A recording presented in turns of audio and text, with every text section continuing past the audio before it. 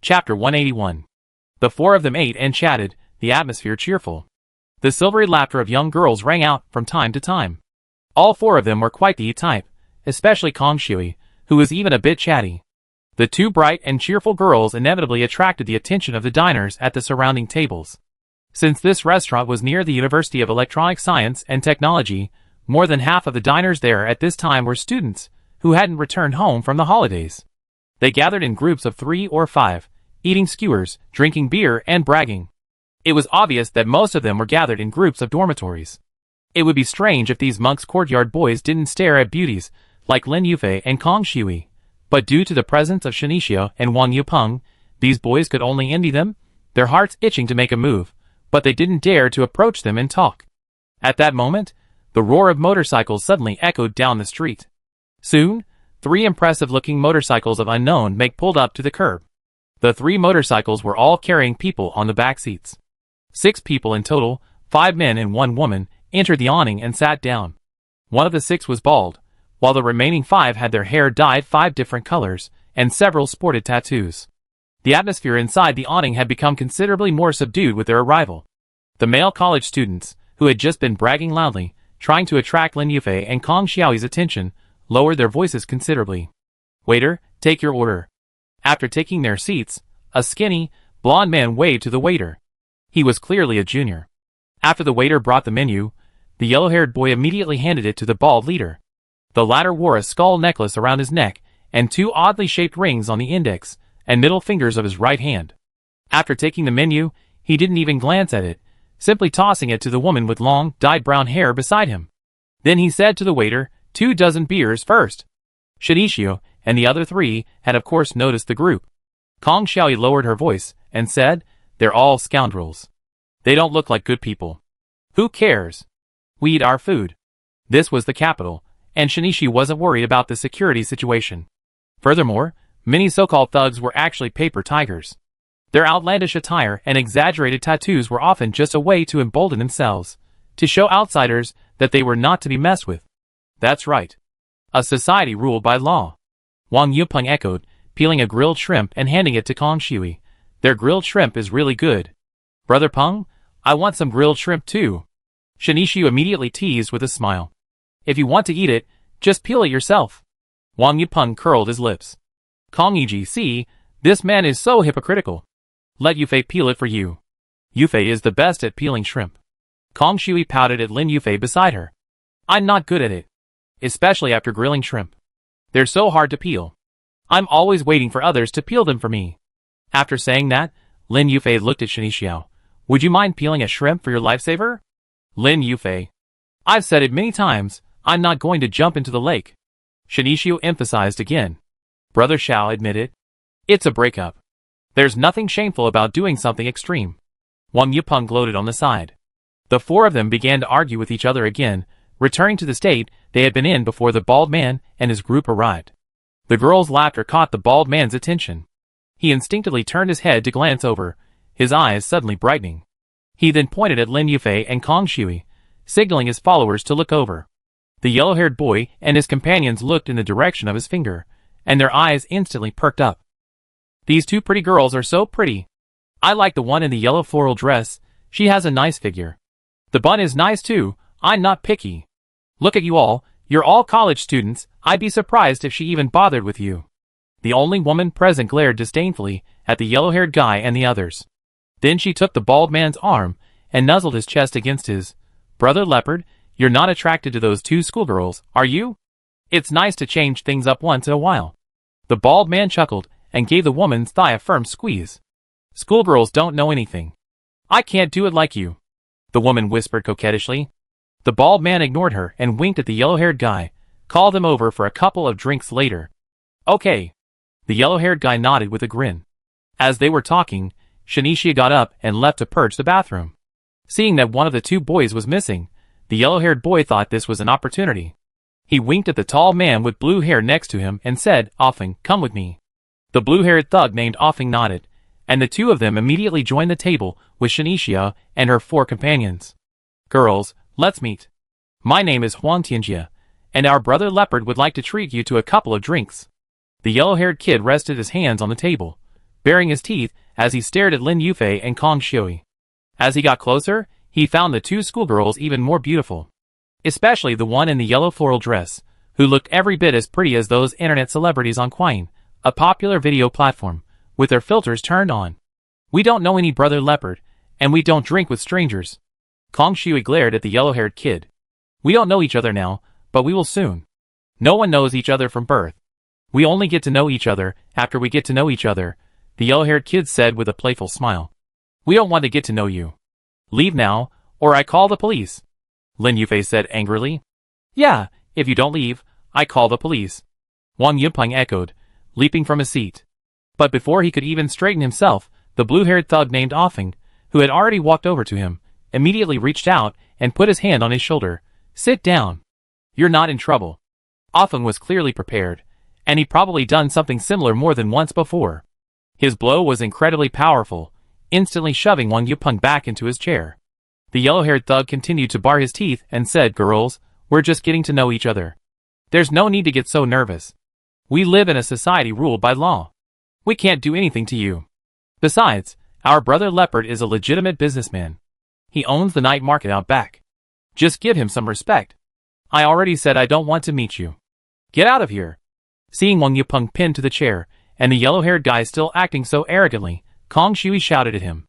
This shout immediately called over the bald guy's two other minions.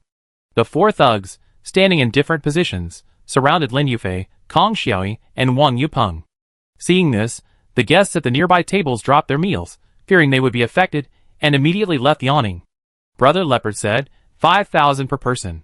The red-haired thug who came over later slammed a stack of red bills on the table, and pouted at Lin Yufei and Kong Shui. Is this okay now? Get out of here.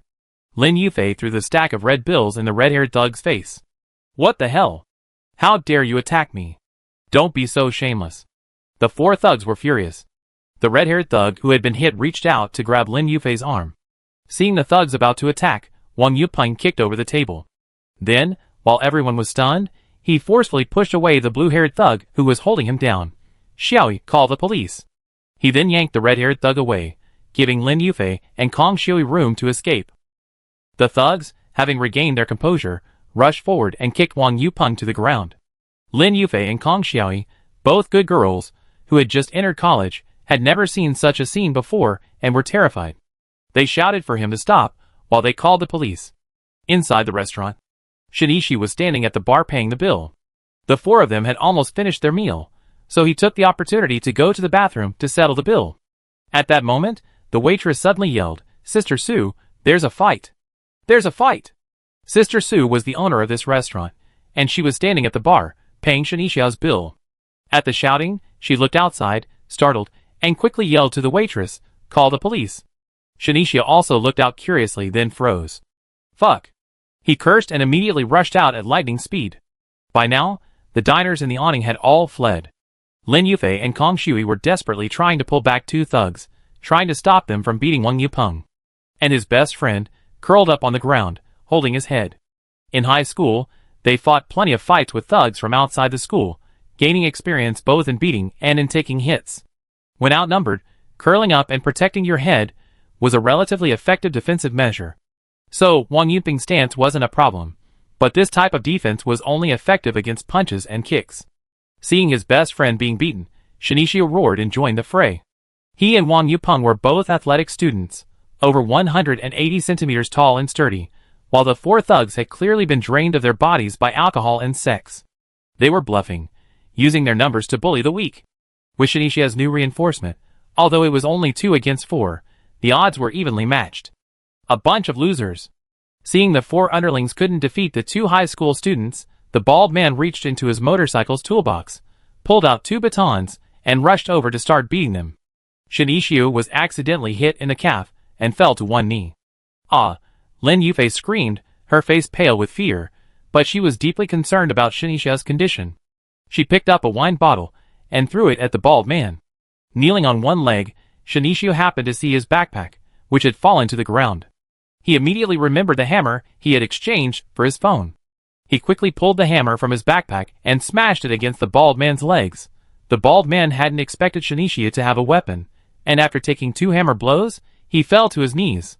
Shinichio struck the yellow-haired man's, but with another hammer, causing him to scream in pain. Then, Shinichio struck the blue-haired thug's knee with another hammer. Since he was already frantic, Shinichio swung the hammer with almost all his might. With a crack, the blue-haired thug's kneecap was likely shattered, and he sat down flat on his back. The strongest fighters, the bald guy and the blue-haired thug, were knocked to the ground one after another. The remaining 3 yellow-haired thugs were stunned, staring at Shinichio in panic. "Come on, keep going, aren't we going to fight?" Shinichio's eyes widened, and he swung his hammer wildly. Wang Yupeng also picked up the baton that the bald guy had dropped and said, "You bastards. I'm going to fight you." Lin Yufei clutched a beer bottle in one hand, gritting her teeth as she stared sharply at the 3 thugs who remained standing. Kong Shui, on the other hand, picked up half a brick from the sidewalk, ready to deliver a fatal blow to the thugs. Chapter 182. Sirens blared. 2 police cars roared to the scene. Several officers followed. The leading officer was a middle-aged man in his 40s. Experienced, he had an idea of what to do after surveying the scene. Call an ambulance.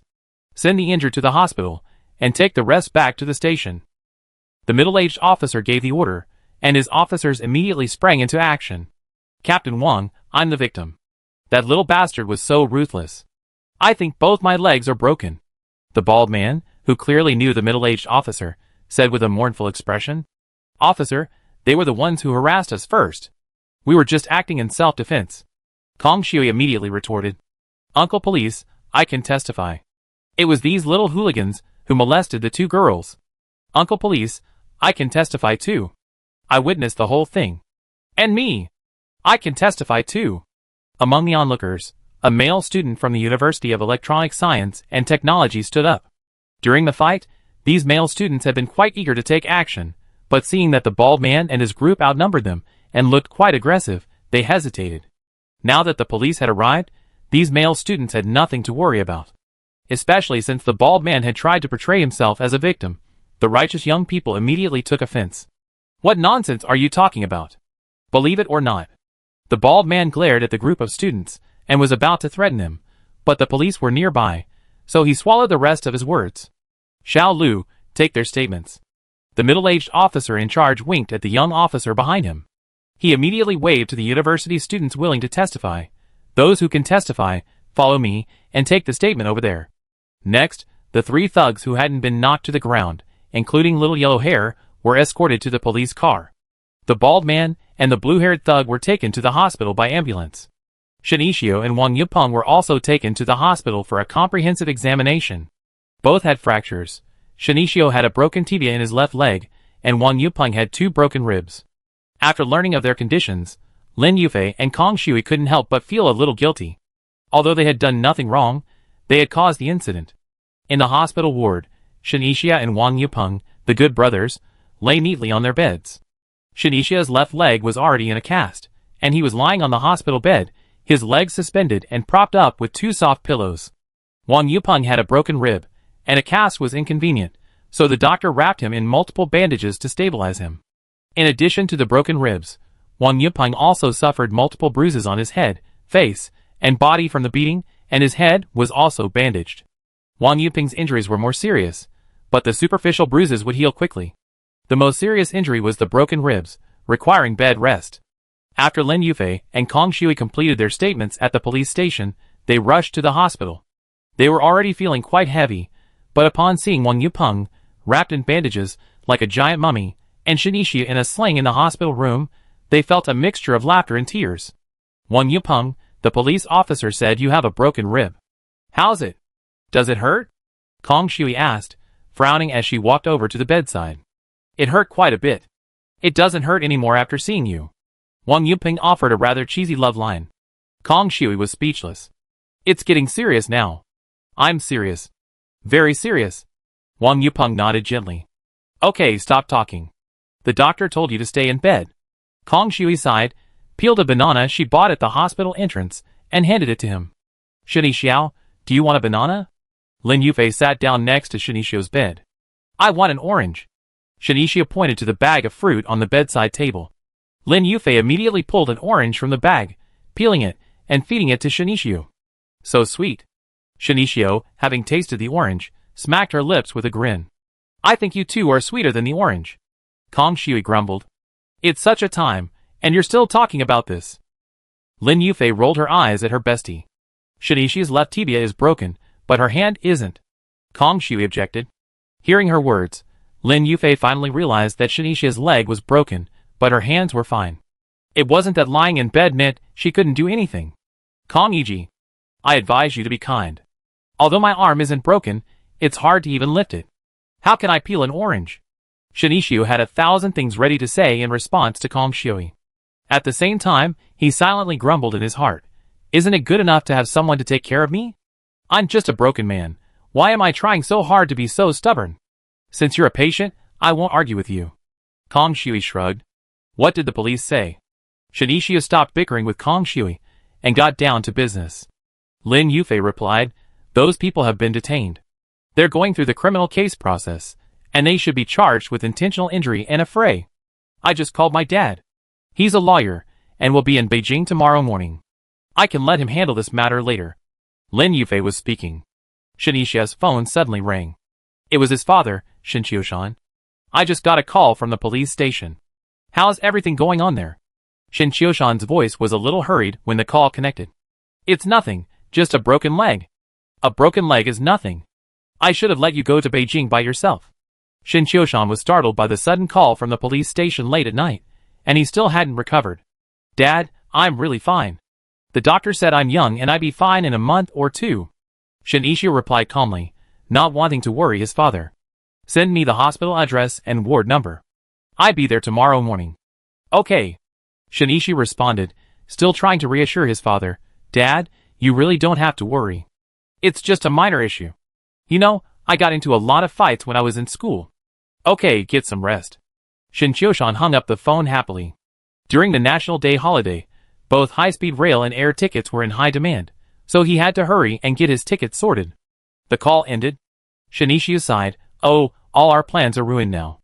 We won't be able to see the flag-raising ceremony tomorrow morning. Forget about the Great Wall and the Forbidden City. Wang Yupeng chimed in, it's all those thugs' fault. They're crazy. Where is this? Beijing. What day is today? October 1st. I think these thugs are just scamming people. They clearly want to go to jail, and they have to find a reason. Lin Yufei added, my dad actually said that for something like this on a special day like today, these thugs will probably be dealt with severely. They should be taken out and shot. Kong Shui angrily replied. At this moment, 2 police officers entered the ward. They were there to take statements from Shinichia and Wang Yupeng.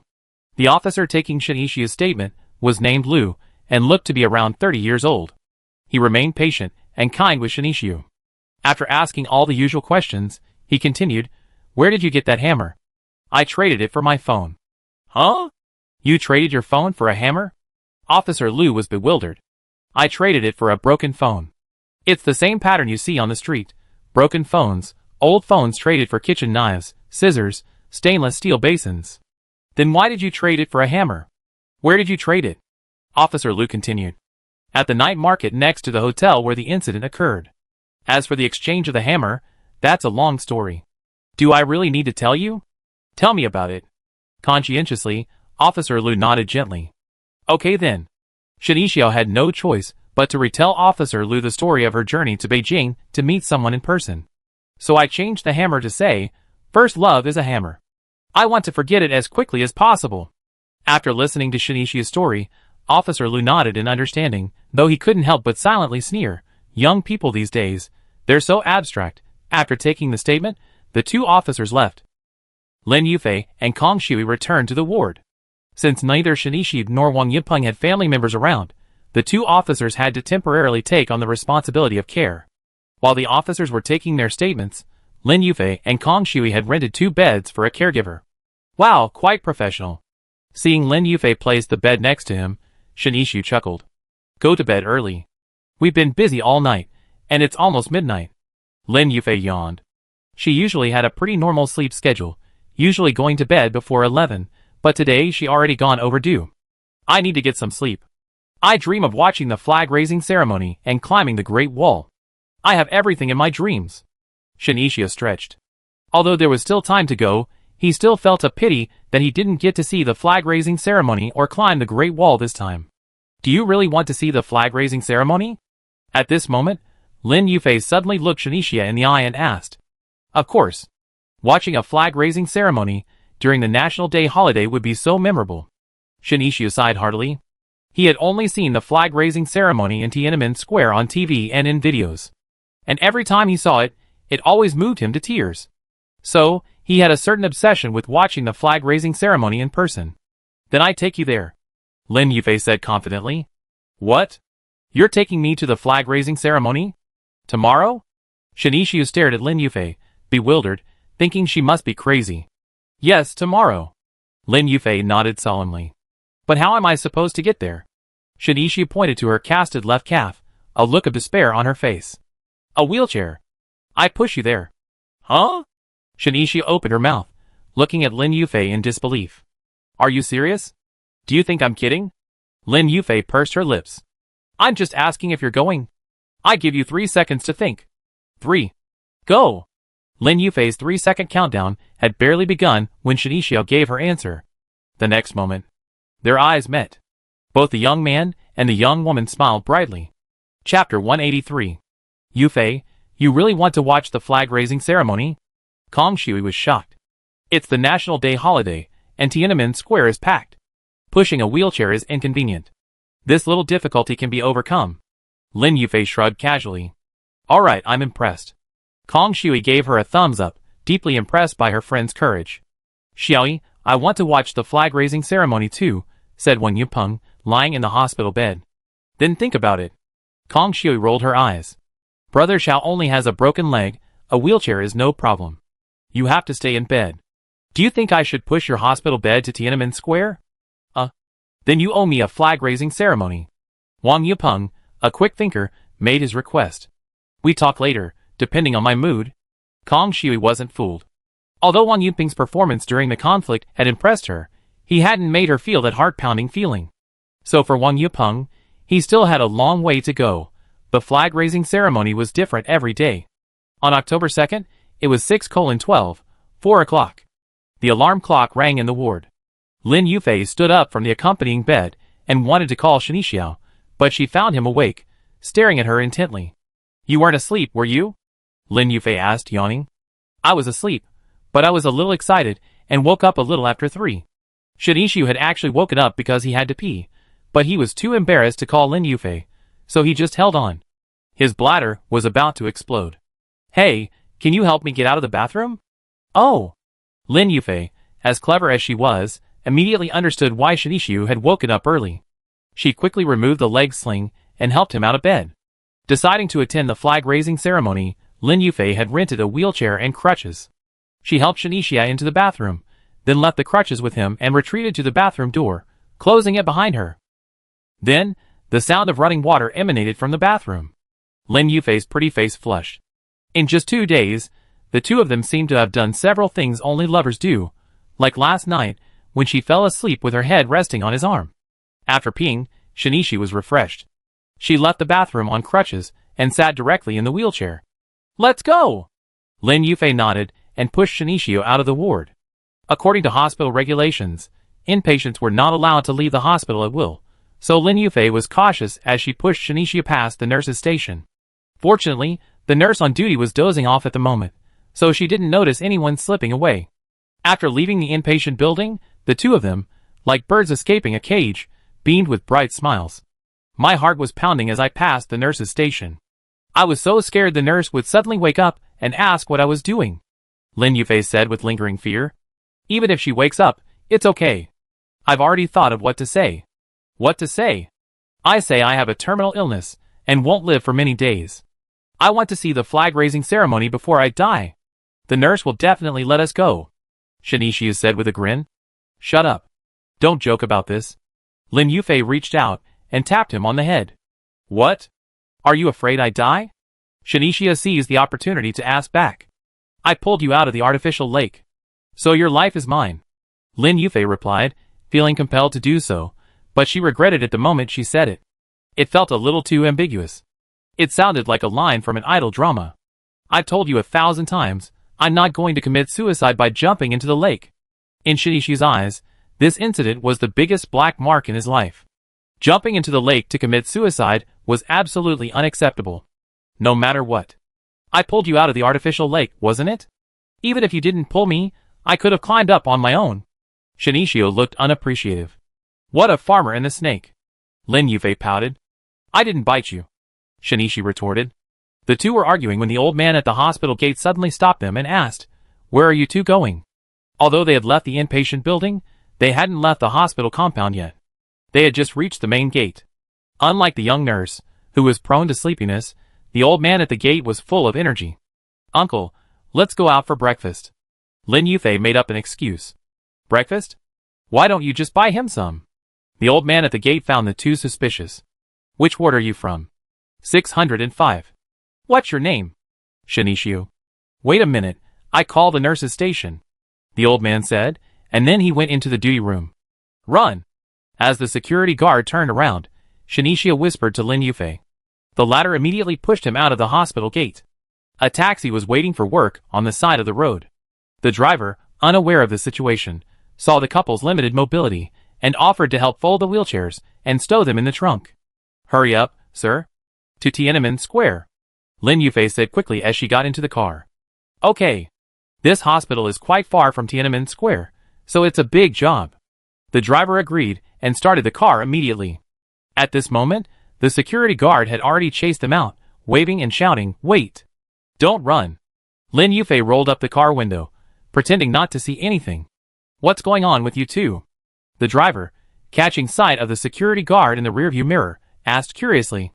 We wanted to watch the flag-raising ceremony, but the hospital won't let us leave without permission, Lin Yufei replied truthfully. I see. The driver smiled.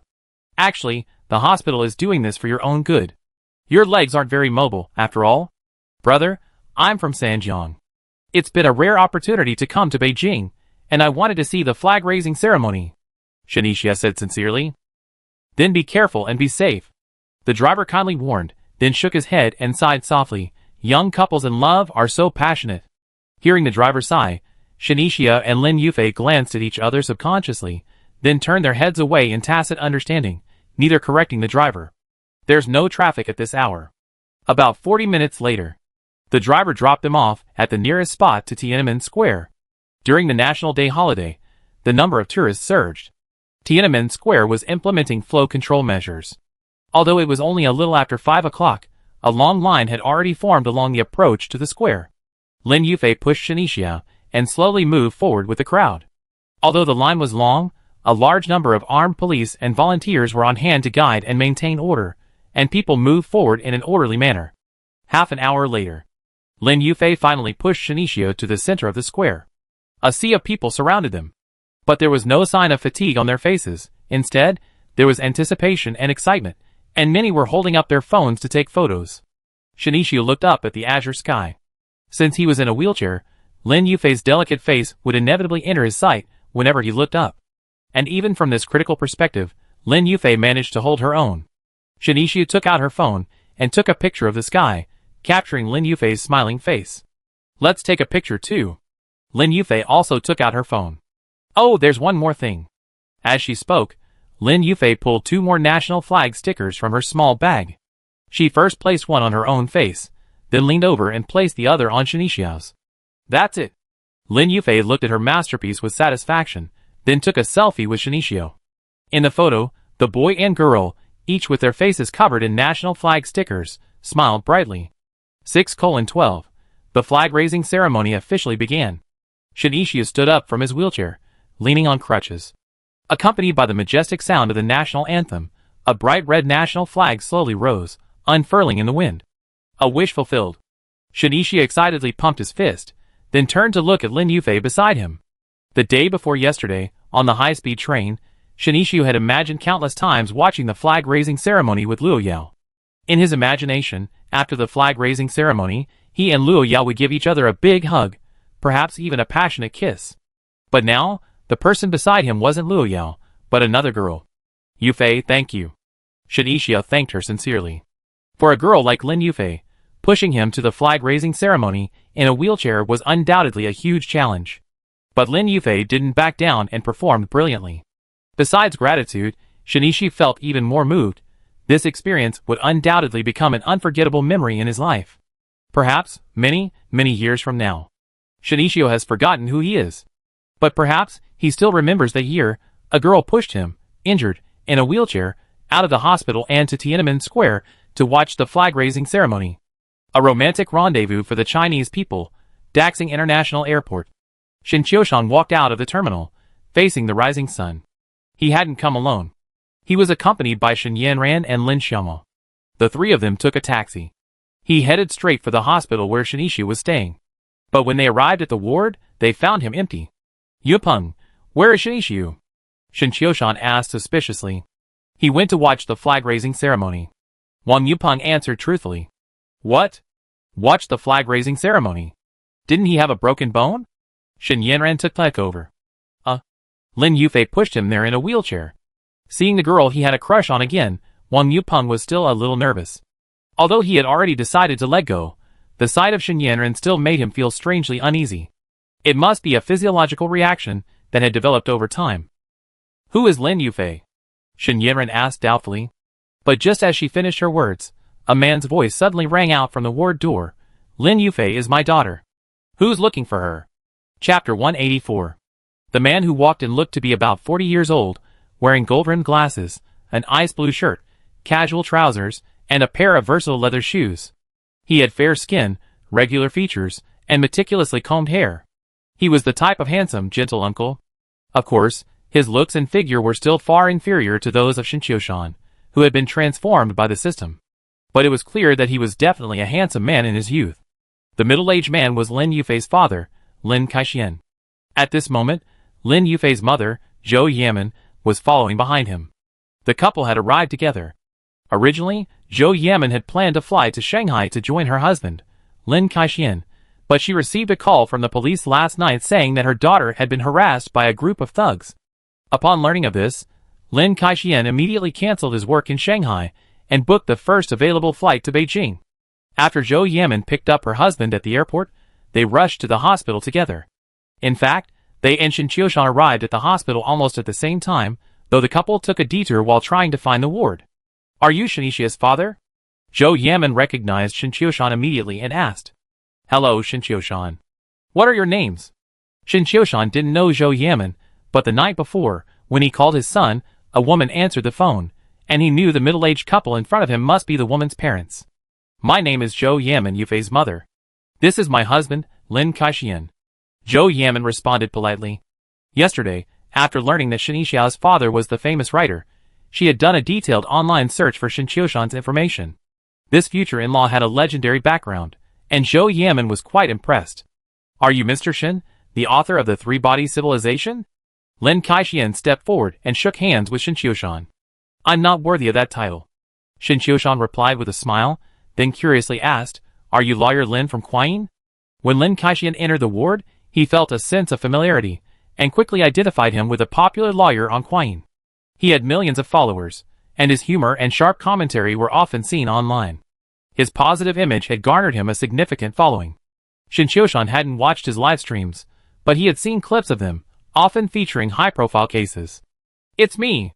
Mr. Shin, do you still have time for Kuayin? Lin Kaixian was quite surprised to be recognized by Shin-Chioshan.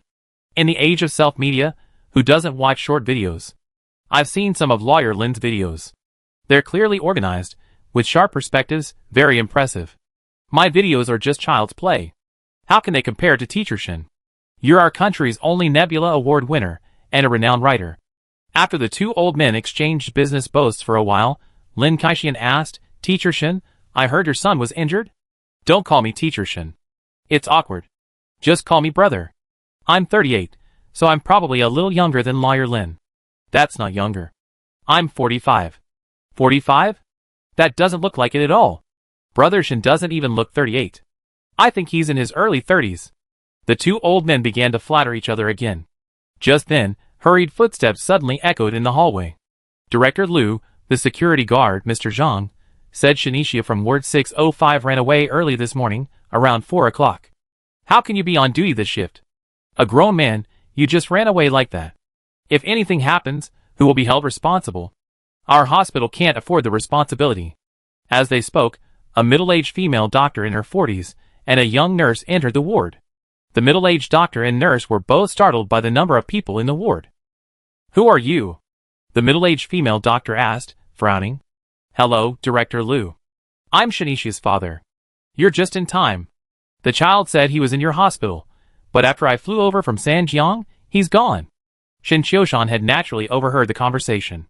Wang Yupeng had also suggested that Shinishi might have gone to the flag-raising ceremony, but he still had to say what he needed to say. While his own child was certainly wrong to escape the hospital also bears responsibility for negligence. "Your son ran away early this morning. We're looking for him too." Director Liu winked at the nurse beside him. "Xiao Wang, tell me the details." "He ran away with a girl. The girl was pushing a wheelchair. The security guard, Uncle Wang, tried to stop them, but while he was on the phone, the girl ran away and got into a taxi." The nurse recounted her understanding. "Girl? It must be Yufei." Zhou Yamen immediately pulled out her phone and called her daughter. Lin Kaixian frowned. He heard yesterday that his daughter was close to a brat. If he hadn't been so busy with official business, he would have flown to Beijing yesterday. And now, he heard that his daughter had escaped with Shinichia in a wheelchair. To him, this wasn't just running away, it was elopement. "Yufei, where are you?" Zhou Yamen's call was already connected. "Outside." "Is Shinichi with you?" "Yes." "Where were you two going so early in the morning?" "Your dad, Shinichi's father, and I are all in the ward. We went to the flag-raising ceremony, and are on our way back." "How long will it take?" 20 minutes. After ending the call, Zhou Yamen spread her hands to Shin Qiushan.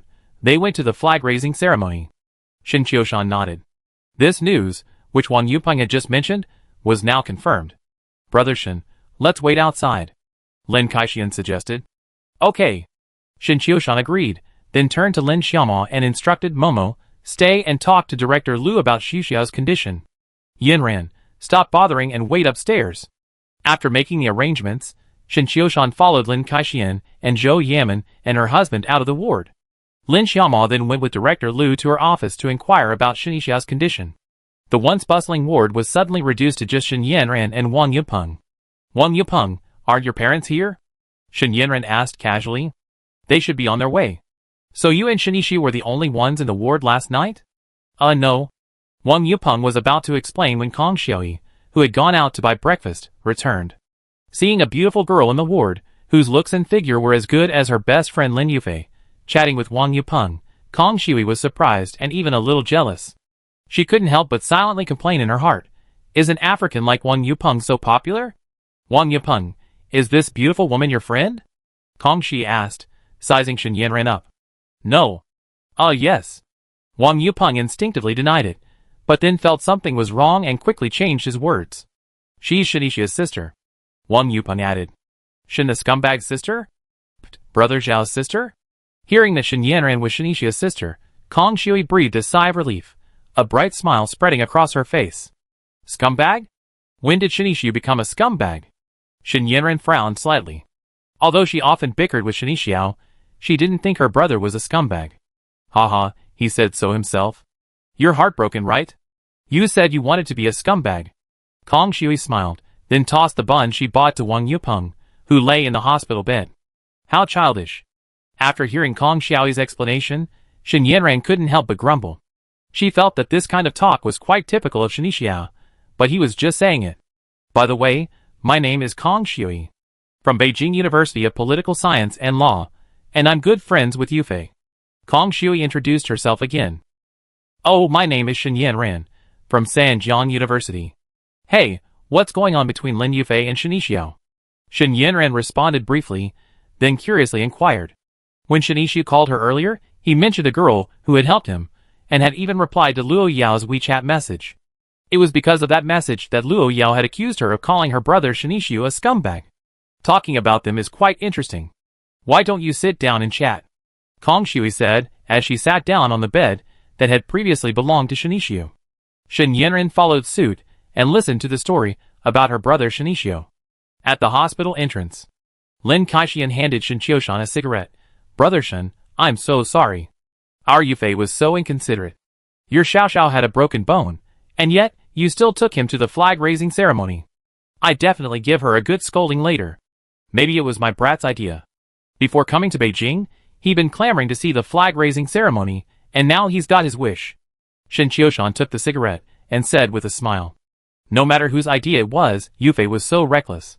Young people are easily carried away. Shin Qiushan didn't really take the matter too seriously.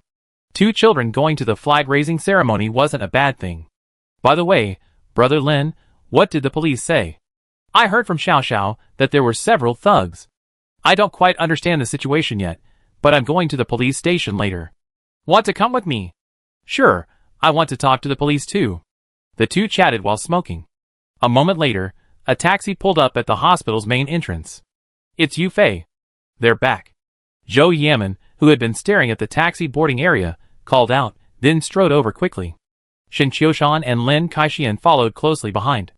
At that moment, the back door of the taxi opened, and Lin Yufei got out first. Seeing her, Shin Qiushan subconsciously nodded. This daughter-in-law looks much more reliable. Chapter 185. Lin Yufei is the type of beautiful girl with a sweet face. This appearance is universally popular, attracting people of all ages. Children who see her are likely to call her beautiful sister, and elders who see her will often exclaim, "What a pretty girl." In the eyes of boys her age, she is a goddess. She is the ideal love interest of many young boys just beginning to fall in love. If his son could truly find a girlfriend like this, Shin Qiushan would naturally be delighted. After Lin Yufei got out of the car, she reached for the wheelchair in the trunk. Seeing this, Lin Kaixian quickly strode over and said, "Let me do it." He only had one daughter, Lin Yufei, and he doted on her, never letting her do any work. Now, his daughter was actually having to help a boy with a wheelchair, and Lin Kaixian naturally felt very uncomfortable. "Brother Lin, let me do it." Shin Qiushan hurried over to help. He also had a daughter, so he understood Lin Kaixian's feelings. While someone might seem to be offering to help, they might not necessarily be thinking the same thing. Seeing Shin Qiushan approach, Lin Kaixian, as expected, let go and pointed at him, saying to his daughter, "This is your Uncle Shin." Lin Yufei had already seen Shin Qiushan, and knew he was Shinixiao's father. She felt a little nervous. She and Shinixiao had only known each other for 3 days, and already they met their parents. "Hello, Uncle Shin." Lin Yufei greeted politely. Shin Qiushan nodded with a smile. "Yufei, thank you for taking care of Xiao Xiao these past 2 days, and taking him to the flag-raising ceremony." "Uncle Shin, I shouldn't have taken him out so much." Lin Yufei had clearly misunderstood, thinking Shin Qiushan was blaming her for taking an injured Shinichia to the flag-raising ceremony. "Don't overthink it. I really think it's nice to go to the flag-raising ceremony." Shin Qiushan smiled and waved his hand. "Dad, can you please let me sit down first? You two can talk later." Shinixiao, who had already gotten out of the car, leaned on crutches and was speechless when he saw his father carrying the folded wheelchair and chatting with Lin Yufei. I forgot about you." Shin Qiushan quickly opened the wheelchair and let his little boy sit in it. "Oh, right. This is Yufei's father, Uncle Lin." Shin Qiushan pointed at Lin Kaixian and introduced him. "Hello, Uncle Lin." Shinixiao immediately nodded and greeted him. Lin Kaixian's gaze had long been fixed on Shinixiao, a scrutinizing one. His daughter had been abducted by this brat. Thus, even before meeting Shinixiao, Lin Kaixian had already formed a negative impression of him, and now that he saw him in person, that negative impression hadn't been dispelled much. In his eyes, while Shinixiao was decent-looking and tall, he clearly wasn't the good boy type, a far cry from the image of his ideal son-in-law. He hoped his future son-in-law would be a gentle, refined, and well-educated man. And Shinixiao clearly wasn't that type. But since he had offered his greeting, Lin Kaixian politely responded. The group returned to the ward. After a long morning of tossing and turning, Shinixiao finally settled back into bed. Just then, Lin Xiaomou returned from Director Lu's office. "What did the doctor say?" Shin Qiushan asked hurriedly. "It's not serious. The doctor says I can go home and recuperate after a few days in the hospital. Going to school is fine, but it'd be a little troublesome going to class." Lin Xiaomou repeated what Director Lu had just said to her. "Today is the 2nd, so I'd be discharged and returned to Sanjiang on the 6th. Shin Qiushan made a decision immediately. "Okay, I book a hotel now." After that, Lin Xiaomou opened her phone. "Going back on the 6th, doesn't that mean I can have 3 days of fun in Beijing?" Shin Yanran's face lit up with joy. "Shin Yanran, don't you have a guilty conscience? I'm in this state, and you're still thinking about playing in Beijing." Shinixiao, lying in the hospital bed, immediately complained. "Since we're here, of course we need to go for a walk." You don't need so many people around you. The brother-sister relationship between the two only existed at certain times. Seeing that Shinichi was fine, Shin Yanran didn't even consider him a patient. Shin Qiushan had long been accustomed to this sibling dynamic. He asked Shin Yanran to stay in the hospital to care for Shinixiao, while he and Lin Xiaomao went to the police station with Lin Kaixian and Zhou Yamen and his wife to investigate. After the adults left, the ward was left with only a group of college students. You must be Lin Yufei, right? My name is Shin Yanran, Shinichi's older sister. We are twins, a boy and a girl. I'm 2 minutes older. Shin Yanran had noticed Lin Yufei a while ago, but with the adults present, she hadn't had the chance to greet her. Sister Yanran, hello. Lin Yufei, however, took her position very seriously and addressed her directly, Sister Yanran. Yufei, you're truly worthy of me. That's the same name as Brother Xiao. Kong Shui immediately teased. She and Shin Yanran had just chatted for quite a while upstairs, and were already familiar with each other. So, there was no qualms about joking around like that. Yufei, Xiaoyi just told me about you and Shinichio. Are you two really dating? Shin Yanran immediately asked. Not yet. Lin Yufei blushed slightly, and quickly shook her head in denial. Yet? Soon? Kong Shui seized on the grammatical error in Lin Yufei's words, and continued her attack. Kong Yiji, that's enough. So gossipy. Shinichio, lying in bed, stepped forward to help Lin Yufei out. The young people chatted back and forth. Elsewhere, Shin Qiushan and his group had already arrived at the hospital entrance. Brother Shin, before I could even ask, is this your girlfriend? Waiting for the ride-hailing service, Lin Kaixian looked at Lin Xiaomao and asked. While upstairs, he'd been quite curious about Lin Xiaomao's identity. She looked no more than 30, so she couldn't possibly be Shinixiao and Shin Yanran's mother. And yesterday, when his wife, Zhou Yamen, had discussed Shinixiao's family situation with him, she mentioned that he came from a single-parent family and his mother had died when he was born. So the mother option was immediately ruled out. And Lin Xiaomao seemed very familiar with both Shinichia and Shin Yanran. Lin Xiaomao.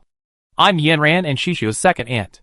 Without waiting for Shin Qiushan to respond, Lin Xiaomao took the initiative to introduce herself. Lin Xiaomao?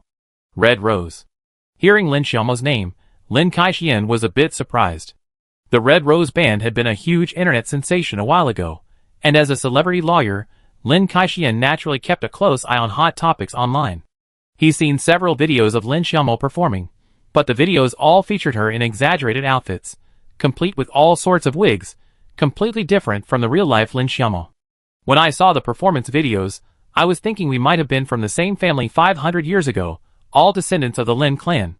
Lin Kaixian, after establishing a relationship, then said to Shin Qiushan, by the way, Brother Shin, I've seen the video of you singing in the bar.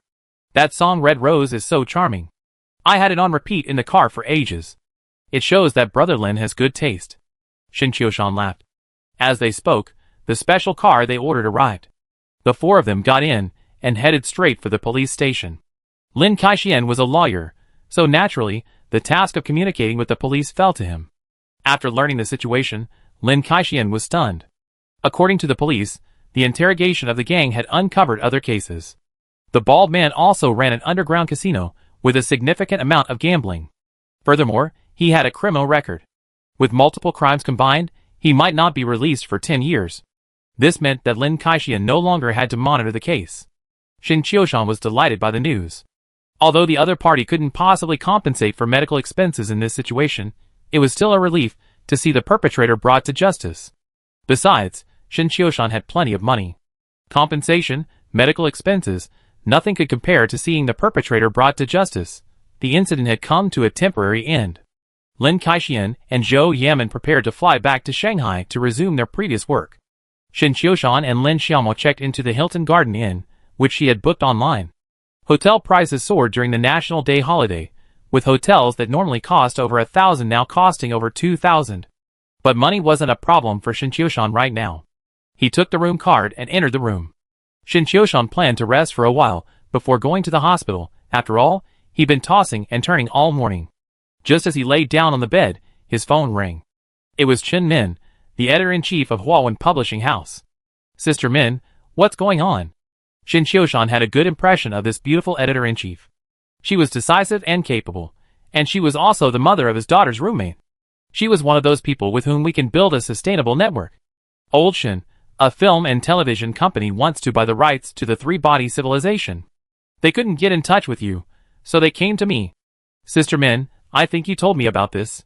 On the day the three-body civilization was officially released, Jin Nin had already told Shin Qiushan about a film and television company wanting to buy the rights. The last time, it was a small company that came to us. This time, it's Pentium Pictures.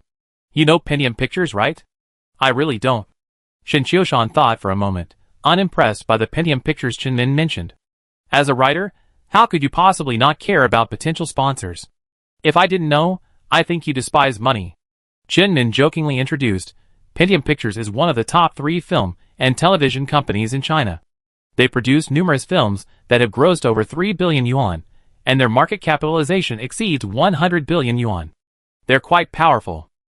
Is that so? Then let's talk. Shin Qiushan stretched nonchalantly. Then I give them your phone number. Okay. By the way, we need to print another 300,000 copies. I've emailed you the electronic contract. Okay. That's all for now. Chen Min was about to end the call, but Shin Qiushan, who had replied with 2 OKs in quick succession, suddenly stopped her. Sister Min, wait a minute. I'm not very familiar with the copyright market. What do you think is a reasonable price for the film and television rights to the three-body civilization? Jin Nin hesitated for a moment, then replied, that depends on whether it's an exclusive buyout or a sub-licensing arrangement. If it's an exclusive buyout, I start with 500 million. 500 million? Hearing this number, Shin Qiushan, who had been exhausted, suddenly perked up. I mean starting with 500 million, not that 500 million will definitely be the deal. Negotiations are always about asking for a high price, and then paying back the price. Chapter 186. Sister Min, what do you think the final transaction price should be? Or can you give me a suitable range? Shin Qiushan asked again. It's hard to say. Your book is so unique. There haven't been any science fiction works in China that have sold over 100,000 copies before, let alone won the Nebula Award, so there's no work to refer to. However, if we look beyond the science fiction genre, we can refer to other bestsellers. There was a suspense work that sold over 3 million copies, and the film and television rights seem to have sold for 250 million yuan. Although your book's current sales aren't as high as that one, it's only been on the market for a few days. Judging by its current momentum, it's likely to reach between 2 and 3 million copies. So, we can discuss the price based on that. After some analysis, Chen Min offered her opinion. The call ended. Shin Qiushan rested for a moment. Then the phone rang again. It was an unfamiliar number in Beijing. Hello, is this Mr. Shin Qiushan? The call connected, and a woman's voice answered. Yes. Hello, Mr. Shin. I'm Qiao Ming, director of the copyright department at Pentium Pictures. Editor-in-Chief Chen should have told you that Pentium Pictures is interested in purchasing the film and television rights for the three-body civilization. Mr. Shin, would you be available to discuss this? When? Shin Qiushan asked. Looking at Mr. Shin's schedule, you're in Sanjiang, right? Usually in Sanjiang, but I've been in Beijing these days. Huh? Is Mr. Shin in Beijing? Xiao Ming was clearly surprised on the phone. Then she said with some joy, Mr. Shin, our Pentium Pictures headquarters is in Beijing. Do you have time to meet tonight? Or tomorrow or the day after tomorrow, both are fine. Beijing is China's cultural center, and many cultural companies are headquartered there. This is especially true for film and television companies, as they have strict film and television censorship regulations. Having a Beijing headquarters makes project submissions and communication more convenient. As a result, almost all of China's leading film and television companies are located in Beijing, or at least have their headquarters there. Today is fine. Please send me the time and place. Shin Qiushan had no plans for the day. His original plan was to visit the hospital to check on his son, then go for a walk. In his 38 years, this was Shin Qiushan's first time in Beijing. He used to be so overwhelmed by life that he had neither the time nor the money to travel. Now that he had achieved financial freedom, he felt like he had to go for a stroll. Okay, Mr. Shin. Please add this number on WeChat. Okay. After hanging up, Shin Qiushan added the other person as a friend. Soon, Xiao Ming texted the time and location. 6:30 p.m. Longyan's. Shin Qiushan searched on the map and found it was about 20 kilometers away, about a 40-minute drive. It was still early. After resting for a while at the hotel, Shin Qiushan and Lin Xiaomo went to the hospital together. Momo, I have an appointment tonight. Come with me, Shin Qiushan asked as they walked. What appointment? Lin Xiaomo asked suspiciously. They had come to Beijing solely because of Shenxia's matter. Shin Qiushan hadn't mentioned anything else before. Editor-in-Chief Chen from the publishing house just called me. A film and television company wants to buy the rights to the three-body civilization. They're in Beijing, and we've arranged to meet to discuss details. Shin Qiushan briefly explained. Which film and television company? Lin Xiaomo asked curiously. Do you know anything about the film and television industry? Shin Qiushan asked with a smile. A little bit. Lao Fong works for a film and television company. Lin Xiaomo asked. Lao Fong? Fong Di, the lead guitarist in your band? Shin Qiushan's mind involuntarily flashed to the image of the little yellow-haired girl, who always dressed in a neutral style. Yes. She's from Shanghai Film and Television, the largest film and television company in Zhejiang. Her image seems to fit in quite nicely with the film and television industry. In Shin Qiushan's mind, the music and film and television circles were essentially the same, collectively known as the entertainment industry. Fong Di's androgynous style was quite popular in the entertainment industry, and there were even popular idols sporting that androgynous look. The company that wants to buy the copyright is Pentium Pictures. Editor-in-Chief Chen from the publishing house said that if the film and television rights are bought out, it could fetch around 250 million yuan, comparable to a previous hit suspense film. 250 million. Lin Xiaomo was shocked by the figure. Previously, Shin Qiushan's bonuses and the sales of online novel and film and television rights had only fetched tens of millions. This time, the figure has skyrocketed to hundreds of millions. If they can truly achieve 250 million yuan, her brother-in-law will have achieved complete financial freedom. Amidst her shock, Lin Xiaomo couldn't help but feel a tinge of worry. Shin Qiushan continued to shine, and this radiance, far from dimming with the passage of time, only grew ever brighter. When Lin Xiaomo first started dating Shin Qiushan, she looked down on him, but gradually, she began to look him in the eye. Now, he had become someone she needed to look up to. Add to that the fact that Shin Qiushan was surrounded by suitors, like Lu Qingwu, and Lin Xiaomo felt an unprecedented sense of crisis. I had to become a better version of myself, only then would I be worthy of standing by his side. Lin Xiaomo pondered this silently. Then, while Shin Qiushan was buying fruit, she pulled out her phone and sent a WeChat message to Hu Tingting. Agree to the Yan Guojiyin production team. Let's compete. After Lin Xiaomo and the Red Rose Band became popular online, they received numerous job offers, mostly at music festivals and bars. However, there was one more significant offer. It was from the Yan Guojiyin production team, a renowned music competition program in China. The first 2 seasons were a huge success, with high ratings and buzz. This year marks the 3rd season. Hu Tingting received an invitation from the production team 2 days ago to participate in the show. Zhu Xinyue and Fong Di both had no problem going. But Lin Xiaomo had a bigger problem. One was that she needed to take time off to film the show, and the other was her father's attitude. A video of Lin Xiaomo singing in a bar went viral, and director Lin was furious. If she were to participate in another variety show, she didn't know how her father would react. So Lin Xiaomo had been hesitating for the past 2 days. If she didn't go, the band naturally wouldn't be able to participate in the show. After all, she was the lead singer of Red Rose Band, and the band's soul. Now, she finally made up her mind. If she wanted to further her singing career, participating in Yan Guojiyin, Voice of Yan Guo, was a great option. This show had high ratings and attracted a lot of attention. The first 2 seasons were a huge hit, and the participating singers also benefited from the traffic. Although the Red Rose Band currently had a certain level of popularity online, many people saw them as just another internet celebrity band. Appearing on Yan Guojiyin would not only increase the band's profile but also mitigate the internet celebrity label, allowing more viewers to see the Red Rose Band's true strength. Carrying fruit and food they packed from the restaurant, Shin Qiushan and Lin Xiaomo arrived at the hospital ward. Wang Yuping's parents had already arrived, bringing a lot of food and fruit. Shin Ishiu had also benefited from this opportunity, enjoying an apple while chatting with Wang Yuping's father. Shin Qiushan knew both of them, and in previous meetings, the conversation had always been on an equal footing. But today, Shin Qiushan clearly felt that Wang Yuping's parents were much more polite to him. Old Shin, you're such a big shot now. You're a famous writer.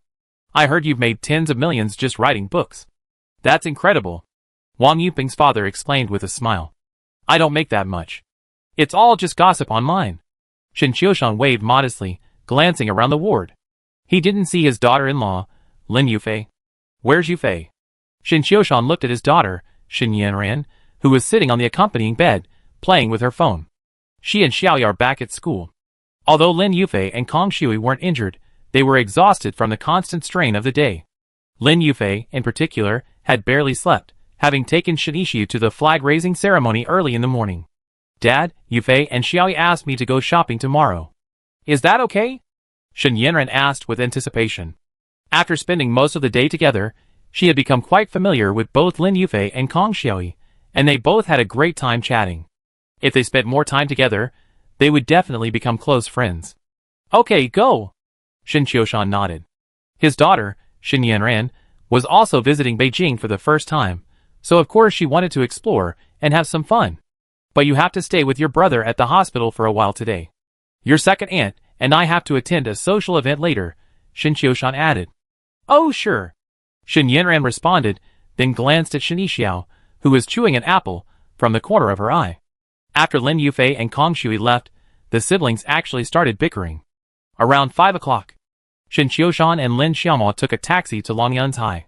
Due to the evening rush hour, the journey, which should have taken about 40 minutes, took over an hour. When they arrived, they were only 5 minutes shy of their agreed-upon time. Longyuantai is a private restaurant tucked away in a small alley, decorated with exquisite style. A strikingly attractive female receptionist led Shin Qiushan and Lin Xiaomo to a private room with antique decor. This room contained both a tea tasting area and a dining area. At the moment, a man and a woman sat at the tea table. The man looked to be around 50 years old, slightly overweight, with thinning hair, but a piercing gaze. The woman had semi-long hair that fell past her ears, delicate features, and wore a white oil dress with thin, flesh-colored stockings covering her legs. Seeing Shin Qiushan and Lin Xiaomo enter the private room, they both stood up. Hello, Mr. Shin. I'm Qiao Ming, I'm on the phone. Hello, Mr. Qiao. Mr. Shin, this is Mr. Ma from Pentium Pictures. The two greeted each other, and Qiao Ming pointed to the middle-aged man with thinning hair. Ma Weigua. I've long heard of Mr. Shin. As the president of Pentium Pictures, Ma Weigua was unassuming. He approached with a smile, extended both hands, and shook hands warmly with Shin Qiushan. Mr. Ma, you're so polite. You're the real deal. Shin Qiushan's polite greeting was a reminder that he didn't know Ma Weigua. But in reality, Ma Weigua was indeed very influential in the film and television industry. Pentium Pictures was, after all, a leading company in the industry. And Ma Weigua, as the president of Pentium Pictures, was no exaggeration to say he was an industry leader. Usually Ma Weigua wouldn't be present in person for smaller projects. But today was different. The film and television rights to the three-body civilization were a massive undertaking worth hundreds of millions of yuan. Ma Weigua himself was also a huge fan of the book, so upon hearing that Qiao Ming was meeting with Shin Qiushan tonight to discuss collaboration, he deliberately turned down his original social engagement. Introduce me. Lin Xiaomo, lead singer of the Red Rose Band, and secretary of the Sanjiang University Youth League Committee. Shin Qiushan introduced Lin Xiaomo. Qiao Ming had seen Lin Xiaomo's performance videos, so she immediately gave her a commercial compliment. The four of them sat down at the main table. They ate and chatted. After they had almost finished their meal and had a few drinks, Qiao Ming changed the subject and finally got to the point. Brother Shin, our president Ma really likes your work The Three-Body Civilization and is very confident in its successful film and television adaptation. You should be aware of the strength of Pentium Pictures. Looking across the country, we're probably the only ones capable of producing such a sci-fi epic. So handing The Three-Body Civilization to us is probably the best option right now. I wonder what price Brother Shin is looking for. As Qiao Ming finished speaking, Ma Weigua's gaze fell on Shin Qiushan, observing him silently. Despite his warm and affable appearance, Ma Weigua is actually a sly figure, meticulous and decisive. Otherwise, how could he have become the president of Pentium Pictures? Shin Qiushan took a leisurely bite of his food before asking, how would you like to cooperate? Exclusive buyout. Qiao Ming replied directly. Mr. Qiao, Mr. Ma, this is it. I have a deep affection for the three-body civilization. I put a lot of effort into its creation. It's like my child. And now you want to buy it. What do you think is a reasonable price? Shin Qiushan directly returned the question. Negotiations. The later you reveal your cards, the better. So Shin Qiushan wanted to test the waters first. Qiao Ming subconsciously exchanged glances with Ma Weigua, who nodded gently. Qiao Ming immediately extended her left hand, and waved it in front of Shin Qiushan. Brother Shin, how's this number? 500 million? Shin Qiushan smiled and nodded. That seems okay. But I have a condition. Qiao Ming was stunned for a moment, speechless, silently cursing. Who gave you that confidence? 500 million. Brother Shin, I meant 50 million. Qiao Ming quickly corrected him. 50 million? Shin Qiushan feigned shock, turned to look at Lin Xiaomo, and muttered, Momo, how much did the film and television rights to I Really Don't Want to Be Reborn sell for? 10 million. Lin Xiaomo replied in agreement. Oh, so in other words, in the eyes of President Xiao and Pentium Pictures, the Three-Body Civilization is only a few times better than my previous online novel. Is that what you mean? Shin Qiushan asked sharply. Qiao Ming paused again, then looked at Ma Weigua. The latter wiped his hands with a warm towel from the table, then said with a smile, Brother Shin, that's not how you calculate it. 50 million is the price of a top-tier IP. If you don't believe me, you can ask around. Our Pentium Pictures have always offered one of the highest prices in the industry. That's a very sincere offer. Hearing this, Shin Qiushan smiled and nodded. I've already sensed Pentium Pictures' sincerity. Thank you, Mr. Ma and Mr. Qiao, for your hospitality today. I'd like to toast you both. Shin Qiushan raised his glass with a smile. His attitude was clear. He didn't accept the 50 million price and had no intention of further negotiation. In other words, 50 million was far from his desired price. Chapter 187. Brother Shin, if you're not satisfied with the price, we can negotiate again. I'm really optimistic about your book. Well, name a number. After finishing his glass of wine, Ma Weigua said with a smile. Although Shin Qiushan's attitude had been clear, the negotiations had only just begun. Shin Qiushan smiled and decided to adopt the strategy Chen Min had suggested. It's just that I misunderstood Mr. Qiao's number. 500 million? Ma Weigua and Qiao Ming glanced at each other subconsciously. The 50 million offered by both parties actually had the same meaning as Shin Qiushan's 500 million. As the seller, Shin Qiushan's asking price was exorbitant. As the buyer, Pentium Pictures needed to keep the price as low as possible. The negotiations had now entered a new phase, with 50 million and 500 million being the starting points.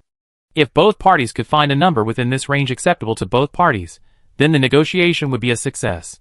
Brother Shin, it seems you don't have a very good understanding of the domestic film and television copyright market. A price of 500 million has never been seen before, Ma Weigua said. No one in China has ever won the Nebula Award.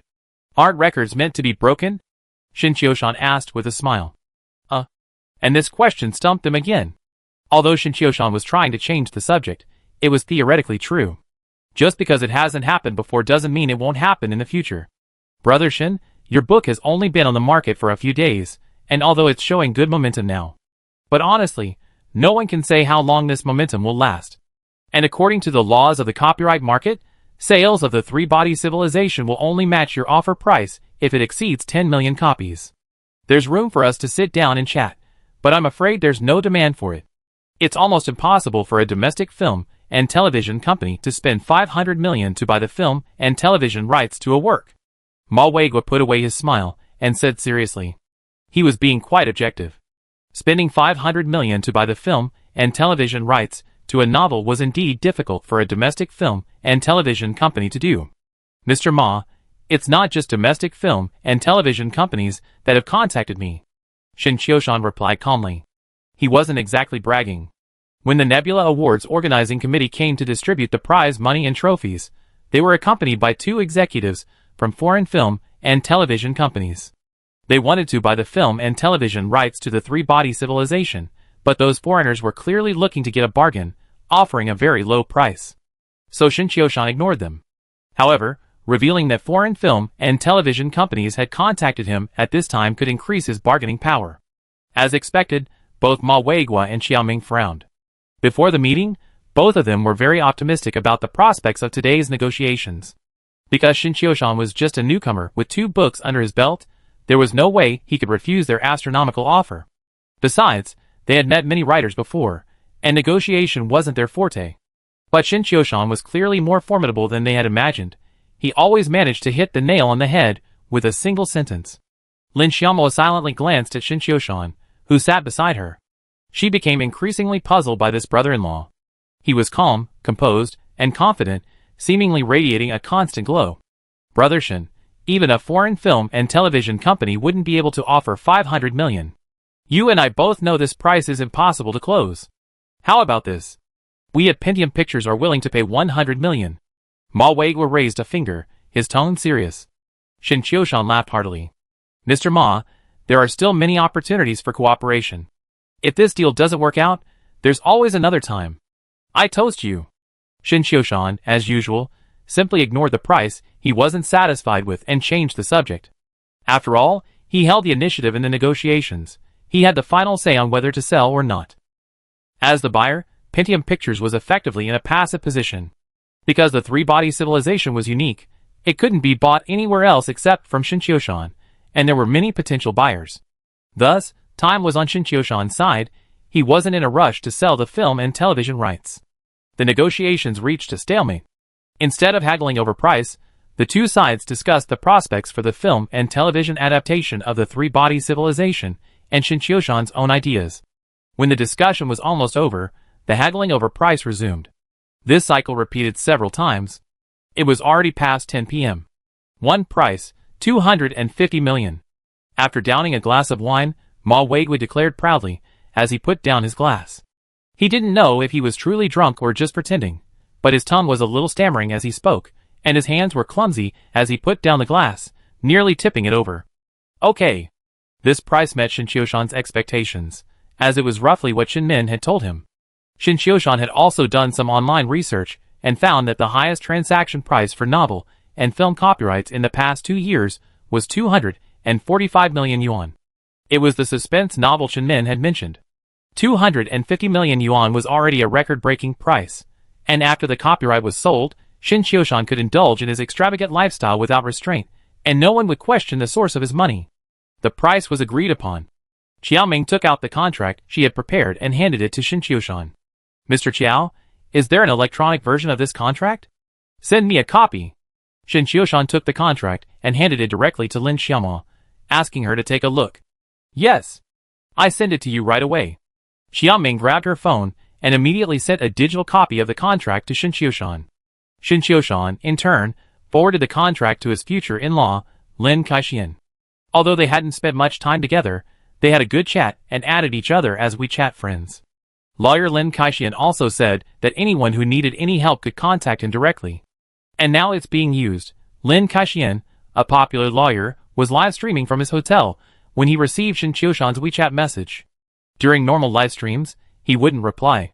But seeing it was from Shin Qiushan, Lin Kaixian quickly grabbed his phone. Brother Lin, please take a look at this contract to see if there are any problems. Thanks. After all, it was a contract worth 250 million yuan, so Shin Qiushan was quite cautious. Although Lin Xiaoming, who had worked at the Education Bureau, had handled various contracts, she wasn't a professional lawyer. So, it was absolutely necessary to have Lin Kaixian, a professional lawyer, take a look. Brothers and sisters, I need to review a contract temporarily, so I'm pausing the microphone. Lin Kaixian explained to the livestream audience, then clicked on the contract sent by Shin Qiushan and began to read it carefully. When he saw the transaction amount, his eyes widened. 250 million. This number was truly shocking. He couldn't help but exclaim, "Holy crap!" At that moment, his livestream had over 3,000 viewers. After Lin Kaixian looked down at the contract, some of them were boredly scrolling through the comments, while others were about to leave and return. But Lin Kaixian's exclamation of "Holy crap" managed to grab everyone's attention. What did Lawyer Lin see? What shocked Lawyer Lin so much? Is there another bizarre case? Lawyer Lin, confess quickly. The guys are waiting. I was going to see the white legs. How am I supposed to leave now? That one word of "holy crap" managed to stop me, a naturally suspicious person. At that moment, Lin Kaixian's attention was focused on the contract, and he didn't even glance at the comments on the public screen.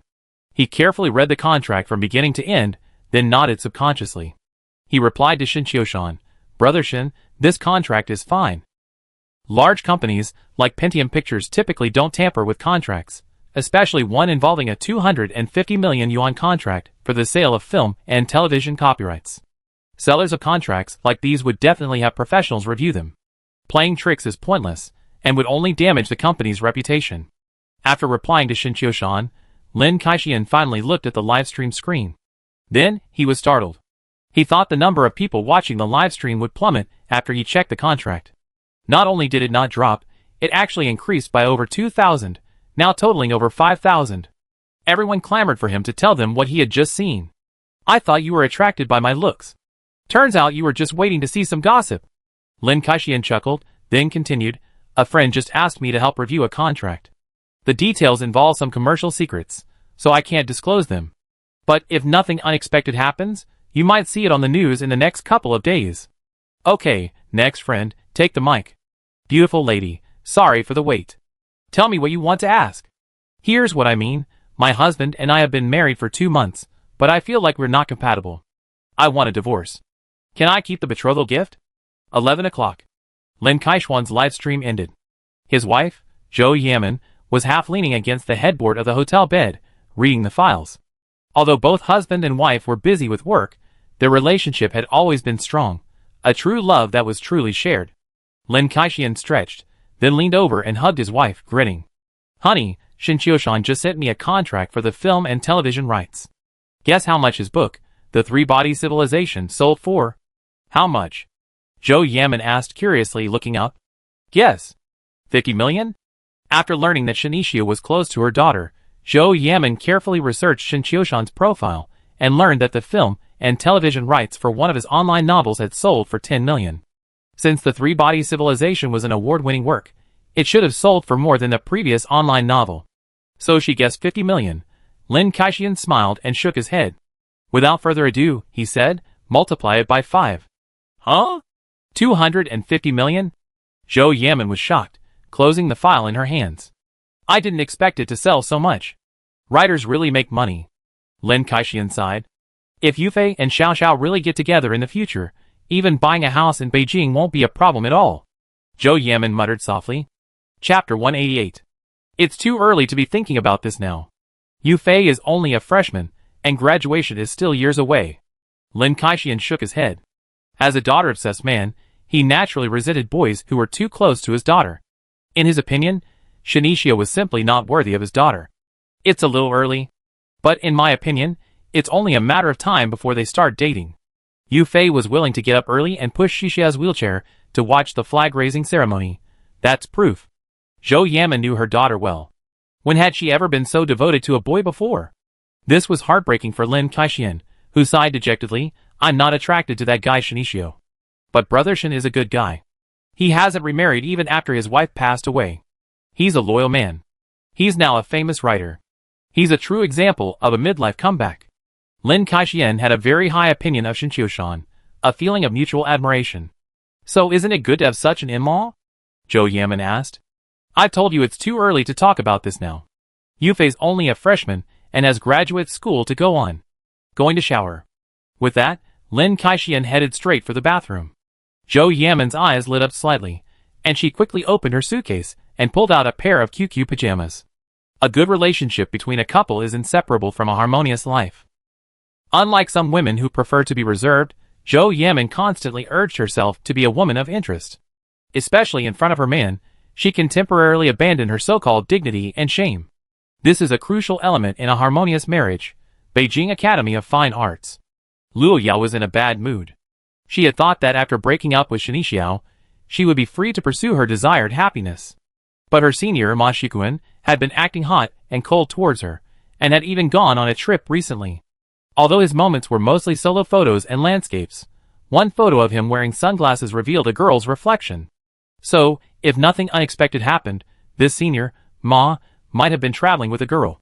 Ma Shikuan was very popular with the girls at school, and with many around him, it seemed easy for him to find one to go on a trip with. Luo Yao, on the other hand, was caught in a tangle of internal conflicts.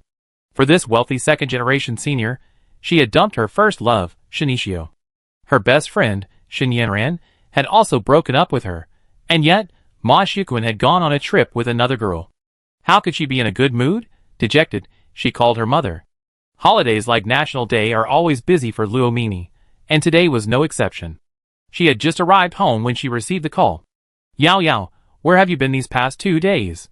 Luo Yao didn't go home for the long holiday because it was difficult to buy tickets, travel was expensive, and she wanted to explore Beijing.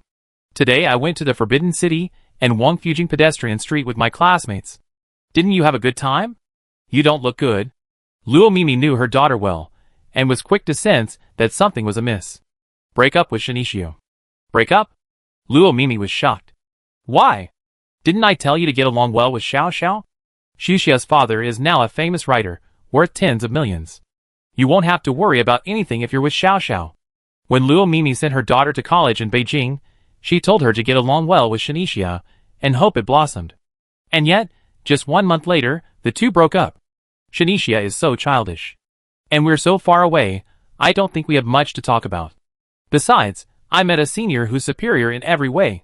Luo Yao, hiding nothing from her mother, spoke frankly. So you're dating that senior? Luo Mimi frowned, phone in hand. Not yet. We're kind of attracted to each other, I guess. I didn't want him to know I had a boyfriend, so I broke up with Shinichio. Hearing this, Luo Mimi's brows furrowed even further, and she asked in a deep voice, what are the qualities of that senior? He's a wealthy second-generation kid. It's said his family is worth hundreds of millions, and he drives a Porsche sports car while at school. Luo Yao was quite proud when describing Ma Shikuan's qualities. In her opinion, he was much better off than Shinichio. But after hearing her daughter's description, Luo Mimi was speechless. Yao Yao, you're confused. Let's not even talk about whether the senior you're talking about is really as good as you say. Even if it's true, what do you think made him fall for you? With the qualities you describe, he's probably surrounded by many girls, many prettier than you. Have you ever thought about your own strengths?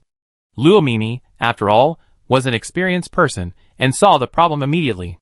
While her daughter was decent looking, she could only be considered a minor beauty, not particularly stunning, and still fell short of a true beauty. The rich second-generation kid her daughter was talking about, with assets worth hundreds of millions and a Porsche, was undoubtedly a school celebrity. There were probably countless girls who liked him, so how could he possibly have a special liking for her daughter? If nothing unexpected happened, he was simply treating her daughter like a fish in a pond. He was flirting, or perhaps trying to trick her daughter into going to a hotel. Another possibility was that his identity was completely fake, and his family wasn't that well off. In contrast, Shinichio knew everything about him. According to news reports, Shin Qiushan had earned 20 million yuan from writing books alone. For the average person, that was financial freedom. If her daughter stayed with Shinichio and eventually married, she would have virtually no worries for the rest of her life. And now her daughter had given up a truly promising future for the ethereal image of a rich second generation. How foolish. If she weren't thousands of miles away, Luo Mimi would have wanted to slap her daughter hard. Luo Mimi's words hit the nail on the head, and much of them had been proven true. Ma Shikuan did indeed have many girls around him. He might even be traveling with one right now. Luo Yao was deeply frustrated, but unwilling to admit defeat. She gritted her teeth and said, Mom, Senior Ma, and I get along very well. We have very compatible personalities. I think he really likes me. Don't worry about me. I just wanted to tell you that Shinichio and I have broken up. The next time you see his father, there's no need to be so enthusiastic. Mom, it's getting late. You should get some rest. With that, Luo Yao hung up the phone. Luo Mimi sighed silently. Now she could only pray that what her daughter said was true, and she wasn't being deceived. Even on the other side. After hanging up, Luo Yao opened her WeChat chat with Ma Shikuan. Their last exchange was a message from Luo Yao, but Ma Shikuan, who was out of town, didn't reply. But instead of replying, he updated his moments. Luo Yao gritted her teeth and sent Ma Shikuan another message. Senior, are you asleep? The message went through. After waiting for 5 minutes, there was no response. At this moment, her roommate, Chen Meijing, who had gone to the bathroom, returned to the dormitory. She and Luo Yao were the typical informal roommates, seemingly close on the surface, but secretly competing against each other.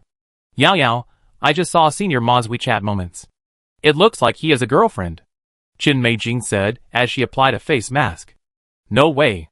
I saw it too, and it was just him. Luo Yao denied. I saw it through his sunglasses. The person taking the photo was a girl. Chen Meijing sighed. Guys like Senior Ma are so fickle. No ordinary girl can handle them. Clearly, she was referencing Luo Yao. Maybe she's a relative. Maybe a younger sister or older sister. Luo Yao self-deceivably defended Ma Shikuan. Maybe? But I don't think so. Chen Meijing sat on a stool and began scrolling through Weibo. After a moment, she couldn't help but sigh, oh my god. 250 million. The film and television rights to the three-body civilization sold for that much. Writing books is incredibly profitable. What? Say that again? Luo Yao, holding her phone, awaiting Ma Shikuan's reply, suddenly sat up in bed. You don't even know the three-body civilization? It's the science fiction novel that won the Nebula Award. Qin Meijing sighed again.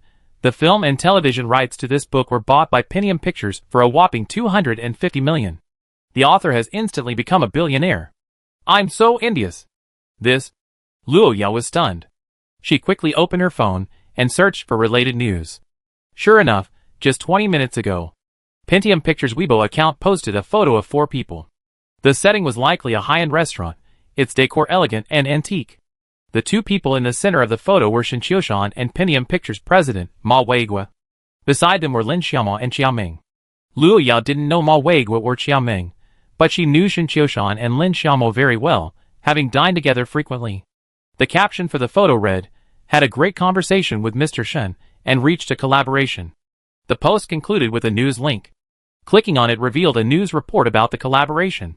One sentence stood out. The transaction price of 250 million yuan sets a new record for domestic novel and film copyright transactions. Seeing this, Luo Yao was completely stunned. 250 million. Now Shinishu has become a second-generation rich kid.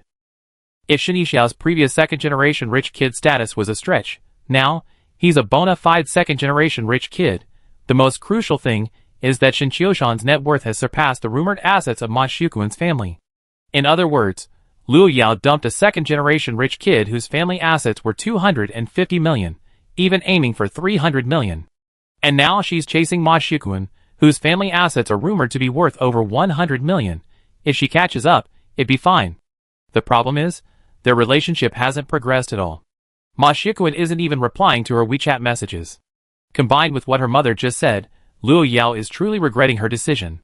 She flipped through her WeChat contacts. Shinisha was no longer there. Hospital. Ward 605.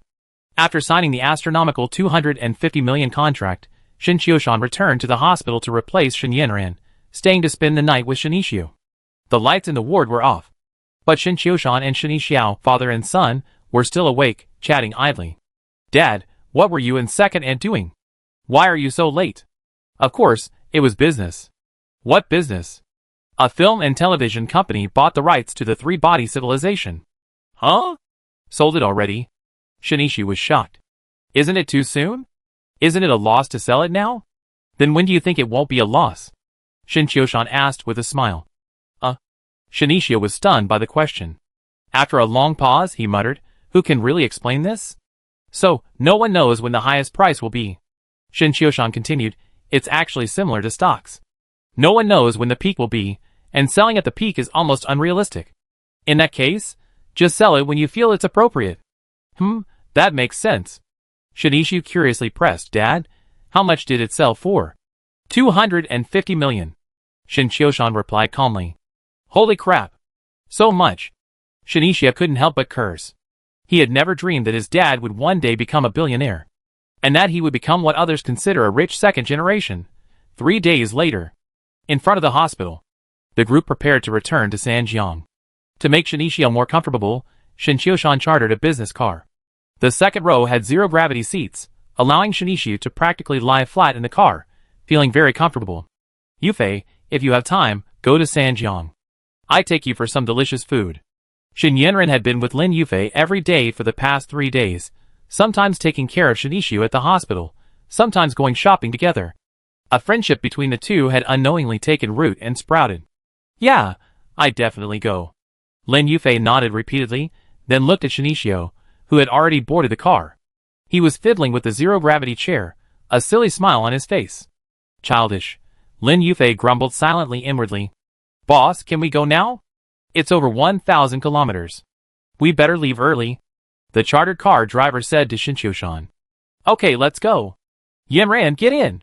Shen Qiushan waved to Shen Yanran, who was still standing under the car. Let's go, Yufei. Bye-bye. Okay, we contact on WeChat.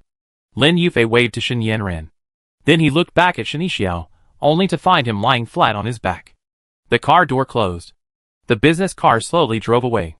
At that moment, Shinichi suddenly sat up inside the car and turned to look out the window. Lin Yufei was still standing by the roadside, waving. Shinichio stared at her intently, her figure growing smaller and smaller until, after the car turned a corner, she disappeared from his sight. Shinichio lay back down again, feeling a mixture of emotions. He felt like he was in love again. But it seemed he wasn't. He instinctively reached out and touched his right cheek, where Lin Yufei had once placed a national flag sticker. It had long since fallen off. But the scene of that morning was deeply etched in his mind. "You're acting so goodbye." "You didn't say goodbye to Yufei," Shen Yanran, sitting next to Shinichio, complained. "I was just adjusting the seat," Shinichio said perfunctorily. "TSK." Shen Yanran snorted disdainfully. What a coward. Chapter 189. Shinichio was speechless. He had indeed been a coward just now. These past few days, Lin Yufei had been visiting the hospital every day, caring for him under the guise of a friend. In the eyes of his best friend, Wang Yuping's family, as well as the doctors and nurses, she was practically his girlfriend. Now it was time to say goodbye. Shinichio suddenly felt like a heartless man. It was like those martial arts novels where the hero is thrown off a cliff and seriously injured, only to be treated by a kind girl. While recovering, the girl secretly develops feelings for the hero. And then, when he recovered, the hero just walked away. "At least send Yufei a WeChat message." Shen Yanran spoke again. Shinichio pouted and grumbled. "Shen Yanran, when did you become so nagging?" "Fine, I don't care." Shen Yanran turned her head away and played with her phone. Shinichio silently opened WeChat and tapped into the chat with Lin Yufei. After a moment's deliberation, he sent a message. "Thank you for your care during this time. I visit Sanjiang someday." Lin Yufei replied quickly, but with only 3 words. "It depends on my mood." Shinichio frowned, completely unsure how to respond, silently muttering to himself, "What are these girls thinking?" Elsewhere, Lin Yufei returned to the dorm. Kong Xiaoyi, who had just woken up, yawned. "Did they leave?" "Yeah. I can't imagine your parting. Was it like some idol drama scene?" Kong Xiaoyi asked curiously. "Heh." Lin Yufei snorted coldly, placed the breakfast she bought on the table, and then tossed 2 steamed buns in a plastic bag to her friend, who was half lying on the bed. "Did Scumbag make you angry?" Kong Xiaoyi asked, opening the plastic bag and happily biting into a steamed bun. "He just sent a WeChat message. It was very perfunctory," Lin Yufei said angrily, then cracked the tea egg in her hand. "What did he say?" "He told me to visit Sanjiang when I have time." "What did you say?" "It depends on my mood." Well done." Kong Xiaoyi chewed her bun while complaining. "You saved him, took care of him for so long, even took him to the flag-raising ceremony, and you haven't even given me the slightest bit of emotional reciprocity. What a scumbag." Lin Yufei took a sharp bite of the tea egg, as if venting her anger. "How are you and Wang Yupeng?" After finishing a tea egg, Lin Yufei turned the conversation to her best friend. "Nothing much. He's an African, so naive. I don't think we're suitable." Kong Xiaoyi shook her head slightly. After spending a few days together, she had developed a slight liking for Wang Yupeng, but it wasn't quite the level of love. Especially after meeting Wang Yupeng's parents, she felt like they were from 2 different worlds. Kong Xiaoyi was born into an educated family. Her mother was a lawyer, and her father was a university professor. Wang Yupeng's parents, on the other hand, were small car wash owners. While they seemed nice, their perspectives were completely different. "You think his family isn't well off, right?" Lin Yufei understood Kong Xiaoyi. Her best friend wasn't materialistic, but she was quite pragmatic. She had long said that even in a relationship, the only choice was equal status. Children from families, like Lin Yufei and Kong Xiaoyi, actually experience society earlier than children from ordinary families. Because of their families, the relatives and friends they surround themselves with, as well as the people they interact with along the way, are likely of the same or higher social status. From a very young age, they understand that birds of a feather flock together. They are surrounded by so-called academic tycoons, medical tycoons, and political families. And Lin Yufei is actually considered a legal tycoon.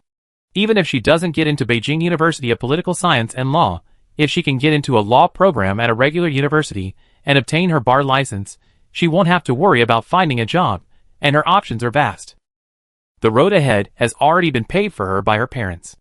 Kong Xiaoyi is in a similar situation, so finding a boyfriend who attended a fake university is a difficult hurdle for her to overcome. Even if she has some feelings for Wang Yupeng, the African, the gap between them is simply too great. His parents own a car wash. Wang Yupeng will most likely inherit his parents' car wash. "I don't want to be the owner of a car wash." Kong Shui sighed, then looked at Lin Yufei and asked, Yufei, do you think I'm being realistic? A little bit.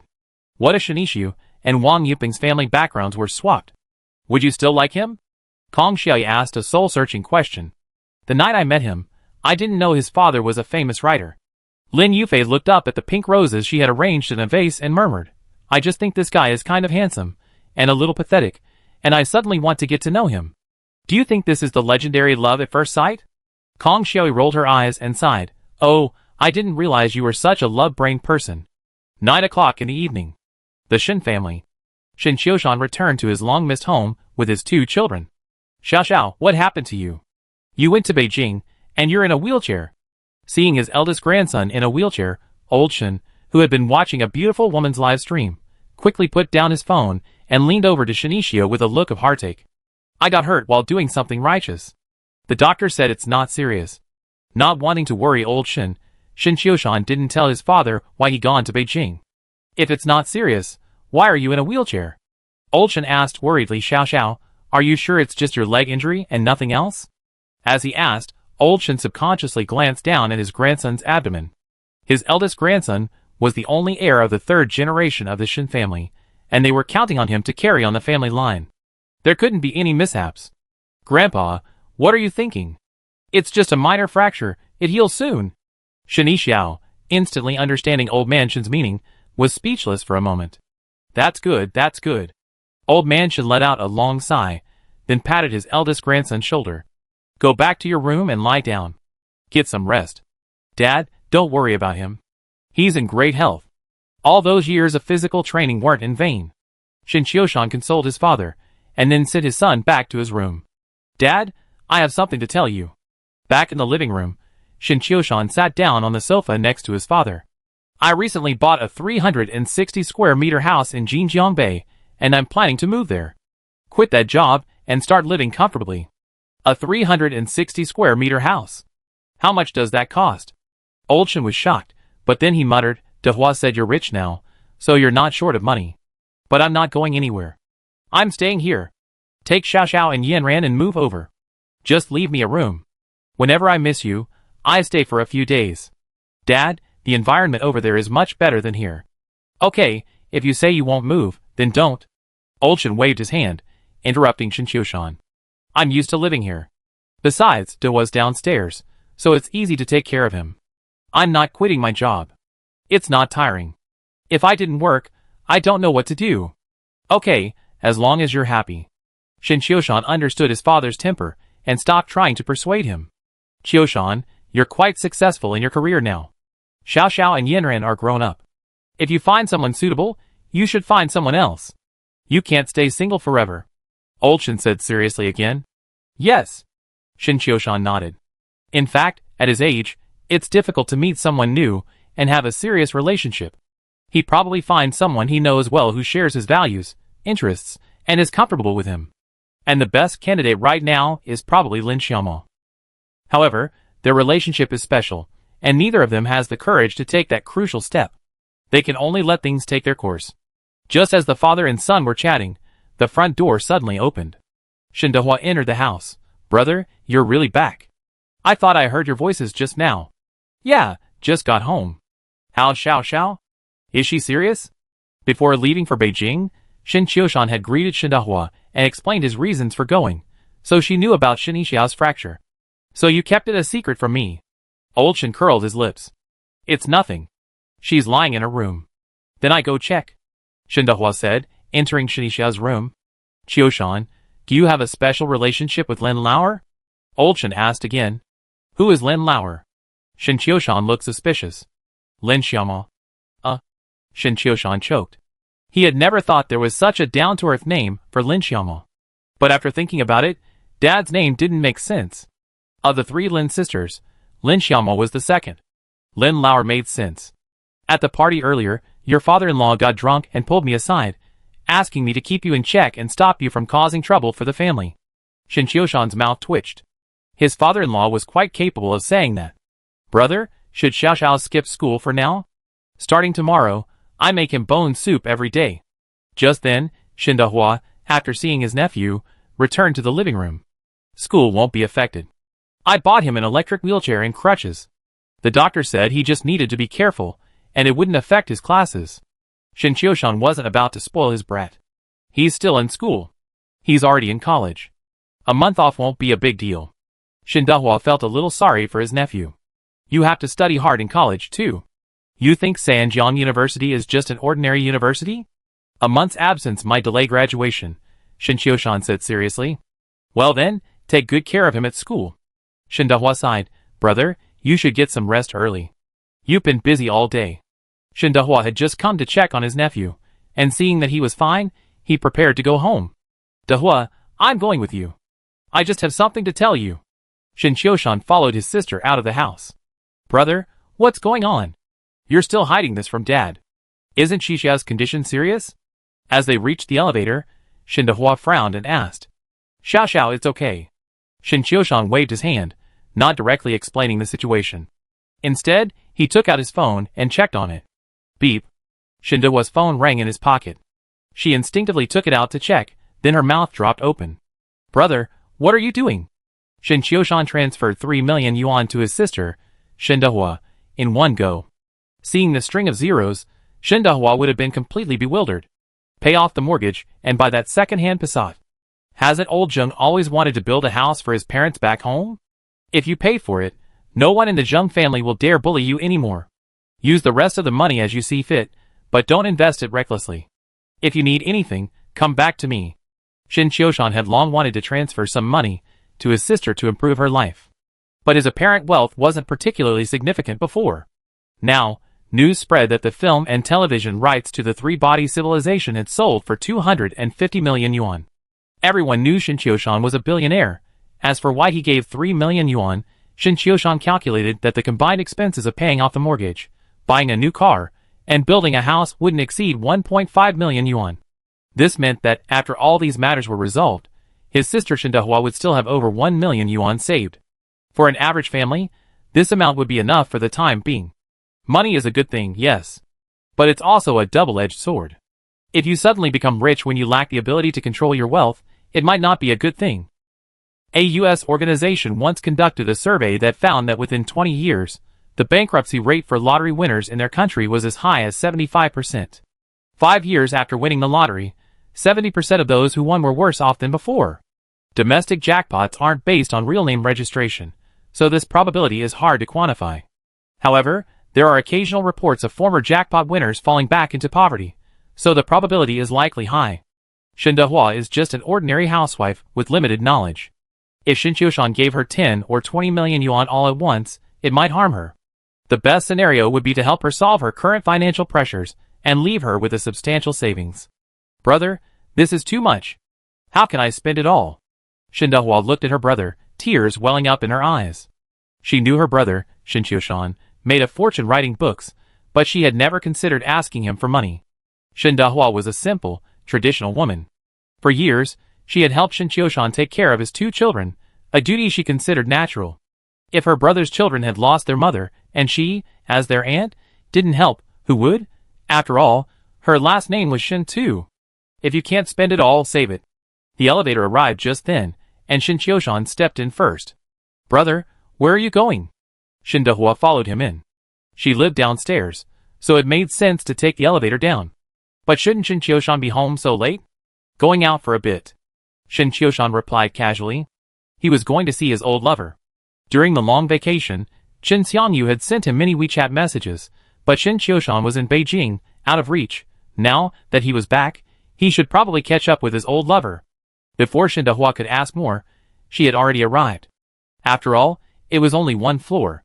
Brother, be careful, Shin Dehua warned as they stepped out of the elevator. The elevator door closed, and the journey continued downwards. But Shin Dehua didn't go home right away. She picked up her phone again, opened the text message from the bank, and carefully counted the zeros after the 3. It was indeed 6. A full 3 million. Shin Dehua wiped the tears of joy from her eyes. Who doesn't love money? Besides, Shin Dehua really needed it. Ever since her daughter was born, she had barely worked, and her husband, Zheng Yi, was responsible for the family's expenses. Luckily, Zheng Yi's high-speed rail driver had a decent income and could easily support the family, but in a big city like Sanjiang, there wasn't much left. Furthermore, Zheng Yi's parents were farmers, with no pension, and he occasionally needed their help. To make matters worse, Zheng Yi's old house had already leaked twice, making it dangerous. Repairs would only address the symptoms, not the root cause. The best solution would be to demolish and rebuild, but building a new house in the countryside is quite expensive these days, costing at least 200,000 or 300,000 yuan. Therefore, building a house had always been a major concern for Zheng Yi. Shen Dehua also wanted to help her husband solve the problem, but the problem was, she simply couldn't come up with the 200,000 or 300,000 yuan. Now they had money. All problems were solved. After calming down his excitement, Shen Dehua returned home. The living room was pitch black. On the balcony, a tiny red light flickered. It was Zheng Yi standing there, smoking. Shen Dehua walked over quickly and opened the balcony door. "You're back." "How's Xiao Xiao?" Zheng Yi flicked the ash from his cigarette between his fingers. "Nothing's wrong. Xiao's been practicing for so many years, and she's in good shape." "That's good." Zheng Yi nodded, then took another long drag on his cigarette.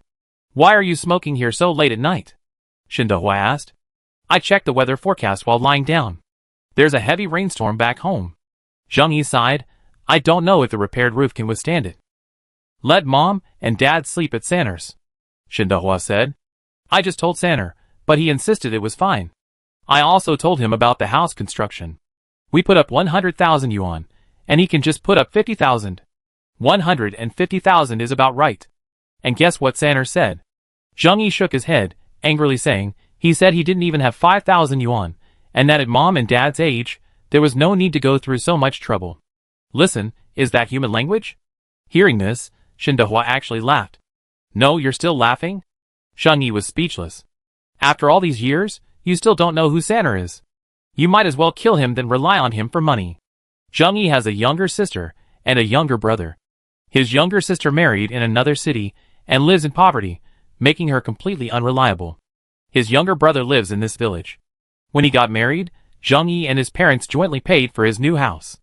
The youngest child in a family is often the most favored, but when they grow up, they're also the one their parents can least count on. "I paid for the house." Just as Zheng Yi sighed in frustration, Shen Dehua spoke generously. "Our savings aren't enough." Zheng Yi shook his head.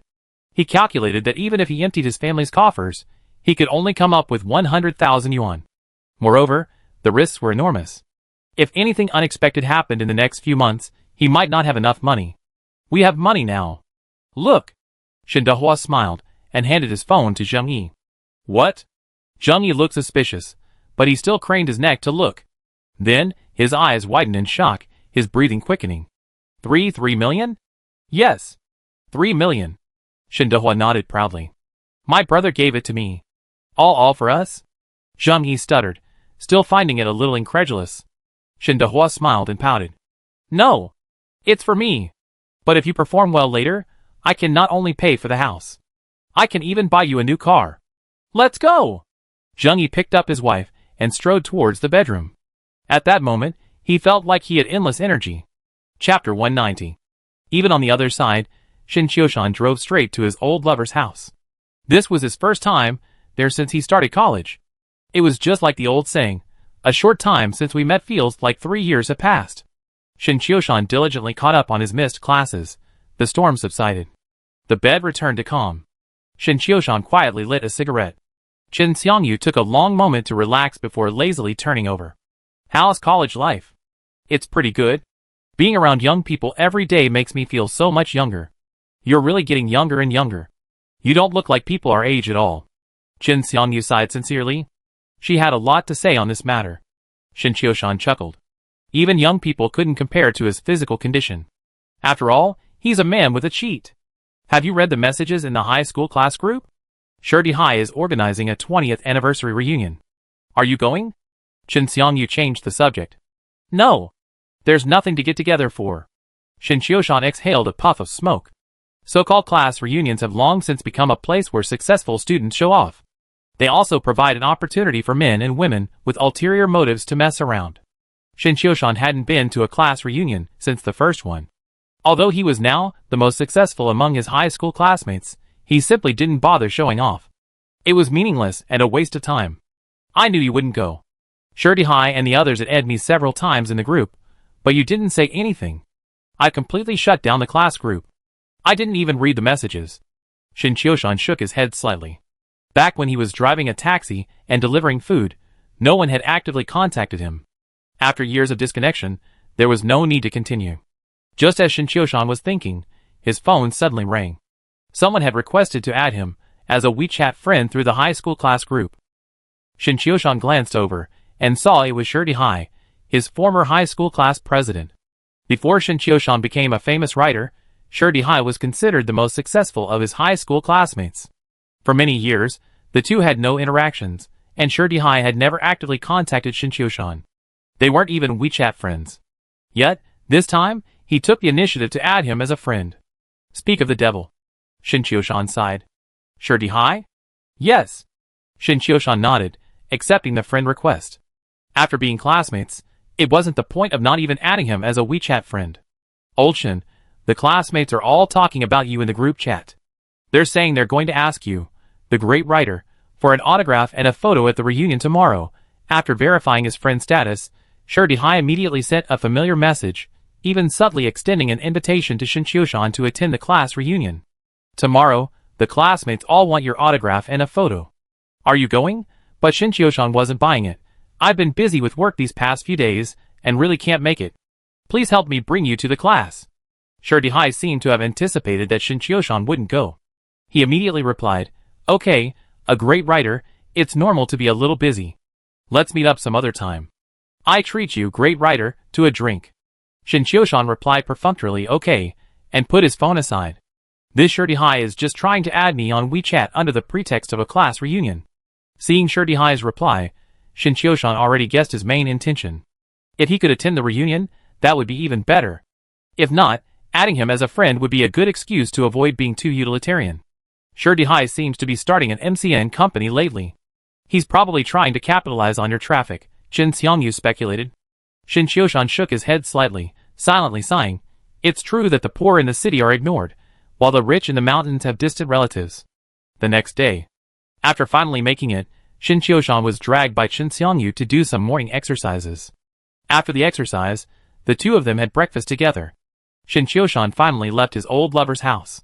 Today was the last day of the National Day holiday. Shin Qiushan went home to pick up his two children and returned to Sanjiang University. After consulting with Lu Hongyu, the vice president in charge of logistics, Shin Qiushan secured a bed for his son, Shin Yixiao, on the first floor of their dormitory building. This way, they wouldn't have to climb stairs, and since the teaching buildings all had elevators, Shin Yixiao, who had an electric wheelchair, could easily go up and down. However, there was a small hiccup. The dormitories on the first floor were all full, so Lu Hongyu simply let Shin Yixiao stay in the dorm manager's quarters. The dorm manager's quarters consisted of 2 rooms. The outer room was where he worked, right at the entrance. The inner room was a bedroom of about 20 square meters, furnished with 2 single beds.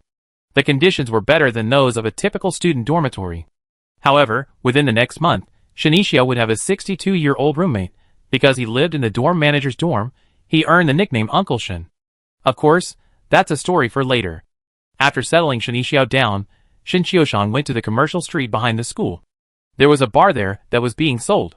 Before leaving for Beijing, Shin Qiushan had already been in contact with the bar's owner. He wanted to buy it so that Lin Xiaomo would have a regular place to sing. It was like paying for Lin Xiaomo's dream. However, having said that, if Lin Xiaomo were a resident at the bar, it would be a sure win. So, the phrase paying for a dream isn't entirely accurate. The bar owner was a man in his 40s, formerly the guitarist for a minor band. After the band disbanded, he moved to the university town and opened a small bar. According to him, the bar wasn't being sold because of poor management, but because his marriage was having problems, and he didn't want to continue. Shin Qiushan, now wealthy and powerful, bought the bar without much bargaining. After learning from the owner that the landlord was interested in selling the shop, Shin Qiushan decided to buy it outright. In less than half a day, Shin Qiushan had spent over 7 million yuan. The bar was now completely his. Even if it became popular, he wouldn't have to worry about the landlord raising the rent. The bar's original name was Wine Red. Shin Qiushan planned to change the name, but he hadn't decided yet. The bar could open immediately after taking over, but Shin Qiushan still planned to make some minor interior adjustments, primarily replacing the signboard and various logos. After leaving the bar, Shin Qiushan silently pondered the name and renovations. Passing by a milk tea shop, he spotted a familiar figure. A small, mushroom-headed man was busy behind the bar. Shin Qiushan hadn't seen him in days. He walked into the milk tea shop with a smile on his face. Hearing the welcome voice at the door, Su Loquat looked up and was about to greet him. When she realized it was Shin Qiushan, she was startled at first, then a smile of surprise crossed her face. Uncle Shin. Why are you here? Just passing by. When did you start working here? I never even heard you say. Shin Qiushan asked, looking at the price list inside the shop. After military training, Su Loquat replied truthfully.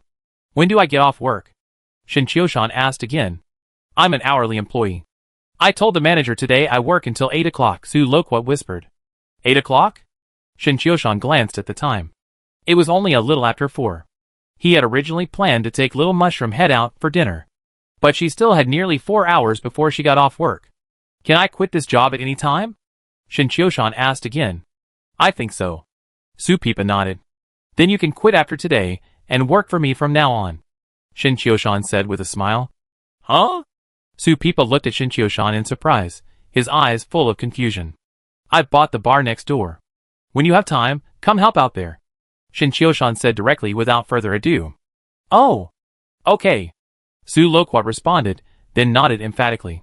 Shin Qiushan had asked her to help out at the bar, so naturally Little Mushroom Head couldn't refuse. Alright, get on with your work.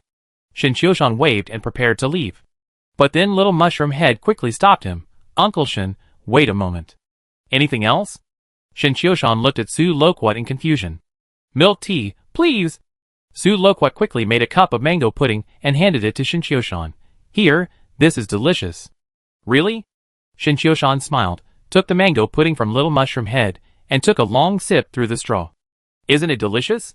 Su Loquat tilted his head back, his big eyes filled with anticipation. As if to say, praise me now. Yeah, not bad. Shin Qiushan gave Su Loquat the feedback he wanted, then strode out of the milk tea shop with his mango sago. Su Loquat's gaze remained fixed on the tall figure until he disappeared from his sight, then he retracted his gaze. Loquat, was that Shin Qiushan just now? At this moment, the female clerk, who had been busy working nearby, came over to Su Loquat. Yeah. Oh my god, you actually know him. The great writer Shin, the Nebula Award winner. The news just a few days ago said the film and television rights to the three-body civilization sold for $250 million.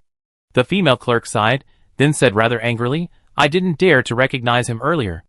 I should have come over for a photo. Su Loquat said nothing, only to feel that the brilliance of this Uncle Shin was growing increasingly dazzling. Monday. The National Day holiday is over. The students are back to school. Shin Qiushan slept in the dormitory last night. Early in the morning, he and his 3 roommates went to the teaching building for class. Oh my god, it's so lively. What's going on today? What else could it be? Club recruitment day. The small square in front of the teaching building was bustling with activity today, with various clubs vying for attention, their booths decked out in dazzling displays. Shanghai-style young men Bao Beibei and Feng Sikong were drawn to the coolly dressed senior student, revealing her long legs, and their steps slowed down. The street dance club is great. I want to learn street dance. No, the drama club is good too. Very good. Bao Beibei's gaze roamed around, as she sighed with admiration. Feng Sikong patted him on the shoulder. Beibei, you can't just say which club is better based on which senior has the longest legs. Bah, you're the same. Bao Beibei glanced at Feng Sikong with disdain, then smoothed his hair with his hands. I want to learn street dance. With that, he strode towards the street dance club. To be more precise, towards the senior in denim shorts, revealing her long fair legs. But within a minute, he returned with his head drooping. Master Baby, what's wrong? Feng Sikong, already guessing the answer, asked knowingly. I don't want to learn street dance anymore. I want to act in a play. Of course, Bao Beibei couldn't say that. The long-legged senior thought he was too fat. Let's go to class first. You're almost late. Feng Sikong shrugged. He was actually quite interested in those long-legged seniors, but the difference between him and Bao Beibei was that he was very self-aware. Knowing there was no hope for him, he decided to just take a look and feast his eyes. Old Shin, why don't you join a club? Feng Sikong approached Shin Qiushan and asked. Shin Qiushan shook his head. He had no interest in university clubs. They seemed too childish to him. Just then, a man and a woman trotted up to Shin Qiushan. They were obviously students, but it was also clear they weren't freshmen. "President, you've finally shown up. We've been waiting all morning." The boy with semi-long hair and a rather artistic air said excitedly. President?" Shin Qiushan looked at the artistic boy, bewildered. "What president? Did you recognize the wrong person?" "Yes. Aren't you teacher Shin Qiushan?" The girl with bangs and a small white dress took over. "I'm Shin Qiushan."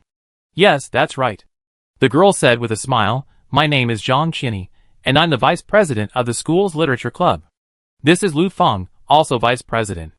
Originally, the new president was to be chosen between the two of us, but we feel that no one is more suitable than teacher Shin to be president of our literature club. So, we unanimously nominate you as the new president of our literature club." The girl named Zhang Qiani explained why Shin Qiushan was being chosen as president. The boy named Lu Feng nodded repeatedly. "Teacher Shin, please don't delay. Our Sanjiang University Literature Club can't do without you." Shin Qiushan glanced at the two sincere yet youthful faces before him, his lips twitching slightly. He was speechless, yet also somewhat amused. The sudden appearance of these two people, and the sudden appointment of him as president, gave Shin Qiushan a feeling of the return of the Dragon King.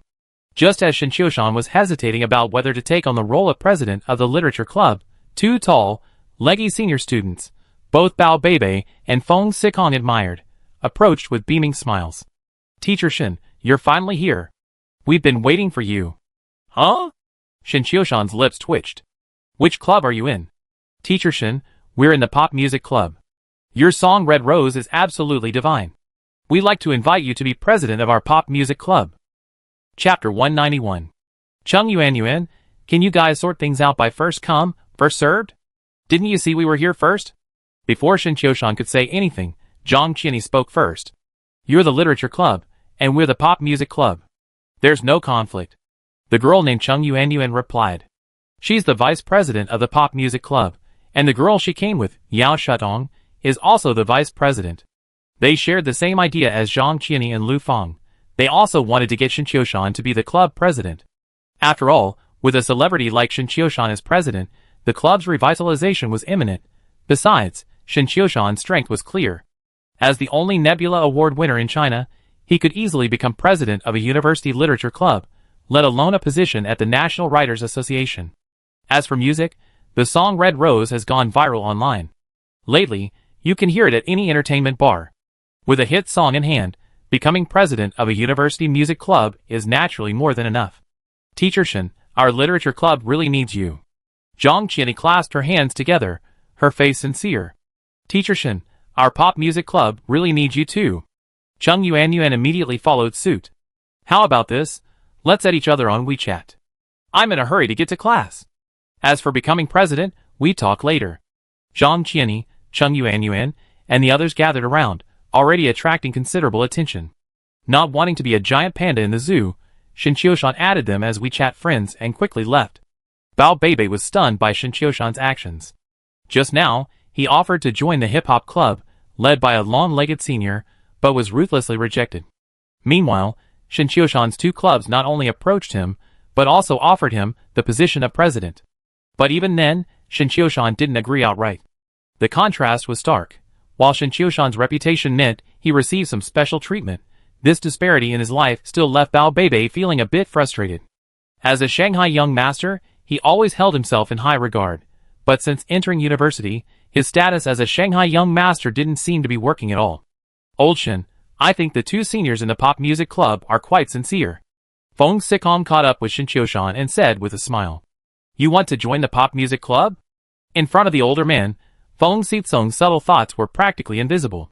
He only had to offer a single word, and Shin Qiushan saw through his thoughts. "He?" Feng Sikong grinned. "Old Shin, you know I love music the most." "Alright, Feng Sikong. I'm embarrassed to expose you. You're only doing this because you love music." Bao Beibei, having regained his composure, took over and said to Shin Qiushan seriously, "Uncle Shin, I really do love music. I even took piano lessons for 6 years. If you're going to the pop music club, take me with you." To Bao Beibei, there was really no difference between the long-legged seniors in the pop music club and the long-legged seniors in the street dance club. He simply hadn't noticed the two long-legged seniors in the pop music club. Otherwise, he would have gone over to ask about their situation. "Alright. Even if it's just for you two brats, I take the position of president of this pop music club. Shin Qiushan smiled and patted them on the shoulders. He sometimes envied Feng Sikong and Bao Bebe. They were full of youthful energy and vitality, possessing the unrealistic fantasies of youth. When they saw a beautiful woman, they couldn't move their feet, finding every possible way to approach her. In short, they were still young. They had the throbbing excitement of youth. Even a veteran like Shin Qiushan had a calm demeanor. When he met a beautiful woman, he would take a second look, but he didn't have that youthful energy at all. If only. Shin Qiushan really wanted to change his cheat from the student master system to rebirth, retracing the path of youth, but now, even though he had basically achieved financial freedom, he could only sigh. Flowers may bloom again, but people never become young again. So, Shin Qiushan cherished the time he spent with Feng Sikong, Bao Bebe, and the rest of the group. Spending time with them made Shin Qiushan's own mindset younger.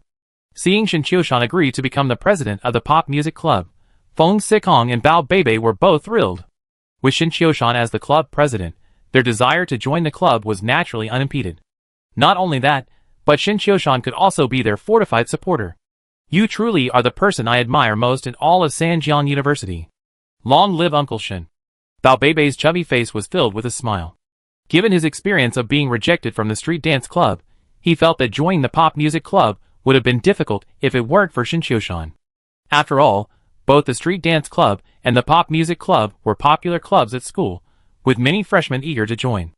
Entering the classroom, Shin Qiushan took a seat near the front. This class was on electromagnetic fields and wireless technology. Professor Zhao Ruihai's class was a top-tier one, and after a 2-hour lecture, Shin Qiushan could earn 6,000 points on his academic aptitude index. So, whenever there was a class on electromagnetic fields and wireless technology, Shin Qiushan was extremely attentive. Today was no exception. 8 o'clock. Zhao Ruihai walked into the classroom as the bell rang. Today we be talking about the multidimensional applications of wireless technology. Zhao Ruihai's lecture style was characterized by minimal nonsense, high energy throughout, and practically all practical information. In today's university environment, teachers like Zhao Ruihai are truly rare. The first half of the class ended. It was break time. Zhao Ruihai approached Shin Qiushan. Xiaoshen, if you're not going to the bathroom, let's chat for a minute.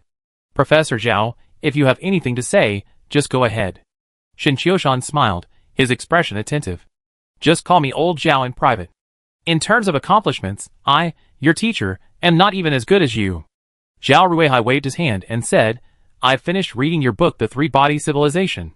It's truly brilliant, and many of the designs in the novel are truly amazing. For example, the nano-flying blades, the curvature spacecraft, the water droplet detectors, and so on. They seem fantastical, but they have solid scientific basis. Talking about the three-body civilization, Zhao Ruihai seemed even more energetic than in class. It was obvious that he truly loved the novel. Xiaoshen, let's add each other on WeChat. If you have any questions about the book, I'd love to discuss it with you. During the 10-minute break between classes, Zhao Ruihai clearly wasn't enjoying the conversation enough, so he added Shin Qiushan as a WeChat friend. The break ended. Zhao Ruihai returned to the podium. Shin Qiushan was about to continue his wool pulling when his phone suddenly vibrated. It was an unfamiliar number from Beijing. If it had been an ordinary unknown number, Shin Qiushan would have probably rejected the call. However, this number was from Beijing, and Shin Qiushan was worried it might be related to the fight with Shinishu.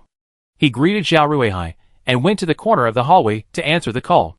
Hello, is this teacher Shin Qiushan? A woman's voice came on the line. It's me, who are you? Shin Qiushan had thought it might be from the police station or an official related to the case. But the way the other party addressed him suggested it wasn't. Hello, Teacher Shin. My name is Tian Yuhong, and I'm Yang Yan's agent. Sorry to bother you, but I have something to discuss. Yang Yan? The singer? Shin Qiushan interrupted, puzzled. Yes. It's the singer Yang Yan. Tian Yuhong continued, our Yan Yan is preparing a new album. She really likes Teacher Shin's song, Red Rose, and wants to buy the copyright. Teacher Shin, what price do you think would be a good price? After hearing the other party's intention, Shin Qiushan was speechless. So they wanted to buy the song. If he had known, Shin Qiushan would never have answered the call. It would have disrupted his class and helped him improve his academic performance. No. I'm still in class, that's it. Shin Qiushan decisively refused. He wasn't short of money right now. And Red Rose was practically tailor-made for the Red Rose band. The song title and the band name were the same, so of course, it was reserved for Lin Xiaoma to sing. After hanging up, Shin Qiushan hurried back to the classroom, but before he could even sit down, Tian Yuheng called again. Of course, Shin Qiushan ignored the call this time, pretending he hadn't seen it. However, Tian Yuheng was particularly persistent. Seeing that Shin Qiushan didn't answer, she called twice more in a row. Suffered by the harassment, Shin Qiushan immediately blacklisted the other person. The world suddenly became quiet. After getting the last half of the class done, Shin Qiushan stretched himself. This was the only class their class had that morning. And since get out of class ended at 10:20, he could leisurely go to the school cafeteria for lunch. However, before he even reached the cafeteria, his phone rang again. It was an unfamiliar number, and the location was also Beijing. How persistent! Shin Qiushan could easily guess that it must be Tian Yuheng's agent again. He answered the phone and said angrily, "I already said I'm not selling it. Why are you still calling?" "Teacher Shin, I'm sorry to bother you." A gentle female voice responded to Shin Qiushan, completely different from the one he heard before. "Who are you?" Shin Qiushan asked. "Teacher Shin, this is Yang Yin. Sister Hong keeps calling you, which is really inconsiderate. I apologize in advance." The other person on the phone was very sincere. As the saying goes, don't hit someone who smiles. And since the caller was Yang Yin, a big star, Shin Qiushan had to give her some face. "I was in class just now, and really couldn't answer the phone. That manager Tian keeps calling me. I've had to temporarily block him, otherwise it disrupt my class." Shin Qiushan explained. "I understand. We disturbed Teacher Shin." Yang Yin apologized again, putting on a good attitude, and then said, "Teacher Shin, can you part with Red Rose? I'm willing to pay a high price." "It's not about the price. I never intended to sell this song." Shin Qiushan decisively refused. 5 million. Plus a commission. Yang Yin launched a direct financial offensive. In her opinion, there was no song that couldn't be bought with money. It was simply a matter of how much money there was. Shin Qiushan smiled. "Was I unclear? I said I wasn't selling this song." If it were in the past, Shin Qiushan would have desperately hoped someone would pay him to death one day. But things were different now. Shin Qiushan had no shortage of money. 5 million for a song, plus a commission on sales, was a tempting offer. But Shin Qiushan remained unmoved. "Okay, sorry to bother you then." Hearing the displeasure in Shin Qiushan's tone, Yang Yin wanted to hang up immediately, but she felt a little reluctant and continued, "Teacher Shin, could you add me on WeChat? If you have any songs you'd like to sell in the future, please send them to me." "No problem." Shin Qiushan didn't mind having a big-name celebrity on his WeChat friends list. Ending the call, a person named Yin sent a friend request. It was obviously Yang Yin. After the friend verification, Shin Qiushan politely exchanged a few official words. Then, tacitly, neither of them exchanged any more messages. Thousands of miles away in Beijing, in a luxurious lounge, a slightly plump middle-aged woman pouted and scoffed, "He's just a book writer. Look how arrogant he is. He won't sell it even for so much money." The middle-aged woman was Tian Yuheng, whose number Shin Qiushan had blocked. She was Yang Yin's agent, and a very famous one in the entertainment industry, having helped several artists become famous. She held a high position in the industry, and because of this, Shin Qiushan repeatedly refused to answer her calls, much to the chagrin of the renowned agent. "That's called a scholar's integrity. We can't force a sale," Yang Yin said with a smile, sitting at her dressing table. "What do you mean by a scholar's integrity? I think he's just a stubborn idiot. Or perhaps, he simply doesn't understand your influence. 5 million is just a small sliver. The sales commission is the big deal. Short-sighted? I don't know how someone like that could win the Nebula Award." Tian Yuheng was furious with Shin Qiushan for repeatedly refusing to answer her calls. Putting aside the professional aspect, the other party completely disrespected her as a woman. Beep. Tian Yuheng's phone rang. She glanced at the message. It was a recording call from the Yan Guojiyin production team. Attached was a spreadsheet with all the contestants' information. As a mentor, Yang Yin naturally needed to get to know the contestants before the actual recording to better perform. The recording schedule for Yan Guojiyin has been released. It starts at 10 a.m. next Thursday. Then you have to be on set around 6 a.m. for makeup. Tian Yuheng said, as she opened the contestant information again. Yan Guojiyin contestants are mainly divided into 3 categories: small-time singers, out-of-date singers, and internet celebrities. Yang Yin and the other 4 mentors will select contestants based on their performances and form their own teams. Therefore, For Yang Yin, as a mentor, to shine on the show, the strength of his team members is crucial. Thus, it's also crucial to get to know the contestants and screen them in advance. But this task is usually handled by Tian Yuhong, the manager, who then offers Yang Yin some advice and reminders. Hey, the Red Rose Band. They're actually participating in Yan Guojiyin. Tian Yuhong, reviewing the contestant's profile, suddenly exclaimed, The Red Rose Band? The band Shin Qiushan collaborated with? Yang Yin turned to look at Tian Yuhong. Yes, they are. Tian Yuhong rubbed her chin. It seems Shin Qiushan didn't sell the song Red Rose because he wanted to keep it for the band to compete in the competition? Yang Yin nodded slightly. Yes, that's very possible. The Red Rose Band? I quite admire their lead singer. In the school cafeteria, Shin Qiushan was eating with his 3 roommates. Uncle Shin, have some chicken legs.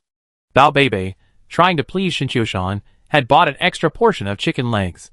Alright, keep the rest for yourself. Shin Qiushan shook his head helplessly. Just then, Feng Sikong, who was browsing his phone while eating, suddenly exclaimed, Holy crap! The seniors are fighting the Koreans. What happened? Bao Beibei asked curiously. Shin Qiushan's chewing slowed down a bit. Today, a group of exchange students from Korea were at the school, starting a week-long program. This incident caused quite a stir. There was even a banner in front of the teaching building welcoming the exchange students. Haha, it's a Go tournament. Seeing he successfully caught the attention of Shin Qiushan and Bao Beibei, Feng Sikong, a master of catchy headlines, chuckled. Koreans love Go, don't they? Now the exchange students are competing with the school's Go club. That's it? Bao Beibei curled her lips in disappointment. I thought a fight was going on. Shin Qiushan tapped the table in front of Feng Sikong and jokingly said, Go to UC browser tomorrow. We need people like you. Chapter 192. The Go Club is live streaming. Holy crap, it's already 2 o'clock. The Koreans are really good. Feng Sikong acted as the commentator. What's so interesting about Go? It's so boring. Bao Beibei expressed disinterest. At this point, the usually taciturn Xiao Hongyu took over. Master Bao, you're wrong. Go is a game that tests your thinking ability and overall perspective. True masters are all Go players. Otherwise, why is Go the only game in the 4 arts of music, chess, calligraphy, and painting? Not Xiangqi or Junki. You sound like you know a lot? Bao Beibei looked up at Xiao Hongyu, somewhat indignant. My dad loves Go. I've been playing with him since I was a kid. I participated in some amateur tournaments, and I was thinking about joining the Go club. Xiao Hongyu briefly explained his situation. Have you ever participated in competitions or won any awards? Feng Sikong inquired curiously. Xiao Hongyu seemed to have been waiting for this moment. He reached out his right hand and gently pushed his black-framed glasses against the bridge of his nose. He instinctively sat up straight, then cleared his throat before slowly speaking. First prize in the Golden Gourd Cup Children's Go Tournament. First prize in the Khan's Cup Youth Invitational Tournament. Second prize in the Huaxianan Cup Go Tournament Amateur Division. Xiao Hongyu rattled off several awards in a row, then feigned composure and quietly ate his meal, as if nothing had happened. Feng Sikong and Bao Beibei were stunned. Although they didn't know the significance of these awards, they still felt impressive. Either of them had ever won so many awards, regardless of their field. Shin Qiushan glanced at Xiao Hongyu from the corner of his eye. This kid was a typical small-town test-taker, from a modest family, and he didn't usually talk much in the dorm. Shin Qiushan hadn't spent much time in the dorm, so he didn't really know him well. Through this incident, Shin Qiushan had gotten to know his quiet roommate a little better. This kid wasn't talkative, but he was surprisingly quite reserved. Old Xiao, you're so good, you should go help the Go Club. We're already down 0:2. No 0:3. We're losing. Feng Sikong, who was watching the Go Club live stream, couldn't help but complain. What are these people in the Go Club doing? They're driving Senior Xiaoyuan to tears. Who is Senior Xiaoyuan? Bao Beibei asked curiously. I just found out about her too. Feng Sikong pressed his phone against Bao Beibei's face. On the screen, a sweet-looking girl was live streaming. Her nickname was Senior Xiaoyuan. However, the sweet-looking Xiaoyuan looked unhappy at the moment. She pouted and said, What a shame for President Wu's game. He was always ahead, but he must have let his guard down a bit. But the opponent is really strong. I think his level is close to that of a professional player. Xiaoyuan wore a white cartoon t-shirt, but neither Bao Beibei nor Feng Sitsong's eyes were focused on the chessboard behind her. Instead, they were drawn to the striking, towering curves. I suddenly realized Go is quite interesting. Old Zhao is right. Playing Go improves your thinking skills and overall perspective. As Bao Bebe spoke, she silently opened her phone and searched for Xiao Yuan Sr. on Quine. Feng Sikong left a message on the live stream's public screen. Xiao Yuan Sr., my roommate is super good at Go. Can we have a match? At that moment, Xiao Yuan Sr.'s live stream had over 300 people in it, and the interactive messages weren't particularly high. She immediately noticed Feng Sikong's message and whispered, if there are any Go experts in the room, please come to the multi-purpose room. Amateurs below 5th Dan are fine. Old Zhao, what's your rank? Feng Sikong quickly turned to Zhao Hongyu. Amateur 6th Dan, Zhao Hongyu replied proudly. Amateur players are ranked from 1st Dan to 8th Dan. 1st Dan is the weakest, 8th Dan is the strongest. Of course, rank doesn't necessarily indicate absolute strength. Some players rarely compete but still possess very high skills. However, to reach 6th Dan amateur, one must have at least participated in provincial-level amateur competitions and achieved good results. So, Zhao Hongyu is considered quite skilled among amateur players. Awesome. Feng Sikong explained, immediately leaving a message in the live stream. My roommate is an amateur 6th Dan. Can you give it a try? Senior Xiao Yuan saw Feng Sikong's message immediately, and her eyes lit up slightly. Of course, an amateur 6th Dan is fine. We're in multipurpose room 101. Old Zhao. Stop eating. Here's your chance to win glory for our country. Senior Xiao Yuan said you can help. Feng Sikong quickly turned to Zhao Hongyu. The reserved young man, Zhao Hongyu, had actually been listening intently to the voices in the live stream. After learning he could participate in the competition, he had already swallowed the food on his plate whole. Then I give it a try. But I might not be better than the seniors in the Go Club. Zhao Hongyu said this, but a surge of anger built up inside. Since entering university, he, the top student in high school, had suddenly become a nobody. There was no way around it. Coming from a small town, he had a significant gap in family background and outlook compared to the spending money kids from big cities like Bao Bebe and Feng Sikong. Add to that his ordinary looks, and his academic advantage vanished. From the center of attention in high school, he had suddenly become just an ordinary person. And today, he finally had a chance to showcase his strengths. Let's go, let's go! Teach those Koreans a lesson. Feng Sikong put his arm around Zhao Hongyu's shoulders, eager to see if Senior Xiao Yuan was as exaggerated as she appeared on the live stream. Uncle Shin, let's go and see the fun, Bao Bebe said to Shin Qiushan with a smile.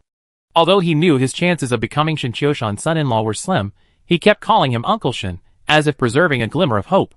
Okay, let's go along. If it were anything else, Shin Qiushan would definitely not join in the fun, but Go was different. He possessed master-level skills. Naturally, he wanted to see what was going on. If necessary, he wouldn't mind sparring with the most sportsmanlike Koreans.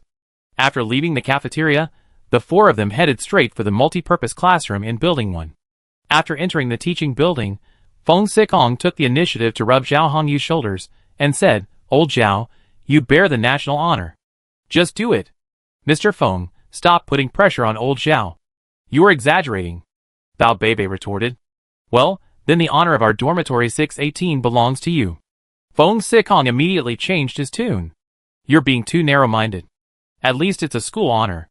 The group soon arrived at Multipurpose Room 101. This multipurpose room is the largest of all at Sanjiang University, accommodating 500 to 600 people, comparable in size to some small theaters. It can be used for showing movies and various activities. By now, 200 to 300 people had gathered in the room. Among them were the Korean exchange team of over 30, the Sanjiang University reception team of about the same size, the Go Club of over 20, and the rest were students just joining in the fun. At that moment, the Go Club's president, Wu Junming, was playing a game of Go against a Korean exchange student named Park Il-sung. This was the second game between the two. Wu Junming had lost a good position in the first game, having been overtaken by his opponent. Therefore, he played cautiously in this one. Currently, neither side had a clear advantage, and the situation was stalemate. A live broadcast of the game was broadcast on a screen above the podium. The students who had come to watch the action sat quietly in their seats, occasionally exchanging a few words. A sweet-looking girl with a voluptuous figure was standing on the podium, broadcasting the live broadcast. She was Senior Xiao Yuan, whose real name was Zhou Yuan. Because the Go Club is a niche club at school with a small membership, Zhou Yuan single-handedly handles both external relations and publicity duties. I think Senior Xiao Yuan is even prettier than she is in the live broadcast room. Bao Beibei leaned over to Feng Xizong's ear and whispered with emotion. That's right, it didn't go wrong at all. Feng Xizong nodded repeatedly. The eyes of the reserved young man, Zhao Hongyu, lit up slightly behind his glasses. There was no boy his age who didn't like beautiful women, and it had nothing to do with academic performance or the university he attended. Like his peers, Zhao Hongyu naturally longed for a sweet love, but he also knew he had no advantages in terms of wealth or appearance, so he had long ago prepared a profile for his future girlfriend. He expected the other person to admire his talent and share his interests, and this sweet-looking senior, Xiao Yuan, clearly knew Go. Perhaps she was the one who could appreciate his talent. For a moment, Zhao Hongyu's fighting spirit was rekindled. Let's go, old Zhao.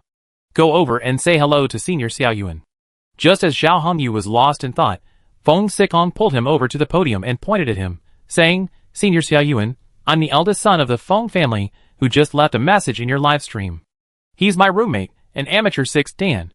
As Feng Xizong introduced himself, Zhao Hongyu subconsciously puffed out his chest and introduced himself calmly. Hello, Senior Xiao Yuan, my name is Zhao Hongyu, and I won first prize in the Golden Gourd Cup Children's Go tournament. Zhao Hongyu then listed all the awards he had won. Great. Zhao Hongyu, wait until President Wu finishes this game, then you can go up. Zhou Yuan seemed to have grasped a lifeline, a smile spreading across her chubby face. She then addressed the live camera. Dear juniors and seniors, we finally have a new recruit, an amateur 6th Dan, on par with President Wu. Whether we can redeem ourselves depends on this junior Zhao. Chapter 193. Shen Qiushan didn't follow Zhou Yuan. As soon as he entered the classroom, he saw Lin Xiaomo among the exchange student reception group. This time, the Korean exchange group was from Seoul National University, which is ranked higher than Samgang University in the QS World University Rankings. However, Samgang University is ranked higher in the Times Higher Education World University Rankings. Judging from the rankings alone, the two universities are on par with each other. However, these university rankings are conducted by foreign universities, and domestic universities are ranked relatively low. If we look at the strength of software and hardware, Samgang University should actually be ahead. This was evident in the reactions of the exchange students from Seoul University upon arriving at Samgang University. Samgang University covers a vast area, and the various landscapes and facilities on campus completely surpass those of their own schools. The food in the cafeteria, in particular, left the exchange students stunned. They were assigned to eat in the faculty cafeteria, which was self-service. Fruits like watermelon and grapes, which would be very expensive there, were free here. They could take as much as they wanted. The student exchange program began after lunch. The Seoul University exchange students were all bulging, clearly having eaten a lot. The other team leader was Kim Jin-gu, a vice president of Seoul University. Samkang University also provided a similar level of reception, led by Executive Vice President Zhao Chontian. Lin Xiaomo was a member of the reception team. At that moment, Zhao Chontian, Lin Xiaomo, and the other members of the Samkang University reception team all looked glum.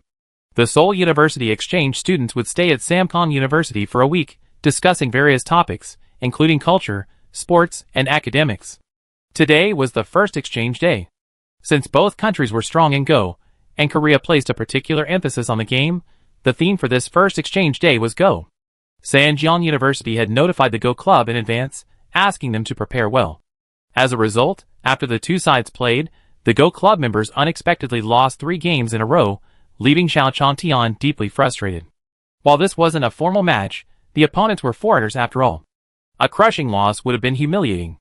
In contrast, the members of the Seoul University exchange group were all in good spirits, many chatting quietly and laughing. Shen Qiushan walked directly over to Zhao Chontian.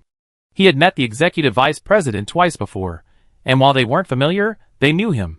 President Zhao, a small exchange group has surprised you. Shen Qiushan greeted with a smile. Xiaoshen, why are you here? Just joining in the fun. Zhao Chontian was quite surprised to see Shen Qiushan there. I heard there was a Go tournament, so I came to watch. Shen Qiushan casually replied. Xiaoshen, do you know Go? A little. You're being modest. Zhao Chontian shook his head. You said you quietly won the Nebula Award. Could you be highly accomplished in Go? President Zhao could even guess that. Shen Qiushan didn't deny it. He was also a member of Sanjiang University, and should do his part to defend the university's honor. If Zhao Hongyu couldn't perform well later, Shen Qiushan would be ready to leave. Wow, you really are. Zhao Chongqian's comment was just a casual one, but he didn't expect Shen Qiushan to actually agree. Xiaoshen, who do you think will win this game? Zhao Chongtian pointed to the electronic screen in front of him. As expected, Park Il-sung will win. Shen Qiushan replied, looking at the situation on the screen. Huh? You mean Wu Junming will lose this game too? Zhao Chongqian's brows furrowed. He also knew how to play Go, but his skill was average. In his opinion, the two sides were evenly matched, with Wu Junming even having a slight advantage. And yet Shen Qiushan said Wu Junming was going to lose again. That would make it 4-0. Within 10 moves, Wu Junming will suffer a great loss. Spotting Zhao Chongtian's confusion, Shen Qiushan began to explain. 10 moves. Zhao Chongtian was unconvinced, feeling that Shen Qiushan was exaggerating. After greeting the executive vice president, Shen Qiushan took the empty seat next to Lin Xiaomao. When did you learn to play Go? Lin Xiaomao overheard the conversation between Shen Qiushan and Zhao Chongtian and whispered. Go isn't difficult. When I ran my shop, I often played with the owner of the shop next door, so I have some experience. Shen Qiushan was telling the truth. When he ran his noodle shop, business wasn't so good, so he played Go with the owner next door. The other player was a seasoned Go enthusiast, but his skill was relatively low. Shen Qiushan and him could both play back and forth. However, the two were pure noobs fighting each other. But the experience was real. Shen Qiushan's current skill level was simply granted by the system, unrelated to his previous experience. As the two men spoke, on the chessboard, the previously evenly matched situation shifted. The game Park Il-sung had been laying out for so long was finally coming to fruition. He placed a single piece, leaving Wu Junming's 9 pieces with no escape route. Wu Junming, who had been so calm, had his eyes widened. He had been quite confident in this round, but now, he was once again on the defensive. Zhao Chongqian's gaze narrowed, and he quickly turned to look at Shen Qiushan. Little Shen, you were right. 7 moves. Wu Junming is definitely going to lose. Shen Qiushan shrugged lightly. The opponent made 2 pockets, one in plain sight and one in the dark. Wu Junming only saw the visible one. Seeing that 9 pieces were about to be captured, Wu Junming was extremely unwilling to accept this. He desperately tried to save himself, making 2 consecutive bad moves. Shen Qiushan shook his head slightly. This time, it was completely hopeless. Whether playing Go or chess, one must learn to sacrifice pieces. Regard the overall situation. Don't worry about the gains and losses of individual cities or places. Soon, Wu Junming was defeated once again. For :0, the exchange students from Seoul National University cheered. The local students, watching the excitement from the classroom, frowned. Some even murmured. Are the Go Club members so weak? Being beaten 4 o'clock by the Koreans. What a shame! Are there no experts left in our school? Seeing those Koreans' faces makes me angry. Wu Junming retreated from the chessboard with a look of despair. As the president of the Go Club, he was humiliated after losing 2 games in a row, especially with so many school leaders present. But losing was losing, and there was nothing he could do about it. Furthermore, after 2 consecutive games where he had a slight advantage at the start, only to be overwhelmed, Wu Junming's mentality was already breaking. Next, the two sides switched players. Zhao Hongyu stepped onto the chessboard, and surprisingly, his opponent was a woman named Kim Eun-young. Maybe it was due to some technology, but her nose was high, her eyes were large, and her overall appearance was quite good. Zhao Hongyu was surprised his opponent was a woman, and he couldn't help but feel a little disappointed. He thought, even if he won, it wouldn't seem like much to brag about. It was just a win over a girl. This mentality made him underestimate his opponent, and he ended up at a disadvantage right from the start. Zhou Yuan, who was broadcasting live, frowned, silently muttering, isn't he an amateur 6th Dan? Why does he look so weak? Feng Sikong and Bao Beibei, both complete Go novices, were still mumbling to each other. Do you think old Zhao can win? He looks so confident. You're bragging. Don't let Xiu Yuan down. Why does old Zhao look so miserable? Did he eat something bad? Could it be that he can't beat that Korean girl? 10 minutes later, Zhao Hongyu simply conceded defeat. Because of his initial underestimation, he was constantly outplayed, with no chance to fight back. Continuing this would only lead to a worse loss, so he had no choice but to concede. 5:0. The exchange students from Seoul National University cheered again. The exchange group leader, Kim Jin-gu, beamed. He stood up, walked over to Zhao Chongtian, and said in Chinese, President Zhao, let's end this exchange for students. Are there any teachers at your university who are good at Go? We can exchange ideas among our teachers. Clearly, Kim Jin-gu felt that the student competition was no longer challenging. It's already 5:0. There's no point in continuing the match. He wants to defeat Samgang University in every way. From student to teacher, Kim Jin-gu's confidence stems from the fact that they have a professional player, Park Guk-chang, in their exchange group. Although he's not well known internationally, he has had some impressive performances in the Korean domestic league. Park Il-sung and Kim Eun-young, who just competed, are both his disciples, one a professional 3rd Dan and the other a professional 4th Dan. While studying at Seoul University, they frequently participated in national Go tournaments. In comparison, Woo Junming and Zhao Hongyu are only amateurs, so it's no surprise they lost. However, no one at Samgang University knew there was a professional ranked student in their exchange group. Sure. Xiao Chongtian nodded, then waved to Shin Qiushan. Xiaoshan, are you okay with going up? Of course. Shin Qiushan shrugged with a relaxed expression. Xiaoshan, you saw it too. We're down 0-5 now. You better win a game or two to avoid such a disaster. Xiao Chongtian whispered. Although he didn't know Shin Qiushan's level, in this situation, he could only try his best. If Shin Qiushan continued to struggle, there would be no point in continuing today's Go exchange. How embarrassing. Although it was just a simple exchange, if he couldn't win a single game, given the Koreans' usual style, they would definitely turn up the taunts. Zhao Hongyu had come with the intention of showing off, but he was dealt a heavy blow. He wanted to play another game, at least to tie the score at 1-1. He was told that the students' exchange had ended. Zhao Hongyu had no choice but to walk off the chessboard in disgrace. This introverted young man's first attempt at public prowess had failed. Hey, old Shin. Why is Uncle Shin here? Feng Sikong and Bao Beibei were about to comfort Zhao Hongyu when they saw Shin Qiushan step onto the chessboard. The sight of Shin Qiushan entering the match immediately stirred the excitement among the students. Chapter 194. Isn't that Shin Qiushan? Does Teacher Shin also play Go? Old Shin should be competing with the Koreans in literary creation. Shin Qiushan is incredibly well known at Samgang University. He could even be considered the university's current poster boy. His appearance caused a stir. Zhou Yuan, who was in charge of the live broadcast, was also a bit bewildered. As a member of the Go Club, she was familiar with the Go teachers at the school. She had expected one of the teachers she knew to appear during the teacher-to-player match. To her surprise, the person who appeared was Shin Qiushan. Alumni, it's time for the teachers from both sides to compete. However, the person representing our school is Shin Qiushan. You've probably all seen Mr. Shin's deeds in the news. He's the oldest top-scoring college entrance exam scorer in recorded history, and the first and only recipient of the Nebula Award in our country. Although he's only a freshman, in the field of literature, he can be considered a teacher to all of us. Zhou Yuan began to describe Shin Qiushan's heroic deeds, but as she talked, she realized they seemed to have nothing to do with Go. Well, let's all cheer for Mr. Shin. Zhou Yuan didn't know what to say, so she could only offer some general encouragement. On either side of the chessboard, Shin Qiushan and Park Guk-chang, a professor at Seoul National University and a professional Go player, sat opposite each other. Park, who was about the same age as Shin Qiushan and looked to be in his 30s, had his hair styled in the side-parted style popular in Goryeo. Shin Qiushan played black, going first. The game began. Confident in his own abilities, Park Guk-chang made his moves quickly, almost without thinking. To his surprise, the opponent's moves were also very fast, surprisingly not losing to him. Park Guk-chang was amused. He was a professional player, so of course he could just go at it in a competitive match of this level, playing any way he wanted. But you, an amateur from Yen country, dared to play fast chess with him. You were simply courting death. Old Shin and the other player both made moves very quickly. The speed of the game has increased so much compared to the previous few games that I didn't even have time to analyze their intentions. Zhou Yuan was still explaining to the camera.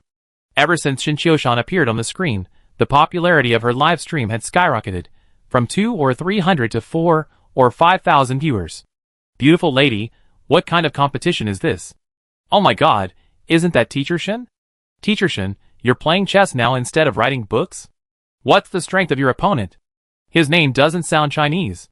Park Guk-chang? Ha ha ha, are you serious about that name? Old Shin, stop playing chess and sing Red Rose. When Zhou Yuan started her livestream, the audience was almost entirely Samgang University students. As the livestream gained popularity, it attracted a large number of unrelated viewers. The public screen was also bustling with activity, with people chatting and talking about all sorts of things. Zhou Yuan's Quine account was mostly used to promote her Go Club, so she didn't have many followers, just over 700. But as the livestream grew in popularity, her follower count quickly surpassed 1,000. Faced with this overwhelming traffic, Zhou Yuan was naturally delighted, and her livestream enthusiasm increased considerably. Welcome newcomers, this is Sanjiang University. We're currently hosting an exchange program for international students from Sanjiang University and Seoul National University. Today is the first exchange day. The current matchup is between Samgang University's Shin Chioshan and Seoul University's Park Gokchang. Teacher Shin plays black. Hey, let's see how Park Gokchang handles this move. Just as Zhou Yuan was explaining the situation to the newly arrived viewers, the game suddenly took a major turn. Shin Chioshan's black move was a masterstroke, plunging Park Gokchang into a precarious situation. Park Gokchang, who had initially dismissed Shin Chioshan, suddenly widened his eyes. Watching the situation unfold on the big screen, the exchange students from Seoul University were stunned, especially Park Il-sung and Kim Eun-young, who had just won. They knew their teacher's strength best, and in their view, a move by teacher Park Gokchang would be a one-sided massacre. Challenging someone's profession with a hobby is bound to end in a bloody battle. However, less than 5 minutes later, Park Gokchang was facing surrender. That Yin guy is amazing. He's created 3 pockets without even noticing. Kim Eun-young whispered. It must be a coincidence. How could someone plan so many moves so quickly? Park Il-sung shook his head slightly. Teacher, you must have been careless. Teacher Park, is this game unsolvable? Another exchange student whispered. Kim Eun-young and Park Il-sung both shook their heads. A comeback in this situation was practically impossible. Old Zhao, what happened? Is Uncle Shin going to win? Bao Beibei didn't understand Go at all, but he noticed that Park Gokchang and the exchange students from Seoul University all had grim expressions on their faces, so he quickly asked Zhao Hongyu beside him. Old Shin is going to win. Zhao Hongyu had been feeling rather down after losing the game, but seeing Shin Chioshan execute such a brilliant move in just a few minutes, his dim eyes suddenly lit up. Master! Old Shin is the true master. Zhao Hongyu couldn't help but sigh. Old Shin's hiding it too well. He never mentioned his chess skills, yet his first move was a king bomb. Is this the legendary playing the pig and eating the tiger? Feng Sikong exclaimed with delight. After hearing his words, Zhao Hongyu began to reflect on himself. He had, in fact, wanted to play the pig and eat the tiger, so that he could rise from obscurity to the spotlight. Alas, his trick had failed miserably. He had truly become a pig. As expected, the old ones are still the best. I have to learn more from Old Shin in the future. Just as Zhao Hongyu was reflecting, Park Gokchang voluntarily surrendered a piece and conceded defeat. He was truly powerless to recover from this game. Wow, we won, Old Shin won. The classroom erupted in excitement. The students who had come to watch the excitement cheered. They had only watched the exchange students from Seoul National University celebrate, but now it was finally their turn.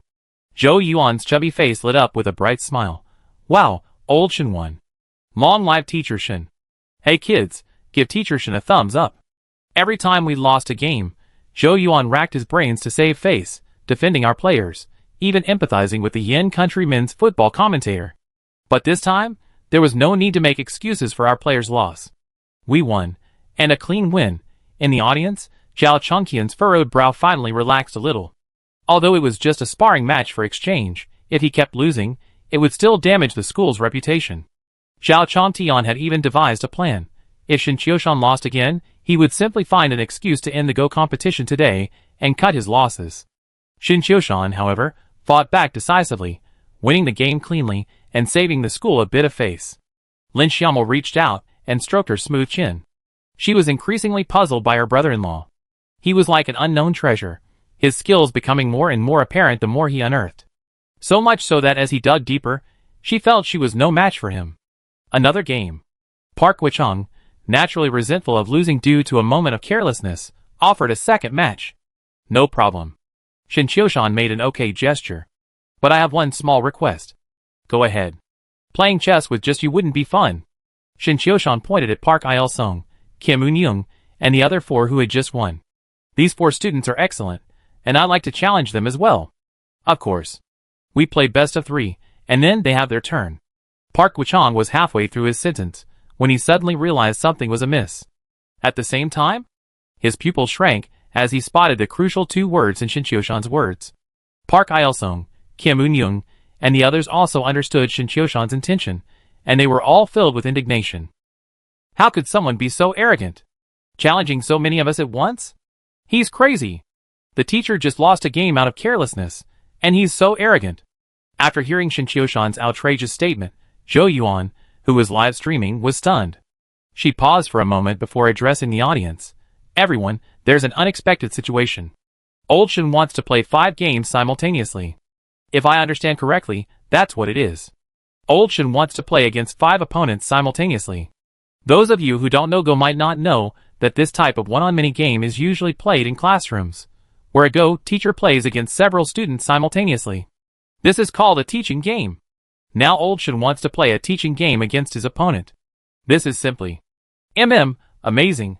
If it were Park Kuk-chong who proposed the teaching game, Zhou Yuan would probably have been as indignant as the exchange students at Seoul National University. But if it were Shin Qiushan who proposed the teaching game, things would be different. We're one of us, we have to brag. Okay. As you wish. Park Kuk-chong was furious at first, then he couldn't help but laugh.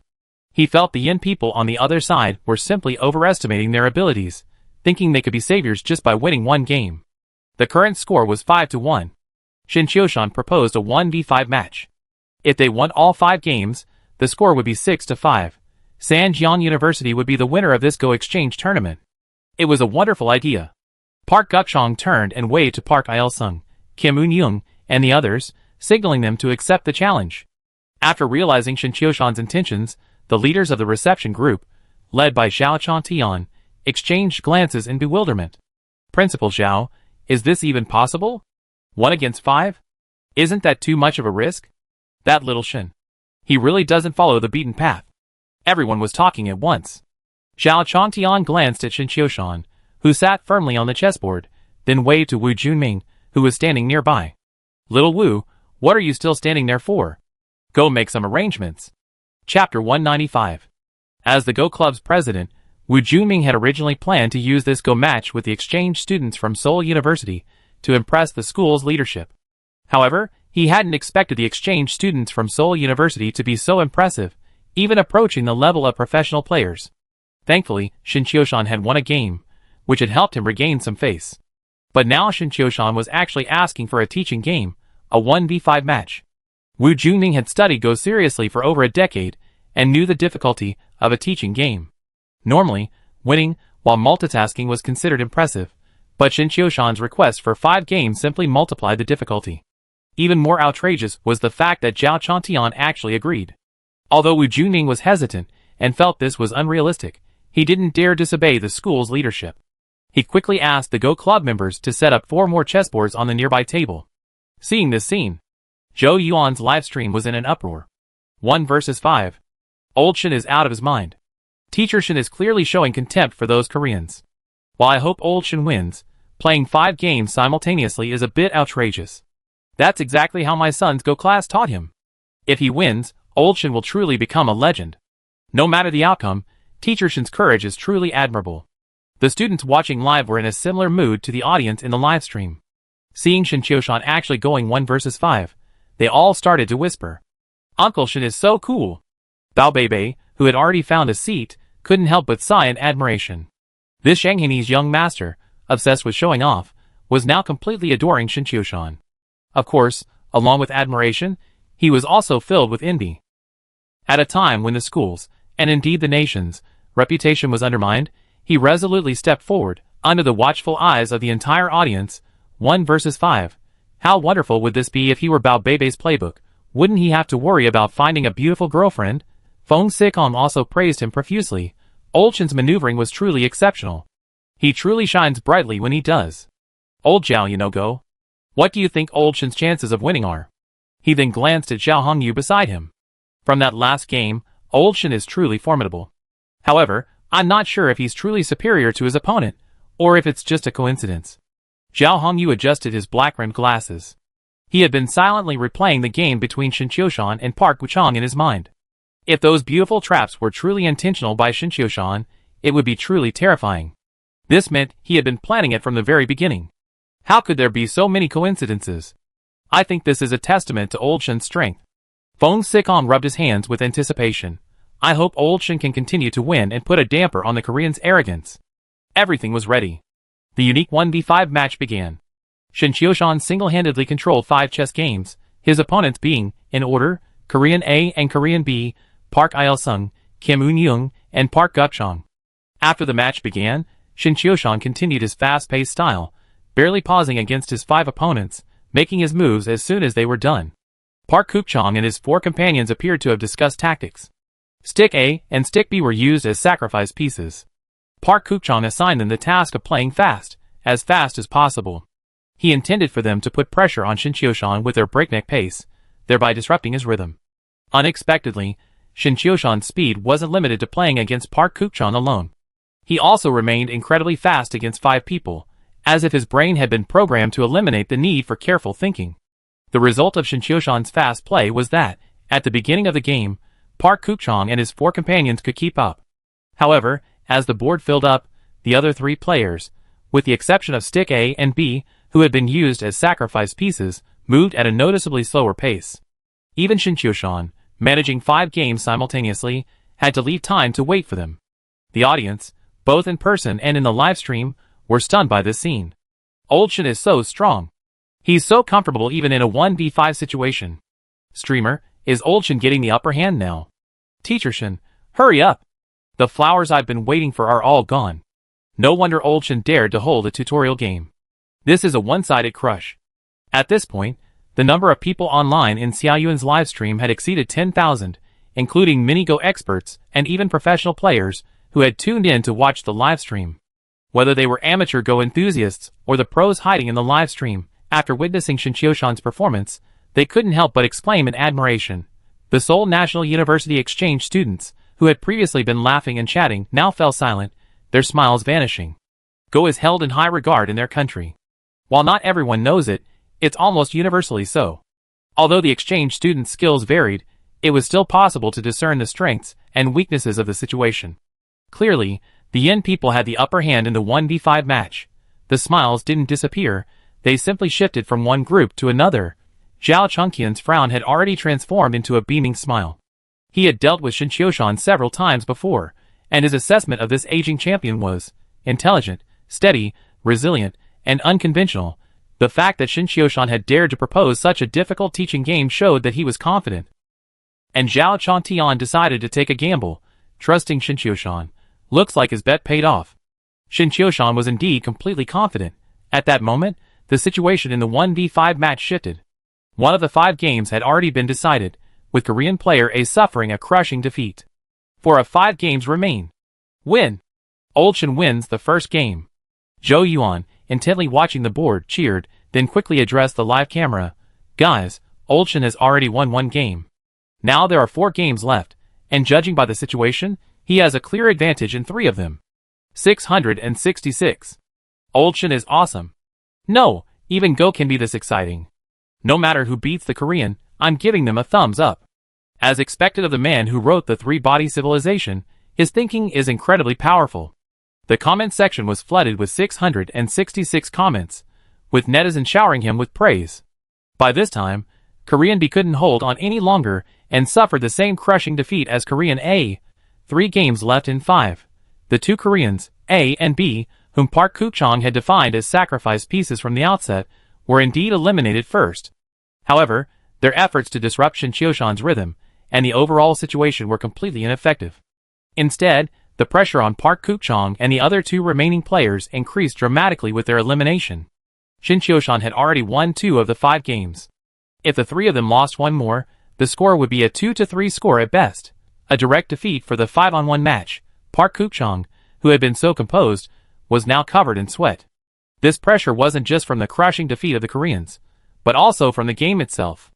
The current situation seemed evenly matched, and the battle was tense. But Park Guk-chong, who was in the middle of the game, felt the immense pressure most. For the last 10 moves, he had been led by Shin Chioshan, constantly making moves to put out fires. In other words, the seemingly evenly matched situation had actually quietly shifted. Shin Chioshan had completely taken the lead, steadily establishing his advantage with a delicate, slicing motion.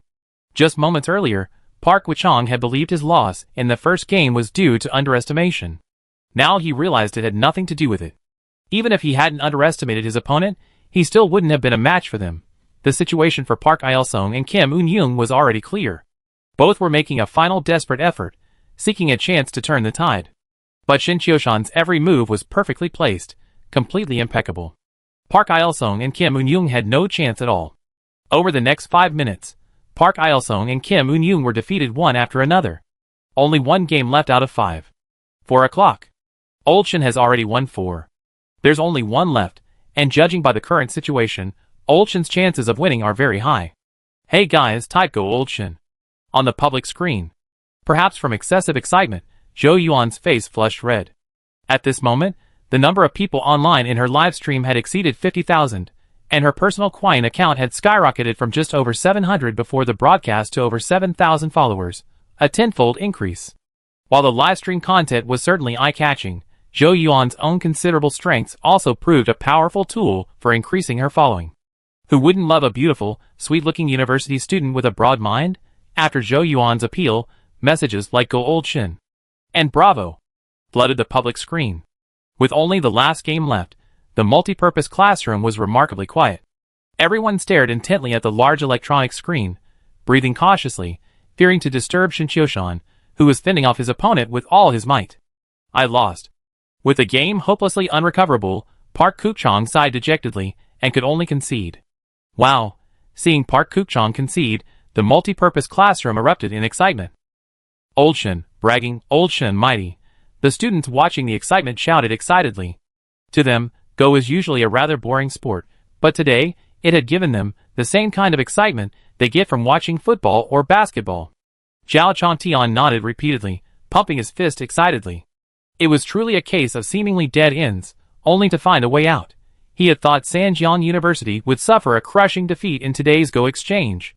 But then, Shin Chio-shan suddenly appeared and single-handedly turned the tables. And this wasn't just a simple reversal of defeat. Shin Chio-shan's 1v5 game would surely go viral and become a legendary story. Chapter 196. Ding! Congratulations to the host for winning the Go tournament. Achieve 60,000 points in the Academic Master Index. Surprise reward. A skill blind box. P.S. Ranking in international competitions will randomly drop surprise rewards. Just as everyone cheered for victory, a familiar system notification chimed in Shin Chio-shan's mind. 60,000 Academic Master Index points. That means winning a game earns you 10,000 points. This is a new way to boost your Academic Master Index. Lately, Shin Chio-shan has been thinking about maxing out all his basic attribute points. When the college entrance examination rewards were settled, he received 6 million Academic Master Index points at once, maxing out his appearance, endurance, and health. He still had 90 points left in stature, strength, and speed, all of which were 90 points. Because he previously thought 90 points was enough, Shin Chio-shan hadn't used all of his Academic Master Index points.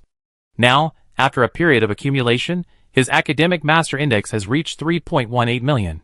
In other words, if you spend 3 million, you still have 180,000 left, enough for daily expenses. Well, wait for the best day. Today is today. Ding! Decrease your academic stats by 1 million.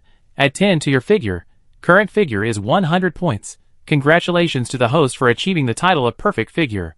Perfect Figure increases favorability towards the same sex by 20%, and towards the opposite sex by 40%. Note, a perfect figure requires a 30-day transition period. 6. Although he experienced this before, Shin Chio-shan was still a little excited. Especially the 40% increase in favorability towards the opposite sex. The previous Divine Face also had this effect. If it could be combined, wouldn't it be 80%? Combined with the charming perfume commemorative prize from the raffle, that's 100%.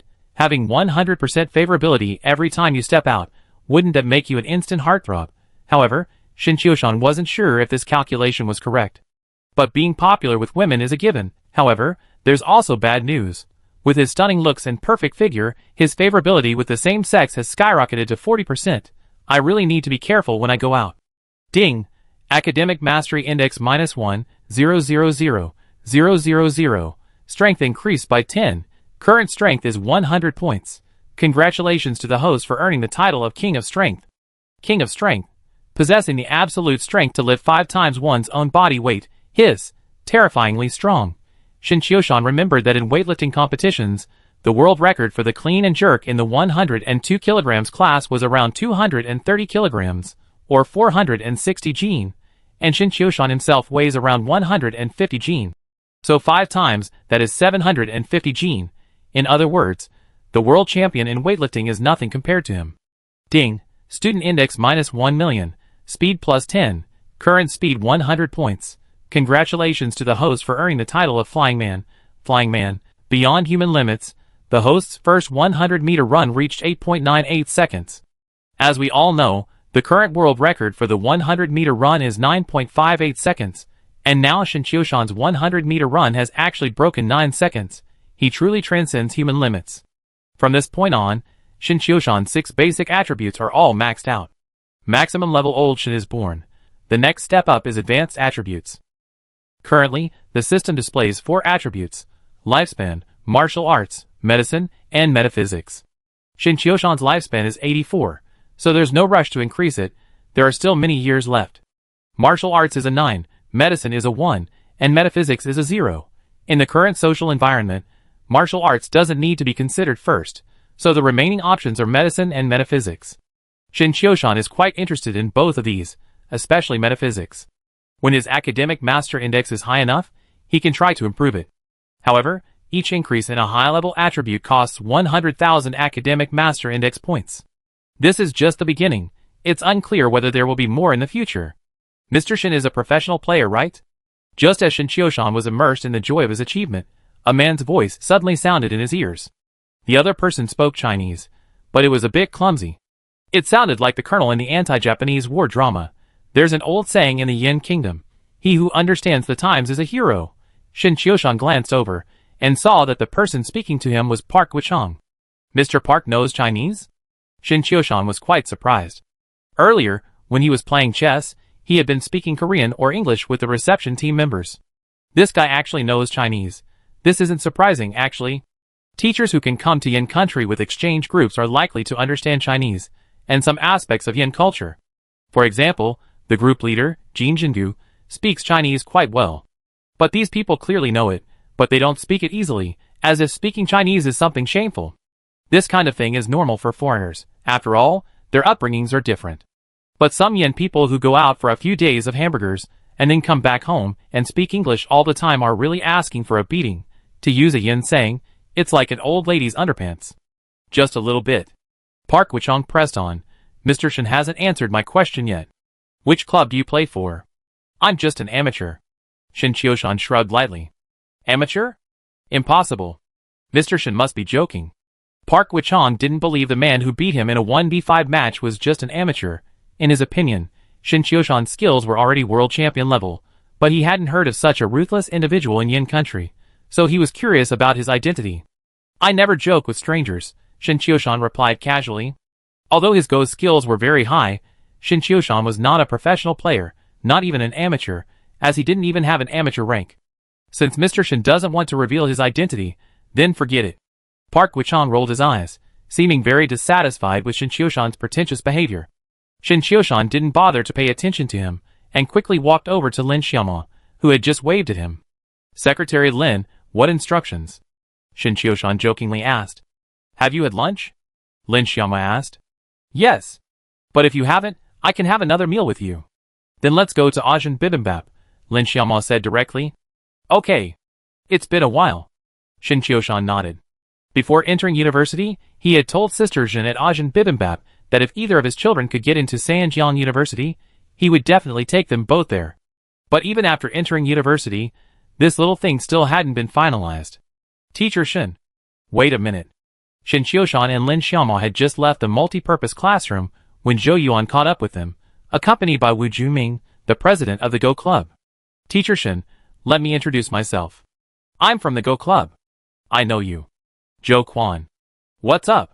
Shin Qiushan smiled and waved his hand. Feng Sikong and Bao Beibei had been nagging each other on the way from the cafeteria, so it was hard not to know. Zhou Quan? Zhou Yuan's lips twitched slightly, and with a somewhat awkward smile, she corrected, Teacher Shin, my name is Zhou Yuan. Oh, sorry. I heard the word circle somewhere just now, Shin Qiushan quickly added. On the way here, Feng Sikong and Bao Beibei had been mumbling Xiao Yuan, Xiao Yuan. Shin Qiushan didn't join in the conversation, but in his mind, he was thinking, circle, It's just a circle. He blurted it out without realizing it. Teacher Shin is so humorous. Zhou Yuan could only force a smile. What's up? Shin Qiushan brought the subject back. We'd like to invite you to be the president of the Go Club. Zhou Yuan stated his request directly. Doesn't your Go Club already have a president? Shin Qiushan glanced at Wu Junming subconsciously. Teacher Shin, if you're willing to come, I give you the position of president immediately. Wu Junming replied immediately. Forget it. You're a great president. Shin Qiushan smiled and waved his hand. Teacher Shin, please don't refuse. Our Go Club desperately needs you. Seeing Shin Qiushan's refusal, Wu Junming grew anxious. Zhou Yuan quickly chimed in. Teacher Shin, if you're really not interested, even being an honorary president would be fine. If our Go Club has a competition or something, you can come along. Yes, Teacher Shin. We definitely won't waste your time. Wu Junming nodded repeatedly. Alright then. It's settled. Honorary president. Seeing the two men's sincere attitude, Shin Qiushan didn't refuse. Great. Teacher Shin, let's add WeChat. I add you to the Go Club group. Zhou Yuan quickly grabbed the phone, fearing Shin Qiushan might change his mind. So, Shin Qiushan had the title of Go Club president. Including the literature and pop music clubs he agreed to, he was now president of 3 clubs. But this honorary Go Club presidentship gave Shin Qiushan a new perspective. He could also serve as honorary president of the literature and pop music clubs. This way, he wouldn't have to deal with specific matters, and wouldn't have to devote so much energy. He's quite popular with the girls. Putting some distance between herself and Zhou Yuan and Wu Junming, Lin Xiaomao sighed. Don't those brats at school like you too? Shin Qiushan countered. How could I not know? There's so much you don't know. For example, there's a poll on the school forum for the Sanjiang University Goddess ranking. Teachers and students are all there, and you're the top vote getter. Shin Qiushan shrugged slightly. He didn't really care about the school forum. He heard the news from Feng Sikong and Bao Beibei, who often discussed similar topics. Lin Xiaomao hadn't really known about this. She pouted and didn't respond, instead changing the subject. I didn't know you were so good at Go. I'm amazing in so many ways. For example? Lin Xiaomao repeated the same sentence. Shin Qiushan hesitated for a moment. You find out later. The two walked side by side. Soon they left the teaching building. Unbeknownst to them, Zhou Yuan and Wu Junming had stood there, watching them walk away until they were out of sight. Zhou Yuan couldn't help but sigh. Mr. Shin is so handsome. Those celebrities pale in comparison. Wu Junming glanced at Zhou Yuan. Are you interested in Mr. Shin? What are you talking about? Zhou Yuan quickly shook her head, blushing in denial. Mr. Shin and I just met today. How could that be possible? She said this, but she was thinking that she had heard Mr. Shin's children were freshmen, just like him. Well, maybe we could get to know each other someday. Xia Yuan, can I join the Go Club? Just then, a boy's voice interrupted Zhou Yuan's thoughts. She turned her head and spotted a chubby, fair-skinned girl with a round figure. Do you know how to play Go? Zhou Yuan asked. No. But I really like to learn. Bao Beibei answered truthfully. Classmate, Go isn't that easy to learn. As a rule, our Go Club doesn't accept members with no prior experience. Wu Junming took over. Why don't you try the chess club next door? It's not that the Go Club won't accept members with no prior experience. If the girl is a pretty junior, they consider her. Because Go has a serious imbalance in the gender ratio, they need some female members to inject vitality into the club. As for members like Bao Beibei, who are obviously worthless, forget it. Xia Yuan, don't you remember us? I was the one who first spoke to you in the live stream. Feng Sikong, who had arrived just after Bao Beibei, spoke up. He didn't talk to Wu Junming, but went straight to Zhou Yuan. He then pointed at Xiao Hongyu, who was walking at the back. Xiao Yuan, you remember old Zhao, right? Amateur 6th Dan. By the way, we were all roommates with Mr. Shin. Feng Sikong had said so much, but the last sentence was the most impactful. Hearing this, Zhou Yuan's eyes lit up slightly. You and Mr. Shin were roommates? Yes. Feng Sikong nodded quickly. We just came here with Mr. Shin. Is that so? Zhou Yuan smiled. Welcome to the Go Club. Okay, let's add each other as WeChat friends and register. Okay. Feng Sikong and Bao Beibei both took out their phones. Seeing this scene, Wu Junming, standing next to him, was speechless, unable to help but silently grumble. You're saying you're not interested in old Shin? Ha, woman, Ajin was making bibimbap. Since it was past lunchtime, the shop was deserted. The proprietress, Zhao Yuzhen, was watching a short play titled The Domineering CEO Crazy Pursues the 50-Year-Old Me. She had a smirk on her face, her wrinkles practically opening. This type of short play was a perfect target for her, a middle-aged woman. Xiaoshen, it's you. Seeing someone enter the shop, Zhao Yuzhen paused and looked up reluctantly. Realizing it was Shen Qiushan, she immediately stood up with a smile. Sister Zhen, what are you looking at? You look so happy. Shen Qiushan asked casually. Just looking around. Momo, you're here too. Zhao Yuzhen then greeted Lin Xiaoma, who was walking behind. Sister Zhen, I like a chicken cutlet with rice, Lin Xiaoma said. Okay, Xiaoshen, how about you? Zhao Yuzhen asked Shen Qiushan again. I've already eaten. Add a chicken cutlet to her rice, Shen Qiushan replied. Okay, you guys take a seat. Zhao Yuzhen nodded and turned to go into the kitchen. Lin Xiaoma sat down at the entrance, while Shen Qiushan sat across from her. Is there something you want to talk about? Shen Qiushan asked. After a long time together, he knew Lin Xiaoma well. Today, this second sister-in-law had been preoccupied. I'm planning to resign. Huh? Shen Qiushan was shocked. Resign? And then? To participate in the Voice of Yan country. I can participate even without resigning, right? I don't want to worry. Lin Xiaoma's explanation was just a minor one. She couldn't tell Shen Qiushan the real reason. She couldn't tell Shen Qiushan, I participated in Yan Guojiyin to become a better person, so that I can be worthy of such a shining you. Chapter 197. Dad won't agree, will he? Shen Qiushan's mind flashed to Lin Moshuan. If Director Lin knew Lin Xiaoma had resigned from Sanjiang University to pursue music, he'd probably kill him. After all, with Director Lin's way of thinking, he'd definitely think Shen Qiushan had led his daughter down a path of no return. Act first, ask for permission later. Lin Xiaoma uttered those 4 words lightly. It seems you've already made up your mind.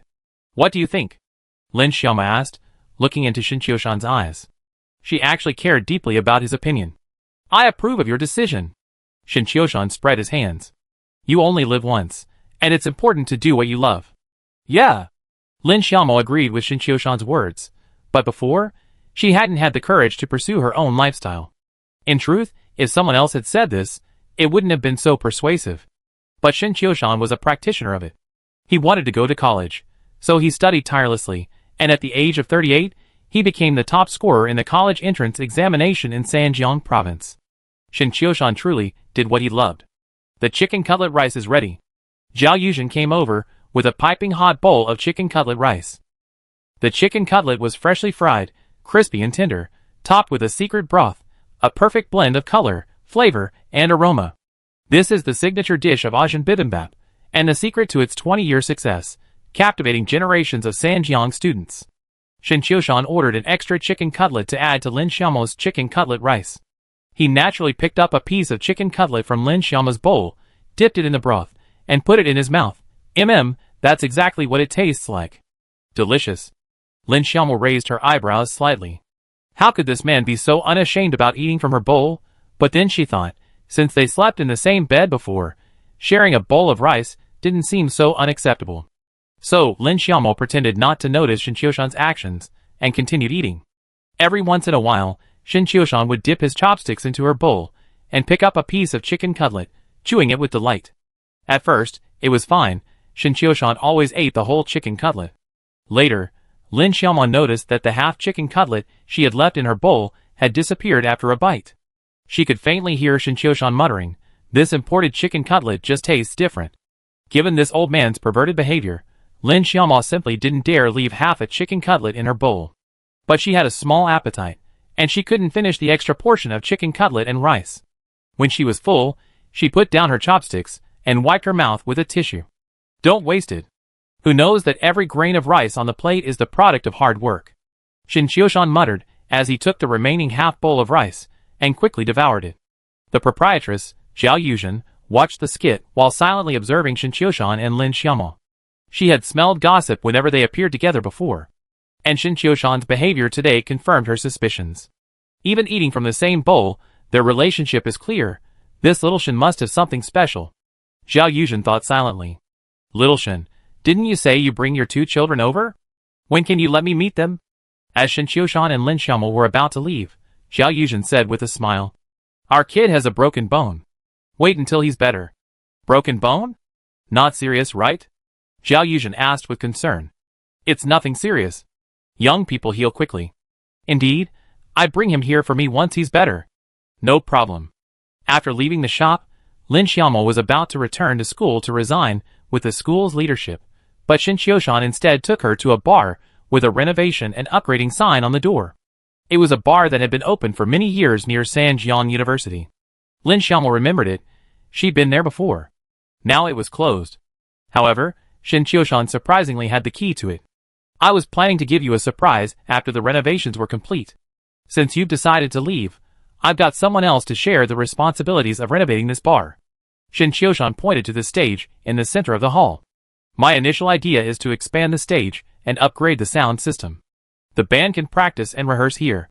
Listening to Shin Qiushan's description, Lin Xiaomo's beautiful eyes lit up. A venue like this, a singing environment like this, is exactly what she had dreamed of before her father snuffed out her dreams. With a cat and someone who loves her, it would be even more perfect. What do you think of the name Red Rose Tavern? Shin Qiushan asked, stroking his chin. Name it after our band? Or after my songs? Shin Qiushan smiled and spread his hands. Okay. Then call it the Red Rose Tavern. Lin Xiaomo nodded with a smile. Shin Qiushan bought a bar and named it after her band. What a romantic way to express his love. Is the sound system working now? Lin Xiaomo, in high spirits, suddenly felt like singing. Of course. Shin Qiushan turned on all the speakers and lights in the bar. Lin Xiaomo walked onto the stage, pulled up a high stool, sat on it, and then took the microphone to sing Red Rose, Shin Qiushan's song. That afternoon, in the vast bar, there were only the two of them. One of them smiled as she sang. The other smiled at her. A special feeling slowly permeated the air. Dormitory Building 18. Shinichio maneuvered her electric wheelchair into the dorm manager's duty room with ease. Xiaoshin, you're back. The dorm manager, Mr. Wu, greeted him warmly. Naturally, he welcomed Shinichio as his roommate. After all, he was usually alone and bored. Now that Shinichio was around, he could not only chat with someone more, but also find someone to help him with his phone problems. Uncle Wu, you're busy. I go in and get some sleep. Shinichio maneuvered his wheelchair toward the inner dormitory. Uncle Wu quickly stopped him. Wait a minute, Xiaoshin. My phone keeps bouncing. Can you help me figure out what's going on? Uncle Wu handed his phone to Shinichio. If it's bouncing, it must mean I downloaded some rogue app. Shinichio checked the apps on Uncle Wu's phone and found a suspicious one called Flash Love. Uncle Wu, what does this app do? Shinichio asked, pointing to the Flash Love app. Well. Uncle Wu scratched his head sheepishly, then lowered his voice and said, Xiaoshin, I won't hide it from you. I've been divorced for over 20 years. I didn't think much of it when I was younger, but now that I'm older, I really want to find a life partner. This Flash Love app is for finding a life partner. There are so many beautiful women on it. Uncle Wu excitedly introduced the beauties he had met on it. Shinichio's mouth twitched. Did you top up? A little. Finding a life partner is worth the money. Uncle Wu looked like he was willing to pay for love. Shinichio sighed. Uncle Wu, if nothing unexpected happens, you've been scammed.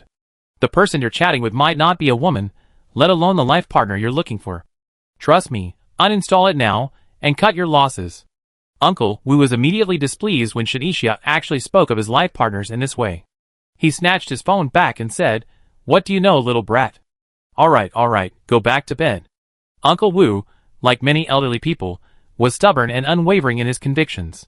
Seeing Uncle Wu's disapproval, Shinichio didn't bother to argue with him any further. He immediately returned to the inner dormitory, laid down on his bed, and began playing games. But every time a character in the game died, he would check the WeChat page to see if there were any messages from Lin Yufei. But each time he returned disappointed. Finally, unable to contain himself any longer, Shinichio took the initiative to send a message. He took a picture of his new dorm and sent it to Lin Yufei. Because of mobility issues, I've moved dorms. My current roommate is the dorm manager. After sending the message, he added an emoji that said, Life is hopeless. Lin Yufei replied quickly, first with a series of emojis covering their smirks, then asked, Whose genius orchestrated this? Shinichio, my dad. Lin Yufei, Uncle Shin must have a reason for this. Lin Yufei, oh, I just saw Quine, quick music, and saw Uncle Shin go viral again. He played 1v5 Go, and he won. Shinichio, like you, I found out about it on Quine. Lin Yufei, I thought you were there too. Shinixiao, when we're at school, we try to keep contact to a minimum and give each other space. Lin Yufei, that makes sense. The conversation flowed, and the two of them engaged in a lively conversation. Shinichia stopped playing games and focused all his attention on chatting with Lin Yufei. From the moment Lin Yufei replied to his message, Shinichia's smile never faltered. Uncle Wu, sitting in the outer duty room, was in a similar situation. He was practically smitten with laughter by a female online friend nicknamed Amin, his wrinkles practically opening. Of course, she wasn't chatting with him for free. On the Flash Love app, Min had to pay to chat with women. Before he knew it, the 188 yuan gift pack he topped up was gone. When Uncle Wu sent another message, a system notification popped up. Uncle Wu grinned, his eyes widening instantly. Oh my god, 188 gone already? He thought that much money would last him a long time, but it was gone so quickly. Just then, Amin said 2 more photos. However, these photos were in hidden mode, requiring diamonds to view. Uncle Wu glanced at Amin's charming profile picture, then gritted his teeth and topped up another 188 yuan. Afternoon. Principal's office. Zhu Qidong looked at Lin Xiaomo in disbelief. Resign? Deputy Secretary Lin, you're kidding me. Principal Zhu, how could I possibly joke about something like that? I really want to resign, and I need the school's approval. Lin Xiaomo replied sincerely. You're doing a great job. Why are you resigning? Zhu Qidong frowned impressed. Does Director Lin know about this? I haven't told him yet. I hope Principal Zhu can keep it a secret for me. Lin Xiaomo responded calmly. Ahem. Zhu Qidong coughed twice, then changed his tone. Momo, your father, and I have known each other for many years, and we have a good personal relationship. Now, as an elder, I want to give you a word of advice. I know you have a lot of fans online, but things on the internet are ultimately virtual. They can elevate you to a pedestal today, and they can also tear you down tomorrow. You're still young, and a key cadre our school is training. Your future is truly limitless. Resigning at this time is truly unwise, Zhu Qidong said earnestly. Of course, the reason he was so patient with Lin Xiaomo and willing to talk to her about all this nonsense was mainly out of consideration for Lin Moshwan's face. Such a serious matter couldn't be concealed. If Lin Moshwan found out later, he would inevitably come to Zhu Qidong to call him to account. That's why Zhu Qidong offered his advice now. That way, if Lin Moshwan came to call him to account later, he would have a more honest explanation. I did try to persuade your daughter. She insisted on resigning, and I fulfilled my obligations as a friend. Thus, Zhu Qidong's seemingly sincere persuasion was actually just a formality. Principal Lin, I've made up my mind. I'm definitely resigning. As for my father, I find a suitable opportunity to tell him. Please keep it confidential. Lin Xiaomo emphasized her thoughts again. Oh, okay then. Zhu Qidong sighed, feigning discomfort. Momo, you're truly a rare talent. However, since you've made your choice, I can only wish you the best of luck in your future. As for your father, I won't bring up the matter. But if he asks about my situation here, I tell him the truth. That's enough.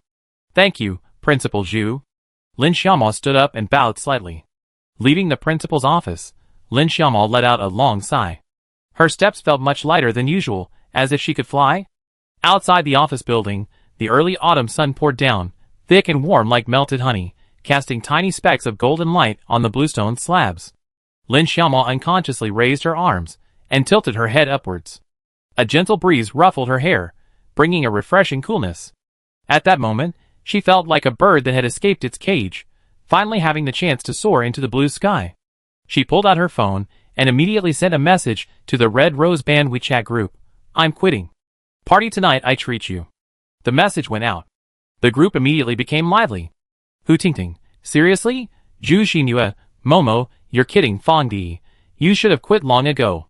What's the point of attending such a crappy class? Hu Tingting, true or not, remember to bring your boyfriend. Zhu Xinhua, yes, you must bring Brother Shen along. After reading the message in the group, Lin Xiaomo didn't offer any excuses this time. She replied decisively with a single word, okay. Chapter 198. 5:30. The lights of the Red Rose Bar, still undergoing renovations, came on. Lin Xiaomo had chosen this venue for the gathering, primarily to get acquainted with her sisters, and to share her ideas for the bar's renovations. Now that she had submitted her resignation, music was her future career, and the bar Shen Qiushan had asked her to help manage was also part of that. She had long known that the music industry wasn't a smooth road, and she was already past her prime. After all, she was already in her 30s, and her energy and drive couldn't compare to those in their early 20s. But Shin Qiushan's success had been a great inspiration to her. You can pursue your dreams at 38, let alone 32, and the worst-case scenario was failure. For a family like hers, there were plenty of options, which was why she felt confident enough to quit and give it a try. Since the bar had closed, there were no staff. After discussing it, Lin Xiaomao and Shin Qiushan decided to have hot pot today. They went to a nearby supermarket and bought all the necessary ingredients. They didn't need to buy any alcohol, as the bar still had plenty in stock. A little before 6, a BYD Han pulled up in front of the bar, and Zhu Xinyue and Hu Tingting got out. Is this the place? Hu Tingting flicked her signature blue hair. It seems so. That's where Momo got her hair done, but the bar isn't open. What the hell? Zhu Xinyue pointed at the words upgrade and renovation posted on the bar door. As they were talking, Lin Xiaomao, having noticed them, came out to greet them. Where's Lao Fong? Didn't you come with me? Working overtime, said you'd be late. Momo, is this place closed? Hu Tingting asked, puzzled. Well, let's talk inside. Lin Xiaomao led the two into the bar. The two tables in front of the stage had been joined together, laden with a sumptuous feast. Welcome, ladies, to our little shop. Shin Qiushan emerged from the kitchen carrying a bowl of freshly washed vegetables. Wow! I was wondering how you could come in even when it wasn't open. Turns out it's Brother Shin's place. Zhu Xinyue sighed. I was wondering why Momo resigned so easily. Turns out she already found a way out. If my husband opened a bar for me, I quit tomorrow. I don't want to work that crappy job for even a day. As mentioned before, Hu Tingting is the only one of the 4 members of the Red Rose Band who has a family. Her husband works for a foreign company, earning a decent salary, while she works for a private company, earning little but having a lot of work.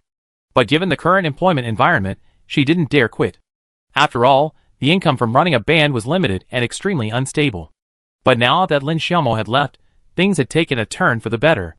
Thanks to their internet popularity, the Red Rose Band's current commercial offer had reached 50,000 yuan per show. If they performed a few more shows a month, the income would still be quite substantial. If you're willing, you can come to work tomorrow. Shin Qiushan smiled and shrugged. The bar is still under renovation, and Momo can't handle it alone. Really? Brother Shin, you're not kidding. Hu Tingting's face lit up with surprise. Working at the bar with Lin Xiaomao, and being able to study music together in their free time, would be much more comfortable than her current job. Of course it's true. This bar will be the Red Rose Band's headquarters from now on. Shin Qiushan said with a look of confidence. Okay. Then I resign tomorrow. Please take good care of me, Boss Shin. Hu Tingting made a quick decision and resigned. What boss? Just call me Brother Shin. Besides, as I said before, I'm also a member of the Red Rose Band. Shin Qiushan spread his hands and said, remember to change the member profiles on Quine. That's great. I change it now. With Brother Shin here, it's hard for our Red Rose Band not to be popular. Hu Tingting had been managing the Red Rose Band's Quine account, which currently had 350,000 followers. She immediately clicked on the profile edit page on Quine and added Shin Qiushan's name to the member list. Brother Shin, do you have a Quine account? I just did your Quine account. Hu Tingting asked as she edited the profile. Yes. But wait a minute. Shin Qiushan also watches short videos when he has time, but he's more knowledgeable about big data and has recommended a bunch of women who are borderline attractive. Shin Qiushan's favorites are filled with similar videos. He set his account to private mode so others can't see his favorites or followers. Only then did he share his ID with Hu Tingting. Uncle Shin's diary. Hu Tingting read Shin Qiushan's nickname and suggested, Brother Shin, you could actually just use your own name and apply for official verification. There are a lot of accounts impersonating you on Quine right now. Okay, I give it a try when I have time. In this era, building a personal IP is crucial. If you do it well, the commercial value is immeasurable. Shin Qiushan had previously avoided this path, partly because he wanted to focus on preparing for the college entrance exam, and partly because he felt like a man, with a cheat code, didn't need to bother with such things. But now, on second thought, who would complain about having too much money? Plus, personal social media can be used to dispel rumors. After all, there are many people online criticizing and defaming Shin Qiushan. Let's eat first. Old Fong said it'd be around 7 o'clock. The 4 of them sat down, and Zhu Xinyue glanced at the messages on her phone. Then let's eat while we wait. Shin Qiushan turned on the induction cooker, waited until the water started to simmer, and began to toss the ingredients in. Brother Shin, you're the host today, so why not say a few words? After taking 2 bites of the meat, Zhu Xinhua said with a smile. Well, okay, then I say a few words. Shin Qiushan raised his glass, glanced at Lin Xiaomo, who was sitting next to him, and said, Today's meal is a celebration of Momo's new life. I know Momo has always had a dream of music. Now she can finally put everything aside and pursue it wholeheartedly. Let me make this clear. No matter what Momo's family thinks, I will firmly support her and always stand behind her. Come on, cheers! Shin Qiushan raised his glass and clinked it with the 3 women. All 4 of them gulped down their drinks. After putting down their glasses, Hu Tingting, the only married woman in the band, started another dirty joke. She smiled and teased, Brother Shin, why don't you do something behind Momo? Support her, what else can you do? Shin Qiushan rolled his eyes at the married woman. Come on, drink. I made this drink specially. Shin Qiushan poured Hu Tingting another glass of wine. True to his words, it was a special blend, a bottle of Longjiu mixed with a small bottle of Vitality Essence. This thing was a souvenir he had recently won in a raffle. It was said to have the effects of beautifying the skin, nourishing the yin and kidneys, and boosting vitality. This thing seemed to be the counterpart to the endurance spray, one suitable for men, the other for both sexes. Of course, women have always had a higher demand for beauty and skincare than men, so this thing could be said to be more suitable for women. However, Shin Qiushan had never used it himself, so he thought he'd try it out today and asked the 3 of them what they thought. Brother Shin, can you make cocktails? Then I have to try it. Hu Tingting immediately took a sip of the drink Shin Qiushan poured for her, but it was no different from regular baijiu. How is it? Shin Qiushan asked curiously. Brother Shin, are you sure this drink has been blended? It doesn't seem to have changed much. Hu Tingting said truthfully. Let me try it.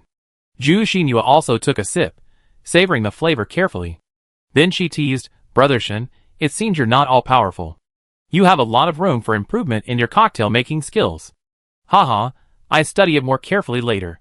Shin Qiushan smiled.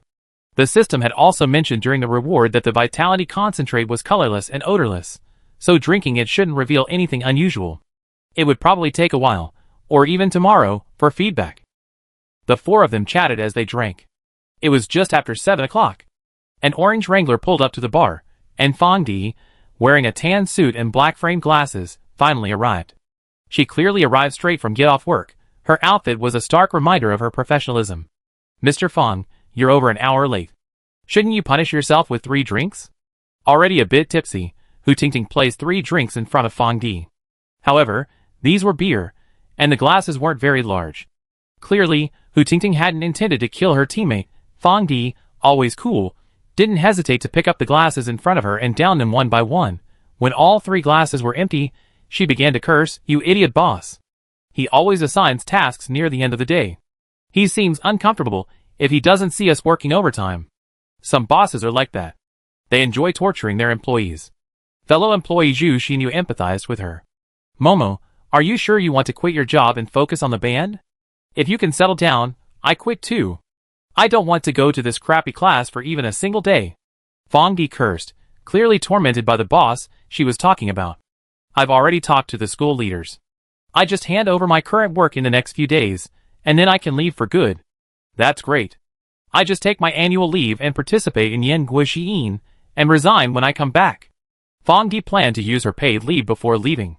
You guys are so cool, but I won't leave until the band is more stable. Zhu Xinhua couldn't help but sigh. She came from the poorest family of the 4, and now she still had to send money back to her parents in the countryside every month. Especially with her father bedridden, her monthly medication bill was nearly 2,000 yuan, so Zhu Xinhua couldn't afford to slack off. When the band reunited, the other 3 were all driven by their musical dreams, but she was more concerned with practical matters. A band reunion would definitely bring in more income. The 3 knew Zhu Xinhua's family situation, so they didn't say much. The party lasted until after 11 o'clock. Hu Tingting and Fang Di each called a designated driver. Shin Qiushan and Lin Xiaomo walked back to the staff dormitory. Shin Qiushan wasn't as drunk as last time, only about 6 or 7 points tipsy, but Lin Xiaomo was quite drunk. As they walked back, most of her weight rested on Shin Qiushan. Thankfully, Shin Qiushan was now a man known as the King of Strength, so this little weight wasn't a problem at all. But dragging Lin Xiaomo along was too much effort, so he ended up carrying her on his back. In an instant, Lin Xiaomo's entire weight rested on him. Shin Qiushan's most immediate sensation wasn't the weight of the 100 pounds, but the excruciating touch on his back. His mind raced back to the last time he'd been drunk. To be honest, that touch was truly amazing. Lin Xiaomo instinctively wrapped her arms around Shin Qiushan's neck, and before she knew it, she had slipped off her high heels and held them in her hands. The early autumn night breeze blew past, and Shin Qiushan saw not only Lin Xiaomo's hair, but also her black high heels. Back at the staff dormitory, Shin Qiushan had intended to take Lin Xiaomo back to her room, but after searching her body, he couldn't find the key. If nothing unexpected happened, the key should have been left at the bar along with Lin Xiaomo's backpack. Reluctantly, Shin Qiushan took Lin Xiaomo back to his room. After putting her on the bed, Shin Qiushan let out a long sigh and went to the bathroom for a shower. When he returned to the room, Lin Xiaomo was already fast asleep, sound asleep, having already taken off her t-shirt herself. Clearly, she hadn't been on guard against Shin Qiushan at all. Alas, only a gentleman like me could handle this. How could any other man have managed this? Shin Qiushan sighed silently and lay down next to Lin Xiaomo. Having shared a bed before, this time felt much more natural. Besides, their relationship had warmed considerably during this time, and now, the only thing left was the final layer of romance. Although more sober than last time, Shin Qiushan had drunk quite a bit, and fell asleep before he knew it. After an unknown amount of time, Shin Qiushan felt someone crawl into his arms. That body was fiery and scorching, wrapping around him like an octopus. In Shin Qiushan's mind, this must have been a dream. Just one of those colorful dreams he hadn't had in a long time. But whether in dream or reality, Shin Qiushan refused to give in. No matter who the demon was, no one could withstand his Rui Jingu bang.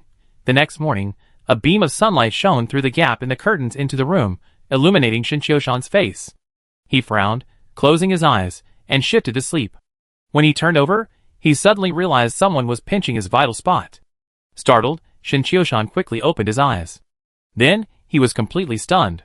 Lin Xiaomo was sleeping next to him, so of course that wasn't new. The problem was, this time was completely different. Last time, Lin Xiaomo was clothed, but this time, she was naked, her pretty face flushed, her breathing even. But one of her hands was gripping the protruding part of Shin Qiushan's body, as if she held some deep grudge against it. Shin Qiushan was instantly awake. Last night wasn't a dream. This was real.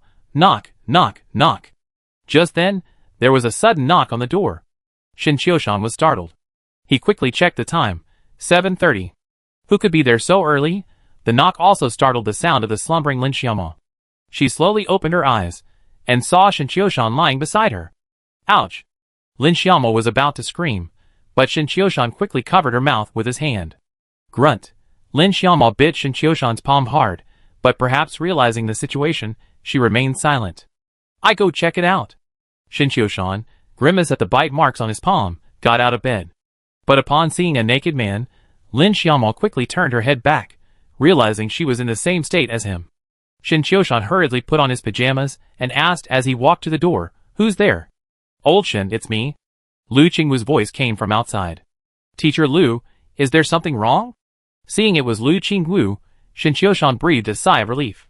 His father-in-law, Lin Maoxuan, had already surfaced in his mind. He still remembered the last time he come straight to the school. I bought breakfast. I didn't hear you leave, so I thought I'd bring it to you. Lu Qingwu had never given up on Shin Qiushan, the big fish. Buying breakfast was just a routine procedure. Thanks. Shin Qiushan opened the door a crack and took the breakfast from Lu Qingwu. After all, she was his assistant counselor, offering such goodwill, it was hard to refuse. I haven't eaten yet either. Would you like to come in and eat together? Lu Qingwu smiled and waved the other breakfast in her hand. Not really. Shin Qiushan spoke the truth. Hearing this, Lu Qingwu was stunned for a moment, then responded with a wry smile. Okay, I go back and eat. After saying this, Lu Qingwu reluctantly peeked into the room through the crack in Shin Qiushan's door, but sadly saw nothing. Chapter 199. Shin Qiushan returned to the room carrying a loving breakfast. Lin Xiaomo was already dressed. She brushed her hair back, her eyes unconsciously falling on the breakfast in Shin Qiushan's hands. Are you hungry? I have porridge and buns. Shin Qiushan offered a token of his gratitude, smiling as he passed the breakfast toward Lin Xiaomo. Is this from Lu Qingwu? Yes, Teacher Lu is very caring towards me, Shin Qiushan said with a smile. Lin Xiaomo pursed her lips, but said nothing. Last night. Shin Qiushan wasn't the type to turn his back on someone, and besides, he and Lin Xiaomo already had a solid foundation. I take responsibility. Just as Shin Qiushan was trying to figure out how to finish his words, Lin Xiaomo suddenly chimed in. Huh? Shin Qiushan was stunned. He felt like he should have said this himself. Lin Xiaomo reached for the breakfast Shin Qiushan offered her, preparing to sit on the sofa and eat. But as she took a step, she felt a tearing pain. Frowning slightly, she said calmly, I woke up in the middle of the night. It was my initiative. So, I'm the only one responsible. With that, Lin Xiaomo walked over to the living room sofa and sat down. She opened the takeout box. The porridge was still steaming, clearly a sign of Lu Qingwu's dedication. Shin Qiushan was stunned for a moment before reacting. He said it before, in the dream, she was the one who made the move first, running headfirst into his arms. In fact, it was easy to understand if you think about it. If Lin Xiaomo hadn't wanted to, the chances of Shin Qiushan getting away with it, in his state of 70% intoxication, were very low. Then how do you plan to take responsibility? Shin Qiushan walked into the living room and sat down next to Lin Xiaomo. How about giving you a legitimate relationship? Lin Xiaomo took a sip of her porridge and turned to look at Shin Qiushan. Shin Qiushan's mouth twitched. It was a mess. Everything was a mess. Lin Xiaomo was saying all his lines. I feel a little sorry for my sister. Just as Shin Qiushan was stunned, Lin Xiaomo said softly. Actually, if you were just nicer to me, Yanran, and Xiao Xiao, Chu Xue would be very pleased, Shin Qiushan continued. We can't tell our family about this for now. Let's keep it a secret. Lin Xiaomo had already decided that she and Shin Qiushan could only have a secret relationship for now. After all, their relationship was a bit special, and it would take time for everyone to accept it. First up were the siblings Shin Yanran and Shin Yixu. The two had always had a good relationship with Lin Xiaomo, but the transition from second aunt to stepmother still required some adjustment, but that was relatively easy for them. The harder part was dealing with their father, Lin Moxuan. If he knew she was really with Shin Qiushan, he might actually come after Shin Qiushan and kill him. This was evident from his reaction the last time he learned they spent the night together. Furthermore, Lin Xiaomo had recently resigned from Sanjiang University. Either of these pieces of news was considered unforgivable in the eyes of her father, Lin Moxuan. If both pieces of news reached her father at once, Lin Xiaomo was truly worried his heart would be broken, so she decided to proceed step by step. As you say, Shin Qiushan wasn't ready for a head-on confrontation with Director Lin. However, he already had a plan in mind to win over my father-in-law. Use sugar-coated bullets to corrupt him, and cater to his needs. As long as he could keep Director Lin happy, even if he later found out he kidnapped another of his daughters, he'd probably be too embarrassed to turn against him. Shin Qiushan had classes in the morning, so after washing up, he hurried out of the dormitory. Since she had already submitted her resignation, Lin Xiaomo wasn't in a hurry to go to the office. She was told she'd have a week to hand over her work, but in reality, she could finish her work in less than a day. After breakfast, Lin Xiaomo threw the soiled sheets into the washing machine and replaced them with fresh ones, then went back to bed for a nap. She exerted herself quite a bit last night, and if Lu Qingwu hadn't knocked on the door, she wouldn't have woken up at all. When she opened her eyes again, it was already 10:30. Lin Xiaomo stretched her limbs slightly. The tearing sensation wasn't as strong as it had been that morning. While still a little uncomfortable, it was now within her tolerable range. After waking up this time, she felt much better than before. Out of habit, she grabbed her phone and glanced at it, discovering the Four Sisters WeChat group had exploded, with over 100 chats. They even had added her twice. Lin Xiaomo curiously flipped through the chat logs and discovered that Hu Tingting and the other two had been chatting in the group since around 8 in the morning. Hu Tingting, Momo, what kind of drink did your Mr. Shen mix yesterday? It sounded really frivolous. Last night, when I got home, I gave Mr. Zhou 2 hard times. Xu Xingyue, was it the alcohol?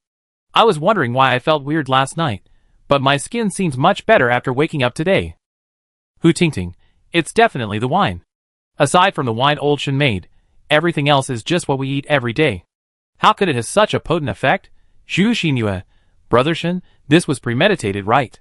How's Momo? Did she lose her virginity last night? Fong Di, I think Brother Shen's wine is good. I woke up feeling refreshed and in great spirits today. I was even thinking of asking old Shen for some. Hu Tingting, of course, old Shen's wine is definitely good. It's just that our old Zhou can't handle it. Hu Tingting, where's Momo? Still asleep? Looks like she slept with old Shin last night. Otherwise, with her sleep schedule, she wouldn't be out at this hour. Zhu Xinyue, ha, it looks like last night was a fierce battle. However, Brother Shin looks like he's in great shape. I'm just worried Momo won't be able to handle it.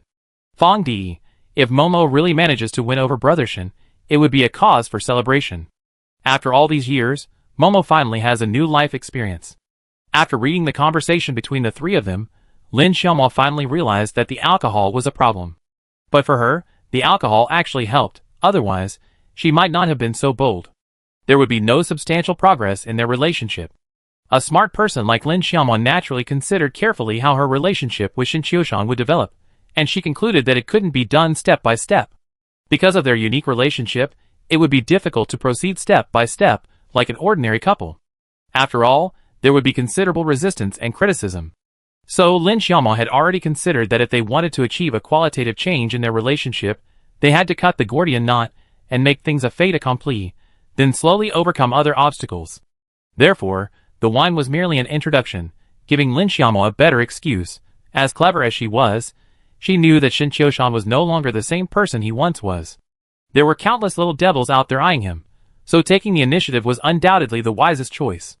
Good men are won by force, they're never waited for. You can't be soft-handed at critical moments, and Lin Xiaomo naturally understood this. Even on the other side.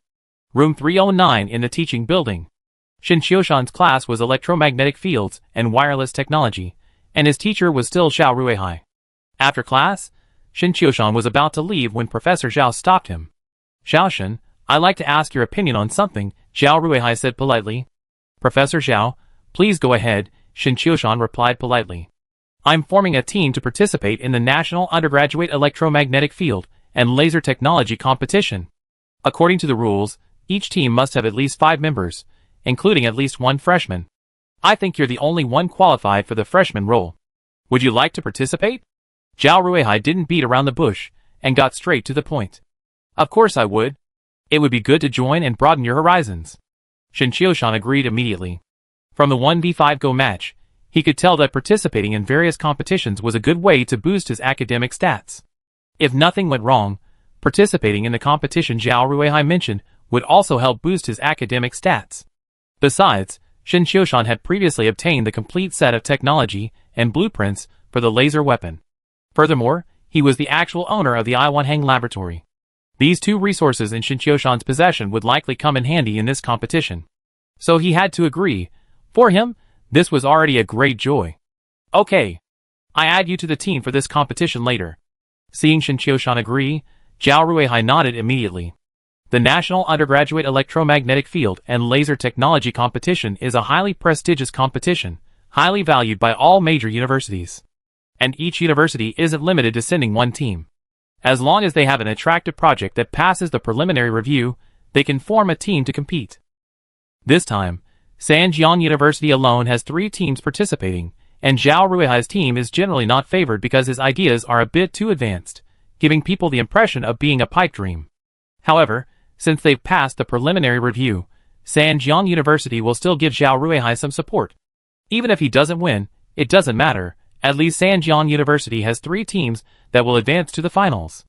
That's already quite impressive, and Zhao Ruihai is quite unconventional in his hiring decisions. Not only did he recruit Shin Qiushan into his team, but the remaining members were also monsters from their respective grades. Zhao Ruihai briefly chatted with Shin Qiushan about the competition before leaving the teaching building. Shin Qiushan went to the Red Rose Bar to pick up his car, and then drove directly into the city. Lunch break arrived, and Shin Qiushan parked his car in front of the city government building. Carrying a box of tea, he hummed a little tune as he knocked on Lin Moxuan's office door. He had made up his mind that morning. He must capture this father-in-law, otherwise, he would have to repeat his mistakes and actually kidnap Lin Xiaomo. When he was young, Shin Qiushan couldn't understand Lin Moxuan's feelings. He thought he was looking down on him, a old freak with futile ideas, a condescending official, but now his mindset has completely changed. He's a father too, and he has a daughter. If his daughter, Shin Yanran, ran off with a young yellow-haired boy, Shin Qiushan would naturally want to kill that boy. How could he let his precious daughter get away with such a little yellow-haired boy? As for Lin Moxuan's initial disdain for him, looking back now, it's just human nature. Marriage is all about being well matched, a principle passed down for thousands of years. When he was young, Shin Qiushan also felt that the so-called well-matched was discrimination against a poor boy from an ordinary family like him. As the saying goes, things change over time. Don't despise the young and poor. However, this kind of plot is likely only found in novels or literary works. The reality is, if the parents are poor, the children's generation is unlikely to be much richer either. Some people do manage to change their fate through their own efforts, but they are a rare breed. Most ordinary people simply repeat the ordinary lives of their parents. So, when choosing a marriage, equal status is naturally crucial. This ensures that the couple's quality of life after marriage remains stable, and the two families are on the same level, eliminating communication and cognitive barriers. So, from this perspective, there was nothing wrong with Lin Moshwan's initial objection to his daughter and Shin Qiushan being together.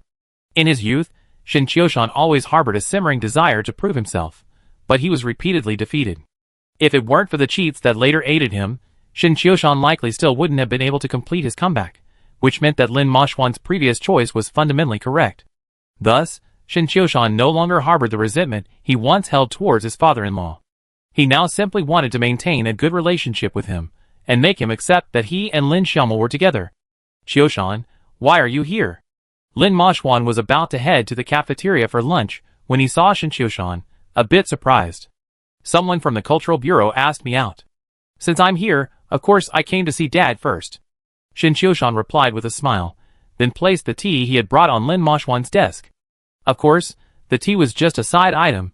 The real deal was the little blue bottles. Shin Qiushan pulled 5 more little blue bottles from his pocket and placed them next to the tea. As for the little blue bottles, anyone who has used them knows for sure. They not only help men regain their virility, but they also have a major health and healing effect on the body.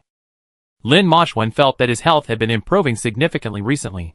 He didn't normally take any tonics, so he deduced that it must be the effect of the little blue bottle. Thus, he couldn't put it down.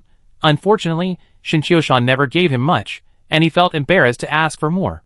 Since the amount he given him was all gone, Lin Moshwan had been trying to find an opportunity to invite Shin Qiushan to dinner at his house, hoping he'd be tactful enough to restock his supply. But before he could even extend the invitation, Shin Qiushan had the good sense to show up on his own. "Did Yu Qifeng ask you?" Lin Moshwan calmly put the little blue bottle in a drawer, and placed the tea on the bookshelf behind him. "Yes, Director Yu." Shin Qiushan nodded. Yu Qifeng was the director of the Cultural Bureau, and ever since Shin Qiushan won the Nebula Award, the Sanjiang Municipal Cultural Bureau had been inviting him to various events. However, Shin Qiushan had declined most of them. In order to have a legitimate reason to come and flatter, Shin Qiushan took the initiative to contact the people from the Cultural Bureau and confirmed the interview that had been promised but never conducted. Chapter 200. Old Yu, he just loves these face-saving projects. Those who know you won the Nebula Award think it was him. Lin Moshwan shook his head and complained. He and Yu Qifeng had known each other for over 20 years, and were very familiar with each other's style. How's Shishia's injury? I heard he got it himself while traveling to Beijing. The child is still young, so don't let him go out on his own. Lin Moshwan was still very concerned about his grandson's injury. It was also his idea that Lin Xiaomel and Shin Qiushan went to Beijing together. She's recovering well, and it hasn't affected her schooling. The school's been very considerate of her, finding her a place on the first floor of the dormitory. Yeah, that's good. Lin Moshwan nodded. When I have time, I'd bring Xiao Xiao and Yanren home for dinner. I was thinking of going this weekend. Okay, this weekend then. By the way, you see Momo at school, right? You should still persuade her about starting a band.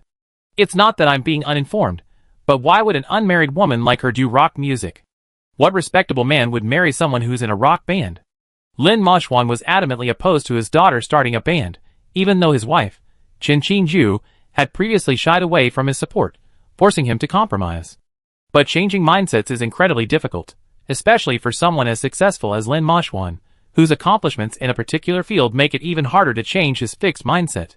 He always clung to his own theories and opinions, and it's hard to shake him. Yeah, I try my best to persuade him. Shin Qiushan nodded repeatedly. His current goal was to maximize his favorability with his father-in-law, Lin Moshwan, so naturally, he couldn't go against his wishes. Even if it meant pretending to obey, on the surface, he had to appear completely submissive. Shin Qiushan could understand Lin Moshwan's thinking. The respectable men he referred to were likely those whose family background and status matched theirs, or even higher. In the eyes of these leaders, rock music was essentially unprofessional. They even viewed celebrity artists as no different from the actors of ancient times, tools to be used, but not presentable. No powerful leader would allow their child to marry a celebrity.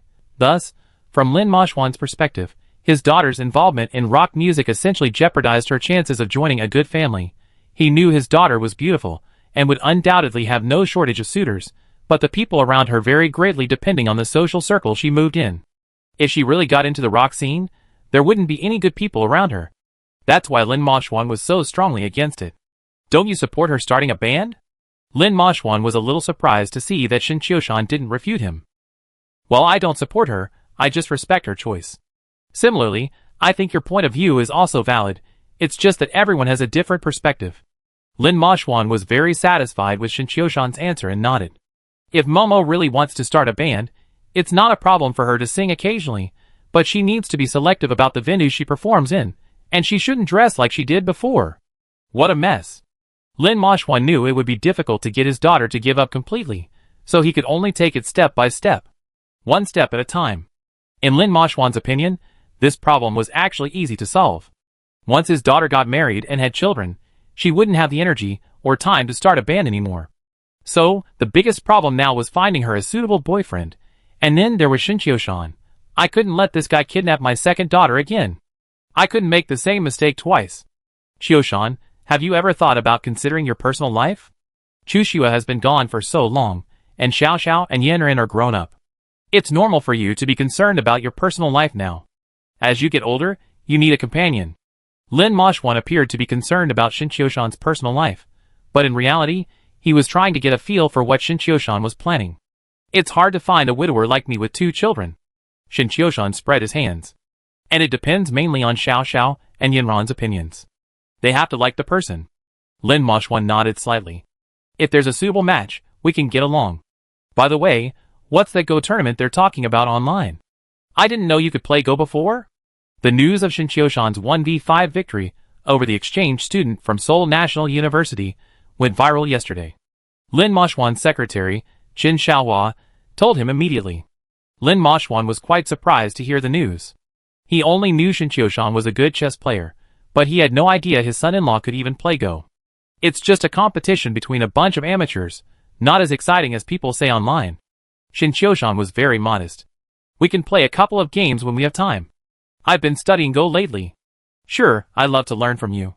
Shin Qiushan played a submissive role today, chatting with his father-in-law throughout. Lin Moshwan was in a good mood and took him to the cafeteria for lunch. My attempt to win over my father-in-law is starting to pay off. Thursday. Sanjiang TV. This season of Voice of Yen Country has officially begun recording. This is a music competition program, and the contestants aren't amateurs. They're either 18th-tier singers, out-of-date singers, or internet-famous bands, singers, like the Red Rose Band. Today's recording is for the team competition. This time, the production team has invited a total of 64 groups of singers to participate. According to the program's rules, the 4 mentors will form their own teams for the team competition, with each mentor's team comprising 8 contestants. This means the 4 mentors will need a total of 32 contestants. Those who fail to form a team will be eliminated. The team competition's advancement rate is only 50%. So, for the contestants, this is a hellish start. The 64 teams were assigned to different common rooms to put on makeup and wait for their turn. At this moment, the 4 members of the Red Rose Band had finished their makeup for the day. The team competition determined the band's chances of remaining on the Yan Guojiyin stage, so they immediately launched their ultimate move. The song they would sing today was Red Rose. Strive for the team's success and its continued success. I'm really nervous about being on TV. It's completely different from a normal performance. Zhu Xinhua muttered quietly as she twirled her drumsticks. What's there to be nervous about? We're so awesome, we definitely succeed as a team. Hu Tingting was actually a little nervous. This was her first time on a variety show like this, but she couldn't afford to admit defeat. Old Fong, could you please stop going out to smoke so often? The smell of cigarettes is killing me. Hu Tingting turned to complain to Fong Di, who had just returned from a cigarette break. She had already gone out several times, and was clearly nervous too. Fong Di shrugged. Actually, our performance isn't that important. The main thing is Momo. As long as she stays steady and doesn't make any mistakes, our performance will be a success. Hearing her words, Hu Tingting and Zhu Xinhua subconsciously turned their gazes to Lin Xiaomo, observing their lead singer's performance. Lin Xiaomo was actually chatting with someone on WeChat at that moment, her lips curled up slightly, a smile she rarely wore before. Seeing this, the three of them subconsciously exchanged glances. Hu Tingting, it looks like it's settled. Zhu Xinhua, Momo and Brother Shen are really dating, right? Fong Di, I think they're more than just dating, they're probably already sleeping together. Didn't you see how radiant Momo has been these past 2 days? Hu Tingting, that's right. I've always felt like there's something different about Momo, but I can't quite put my finger on it. It turns out she's just looking radiant. No doubt they slept together. What are you three whispering about? Is recording about to start? At this moment, Lin Xiaomo, having finished chatting with Shen Qiushan, looked up at her three teammates. What else can we talk about? Let's talk about gossip about the lead singer of the Red Rose Band. I heard she's dating Brother Shen? Zhu Xinhua teased with a smile. Not only are they dating, but they're sleeping together, right? Hu Tingting chimed in. Lin Xiaomo's pretty face flushed slightly as she rolled her eyes at the two of them, but she didn't directly answer their questions. Just then, a staff member from the production team walked into the lounge. Everyone, recording will start in 15 minutes. If anyone has anything to address, please do so as soon as possible. After hearing his words, the atmosphere in the lounge grew inexplicably tense. Hu Tingting and Zhu Xinhua stopped asking about the gossip. 15 minutes passed quickly. All the contestants entered the second scene, their shared waiting area. The moment the contestants entered the second live show, recording officially began. The production team had deployed 8 cameras, including multiple high-definition cameras, to clearly capture every contestant's words, actions, and expressions. The second live show featured a trapezoidal auditorium design. Directly in front of the contestants was a massive screen, broadcasting live footage from the first live show. Wow! Yang Yin. My idol. Through the large screen, Hu Tingting spotted the renowned singer Yang Yin, seated in the mentor's booth. Of the 4 mentors on this season of Yan Guoxi Yin, 3 were male, with Yang Yin being the only female mentor. Yang Yin is 33 years old this year. She debuted at 20, and has been a star for over a decade, making her a true queen of the music scene. As the 4 members of the Red Rose Band entered the second stage, the big screen gave a close-up of Yang Yin, chatting with another mentor sitting nearby. The two seemed quite happy chatting, their faces beaming. It would be great if Yang Yin could light up our team. Zhu Xinhua sighed. Before joining the show, the 4 of them had naturally discussed which team they wanted to join. The result of their discussion was that they all agreed that joining Yang Yin's team would be the best. Firstly, she was the only female mentor, and secondly, Yang Yin had a good reputation and was very popular, so her team would receive more attention. According to the program rules of Yan Guoxi. In the team competition, all 64 teams took turns to perform on stage, and the mentors would choose whether to light up their team's lights or not based on their performance. If a light is on, it means the mentor is interested in recruiting the contestant to perform on stage. If it's off, it means the mentor is not interested in the contestant performing on stage. So, if no mentor lights a light, that group of contestants is 90% likely to be eliminated. Why isn't elimination guaranteed? That's because if all contestants have performed and there are still vacancies in the 4 mentors' teams, the contestants who didn't receive a light will have a second chance. However, this chance is slim, and the mentors will likely prioritize recruiting their team members. Are you Lin Xiaomo, the lead singer of the Red Rose Band? Lin Xiaomo had just sat down at the second venue when a man sitting behind her greeted her with a smile. Well, hello. Lin Xiaomo, having just arrived, naturally didn't want to create a rift, so she nodded politely. My name is Pang Jun. You might not know me, but you've definitely heard my song Lovesickness, not? The man said with another smile. Hearing this, Lin Xiaomo frowned slightly. She wasn't above a contestant actively greeting her, even adding her on WeChat. After all, she was going to be in the music industry, so getting to know more people wouldn't hurt. But Pang Jun's way of introducing himself was a bit funny. It sounded like he was filming a Quine video. His videos in this style have been quite popular on Quine lately. Brother, you're not filming a Quine joke, are you? Before Lin Xiaomo could say anything, Hu Tingting, standing beside her, took the initiative to speak. Just a little joke. Hu Tingting's words made Pang Jun a little embarrassed. He shrugged and added, Anyway, I admire your band. Go for it. I hope we can be on the same team. The contestants all entered the second stage, and recording officially began. The order of appearance was determined by a random drawing by the mentors. All the contestants' names scrolled rapidly on the large screen behind the main stage. The mentors sent someone to call a halt, and the group whose name appeared on the screen would take the stage. The first person the mentors chose was Pang Jun, who had just greeted Lin Xiaomo. Pang Jun was quite surprised to see his name on the screen. He hadn't expected to be the first one chosen. Take a deep breath. Under the gaze of the other contestants, Pang Jun walked out of the second stage and headed straight for the main stage of the first stage. Soon, his figure appeared on the screen. He then sang Love Sickness Not, the song he had been so proud of. This is a traditional Chinese song with a gentle, elegant melody, often used as background music in quick videos. Thus, the melody is familiar to most people. However, this kind of patchwork song is relatively easy to sing, leaving little room for singers to express themselves. After Pang Jun finished his song, none of the four mentors gave him a light. This put him squarely on the brink of elimination. Chapter 201. Seeing this result, the contestants at the second stage were suddenly in an uproar. Pang Jun's skills weren't particularly high, but he had the hit single Love Sickness Not in his collection, and his singing was considered average. For such a contestant to fail to receive a mentor's light was a significant blow to the confidence of many. There's only one team. I'm almost eliminated, Hu Tingting grumbled quietly. She had no fondness for Pang Jun, a man who had approached Lin Xiaomo and even gone out of his way to show off his work. It seems the mentors have pretty high standards for selection. Zhu Xinyue frowned. Just do your best. It's up to the mentors whether they choose or not. Fang Di patted Zhu Xinyue on the shoulder. Her attitude was positive.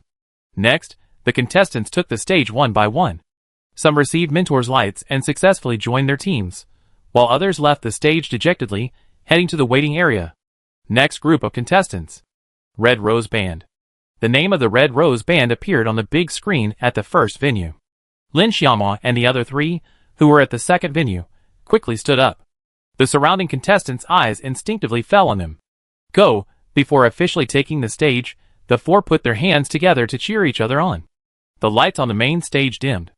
The four walked onto the stage and took their places. Then the prelude to Red Rose began. Wow! Because Red Rose has been a huge hit online lately, the audience erupted in delighted gasps of admiration as the prelude began. Of the previous contestants, only 2 or 3 sang songs familiar to the audience. Especially since Lin Xiaomo and the other 3 had already performed 3 songs in a row before their performance, which the audience hadn't heard before. So, from the audience's perspective, it was naturally boring. Red Rose is a recent hit, and most people can hum a few lines, making it a more engaging song. Yang Yan's eyes lit up slightly as she sat in the mentor seat. Having already received the list of contestants, she knew she would see the Red Rose Band at the show's taping. And the reason she was so interested in the Red Rose Band was, of course, because of the song Red Rose. Yang Yan, who was preparing a new album, loved Red Rose, and had previously contacted Shin Qiushan to purchase the rights. But Shin Qiushan refused. Later, her agent, Tian Yuhong, explained that Shin Qiushan's reluctance to sell Red Rose was because he wanted to keep it for the Red Rose Band. Giving up the opportunity to earn millions in one go, he decided to give the song to the internet-famous band. Most people wouldn't be able to make such a choice. Shin Qiushan's attitude at the time was resolute. Yang Yan was now eager to see what was so special about the Red Rose Band. A spotlight shone on the stage, illuminating the band's lead singer, Lin Xiaomo. She wore a short, silver-white sequin skirt, which shimmered like tiny stars under the light. Her already fair, slender legs were even more eye-catching under the light, captivating many male audience members. Even Li Kun, the male mentor sitting to Yang Yan's left, had his eyes lit up. Just as everyone was still marveling at Lin Xiaomo's beauty, a song began to play. The clear, elegant voice was refreshing and captivating. The audience listened with rapt attention, and when they reached the familiar chorus, they couldn't help but hum along. Bang! Bang! Bang! After the first chorus, mentors Yang Yan, Li Kun, and Gui Yanbin pressed the light-up button almost simultaneously. In an instant, the Red Rose Band had received 3 lights. This meant they would definitely form a successful team and advance to the subsequent team competition. According to the program rules, if 2 or more mentors light up simultaneously, the power shifts, and the contestants take the initiative and choose their own mentor. The song passed quickly. The Red Rose Band's performance ended. Lin Xiaomo and the other 3 bowed in thanks. Just as they bowed, the light of the final mentor, Zhou Dawei, also lit up. Thus, the Red Rose Band became the first contestants to receive 4 lights. Naturally, Lin Xiaomo and the other three were thrilled to see this achievement, hugging each other in celebration. After they finished celebrating, Instructor Li Kun smiled and said, "Can I introduce you now? Hello, teachers. Hello everyone here and watching on TV. We are the Red Rose Band. I'm Lin Xiaomo, the lead singer. I'm Hu Tingting, the bassist and keyboardist. I'm Zhu Xinyue, the drummer. Fong Di, the lead guitarist." The four of them introduced themselves. A girl band, so cool. Li Kun gave a thumbs up and continued, "As far as I know, there are very few girl bands in China, and even fewer that make it big. So, I'm very happy to see such an outstanding girl band like you on the stage of Voice of Yin Nation. As everyone knows, I used to be in a band, so come join my team." "Before? Brother Kun, you know you used to be in a band. And I have one now." Gui Yanbin took over and immediately extended an olive branch. "Come to my team, and you're guaranteed a spot in the top 8. Wow, the audience gasped. There had been contestants courted by mentors before, but no mentor had dared to say something like that. It was clear Gui Yanbin really wanted the Red Rose Band to join his team. Yang Yin was surprised to see the competition for talent start so quickly. She quickly joined in. "As you can see, I'm the only female mentor, so I must be the one who understands you the most. Besides, we're all girls, so communication is easier. Wait a minute before you start competing. Let me share my perspective." Zhou Dawei took over, then said seriously, "I didn't actually light up the lights to ask you to join my team. I know I can't lead you. Your styles are so different. But you put on your best performance yet. I lit up the lights just to show my appreciation for your strength. Also, I like to ask, is this song your band originally created?" Zhou Dawei is the oldest of the four mentors. A native of Singapore, he was a huge hit in Southeast Asia in his youth. Perhaps because he's lived in Singapore for so long, he wasn't aware that the song Red Rose had become a huge hit online in China. "Yes, this song is our band's original." Lin Xiaomo responded confidently, because Shin Qiushan had mentioned it during dinner a few days ago, that he was also a member of the band. Shin Qiushan's name was included in the band's music profile. So, it's absolutely correct to say Red Rose is the band's original song. However, after hearing Lin Xiaomo's response, Yang Yin was a little confused. "As far as I know, isn't this song Red Rose written by Mr. Shin Qiushan?" "Yes. This thing is going viral online." Li Kun echoed. The audience also cast puzzled glances. Lin Xiaomo smiled calmly. "It's true that he wrote Red Rose, but Shin Qiushan is also a member of our band." Chapter 202. Huh? Teacher Shin is also a member of the Red Rose Band? Yang Yin was shocked. Not only her, but the other three mentors were also shocked. "Is Teacher Shin really a member of your band?" Li Kun pressed. "Yes, but he prefers to work behind the scenes." Lin Xiaomo nodded confidently. Before joining the show, Shin Qiushan had already told her that he could even come and help if needed. Shin Qiushan? Out of curiosity, is he the author of the Three-Body Civilization? Zhou Dawei took over. "Brother Dawei, that's him. He's not only a famous writer, but he also wrote the song Red Rose." Li Kun answered before Lin Xiaomo even needed to speak. "Wow. That's impressive. A Nebula Award winner, a renowned writer, and they're all members of your band."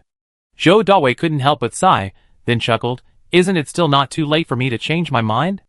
Although I'm not good at bands, I've been in the music business for so many years, so I can still give you some advice. Brother Dawei, you're being unsportsmanlike. Didn't you say you'd given up before?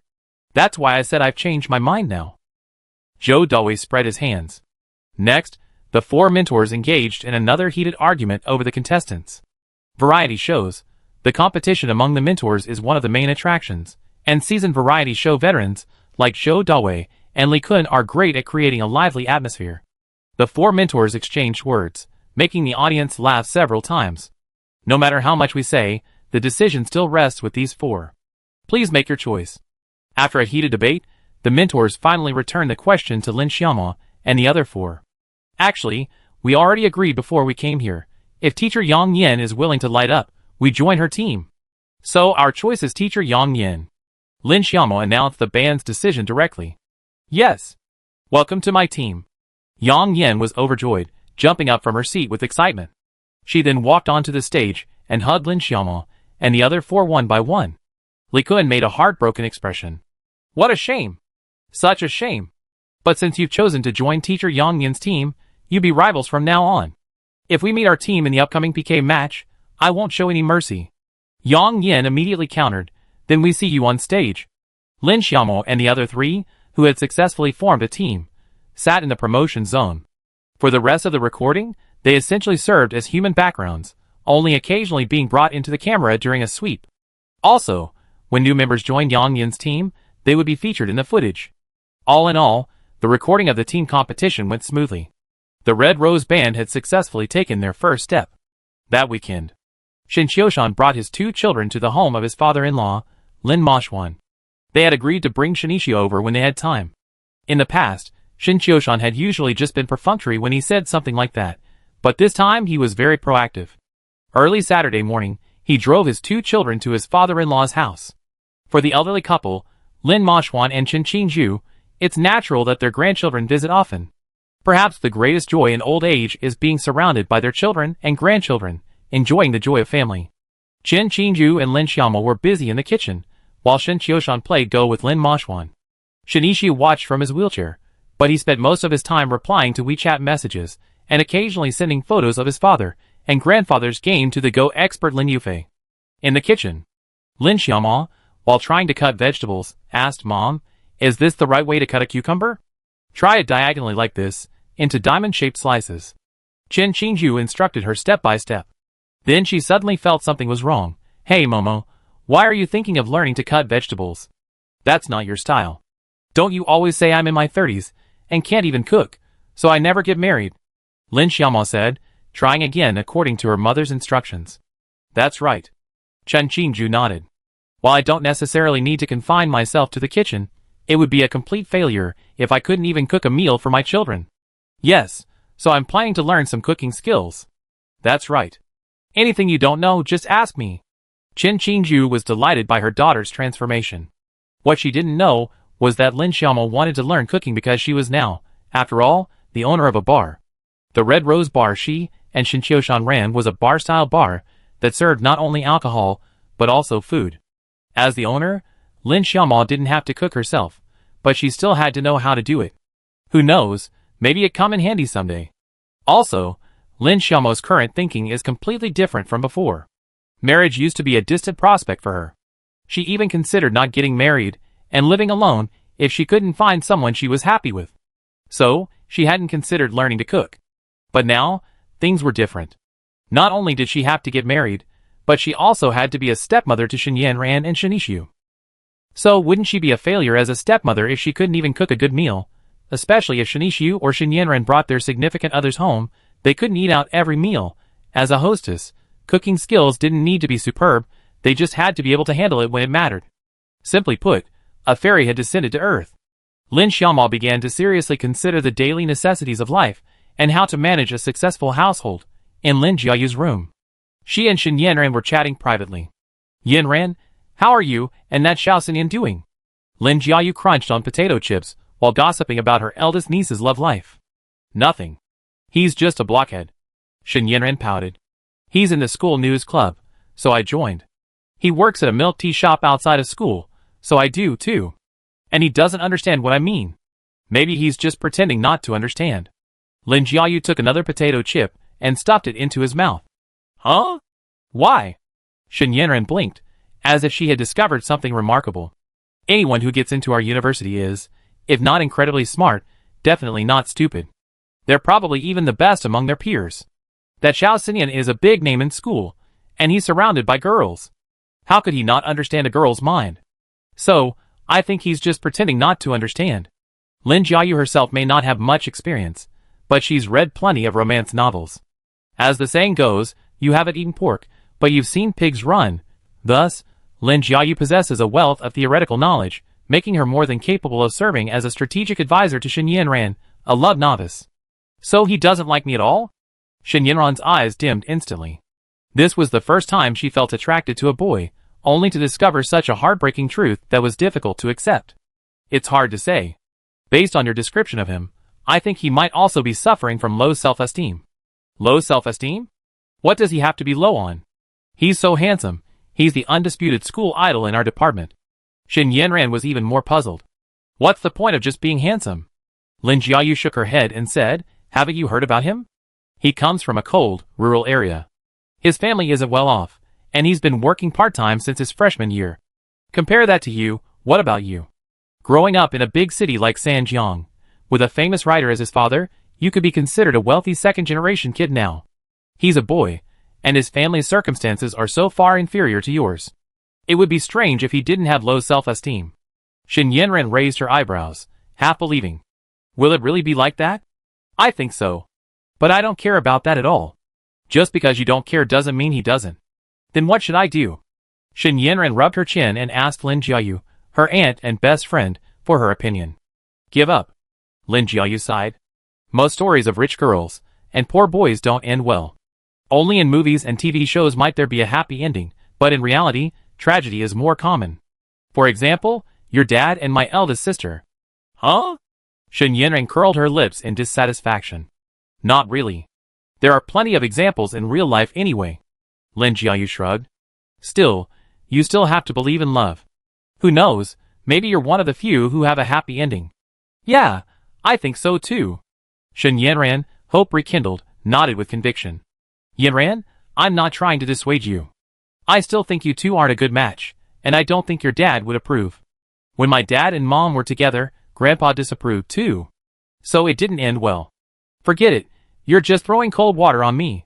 Shen Yanran pursed her lips and uttered the phrase many young people often say, I'm the master of my own life. Okay, you decide. Lin Jiayu spread her hands and said with a grin, by the way, Yanran, your Aunt Xiaoya is really determined to be a stepmother to you and Shinichio. She sent me a WeChat message last night, telling me she sent your dad a loving breakfast every day starting next week. Huh? Shen Yanran's lips twitched slightly. Fang Xiaoya is ridiculous.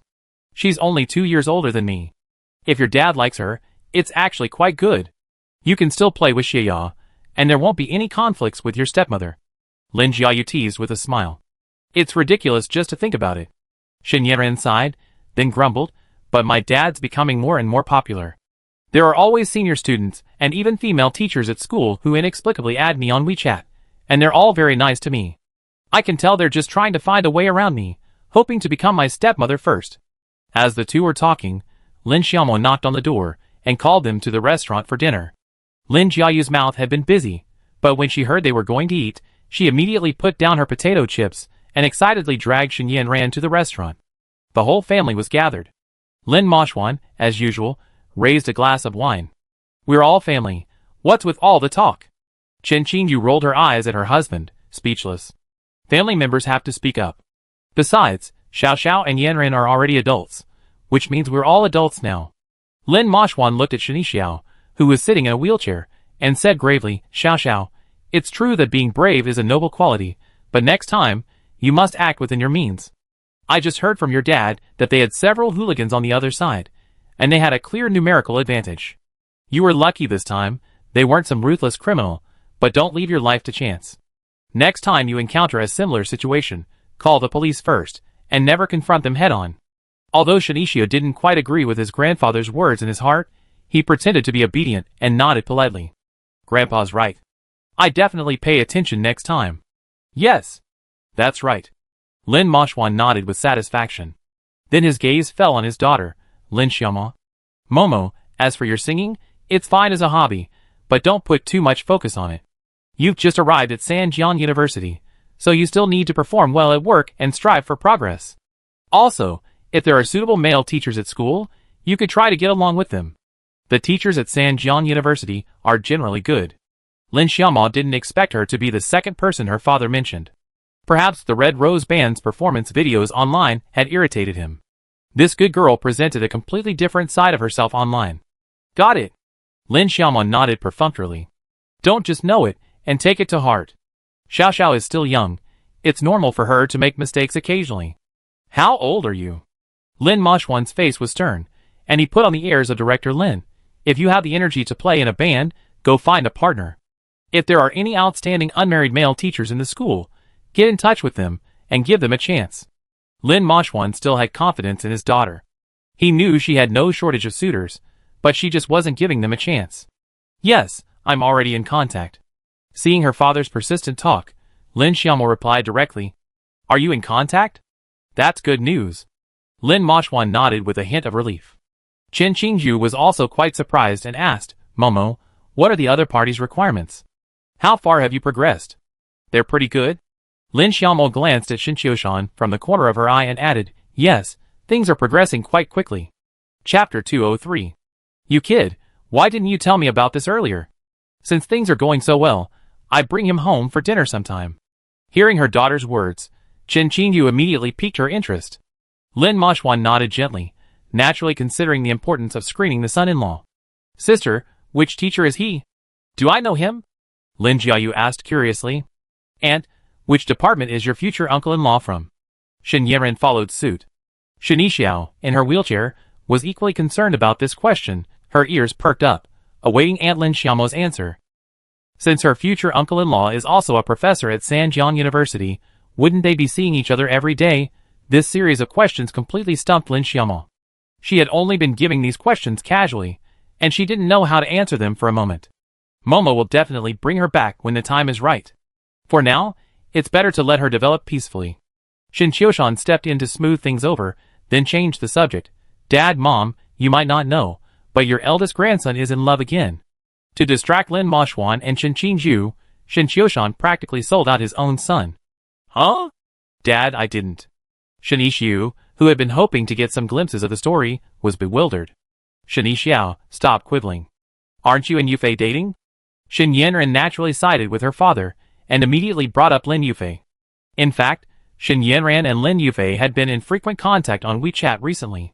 During their few days in Beijing, they gotten along very well and become close friends. After returning to Sanjiang, the two kept in touch, frequently texting to catch up on their current affairs. Of course, their close relationship was maintained thanks to Shin Yixiu. In Lin Yufei's eyes, Shin Yanren was more than just a casual acquaintance, she was destined to become family, so of course they had to get along well. Didn't you break up with your ex? Are you dating someone new? Lin Moshwan frowned, then sternly warned, Xiao Xiao, even though you're in college, you're still a student. You should prioritize your studies and not slack off, and you certainly shouldn't focus all your energy on dating. A good man should have ambitions, don't waste his time on romance.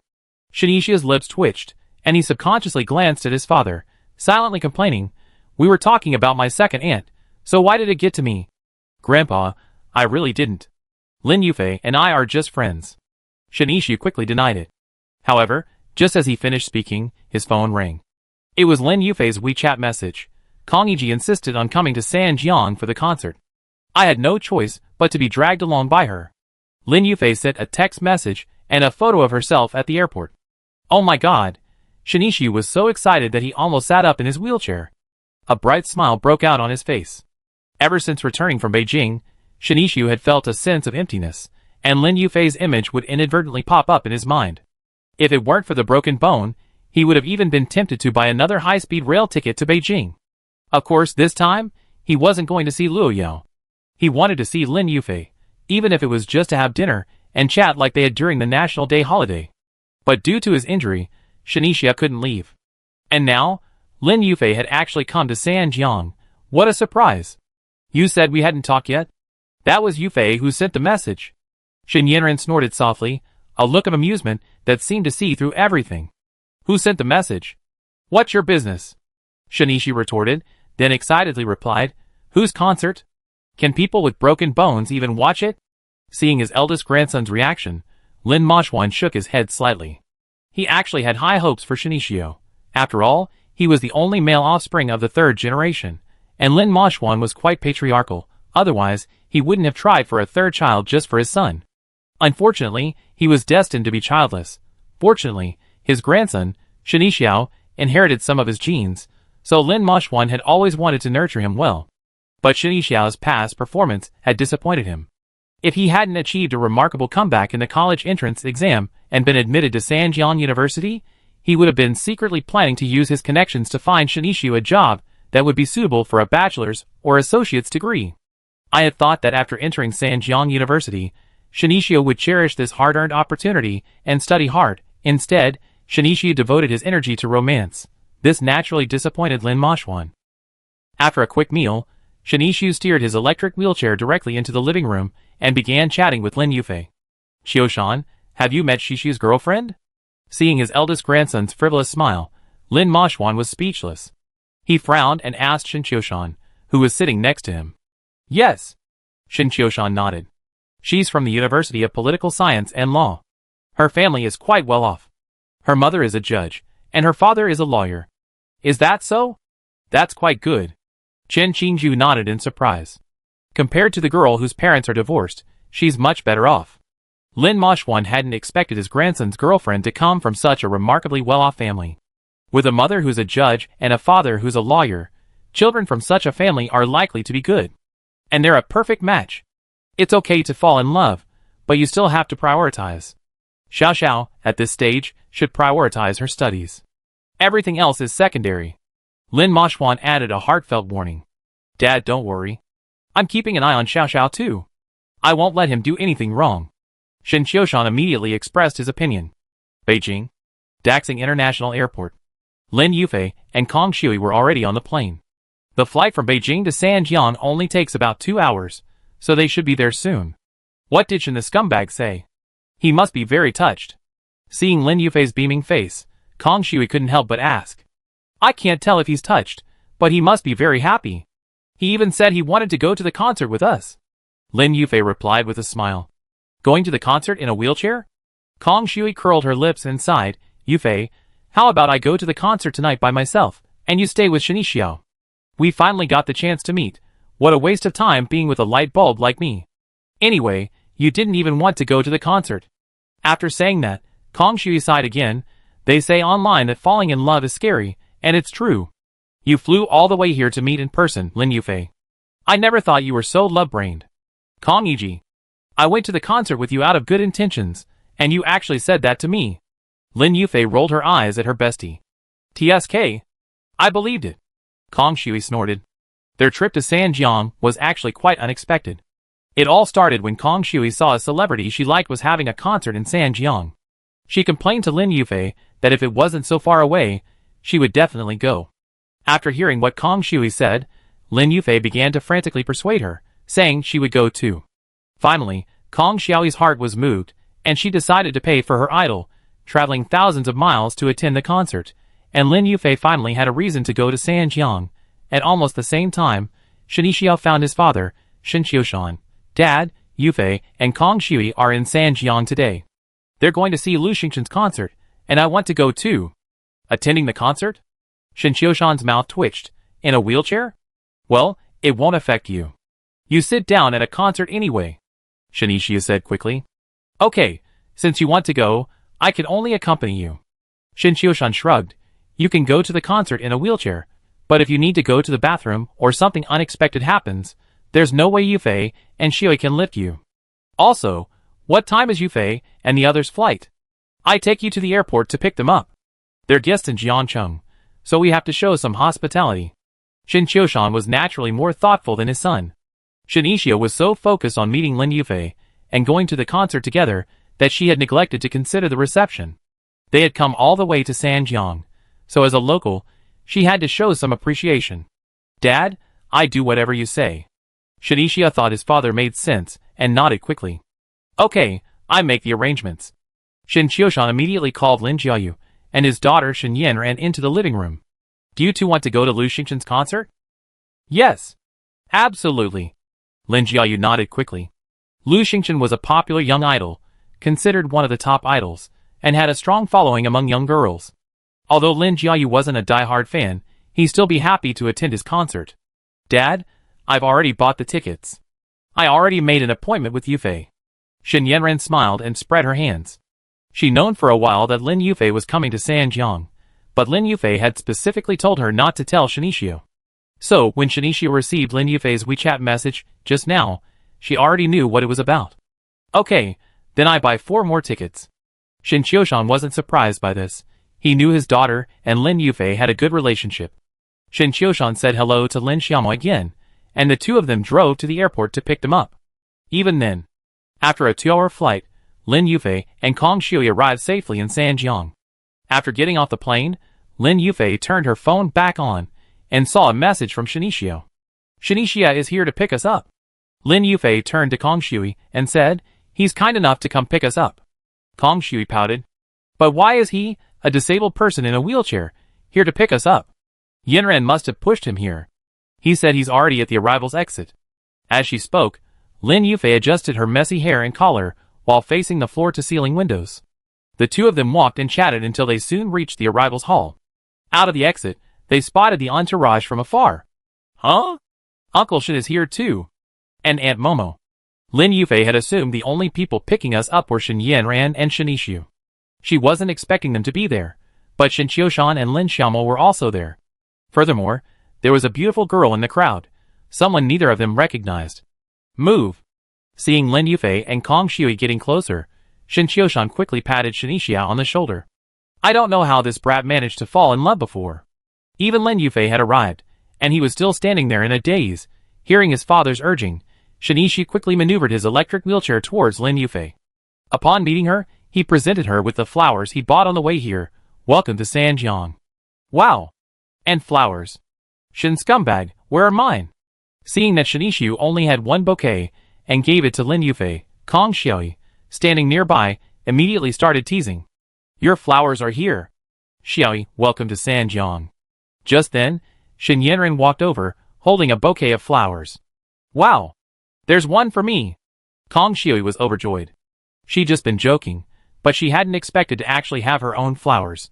Subconsciously, she brought the flowers to her nose and sniffed them. Then, Kong Shui gave Shin Yanran a big hug. Thank you, Yanran. I didn't expect such a surprise right after landing. Kong Shui couldn't help but sigh. Shin Yanran smiled and pointed at her father, Shin Qiushan, standing behind her. Actually, it's my dad who's so thoughtful. He ordered the flowers. I thank Uncle Shin later. Kong Shui chuckled, her eyes involuntarily falling on her besties, Lin Yufei and Shin Ixia. She jokingly said, shouldn't you two hug each other too? Especially you, Yufei. Aren't you happy to receive flowers? Besides, Brother Xiao came in a wheelchair to present them. What a sincere gesture. In fact, when Lin Yufei accepted the flowers, she really wanted to hug Shin Ixia. A polite thank you was only part of the appeal. Mainly, she really missed Shin Ixia. On the plane, she had been imagining what it would be like to meet Shin Ixia. Would they have a hug like in idol dramas? Or even a passionate kiss? She felt her emotions were already on the verge of exploding. If Shin Ixia took the initiative, she probably wouldn't refuse. But Shin Ixia had only given flowers, and since he was in a wheelchair, it seemed understandable that he didn't embrace him. He's in a wheelchair. Lin Yufei started to defend Shin Ixia, but she was halfway through when Shin Ixia stood up from his wheelchair. With only one broken leg, standing on one leg for a short period of time was no problem. The next second, Shin Ixia stood up, opening his arms and forcefully embracing Lin Yufei. The longing that had washed over him at that moment of meeting had already overwhelmed him. Looking at the girl who had traveled thousands of miles to meet him, Shin Ixia didn't pretend to be reserved this time. Chapter 204. Lin Yufei was startled, her body stiffening, her beautiful eyes wide. Although she had been imagining a passionate embrace with Shin Ixia the entire way, when the moment finally arrived, she was stunned. After all, she had never experienced such close contact with a boy in her entire life. Of course, that drunken night didn't count. After a brief moment of daze, Lin Yufei complied and leaned her head on Shin Ixia's shoulder. However, she immediately remembered the spectators, Shin Yanran and Kong Shui, and quickly broke free from Shin Ixia's embrace. Shin Ixia, standing on one foot, was unsteady and stumbled, nearly falling. Hey! Lin Yufei quickly stepped forward and supported Shin Ixia. The latter then put his arm around her shoulders. Having learned from the previous incident, Lin Yufei gave up struggling, muttering quietly, just stay in your wheelchair. Shin Ixia chuckled, but showed no intention of returning to his chair. Finally, Lin Yufei forced him back into the wheelchair. The sour smell of love. Kong Shui sighed, shaking her head. Then, taking Shin Yanran's arm, she whispered, Yanran, was your brother's relationship like this before? I don't think so. Shin Yanran shook her head slightly. She didn't really know how Shin Ixia and Luo Yao interacted, mostly because she was too lazy to ask. For a long time, Shin Yanran had considered her brother Shin Ixia unworthy of her best friend Luo Yao. Hello, Uncle Shin, hello, second aunt. Reaching the exit, Lin Yufei warmly greeted Shin Qiushan and Lin Xiaomo. During the National Day holiday in Beijing, Lin Yufei and Lin Xiaomo had met several times. Following Shin Yanran and Shin Ixia's lead, she also called Lin Xiaomo second aunt. It had been fine before, but now, hearing second aunt again, Lin Xiaomo felt something was amiss. Auntie Lin would have been much more pleasant to the ear. But it was difficult for Lin Xiaomo to correct the address in front of so many people. Yufei, Shui, This is my Aunt Lin Jiayu. She's only 2 years older than us. Shen Yanran introduced Lin Jiayu to the two. After a few pleasantries, they left the terminal together. Shin Qiushan first took the two children, who had come from afar, to a famous restaurant in Sanjiang. After dinner, instead of letting them stay in a hotel, he took them to his luxury mansion in Jinjiang Bay. After all, it was a 360 square meter house, and the guest rooms were suites with private bathrooms. The ambience was comparable to that of a standard 5-star hotel room. Another advantage of having them stay at home is that it makes it more convenient for them to go out with Shen Yanran and Lin Jiayu tomorrow.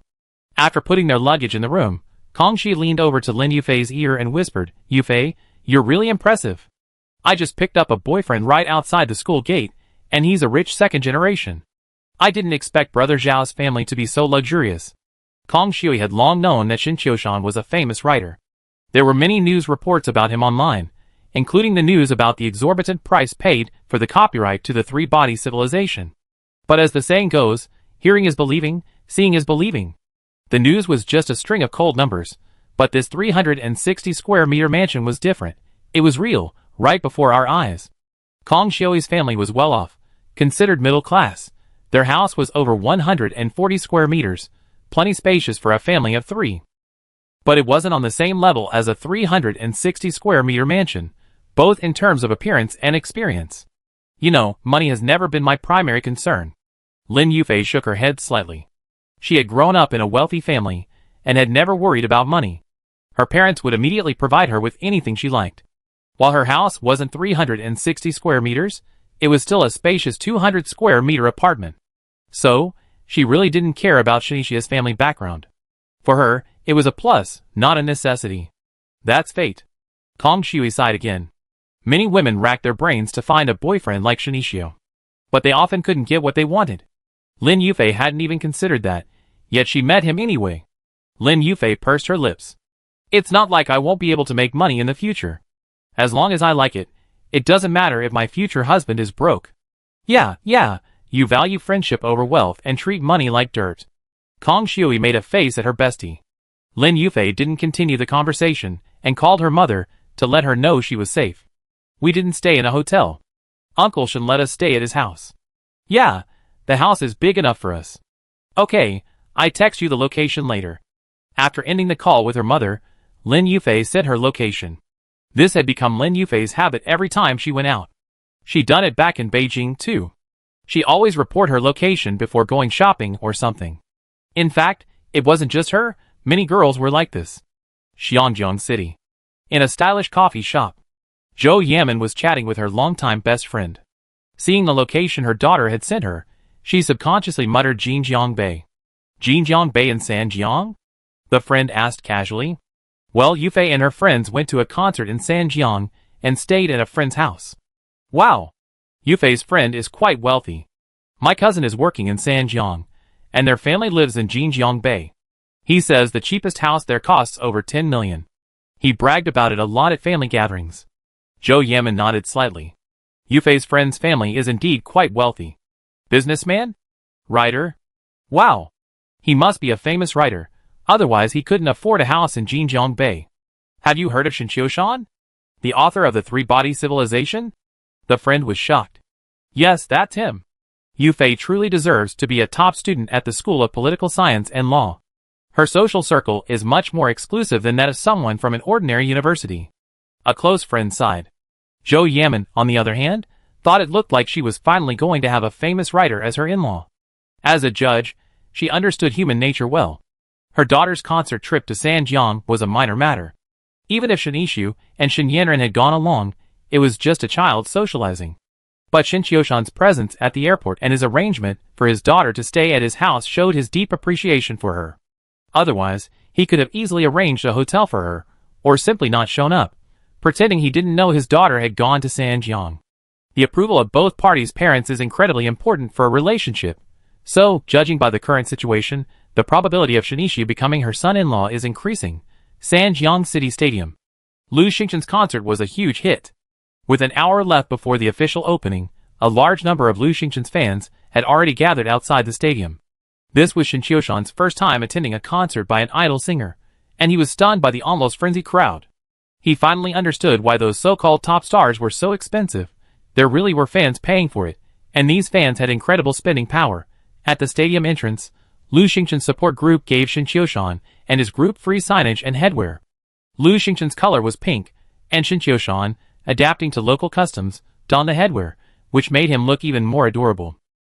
Lin Xiaoma took out her phone and secretly took a few photos of him, capturing this rare moment. 7:30. The concert officially began. Amidst the screams of fans, today's star, Lu Xingchen, appeared on stage. He was the kind of pretty boy that little girls loved, with delicate makeup and meticulously styled hair. His appearance was truly pleasing to the eye. And as soon as he appeared on stage, die-hard fan Kong Shui screamed excitedly. Kong Xiaoyi's voice nearly died after Lu Xingchen sang a single song. Lin Yufei was essentially just a casual fan. She simply waved her light stick along with the fan's rhythm. Shen Yixiao, sitting next to her, wasn't even a casual fan. If it weren't for Shen Yanran's company, he wouldn't have come to Lu Xingchen's concert even if he had been paid. After all, having never heard a single song before, it's hard to immerse yourself in the atmosphere. Shen Yanran and Lin Jiayu were casual fans, but they were both the kind who didn't spoil the fun, especially in this atmosphere. They were having a blast. Shen Qiushan and Lin Xiaoma were actually in a similar situation to Shen Yixiao, focusing on spending time with the children. The concert was halfway through. It was time for intermission. Those caught on camera, please give a heart. If you're a couple, a kiss is okay. As Lu Xingchen spoke, the camera began to pan across the audience. Then, for the first time, the camera paused, revealing Shen Yixiao and Lin Yufei on the big screen. Seeing the young couple on the big screen, the fans erupted in excitement, many cheering, "Give them a kiss." Lin Yufei hadn't expected to be on TV. She was startled at first, then waved generously at the camera. However, when she heard many in the audience shouting "Give me a kiss," her pretty face instantly flushed. Shen Yixiao scratched his head. Given their current relationship, he didn't have the courage to kiss, but making a heart shape with the hands was no problem. He immediately pulled Lin Yufei over and made a heart shape with the hands towards the camera. "Let me see the next couple." The camera continued to pan across the audience, faces flashing across the big screen before freezing again. Wow! The stadium erupted in excitement after seeing the two faces on the big screen. "Wow, Shen Qiushan. It's really old Shen. Oh my god, Teacher Shen is actually a fan of our brother." Seeing the image on the big screen, Lu Xingchen's face lit up with surprise. He waved to Shen Qiushan in the audience and excitedly shouted, "Welcome, Teacher Shen, to my concert." "Thank you, Teacher Shen, for your support." Currently, Shen Qiushan's domestic fame rivals even some A-list celebrities. Normal circumstances, someone with Shen Qiushan's status might be known by many, but not necessarily by many. Like famous writers, everyone might have heard of their names, but if you ask them what they look like, you'd probably be hard to recognize, especially if you put them in a stadium filled with tens of thousands of people. However, Shen Qiushan was different. He was incredibly recognizable, to be more precise, incredibly handsome. He was the kind of handsome that's unforgettable, and he's been in the news a lot lately. So, when he appeared on the big screen, he was instantly recognized. "Teacher Shen, is that your girlfriend next to you? Will we see a heart or a kiss?" Lu Xingchen asked with a smile. "Kiss, kiss." The fans at the scene immediately erupted in laughter. They didn't care what the relationship was, just kiss. That's how the atmosphere got lively. These people are really messing around. Lin Jiayu raised an eyebrow, then turned to Shen Yanran beside her and complained, "And kiss? That's just nonsense." Shen Yanran shrugged, "They don't know the relationship between my dad and my second aunt." Under the watchful eyes of the crowd, Shen Qiushan naturally didn't dare to kiss. He smiled and waved at the camera, then made a heart shape with his hands together with Lin Xiaoma. However, while making a heart shape, Shen Qiushan whispered in Lin Xiaoma's ear, "Wait until there's no one around, and then we make another one." Lin Xiaoma's cheeks flushed slightly, and she silently rolled her eyes at Shen Qiushan. After the interactive session, the concert continued. However, someone claiming to be Lu Xingchen's agent approached Shen Qiushan and asked, "Teacher Shen, we didn't know you were coming. There's a VIP box on the second floor. Would you like to move there? Also, after the concert, we'd like to invite you to the celebration banquet. Is that convenient?" Shen Qiushan glanced at the woman claiming to be Du Jiejia. He initially didn't want to bother, but when he realized it would be difficult to get Shen Yixiao out after the concert, he agreed to go to the VIP box on the second floor. Not only did it offer a good view, but most importantly, it wasn't crowded, making it easy to leave after the concert. As for whether to attend the celebration banquet, that would be a matter of time. So, Du Jiejia led the group to the VIP box on the second floor of the sports city. Shen Qiushan didn't seem to mind. But Kong Shui, a die-hard fan, was incredibly excited, holding up her phone and recording multiple videos. Lin Jiayu and Shen Yanran were also quite excited. This was a completely new experience for them, after all. Beijing Academy of Fine Arts. Girls' Dormitory. Chen Meijing was scrolling through Quine while chatting with Luo Yao, who slept in the bed across from her. Yao Yao, Lu Xingchen is having a concert in your hometown today. I really want to go, but it's just too far. I know, some classmates are there, Luo Yao replied casually. She wasn't referring to Shen Yanran, as she had already blocked her. Besides Shen Yanran, Luo Yao had a good friend in high school, also an art student, named Lu Meiyu. She had been accepted into the Sanjiang Conservatory of Music. Since she was studying music in Sanjiang, she naturally didn't miss Lu Xingchen's concert. She posted a message on WeChat moments upon entering the venue. Really? Chen Meijing was delighted. Can you ask your classmate to post more live videos? I've been piecing them together on Quine. Okay, I let her know. Luo Yao wasn't about to refuse a little pretense. She immediately opened her chat with Lu Meiyu. However, before she could send a message, she sent a video. Luo Yao smiled in surprise. So much chemistry. Thinking to herself, she casually clicked on the video. It started off normal. Lu Xingchen was on the stage, livening up the atmosphere and organizing the live interaction. But then, a very familiar face appeared in the video. Luo Yao's pupil shrank, and her expression changed drastically. Chapter 205. Lu Meiyu, Yao Yao, this is Shani Xiao, right? Lu Meiyu, that girl seems to be his new girlfriend. After the video was sent, Lu Meiyu sent another WeChat message.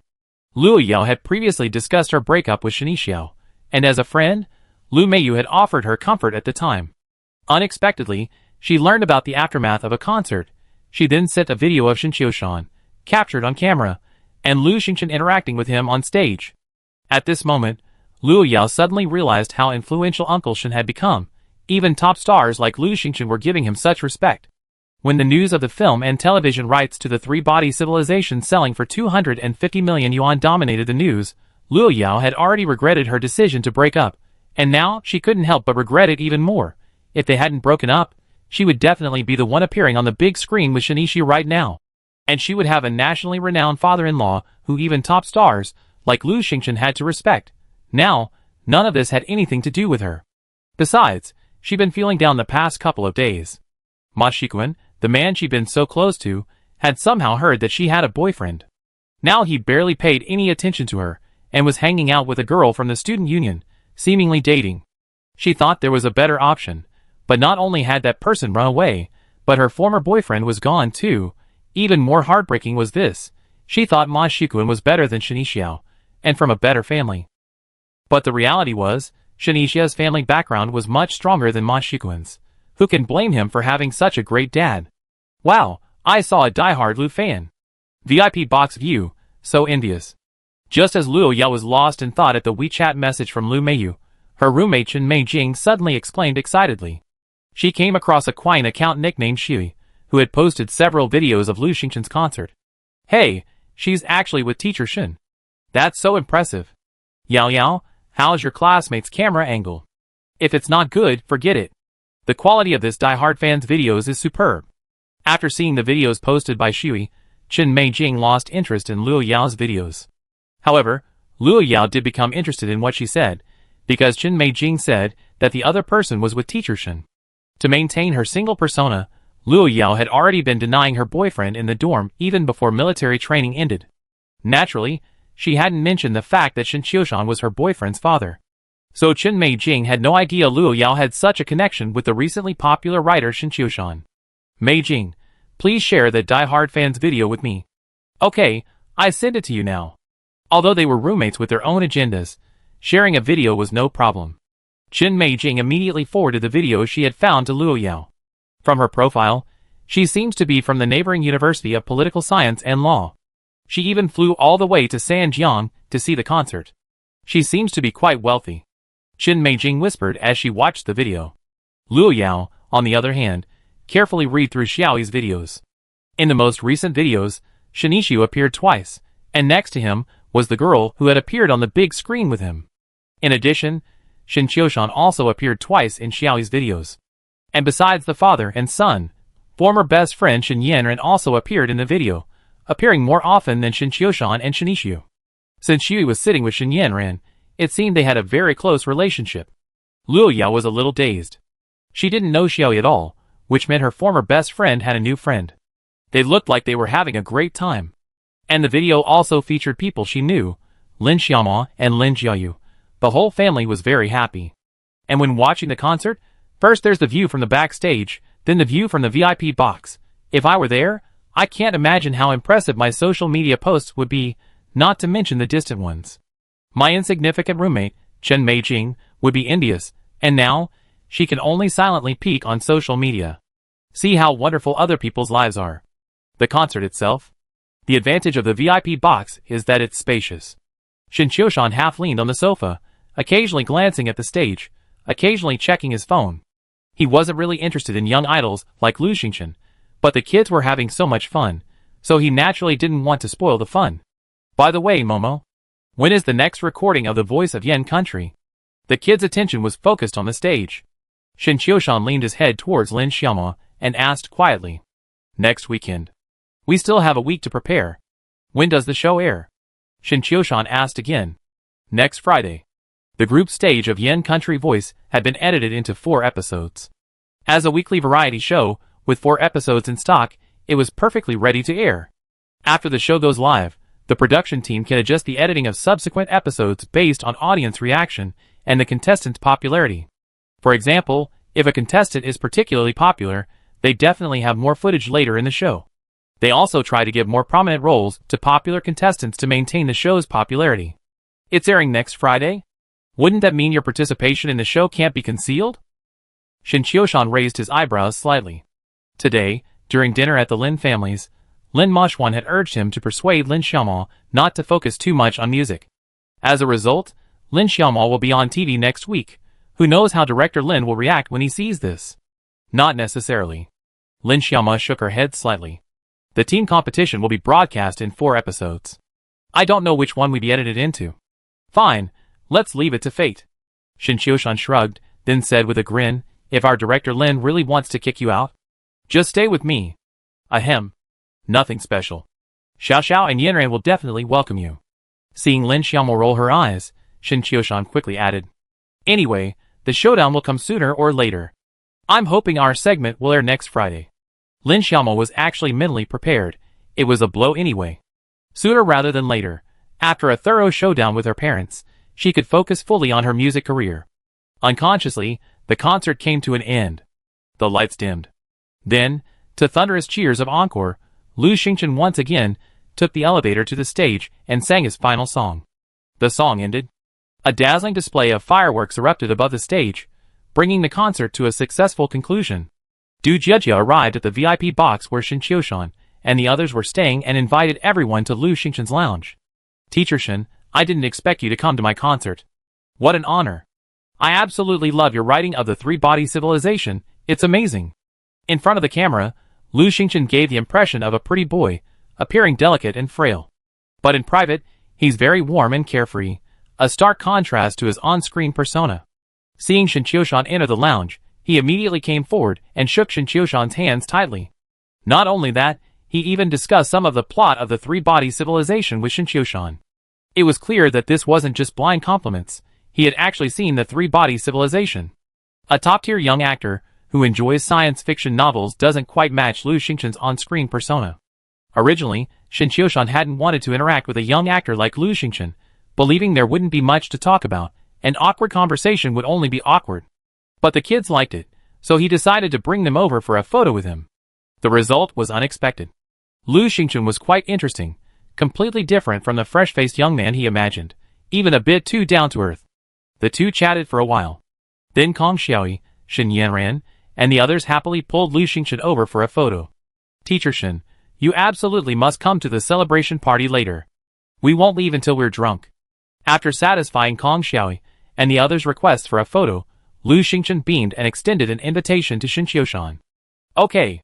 Shin Qiushan readily agreed. Firstly, Lu Xingchen wasn't what he imagined. After getting to know him, he found he had a pretty good personality. Secondly, Lin Xiaomo was going to be in the music industry, and getting to know a top star like Lu Xingchen would only benefit her. Leaving the lounge, Du Jiejia arranged for someone to take Shen Qiushan and his group to the hotel where the celebration party would be held. The celebration banquet was attended by quite a few people, covering 6 tables. Most of them were from the organizers, with a few also from Lu Xingchen's staff. Shen Qiushan and his group were considered special guests, attending as Lu Xingchen's friends. Not all concerts have celebration banquets afterward. After all, such banquets cost money, and the organizers foot the bill. So, organizers are generally only willing to pay if the concert is profitable. If the concert isn't profitable, the organizers won't bother. Lu Xingchen's concert tickets sold extremely well, and the organizers made a ton of money. Of course, they were willing to pay, hoping to use the celebration banquet as an opportunity to further strengthen their relationship and explore future collaborations. The celebration banquet was lively.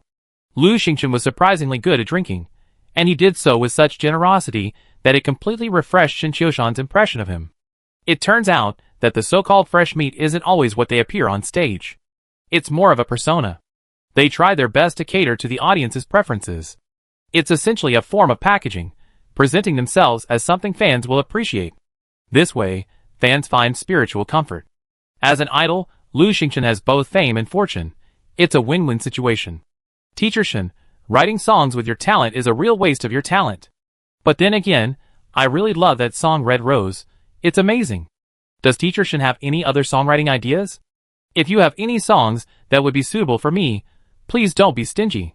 I know Teacher Shen isn't short of money, but I'm willing to pay 3 times the market price for any song by Teacher Shen. After finishing his drinks, Lu Xingchen finally got down to business. In fact, this was one of the reasons he invited Shen Qiushan to the celebration banquet. Of course, the song invitation was just a matter of convenience. The more important reason was that he wanted to get to know the renowned writer Shen Qiushan. His genuine love for the 3-body civilization was one factor, but also the fact that becoming friends with a renowned writer like Shen Qiushan would have a positive impact on a young talent like Lu Xingchen. However, Lu Xingchen was quite direct. While he certainly wanted to capitalize on Shen Qiushan's prestige, he didn't hide it. Over the drinks, he proactively asked Shen Qiushan if he could post a photo of the 2 of them on Weibo. Shen Qiushan had no problem with this. As a newly famous writer, he didn't really have many connections. Celebrities are a unique profession. Although they are often seen as mere performers by many powerful figures, they often interact with a relatively high-level and diverse group of people. They might even know business tycoons, high-ranking officials within the system, and even the behind-the-scenes bosses in the gray areas. So, getting to know a top star like Lu Xingchen might prove useful in the future. In reality, society is a vast network of relationships. As long as your connections are strong enough, you can accomplish many things others wouldn't even dare to dream of. The celebration banquet concluded successfully. Shen Qiushan and his group returned to Jinjiang Bay. He and Lu Xingchen had drunk quite a bit, and were already about 50% tipsy. Kong Xiaoyi and the other children were all excited. For them, tonight's experience was truly extraordinary. They went to see their idol's concert. They even took photos with their idol backstage. Do you think that's the end? No, they even had dinner with their idol, sharing a table. From the perspective of a fan, Kong Xiaoyi's tonight was a complete success. Station sister and fan leader pale in comparison to her. Based on tonight's performance alone, she could secure a position as a group manager within the fan group. On the way back, Kong Xiaoyi, Shen Yanran, and the others were still chattering about it. Back at Jinjiang Bay, it was already around 1 a.m. Everyone went back to their rooms. Shen Qiushan took a shower in the bathroom first. Afterward, he sobered up a bit. Laying down on the bed, Shen Qiushan tossed and turned, feeling like there was something he hadn't done. I remember. Lin Xiaomo was staying home tonight too. She was sleeping in one of the guest bedrooms. Shen Qiushan picked up his phone and opened his chat. Are you asleep? Lin Xiaomo, just about to. Shen Qiushan, drank too much. I'm dizzy. I wonder if I throw up if I fall asleep. Lin Xiaomo, then what? Shen Qiushan, how about you come and take care of me? Chapter 206. The message was sent. Shen Qiushan waited for a long time, but received no response. After all, he had drunk quite a bit, and drifted off to sleep. He didn't know how long it had been before he felt a hot body crash into his arms. This scenario felt familiar. It was exactly like this in his last dream. However, Shen Qiushan was already quite tipsy last time, half asleep and half awake, but today he was more awake. The children are asleep. Shin Qiushan was about to speak when Lin Xiaomo's warm voice drifted into his ears. She had meant to explain why she come so late. But to Shin Qiushan, it felt more like a different kind of flirtation. About 2 hours later, Lin Xiaomo wrapped herself in her pajamas and tiptoed back to her room. The guest bedroom she slept in was next to Shin Yanran's, and tonight her younger sister, Lin Jiayu, was sleeping in Shin Yanran's room. So Lin Xiaomo was extra cautious when she returned to her room, fearing she might disturb Shin Yanran and Lin Jiayu. If they knew she sneaked into Shin Qiushan's room in the middle of the night, she wouldn't know how to face them. Thankfully, they had a blast at the concert tonight, and since they were all deep sleepers at their age, they probably hadn't heard anything they shouldn't have. The next day, Shin Qiushan went to buy breakfast and woke the children up to eat. Soon, the children gathered in the dining room. But most of them were yawning. It was already early morning when they got home last night. After the concert and the celebration banquet, the children were quite excited. Especially Shin Yanran, Lin Jiayu, Lin Yufei, and Kong Xiaoyi, who were still sharing 2 rooms each, had endless things to talk about, so all 4 girls stayed up late. Although it was already past 9 in the morning, they still felt listless. However, after seeing the sumptuous breakfast spread, Lin Jiayu and Kong Xiaoyi, both foodies, quickly switched on their brains and began to work. Why hasn't Second Aunt gotten up yet? Don't you eat breakfast? Shin Yanran muttered, yawning. Yeah. How come she sleeps in more than the rest of us? Shini Xiao, sitting in a wheelchair, chimed in. She rarely sleeps in. It must be because of the alcohol she drank last night. Lin Jiayu took a bite of the chicken gravy bun, the juices oozing down the corner of her mouth. Let her sleep. You guys eat yours. We still have to go shopping today. Shin Qiushan, of course, knew why Lin Xiaomo couldn't get up. He was the man known as the king of endurance. Moreover, his body's basic attributes were all maxed out, and he was in peak condition. Neither Lin Xiaomo nor any other woman could rival him. Of course, from a woman's perspective, isn't it a real treat? A harmonious life is beneficial to women's health and skin condition. This is scientifically proven and supported by theoretical evidence. Yes, today's schedule is quite full. Yufei, let's eat quickly. As the host, Shin Yanran had already planned the day's itinerary. Sanjiang still had many attractions worth visiting, but one day wouldn't be enough, so she could only take a quick look at the 2 most famous ones. After breakfast, the children all went out together. Shin Qiushan gave the keys to his M9 to Lin Jiayu, asking her to drive. Lin Jiayu had already passed her driving test, though her driving skills were average. However, with the intelligent driving assistance system, that wasn't a problem. Shini Xiao, unable to stay at home, followed them out. Although Shin Yanran felt a little disgusted with Shini Xiao, a wheelchair-bound burden, she knew Lin Yufei wanted Shini Xiao to come along, so she didn't stop him. The children happily left the house. Only Shin Qiushan and Lin Xiaomo, who was still catching up on some sleep, were left at home. Shin Qiushan checked the location of his M9 on his phone. Once he was sure the children had driven away, he confidently entered Lin Xiaomo's room. Lin Xiaomo was still fast asleep, evidently exhausted from the previous night. However, she slept soundly, her cheeks flushed. Shin Qiushan quietly locked the door and laid down next to Lin Xiaomo. He hadn't slept much last night, and having gotten up early to buy breakfast for the children, a nap would be quite relaxing. And after Lin Xiaomo woke up, he could get some exercise, kill 2 birds with 1 stone. Elsewhere, the children had a blast all day. During the trip to the tourist attraction, Lin Yufei spent most of the time pushing Shinichia in her wheelchair. Although their relationship hadn't been confirmed, from the perspectives of Lin Jiayu, Shin Yanran, and Kong Xiaoyi, they were already a couple.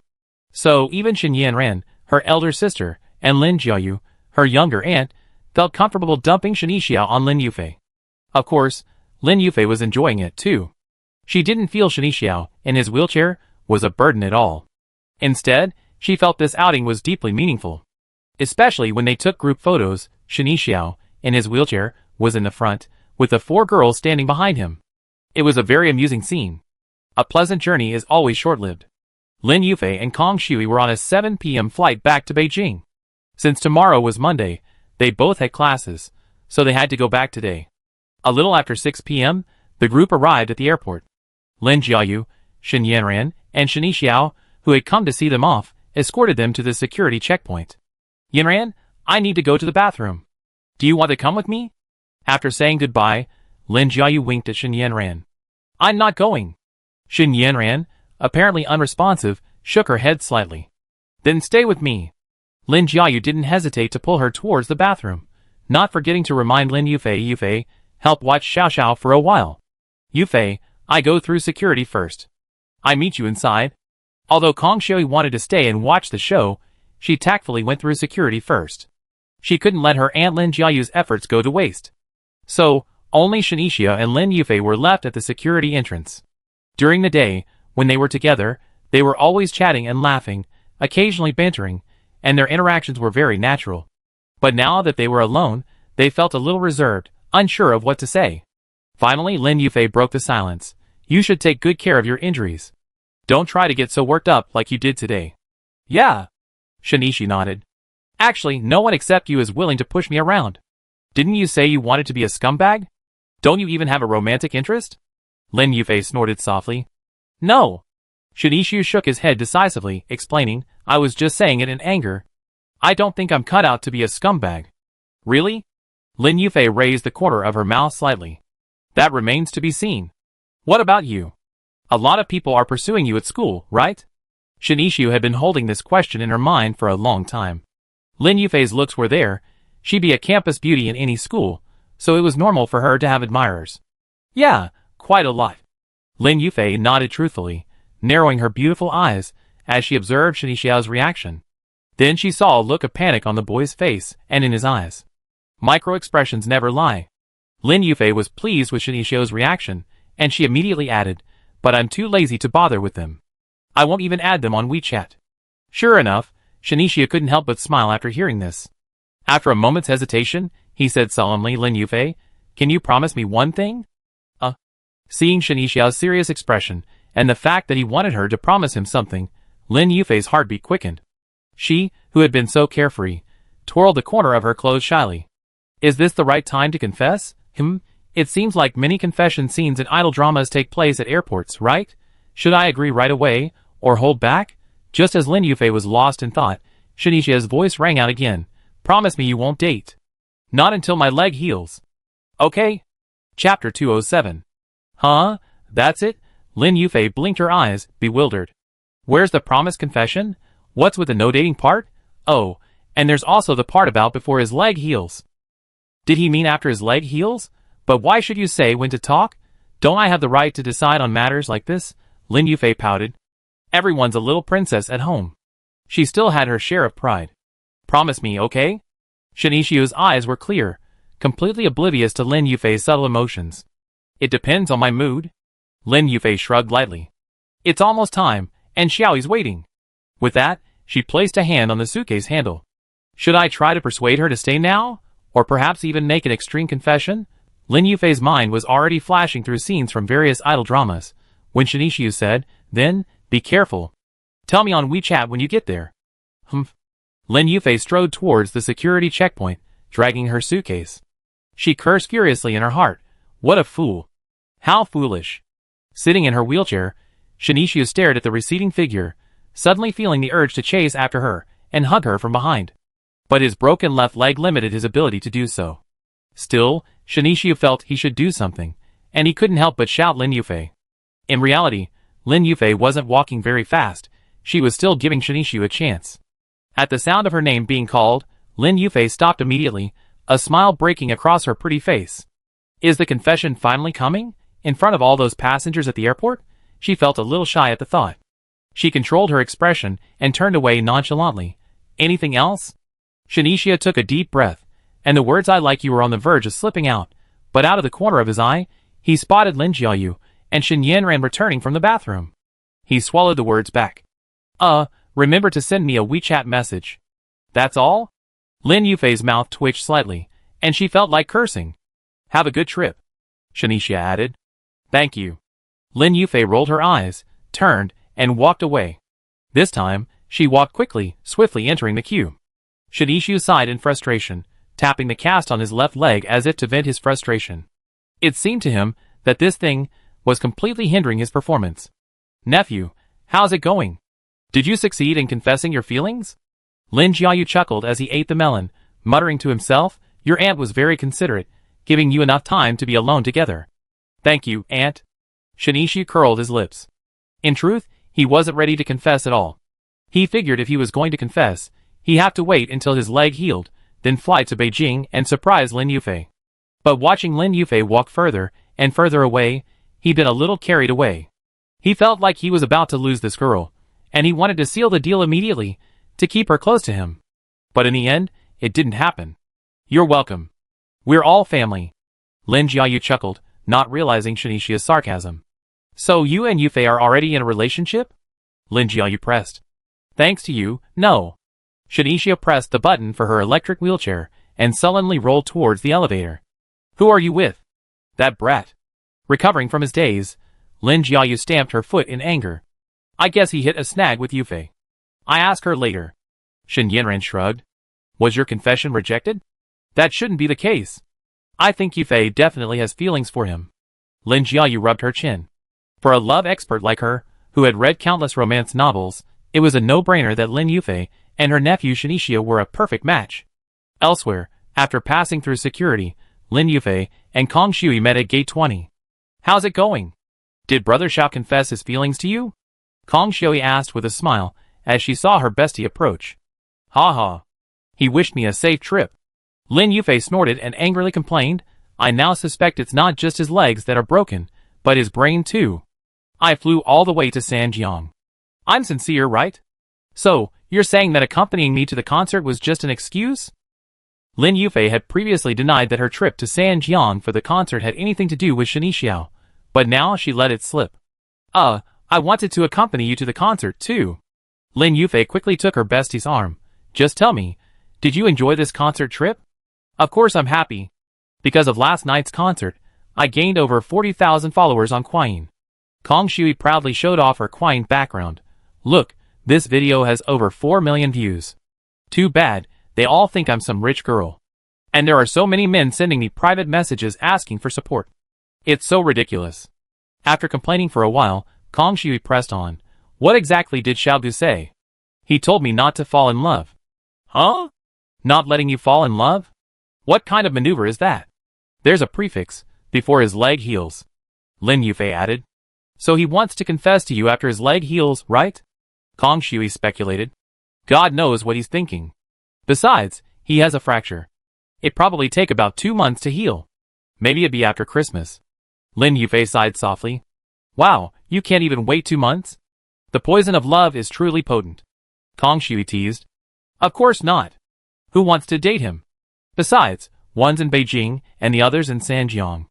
I looked it up online, and the success rate for long-distance relationships is incredibly low. Lin Yufei responded stubbornly. I've already started looking up long-distance relationships, and you still say there aren't any. Okay, I understand how you feel. But doesn't the internet also say that the best time for love is the flirting phase, which is where you're at right now? So, it's not a bad thing to confirm a relationship later. Kong Shui smiled and comforted her bestie. Lin Yufei sighed and sat down on the waiting bench in frustration. Perhaps because she was getting angrier and angrier, she grumbled again after a moment. Who says you can't date someone with a broken bone? What an idiot! What a jerk! Chapter 208. Jinjiang Bay. Since the children were away, Shen Qiushan and Lin Xiaoma were alone all day. Lin Xiaoma slept until noon, and then they had lunch together. Afterward, they exercised again.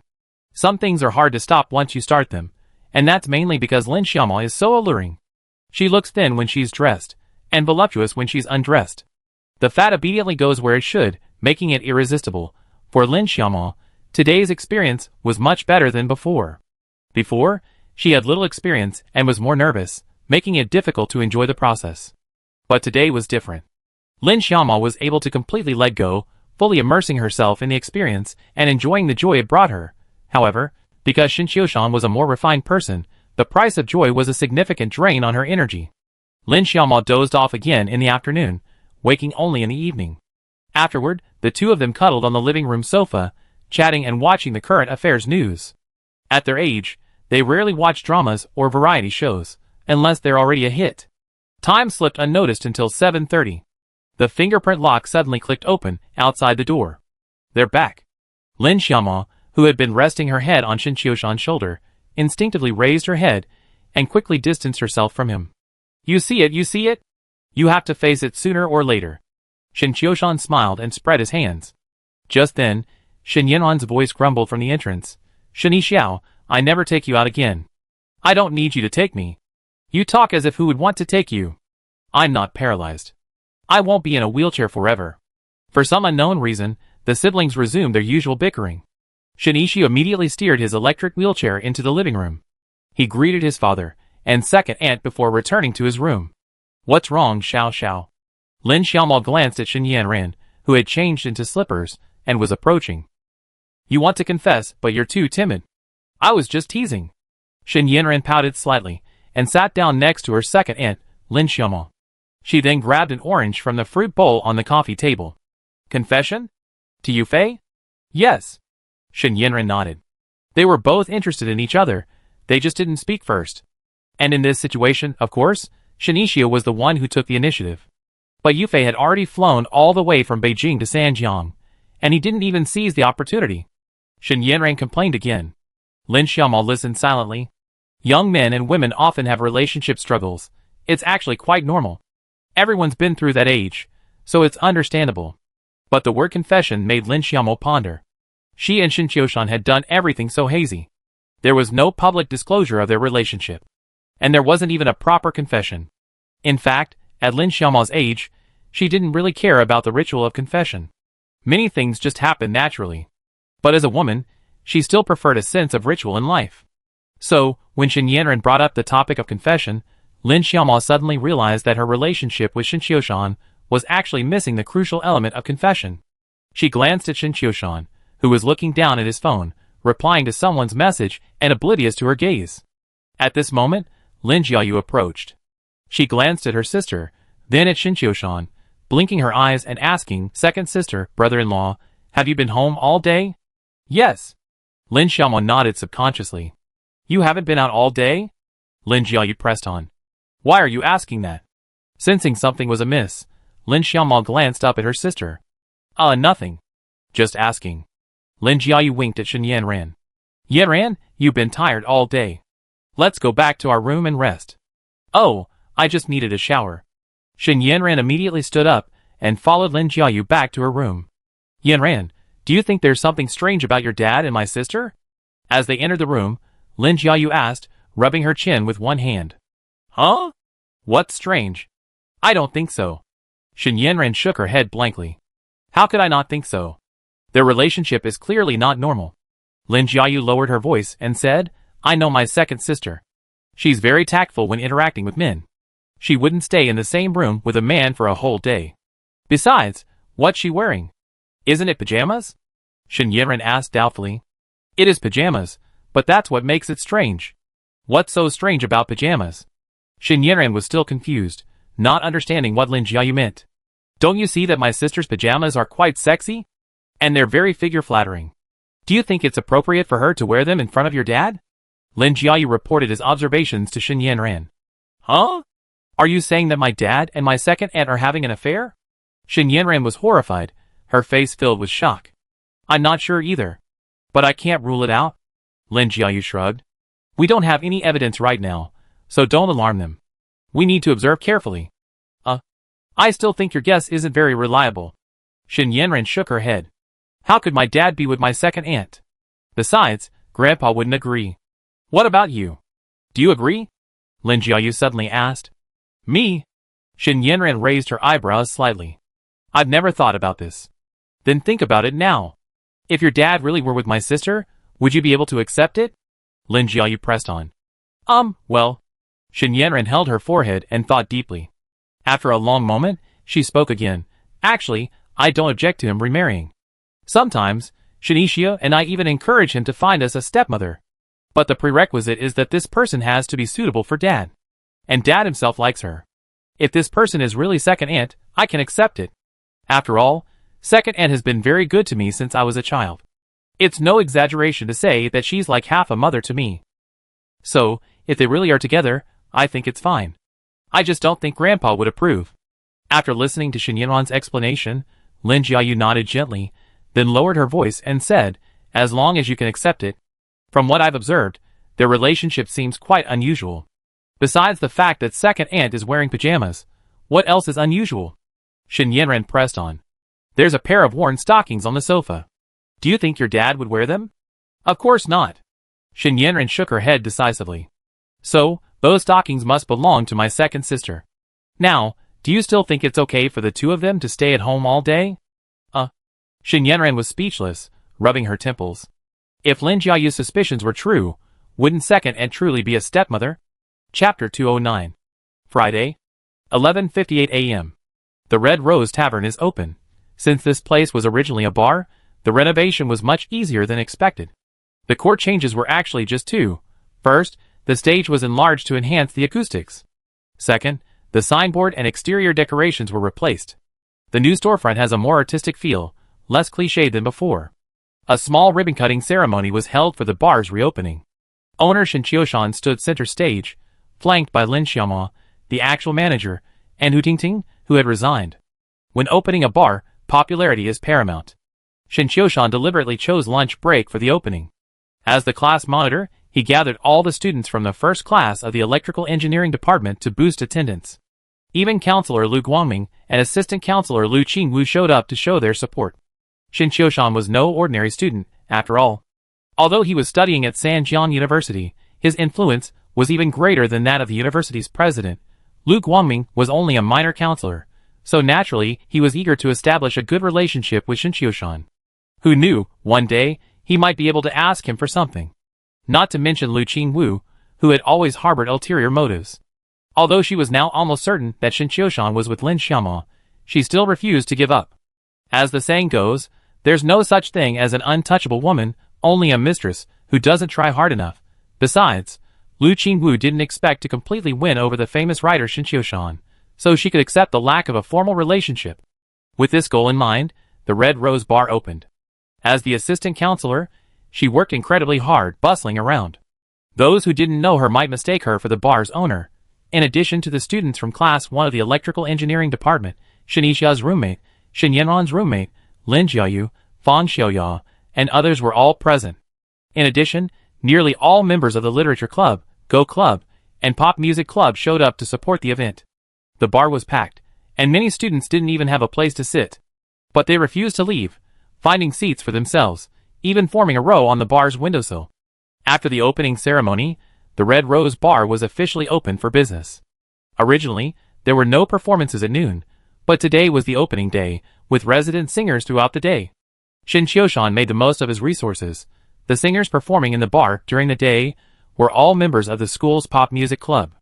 Of course, Shen Qiushan would also pay performance fees, but as students, their fees were lower than those of established resident singers. Behind the bar, Su Piwa, who had long been recruited by Shen Qiushan, was bustling with activity. Having learned in advance that Shen Qiushan was planning to open a bar, she even taught herself how to mix cocktails. The terrifying thing about a top student is their exceptional learning ability. In just 2 weeks, Su Piwa's cocktail skills were almost on par with those of a new bartender who had been working for about a year. Piwa, when did you learn how to mix cocktails? That's so cool. Because of the busy opening, Lin Jiayu, who had been drafted, was also busy behind the bar. Seeing Su Piwa even learn how to mix cocktails, she was naturally shocked. I'm just learning by watching videos. I'm not very good at it yet. Su Piwa replied, his hands moving constantly. Awesome. Lin Jiayu gave a thumbs up and nudged Shen Yanran, who had also been conscripted, with his elbow. Yanran, look at Piwa. He's even learned how to make a cocktail. This is your family business. Can you please give it some attention? I just give it a try. You're clumsy. Shen Yanran spread her hands.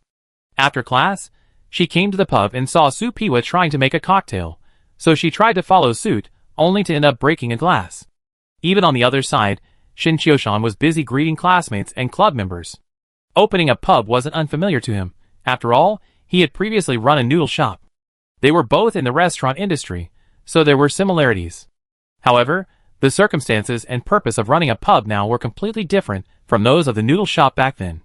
He originally opened the noodle shop to make a living, with profit as his sole purpose. Now, as a pub, Shen Qiushan doesn't care about profit or loss at all. He's just having fun, giving Lin Xiaoma a place to sing freely.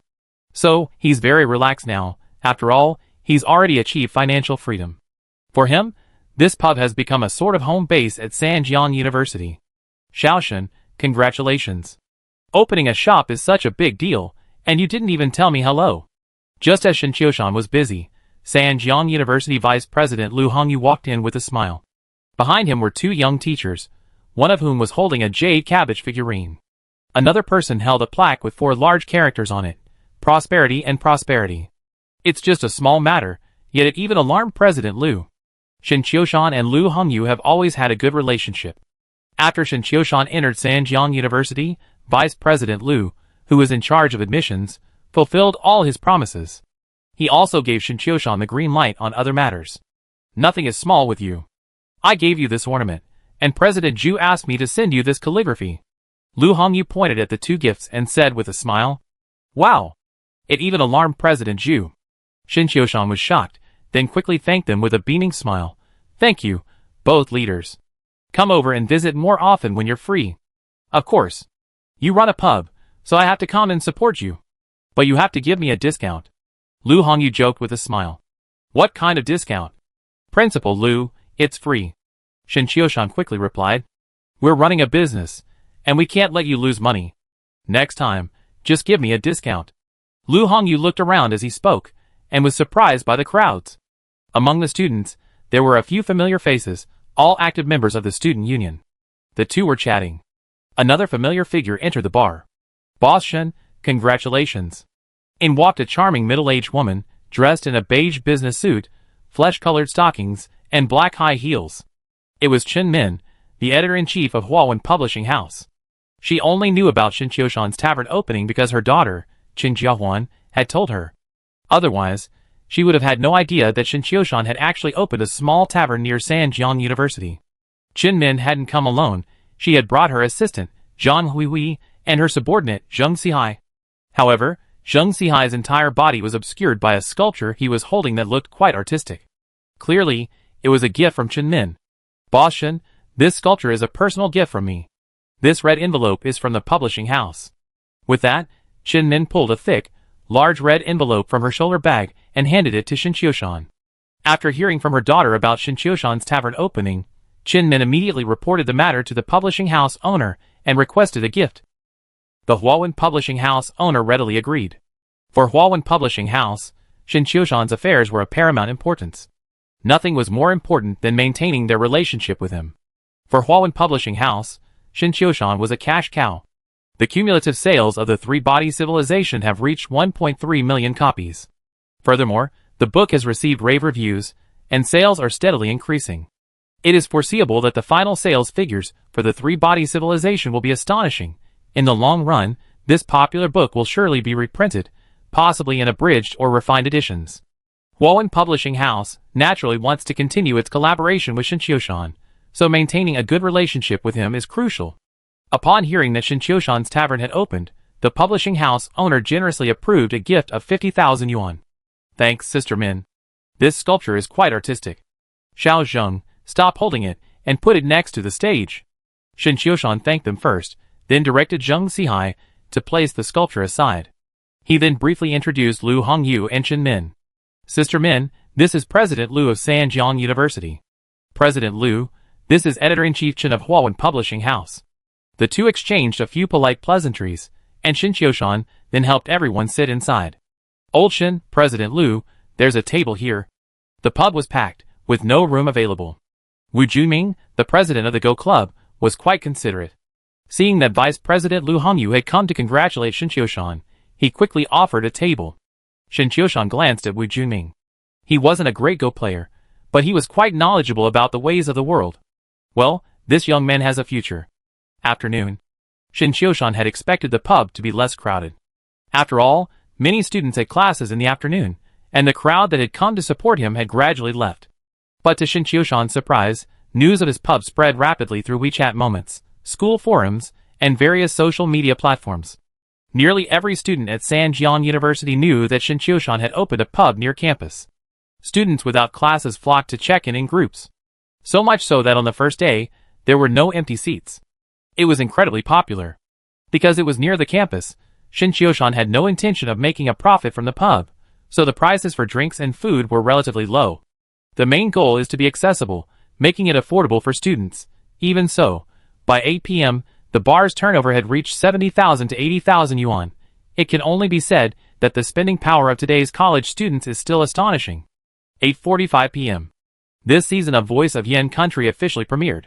The bar was still open, and the Red Rose Band took the stage, bringing the atmosphere to a climax. Sanjiang City. Red Sea Home.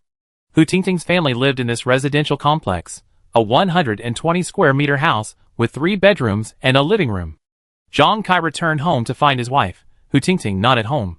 He frowned, then silently sat down at the dining table and ate the meal his mother had left for him. Xiao Kai, you should take care of Tingting. You quit a good job and go work at a bar. Is that the place for a decent person? Zhang Kai's mother, Zhao Minglan, was here to help take care of the children, but she looked down on her daughter-in-law for not working hard and even starting a band. It was better before. After all, Hu Tingting's job was relatively stable, though she earned a little less. But a while ago, she actually quit her stable job and went to work at a bar. Today, it was almost 9 o'clock and she still hadn't come home. Zhao Minglan was furious, and when she saw her son return, she immediately started complaining. Okay, I call her later to check on her. Although Zhang Kai was also unhappy, he was reasonable enough to know he couldn't add fuel to the fire, otherwise it would only exacerbate the conflict between mother-in-law and daughter-in-law. That would make his life even more difficult. After dinner, Zhang Kai turned on the TV. Hu Tingting had previously told him that tonight was the day Yin Guizhi was broadcast, and their band might appear on that episode. Although he didn't particularly support his wife, Hu Tingting's band plans, now that they were going to be on TV, what else could he say as a husband? After all, he had to show his support. Zhao Minglan, having put her child to sleep, returned to the living room. She sat down on the sofa next to her son and angrily said, Xiao Kai, I'm telling you something. We can't let Tingting do whatever she wants anymore. What's the point of starting a band? How can it possibly make a living? She doesn't make much money. When she comes back, tell her to quit her job at the bar and find a stable job like she did before. Zhang Kai nodded. I try to persuade her, but it might not work. It's all your fault. Zhao Minglan angrily complained. Just as the mother and son were talking, the door unlocked, and Hu Tingting returned home. After changing into slippers, she walked into the living room, saying, Let's watch Sanjiang TV. They're having Voice of Yen Country today. I wonder if our band will be on it. Isn't this Sanjiang TV? Zhang Kai pointed at the TV screen. Well, you're back just in time. Hu Tingting casually sat down next to her husband, Zhang Kai, and turned to Zhao Minglan. Mom, is Wenwen asleep? She went to bed a long time ago. She was still yelling for her mother before she went to sleep. Tingting, I'm not saying anything bad, but you're already a mother. Why are you still in a band? Can that even make a living? Or can it help Xiao Kai pay his mortgage? Zhao Minglan, already fuming, opened up passionately. Hu Tingting was a bit bewildered by the criticism. She frowned and looked at her husband, Zhang Kai. Do you also think my band is a joke? It's fine that you like music, but bands aren't for women. Besides, you won't make much money running a band right now, and it take up a lot of energy. The effort and reward are clearly disproportionate. So my advice is, put the band thing on hold for now, and shift your focus to your family. Spend more time with Wenwen when you have time. I get it. You still want me to stay home and take care of the kids. Hu Tingting curled her lips. It's not like you have to stay home and take care of the kids. It's a different division of labor. Our monthly fixed expenses are around 18,000. If you can cover those, I have no problem quitting my job and staying home to take care of the kids. Zhang Kai spoke calmly, seemingly very rationally, because he knew Hu Tingting wouldn't make much money running a band, despite the initial buzz. But Lin Xiaoma, Fang Di, and Hu Xinyu all have regular jobs. It's impossible for them to quit and rely on performing for income. The occasional performance or two wouldn't bring in that much money, even if the fees were split among the 4 of them. Xiao Kai is right. There should be a clear division of labor between husband and wife. If you really earn more than Xiao Kai, I support him staying home to take care of the kids. Zhao Minglan echoed. Hu Tingting glanced at her mother-in-law, who always looked down on her, and raised her eyebrows. Mom, keep your word. If I earn more than Zhang Kai, will he stay home to take care of the kids? Yes, it's a sure thing. I can make the decision on that matter. Zhao Minglan nodded firmly. Chapter 210. Zhang Kai spread his hands. Yeah, I agree with that. The company is laying off employees, and I might even lose my job someday. If you can make money running a band, that's great. After 5 years of marriage, Hu Tingting knew her husband Zhang Kai well. His words were actually a retreat, a pretense of advance, anticipating she wouldn't be able to make much money running a band, hence his generosity. Okay. That's what you said. Although Hu Tingting wasn't sure, she was still full of energy. After all, their band had won 4 lights in the team competition, earning unanimous praise from all 4 mentors. Judging from the feedback from the audience and mentors, their performance should be good. However, she wondered what the real-life audience would think after the show aired. Many current singers emerged from talent shows, and their band might be able to replicate their success. However, whether they could become a hit remained a mystery. As the saying goes, small success depends on promotion, big success depends on luck. But in reality, with the current level of popularity in the domestic entertainment industry, one doesn't even need to be a star. Just a little fame is enough to earn more than an average person could ever earn in a lifetime. Huh? Just as Hu Tingting was secretly arguing with herself, her mother-in-law, Zhao Minglan, suddenly let out a startled exclamation. She clearly had something to say, but held it back, evidently having seen something unfavorable. Hu Tingting looked up at the TV. Sure enough, the camera was on the Red Rose Band. It was a short interview before the team competition, featuring the 4 members introducing themselves and explaining why they chose to participate in the Voice of Yen Country. We're on the first episode. And they were even arranged first. Hu Tingting's eyes lit up. She had some understanding of the variety show routine. Although the order of appearances was random during the taping, when the show aired, the production team would select the best performers based on each group's performance and present them fully. Some mediocre performers wouldn't even appear in the main program, or only appear for a few seconds in a montage.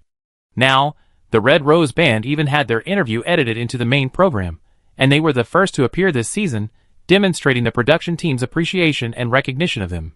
You're on the first episode, and first at that. Zhang Kai raised an eyebrow, surprised. He had always thought his wife's band was just a joke, and hadn't taken it seriously. It wasn't until Lin Xiaoma became an internet sensation that he paid a little attention to the Red Rose Band, but the online buzz was short-lived and quickly cooled.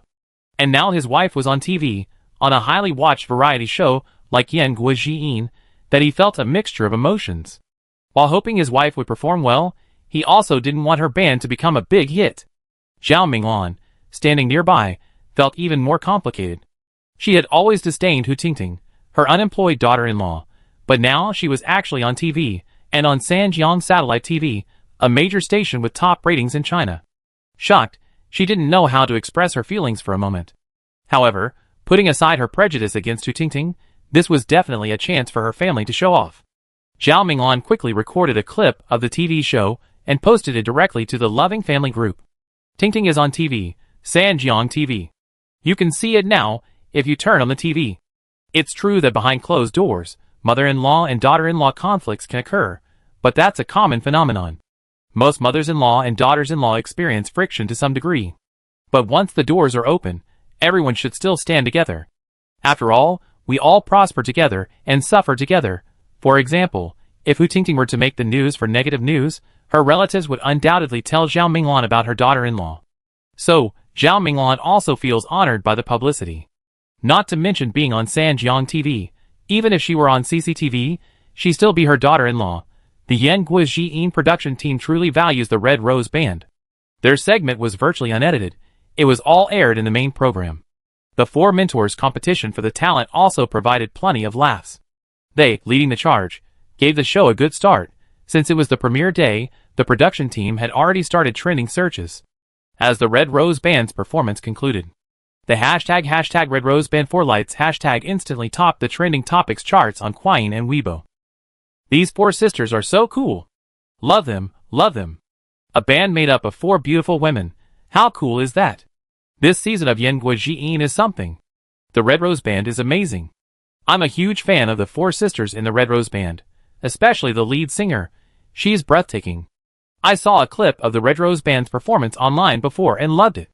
I never expected they'd be on Yan Guojiyin. I'm so happy for them. The related topics were filled with overwhelmingly positive reviews. Although the show had only just aired, the number of comments wasn't particularly high yet, and the buzz was slowly building. Bohemia Garden. The Lin family. After finishing his political news, Lin Moshwan looked up at the wall clock and turned to Chen Qingzhu, who was sitting next to him. Isn't it Friday? Why aren't Momo and Jiayu home yet? Xiaoshan opened a bar today, and he's helping out. Chen Qingju casually replied, then picked up the TV remote from the coffee table. The news is over. I'm going to watch something else.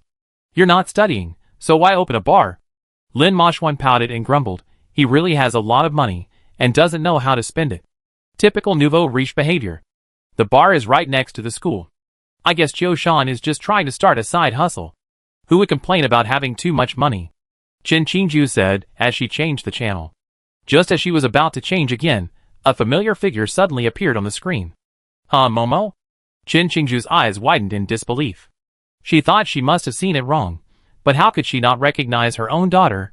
She quickly confirmed that the person on the TV was her daughter, Lin Xiaomo.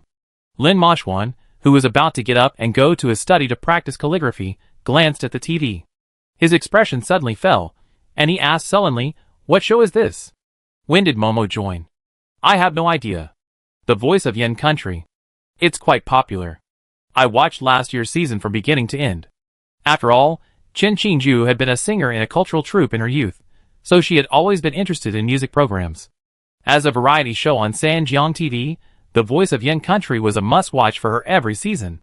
However, she never imagined that one day she would actually see her own daughter on this show. Bang! Nonsense! That's just bullshit!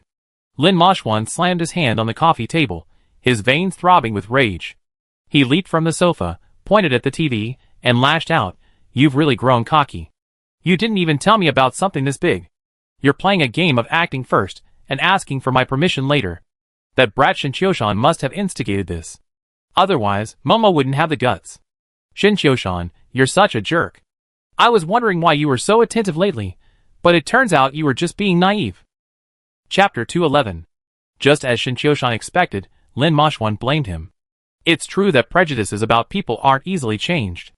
After all, Shin Qiushan has a criminal record. Don't get too excited. Look at how Momo and the others are doing. Besides, participating in such a popular show isn't a bad thing. Chen Qingyu quickly tried to persuade him. She's the vice secretary of the Youth League Committee at Sanjiang University. She's a university leader. Participating in a show like this is no big deal.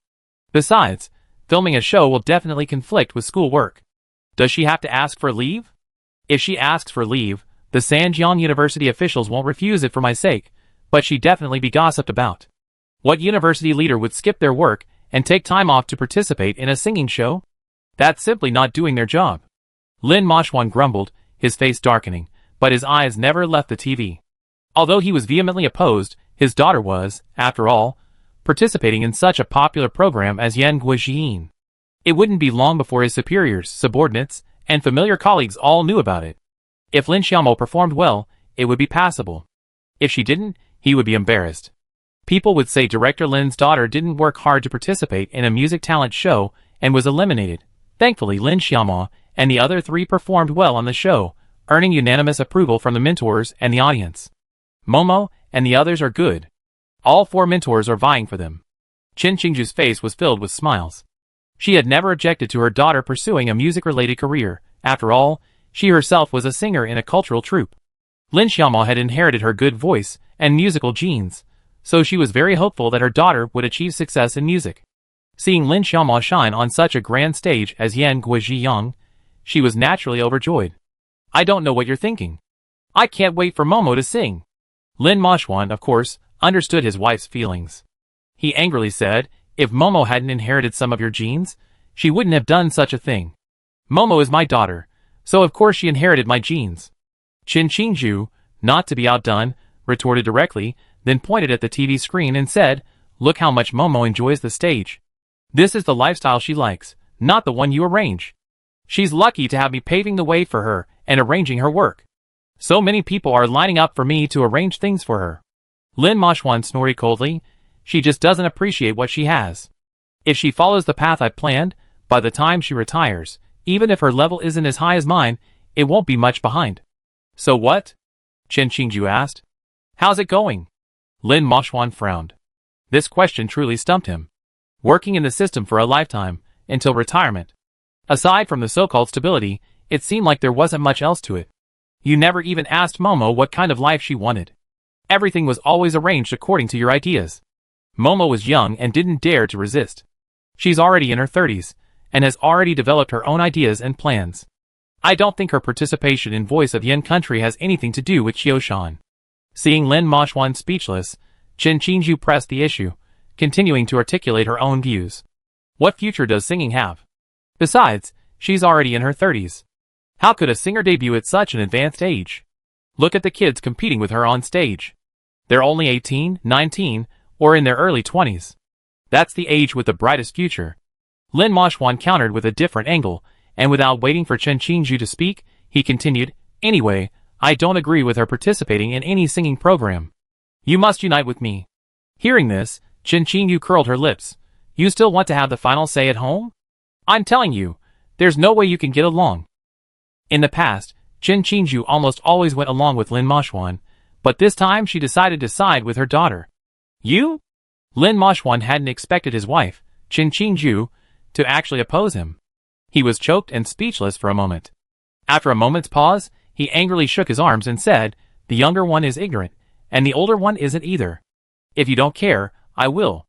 After that, Lin Moshwan picked up his phone and called his daughter, Lin Xiaomo.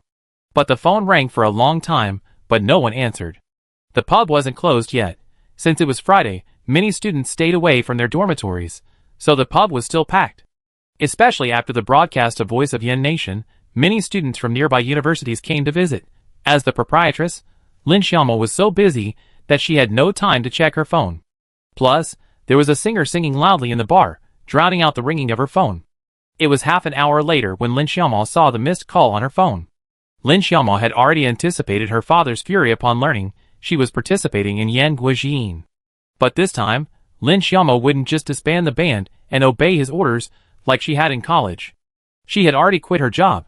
Her escape route was cut off. She had to give music a try no matter what. Besides her father's missed call, several friends had also called or sent WeChat messages to Lin Xiaomo due to the broadcast of Yan Guojian.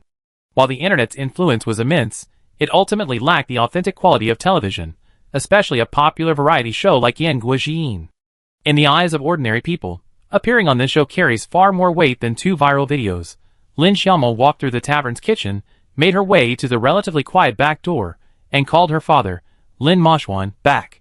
"You've grown up, haven't you? You didn't even tell me you were on a TV show." The call connected, and immediately her father's voice chided her. "Because you wouldn't agree even if I told you. So you just acted on your own?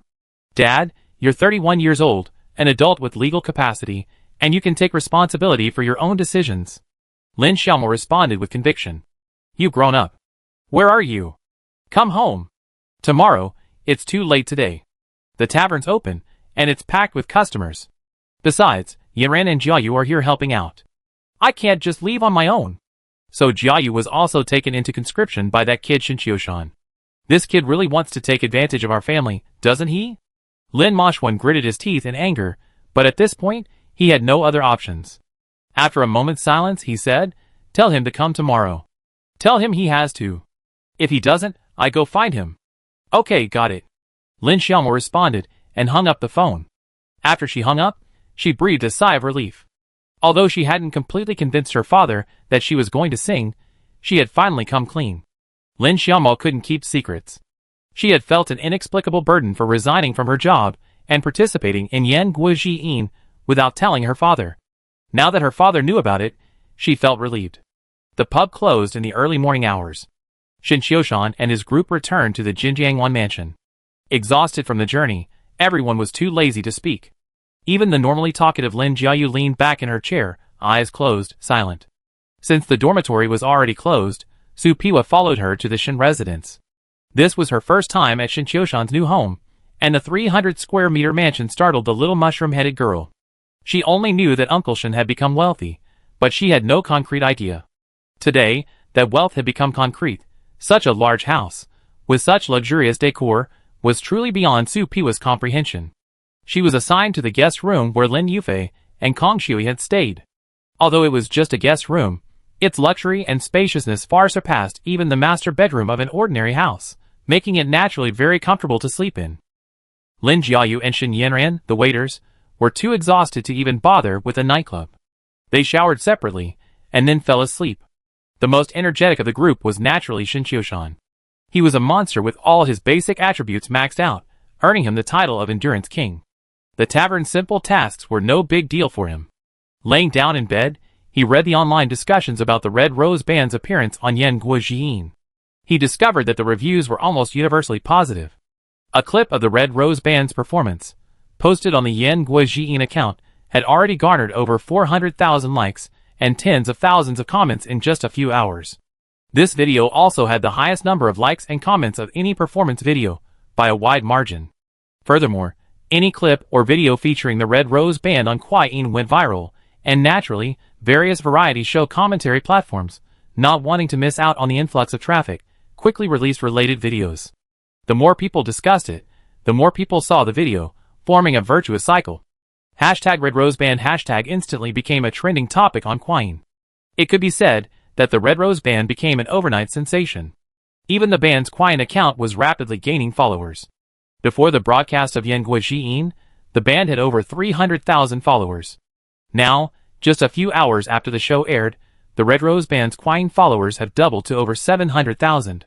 And at this rate, it will soon reach over 1 million. It's a hit. It looks like it's really a hit. Shin Qiushan's lips curled up involuntarily. Seeing the Red Rose Band's popularity, he suddenly felt a sense of satisfaction from nurturing them. The Red Rose Band's success was due not only to Lin Xiaoma's outstanding personal qualities and the four members' chemistry, but also to Shin Qiushan, the Red Rose Band's extra member, who undoubtedly contributed greatly to it. He scrolled through the comments on the Red Rose Band's Quain account again, and his formerly cheerful mood suddenly furrowed his brows. A bunch of people were frantically calling Lin Xiaoma wife. Disgusting. Have some shame. Shin Qiushan cursed inwardly. But honestly, if I had to describe Lin Xiaoma's performance on the Yan Country Voice stage in 2 words, it would be absolutely beautiful. No wonder netizens were licking the screen and calling her wife. Looking at these netizens' messages, Shin Qiushan's mood gradually shifted from anger to joy.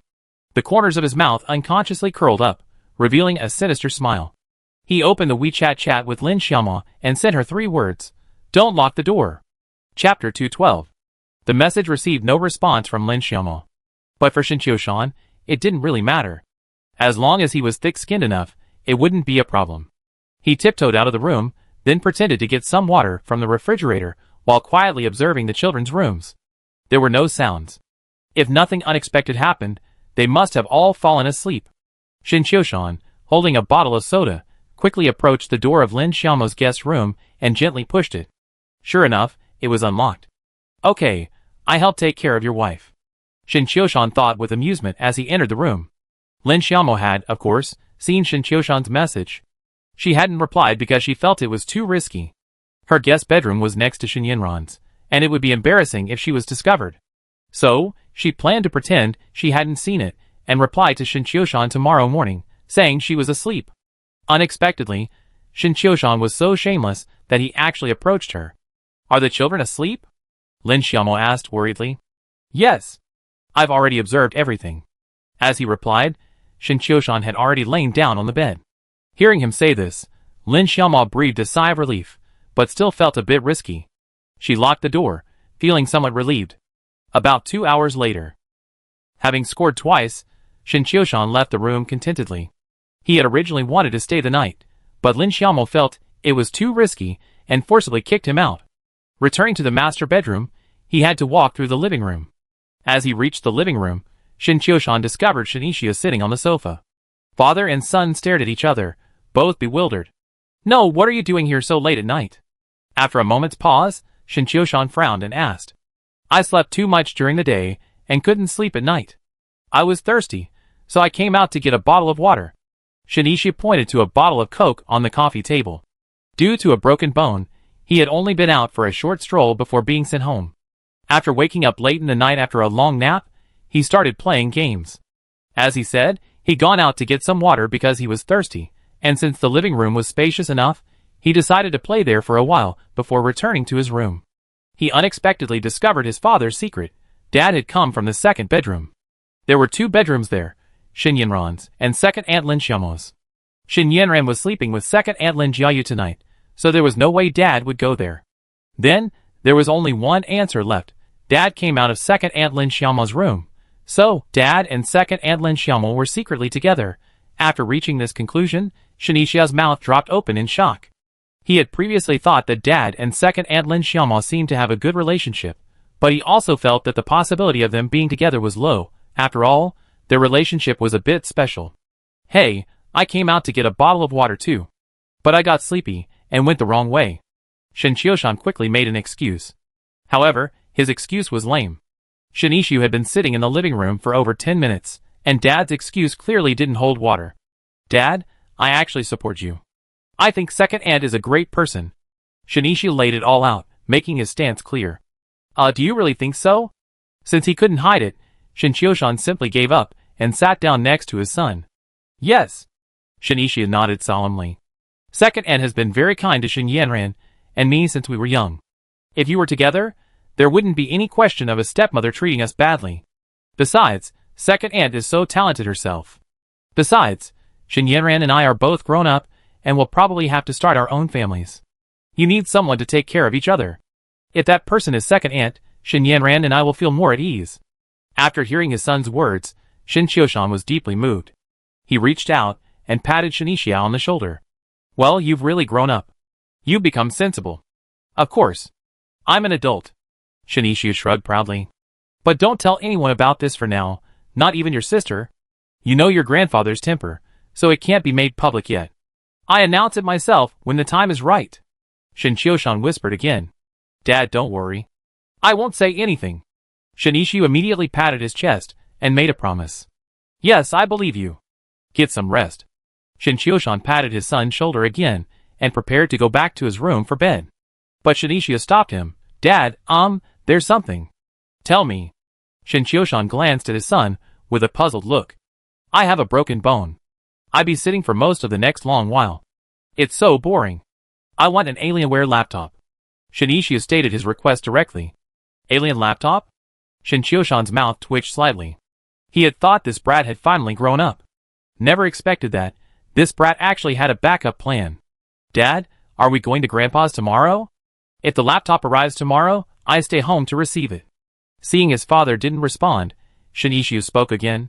You choose it yourself, and then send me the link on WeChat. Shen Qiushan rolled his eyes at his brat and strode back to his room, his mind furiously muttering, Tian Gang, this is simply Tian Gang. By the time he lay down on his bed, Shen Yishu's WeChat message had arrived. It was a link to the Jingxi Mall. He clicked on it, and his mouth twitched again. Over 40,000 yuan for a computer. This brat is really treating his dad like a fat sheep. Alright, I keep this account in mind. We sell it all when your fracture heals, Shen Qiushan thought silently as he paid. The advantage of Jingxi Mall is that their own products ship very quickly. This laptop is delivered today. It said it would be delivered before 3 p.m. Shen Qiushan took a screenshot of the payment page and sent it to Shen Yishu. Wait at home tomorrow. Shen Yishu quickly replied with a heart emoji. Then he flattered him. The most handsome dad in the world. Shen Qiushan tossed his phone aside, too lazy to pay attention to this rebellious son. The next day. It was already past 10 when Shen Qiushan woke up. He walked out of the room and found Shen Yanran, Lin Jiaoyu, and Su Piwa, the three little girls, already eating. Dad, why are you waking up just now? We were starving. We had no choice but to order takeout. Shen Yanran pouted upon seeing her father. I slept too late last night. Shen Qiushan stretched and sat down at the table. My second sister is even more outrageous. She's still asleep. We agreed to go home together today. As he spoke, Lin Jiaoyu glanced at Lin Xiaomo's bedroom. The door was still closed. You've been busy at the pub all day. It's normal to be tired.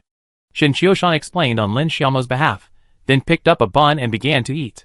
After the four of them finished their meal, Lin Xiaomo finally emerged from the room. There was no sign of fatigue on her face. Instead, she looked radiant. Looks like she needs some beauty sleep. Looking at her radiant second sister, Lin Jiaoyu couldn't help but sigh. Second aunt, you're famous. The internet is all about your red rose band. Shen Yanran picked up her phone from the table and shook it. Yeah, I saw it. When she woke up, she immediately checked her WeChat messages. The Red Rose Band's WeChat group had hundreds of messages. Hu Tingting, Fang Di, and Zhu Xinhua were excitedly sharing news from various sources and interesting comments from netizens. Lin Xiaomo was naturally delighted that the band had received such recognition from the audience. It gave her the courage to confront her father. And her music career had taken an important step forward. While they were chatting about the Red Rose Band, Shin Qiushan received a call from the park's property management center. They said a courier from Jingxi had arrived to deliver something, and asked if Shin Qiushan needed the property management to deliver the item to his door, or if he wanted to leave the item at the gate. Outsiders are not allowed in luxury properties like Jinjiangwan. Courier services and takeout orders are handled by the property management. Please help deliver it, thank you. Shin Qiushan knew the Alienware laptop he ordered this morning had arrived. Dad, has my computer arrived? Shin Ishu had emerged from the room in an electric wheelchair at some point. Yeah. Shin Qiushan nodded gently. Hee, that's great. We have some fun today. Shin Ishu was overjoyed, grinning from ear to ear.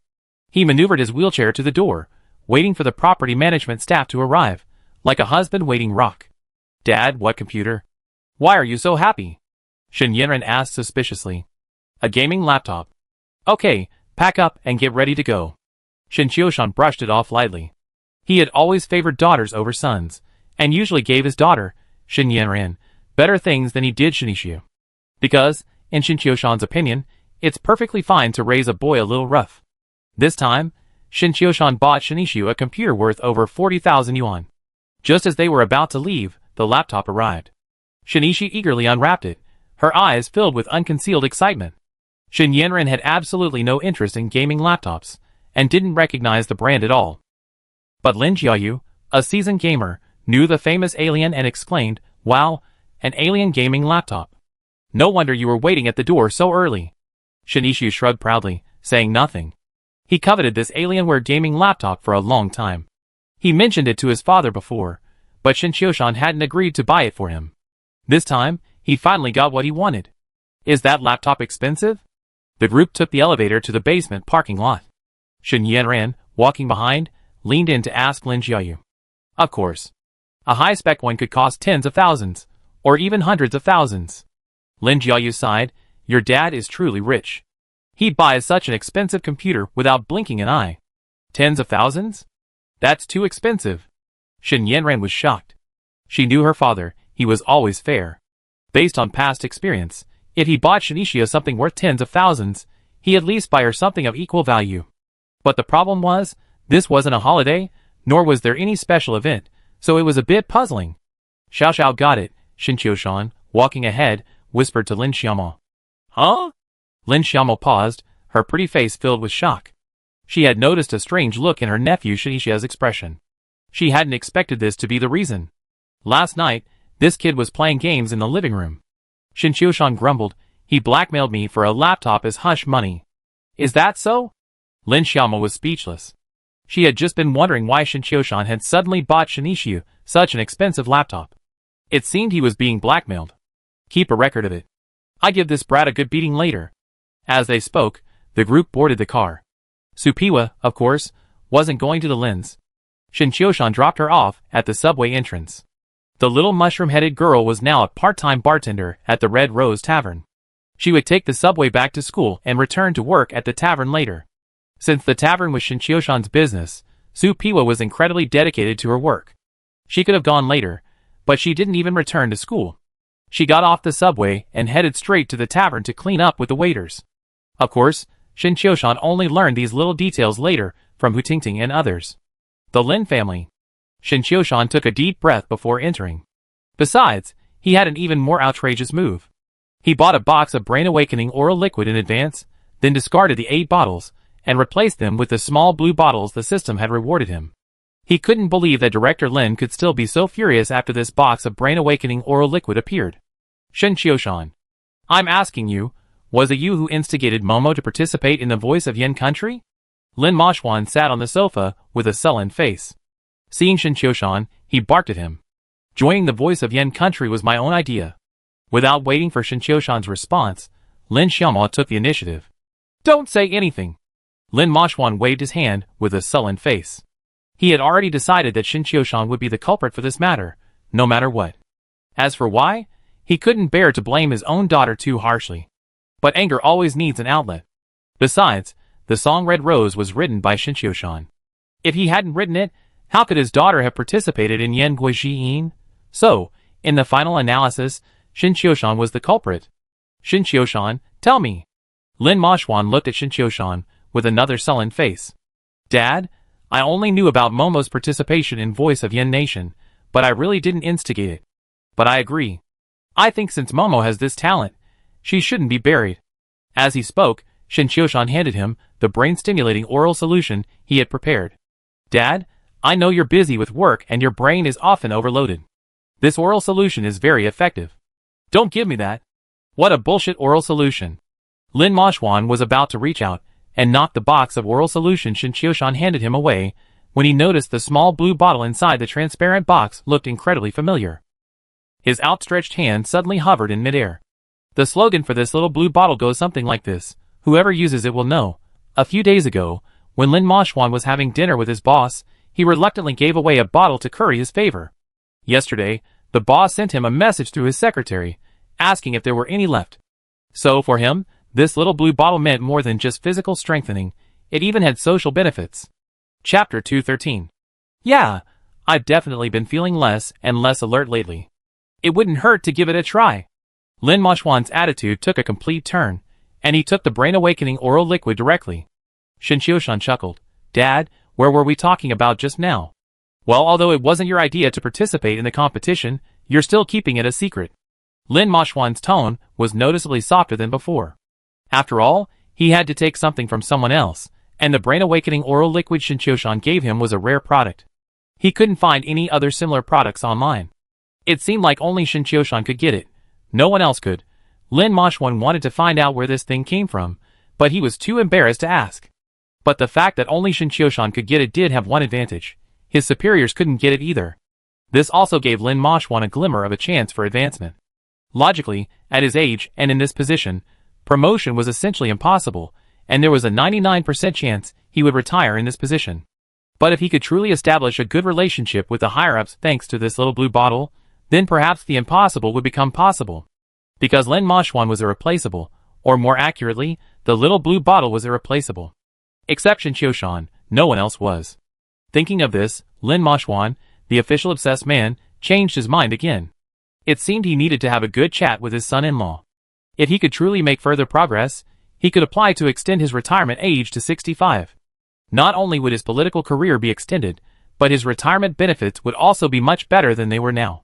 While the possibility of achieving this goal through the little blue bottle wasn't high, it wasn't completely impossible. Lin Xiaomo and Lin Jiayu were a little confused as they watched their father change his attitude over a box of brain-awakening oral liquid. They all knew their father well. When had Director Lin become so easy to talk to? It was simply unbelievable. Dad, I wonder if you've seen the online comments. The audience is really appreciating Momo and her band right now, and there's a lot of buzz online. It's no exaggeration to say they've become an overnight sensation. As the saying goes, every profession has its own top talent. Momo clearly has a great talent for music, Shin Chioshan said, striking while the iron was hot. His words immediately resonated with Qin Qingju, who raised her head proudly. I've always said that Momo is the most like me of the three daughters. She inherited my musical genes. Mom, what about me? Hearing her mother's words, Lin Jiayu felt a little unhappy and pouted. Well, you inherited a little too. Qin Qingju wasn't the type to lie. While her youngest daughter, Lin Jiayu, could sing, her current level was far from professional, a far cry from her second daughter, Lin Xiaoma. In fact, her eldest daughter, Lin Chuxue, also sang very well. While not on par with Lin Xiaoma, she wasn't far behind. Only the youngest daughter, Lin Jiayu, probably had a genetic mutation. Her musical talent had been neutralized by Lin Moshwan. That's enough. Now that things have come to this, I don't want to say anything more. Lin Moshwan waved his hand and said to Lin Xiaoma with a stern face, since you've already entered the competition, let's finish it. You have to finish what you start. But after the competition, you still have to focus on your university job. That's the stable job that will sustain you for a lifetime. Dad. Lin Xiaoma was about to come clean and tell him about her resignation. Shin Chioshan, sensing the signs, quickly jumped in. Dad, you're right. First, compete, then get back to work. As he spoke, Shin Chioshan quickly winked at Lin Xiaoma. In his opinion, a gradual approach was better. He couldn't give Director Lin a double whammy all at once. What if the old man couldn't handle it? Also, with the Red Rose Band's current momentum, they might win the championship this season of Yan Guoxiyin. Even if they didn't win, they should definitely make it to the semifinals. After achieving some success, she could then announce her resignation. Lin Moshwan would certainly be more receptive. In other words, Lin Xiaomo could use this time to accumulate more bargaining chips. Lin Moshwan, naturally unaware of Shen Qiushan's ulterior motives, nodded slightly, deciding to move on from this. He could have a good chat with Shen Qiushan later about the little blue bottle.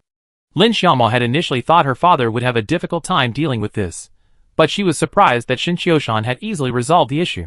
She breathed a sigh of relief, and fearing her father would bring it up again, she volunteered to help her mother prepare the meal in the kitchen. In the evening, the entire family gathered around the dining table for a lively dinner. During the meal, Lin Moshwan deliberately encouraged Shen Qiushan to have a few more drinks.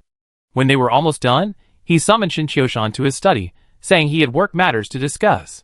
After entering the study, Lin Moshwan locked the door. Shen Qiushan was somewhat bewildered by his father-in-law's actions. Two grown men chatting in the study. Why lock the door? Dad, what's going on? Shen Qiushan asked curiously after taking a seat. What kind of tea would you like? I have Longjing, Pu'er, and Dahongpo. Lin Moshwan didn't rush to answer Shen Qiushan's question, but instead fiddled with the tea utensils on the table. Longjing, Shen Qiushan replied casually. The type of tea didn't really matter to him. He was more interested in why Lin Moshwan was so mysterious. He brewed the tea. Lin Moshwan personally poured a cup and handed it to Shen Qiushan. Try it. It's delicious. Shen Qiushan took a sip and replied perfunctorily, rather half-heartedly. Lin Moshwan took a long sip. After putting down his teacup, he took out the brain-awakening oral liquid Shen Qiushan had given him. Qiushan, this is great. I've always wanted to ask, where did you get this stuff? So that's what it was. Shen Qiushan finally understood why his father-in-law was so secretive. This is a product developed in our laboratory. It's not ready for mass production yet, but its functions and effects have been tested numerous times and are absolutely flawless. Ever since he first gave the little blue bottle away, Shen Qiushan had already thought of how to answer this question. He happened to be the heir to the Yuanhang laboratory, so it made perfect sense to attribute the product's origin to the laboratory. Laboratory? What laboratory? Lin Moshwan asked curiously. Yuanhang laboratory. Yuanhang laboratory?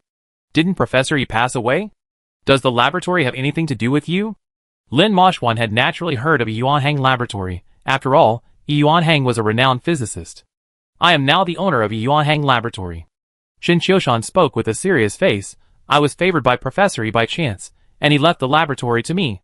After years of development, Yuanhang Laboratory's research has expanded beyond physics and electronics to include biology. After all, labs need to be profitable, and biology is easier to earn. For example, if this refreshing oral solution goes into mass production, the revenue will surely be substantial. Lin Moshwan stared at Shen Qiushan in shock. He had never imagined the astonishing secrets behind this little blue bottle.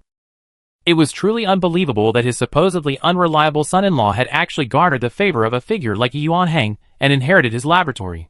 You just said it can't be mass-produced yet? After calming down a bit, Lin Moshwan asked again. This was actually his biggest concern. If this thing went into mass production, it would lose its uniqueness. Of course, it couldn't be used as a bargaining chip. Well, it can't be mass-produced yet. Shen Qiushan spread his hands with a look of regret. Perhaps, never. Lin Moshwan breathed a sigh of relief at this answer. The fact that it couldn't be mass-produced was good news for him. Seeing his father-in-law's reaction, Shen Qiushan couldn't help but mutter to himself, "Why do you seem so happy if it can't be mass-produced?" Lin Moshwan took another sip of tea from his teacup, then cleared his throat. Ahem, Qiushan, what's your lab's monthly output? Is it possible to have a regular supply? Chapter 214. Regular supply? Shen Qiushan opened his mouth in shock, placing the teacup he had just picked up back on the table. He carefully examined his father-in-law, who sat across from him. Thanks to his regular use of the little blue bottle, his overall mental state was indeed much better than before. It was a bit like rejuvenation. But what on earth was a regular supply? Could it be that after his health improved, he found someone outside? For a leader of Lin Moshwan's caliber, if their thinking was corrupted, making money would be easy. Many of those fallen big tigers had countless mistresses outside. But from Shen Qiushan's understanding of Lin Moshwan, he was definitely not that kind of person. This father-in-law was a rare example of someone who had escaped the filth of society without staining himself. To say he had no problems was a bit of an exaggeration. However, compared to officials of his rank, he was a truly incorruptible Lin Qingtian. So, Shen Qiushan felt the likelihood of Lin Moshwan having someone outside was low. But he couldn't rule out the possibility. After all, people's perspectives change with age. How many emperors and generals were brilliant in their youth, only to suddenly become incompetent in old age? Ahem. Shin Qiushan coughed twice, then lowered his voice and asked, Dad, even if you're in good health now, you still need to exercise restraint. Besides, well, we've been honest our whole lives. We can't lose our integrity in our old age. If there's some more scandal. Wait, stop. What nonsense. Lin Moshwan waved his hand with a sullen face. What are you thinking, kid? I'm not going to use it myself. Huh? Then you? Shin Qiushan looked skeptical. For a leader. I gave a bottle to a senior leader before, and he sent word through his secretary that it was very effective. Lin Moshwan honestly expressed his thoughts. Is that so? Shin Qiushan picked up his teacup again and took a sip. Dad, you should have been straightforward. I thought you were going to make a mistake. That scared me. How is it? Can you supply it monthly? Lin Moshwan pressed on. Theoretically, yes, but the quantity is definitely limited. Only a few bottles at most. Shin Qiushan hadn't been actively trying to boost his academic performance recently, so he hadn't been doing many raffles, and his stock was already low. And if he did draw again, even the commemorative prize wouldn't necessarily be this thing, so he couldn't guarantee a large supply, but a few bottles each month shouldn't be a problem. 3 or 5 bottles should be enough, right? Lin Moshwan asked again. It should be fine, but there's no guarantee of this stuff. It might suddenly run out of stock one day, as production is difficult and highly unpredictable.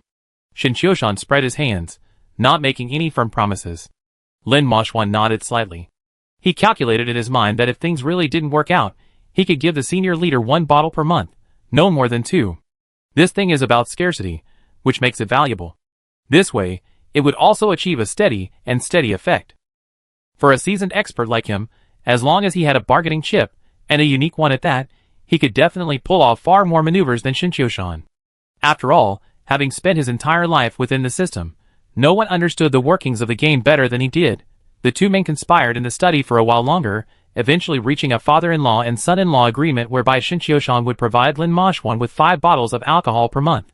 But what frustrated Lin Moshwan was that Shin Qiushan offered no conditions, appearing to be unconditionally willing to cooperate. And Lin Moshwan knew full well that free was the most valuable thing. He wasn't afraid of Shin Qiushan making any conditions, but rather of him not offering any at all, which made him feel uncomfortable. It was like a sword of Damocles hanging over his head. You never knew when it would fall. It was like, after a few months of smooth sailing with his deal with the boss, Shin Qiushan suddenly made an offer. No matter what the offer was, no matter how difficult it was, it would be hard for him to refuse. But now, Shin Qiushan refused to offer any conditions, leaving Lin Moshwan with no choice but to accept the favor. The father-in-law and son-in-law's conspiracy concluded at 10 p.m. Plus, having previously consumed considerable alcohol, Shin Qiushan naturally stayed at the Lin's. As usual, Shin Yanran and her aunt Lin Jiayu shared a room. Shin Qiushan was assigned the guest bedroom, where his son Shin Ishiya slept when he visited. The room wasn't large, but it was clean and tidy enough, with its own air conditioner, keeping it warm in winter and cool in summer. However, as he lay down on the bed, the thought of Lin Xiaoma, who was in the room across from the living room, made him feel restless again. Knowing Lin Xiaoma well, Shin Qiushan knew she would be extremely cautious at home. If he sent a WeChat message like he would at his own home, she would likely lock the door. So tonight, Shin Qiushan's strategy was to avoid alerting the enemy, and instead take them by surprise. Having made up his mind, he left his room immediately, then pretended to get a bottle of water. He then stood in the living room for a while, listening to what was happening in the other rooms.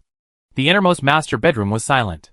Lin Moshwan and Shin Qingju, the elderly couple, had gone to bed early, and were probably asleep by now. Light was still leaking through the crack in Lin Jiayu's door.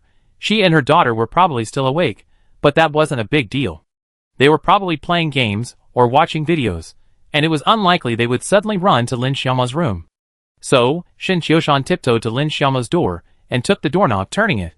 The door was indeed unlocked. This was exactly what Shin Qiushan expected. Who would lock the door, as if to prevent burglars when sleeping at home? He quickly entered the room, and locked the door with a click.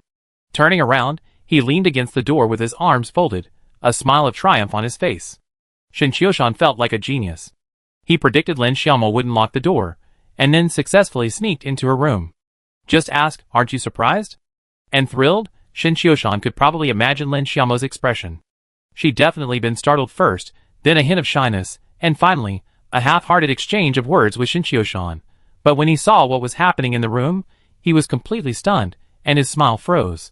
Because Lin Xiaomo wasn't the only one in the room, his mother-in-law, Qin Qingju, was there too. Now, mother and daughter were staring at him in shock. Their eyes locked. Shinchio-shan was completely stunned. Surprise! This was such a surprise. Exciting. There's nothing more thrilling than this. Mom, if I said I was wrong, would you believe me? After a long pause, Shinchio-shan gritted his teeth and spoke. Qin Qingju rolled her eyes and asked coldly, "Do you think I believe it?" Actually, I was sleepwalking." Shinchio-shan reached out to open the door, still muttering, "To find the dragon and divide the gold, look at the winding mountains. Each layer of winding is a barrier. If the door is closed with 8 layers of danger, it will form the shape of Yin and Yang Bagua. Escape." Chapter 215. Stop! Qin Qingju was amused by Shinchio-shan's poor acting.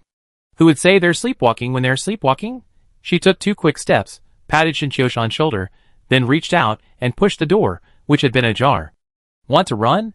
No way. Shinchio-shan sighed dejectedly, knowing that no amount of acting would work. He had intended to surprise Lin Xiaomo with a home delivery. The surprise turned into a shock. She had never expected that her mother-in-law, Qin Qingju, would be in Lin Xiaomo's room at this hour.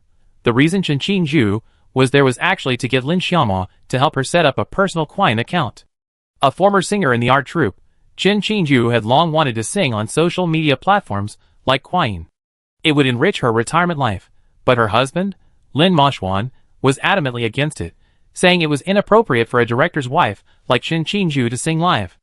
Although Qin Qingju disagreed with this view, Lin Moshwan was still in office, so to avoid unnecessary repercussions, she temporarily gave up the idea of live streaming. But now the situation was different. Her daughter, Lin Xiaomo, was already participating in a nationally influential program like Yan Guojian. So, if her daughter could participate, it wouldn't be a problem for her wife, to sing online. Based on this thought, Qin Qingju decided to create an account and sing a few songs whenever she had time. Since her husband, Lin Moshwan, was already asleep and her daughter, Lin Xiaomo, was still home, she came to ask for help, but to her surprise, while she was concentrating on the lecture, Shinchio-shan arrived uninvited and locked the door. Qin Qingju was stunned for a moment, then suddenly realized what was happening, so the two of them were already together. Otherwise, how could Shinchio-shan come to his daughter's room in the middle of the night and lock the door so expertly? "Since you're here, come sit down." Lin Xiaomo's room was quite large, a suite with a double-seater sofa by the window, and a small private balcony. Qin Qingju pointed at the sofa, then looked at his daughter, Lin Xiaomo, who was half leaning on the headboard. "You sit over there too." It was obvious that Qin Qingju was preparing for a 3-way trial, a thorough trial of both of them. Lin Xiaomo looked helpless. She was completely paralyzed when she saw Shinchio-shan enter the room. In your own home, you send a WeChat message to ask first, but tonight, in such a dangerous environment, he didn't even bother asking. The double-seater sofa seemed to be prepared for the two of them, and it was just right for them to sit side by side. But as they sat down, Lin Xiaomo pinched Shinchio-shan's waist hard to vent her anger. "Momo pinched me." Shinchio-shan, desperate, raised his hand to report. "You?" Lin Xiaomo was completely speechless. This man seemed so reliable at ordinary times, but how could he do something childish at the critical moment? Is this what they call a man remains a teenager until his death? "Momo, don't do these little tricks," Qin Qingju said sternly. After they were both seated, she scanned him twice, then cleared her throat before asking, "Tell me, when did you get together?" "Not together. Just a few days." They both replied almost in unison. However, their answers were completely different. Lin Xiaomo said, "Not together," while Shinchio-shan said, "Just a few days." Although both began with "not," their meanings were worlds apart. Lin Xiaomo flatly denied it. She wasn't prepared to confront her parents about her and Shinchio-shan's relationship, so she instinctively wanted to deny it. After all, there wasn't any substantial evidence. Although Shinchio-shan had come to her room, it was only there. If she simply denied it, her mother wouldn't be able to do anything to her. Shinchio-shan, on the other hand, had a different perspective. He wasn't too worried about Qin Qingju finding out. He probably understood his mother-in-law's personality. She had been a singer in a cultural troupe in her youth, and was much more open-minded than Lin Moshwan. Therefore, Shinchio-shan felt that convincing his mother-in-law shouldn't be difficult. Shin Qiushan had originally been concerned about his father-in-law, Lin Moshwan, reacting too strongly. However, after the father-in-law agreement, Shin Qiushan had gained some leverage. But the agreement hadn't been formally implemented yet. If he were given another 3 months, Shin Qiushan would be confident he could handle the situation even if it was his father-in-law, Lin Moshwan, who was now confronted. So, Shin Qiushan's thinking was quite clear. Acknowledging their relationship in front of his mother-in-law, Chen Qingju, wouldn't be a big deal. He just needed to convince her to keep it secret for the time being. Furthermore, once Chen Qingju knew and accepted the relationship, Shin Qiushan could find an opportunity to bribe her and bring her over to his side. When it comes time to finally reveal his relationship with Lin Xiaoma to Lin Moshwan, Chen Qingju will be a huge help. How many days is a few? Chen Qingju ignored her daughter's quibbling and looked at Shin Qiushan, who had provided the useful information, for further questioning. About half a month. Shin Qiushan silently calculated the time, counting from the time he and Lin Xiaoma officially slept together. Only half a month? Chen Qingju was skeptical.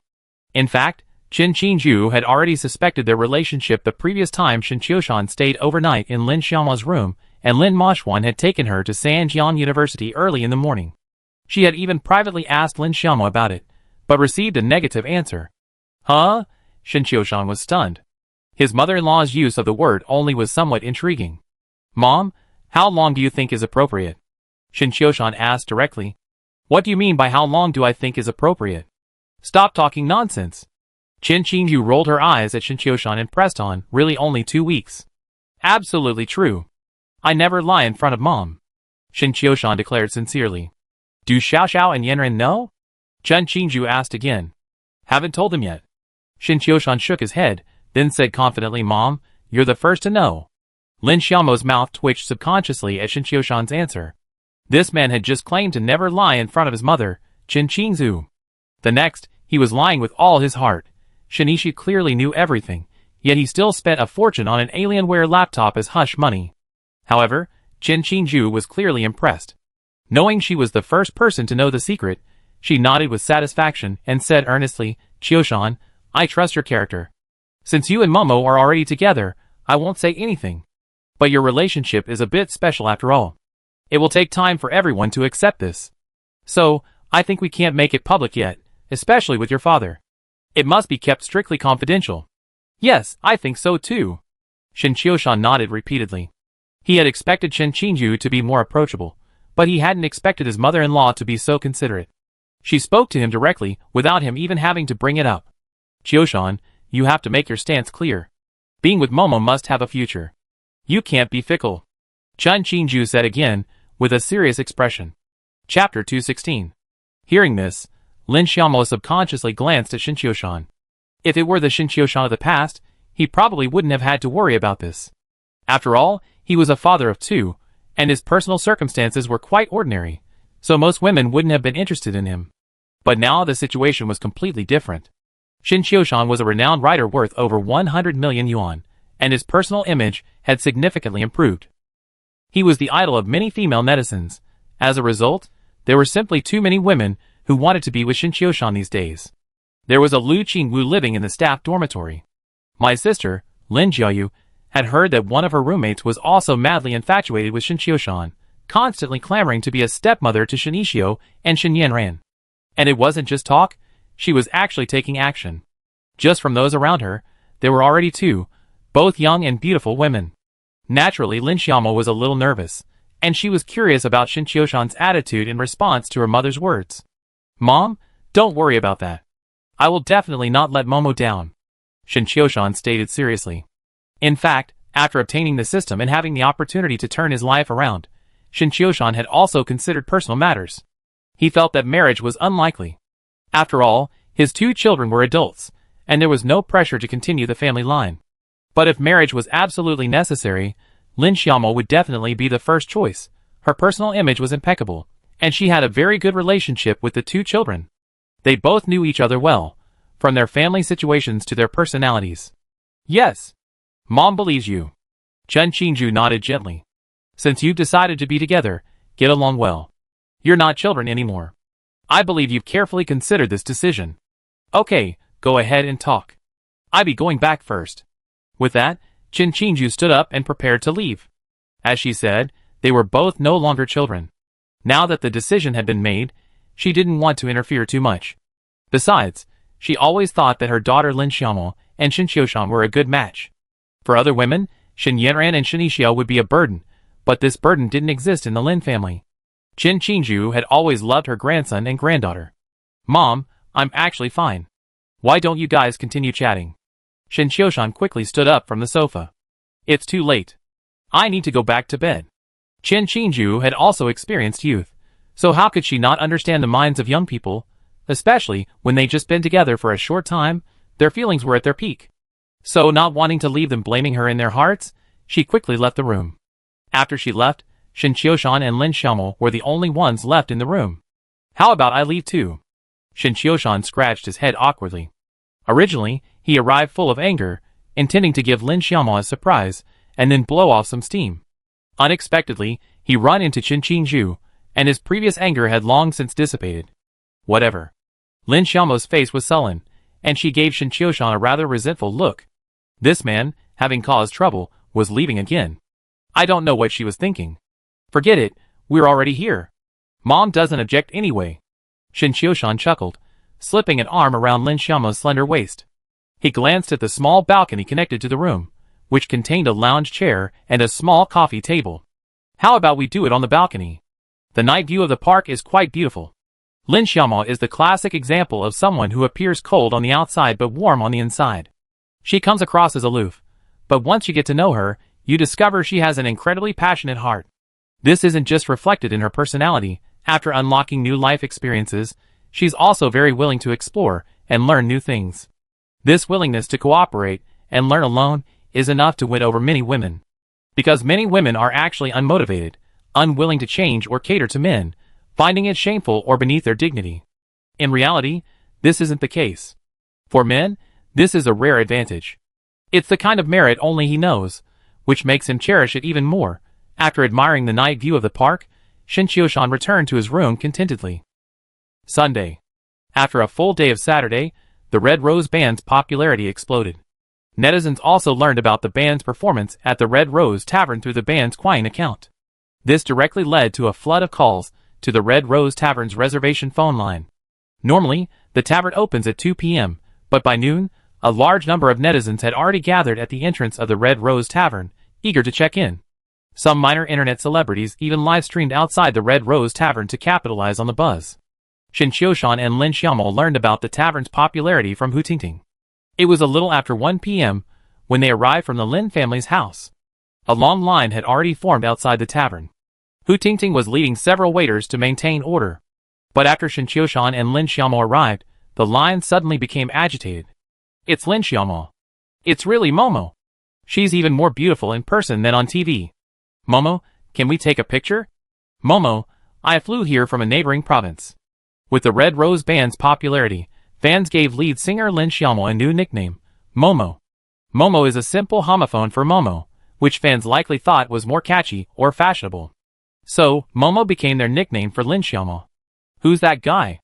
Momo doesn't have a boyfriend, does she? That's Teacher Shin. You don't even recognize Teacher Shin, do you?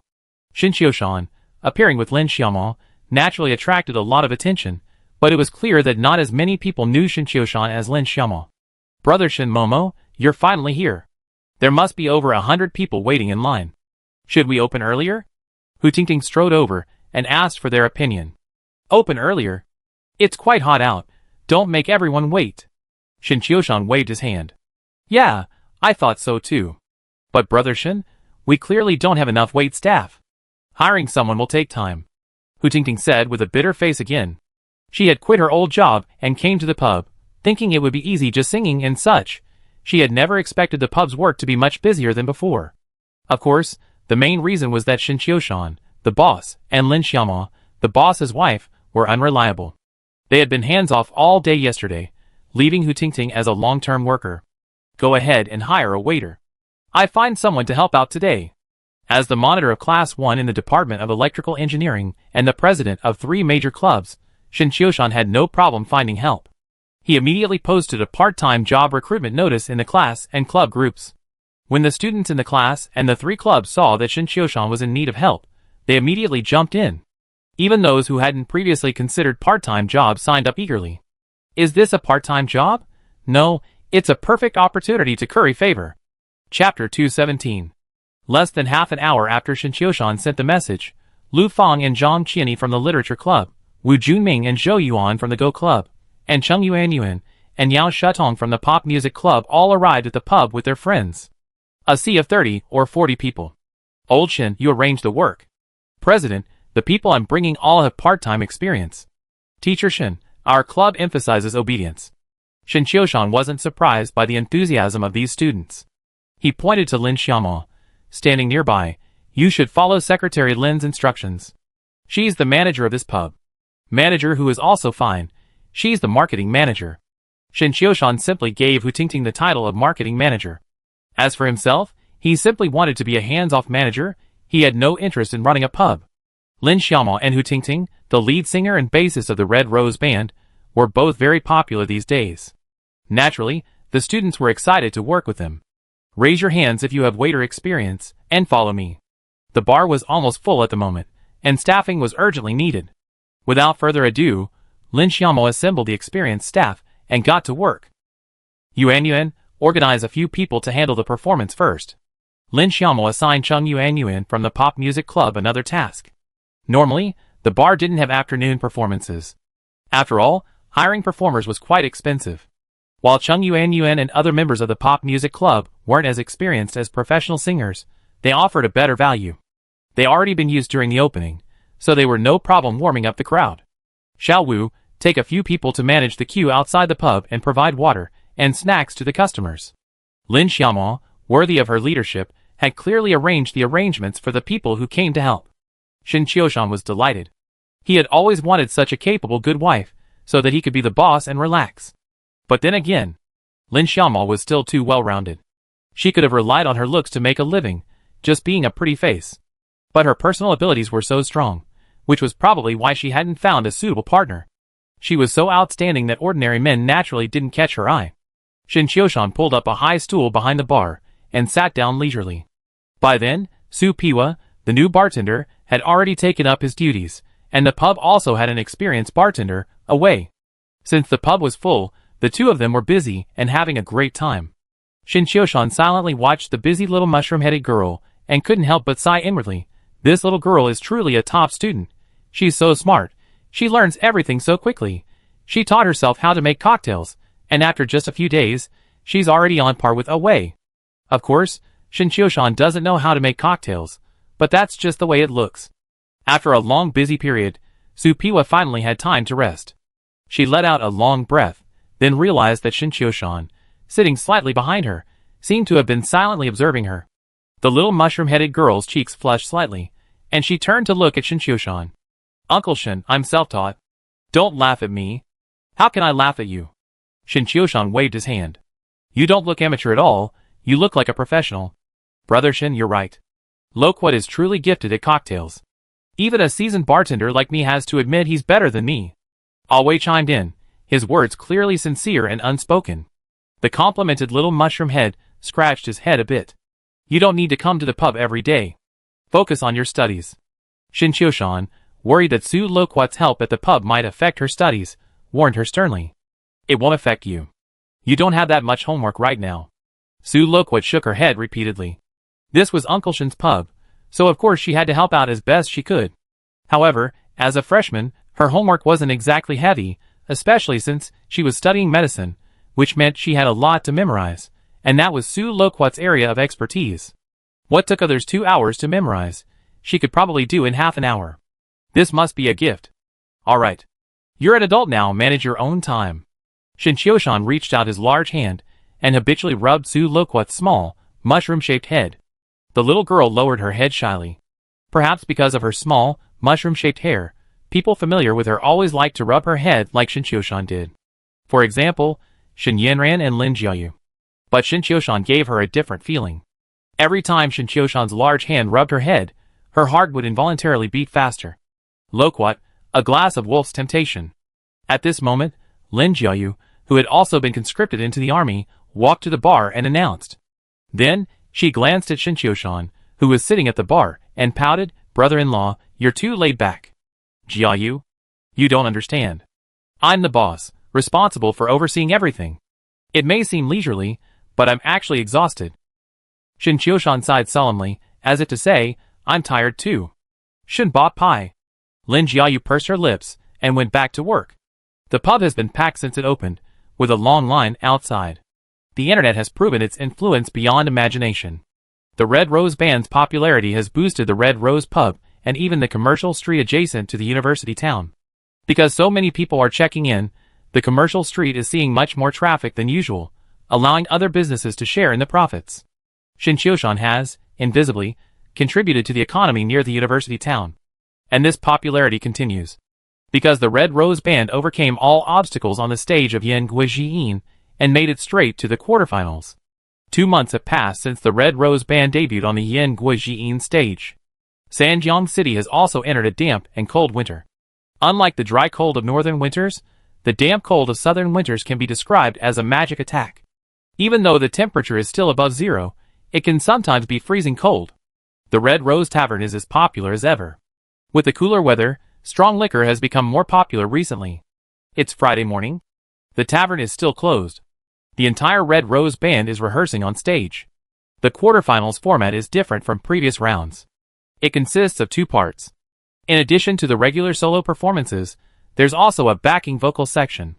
The top 8 contestants can invite their own friends to perform, and the votes from the guest singing competition count towards their total vote count. Thus, guest singers are crucial, and it's time for the contestants to compete with their backgrounds. If they can invite well-known singers to perform as guest singers, they naturally receive more votes. The program team gave the contestants 2 options, either invite their own, or choose from a list of singers provided by the program team. Although the contestants on Yanguijiyin are either out-of-date singers, unknown singers, or internet celebrities, the popularity of the program has attracted many singers willing to perform as guest singers. The list provided by the program team includes some well-known singers. The Red Rose Band has no background in the entertainment industry, so naturally, they can't invite any big names. Currently, they were discussing who to collaborate with using the list provided by the program team. Momo, stop being busy. Come and have some fruit. Just as Lin Xiaomao and the other 3 were discussing, Shin Qiushan walked into the tavern. He wasn't alone. And then, there's mother-in-law Qin Qingju. Ever since she learned the secret between Shin Qiushan and his daughter Lin Xiaomao, she's been interacting more and more with her son-in-law Shin Qiushan. Of course, this was all intentional on Shin Qiushan's part. His plan was simple, to build a good relationship with his mother-in-law, Qin Qingju, and bring her into his side. That way, he have a significant advantage when he brought Lin Xiaomao to confront his father-in-law, Lin Mashuan. Originally, Shin Qiushan's plan was to try his best to win over Lin Mashuan, but his father-in-law was too shrewd and often didn't fall for his tactics. Especially after reaching the father-in-law and son-in-law agreement, Lin Mashuan, knowing he had leverage over Shin Qiushan, became even more cautious, determined not to incur any more debts, so as to avoid being completely corrupted by Shin Qiushan. So, Shin Qiushan changed his strategy. Since Director Lin was difficult to target, he decided to completely win over his mother-in-law, Qin Qingju, and then his sister-in-law, Lin Jiayu, who had already been bribed by him. The Lin family had 4 members. 3 of them were already his own people. In other words, Director Lin had effectively been sidelined. But to fully align his mother-in-law, Qin Qingju, he needed one final step. Pander to her interests. Help her realize her dream. Before retiring, Qin Qingju was a singer in a cultural troupe, having sung her entire life. And as a singer, naturally, the most important thing is a stage. The reason Qin Qingju was live-streaming her singing on Quine was because, having lost her stage, she needed a platform to showcase herself. Well, if she could help her mother-in-law, Qin Qingju, reach a bigger stage, she would absolutely and completely side with Shin Qiushan. She became a die-hard supporter. So, lately, Shin Qiushan had been frantically racking up his academic prowess and then entering raffles. He was thinking of picking out a few songs and finding one that would suit Qin Qingju. And just last night, Shin Qiushan's efforts finally paid off.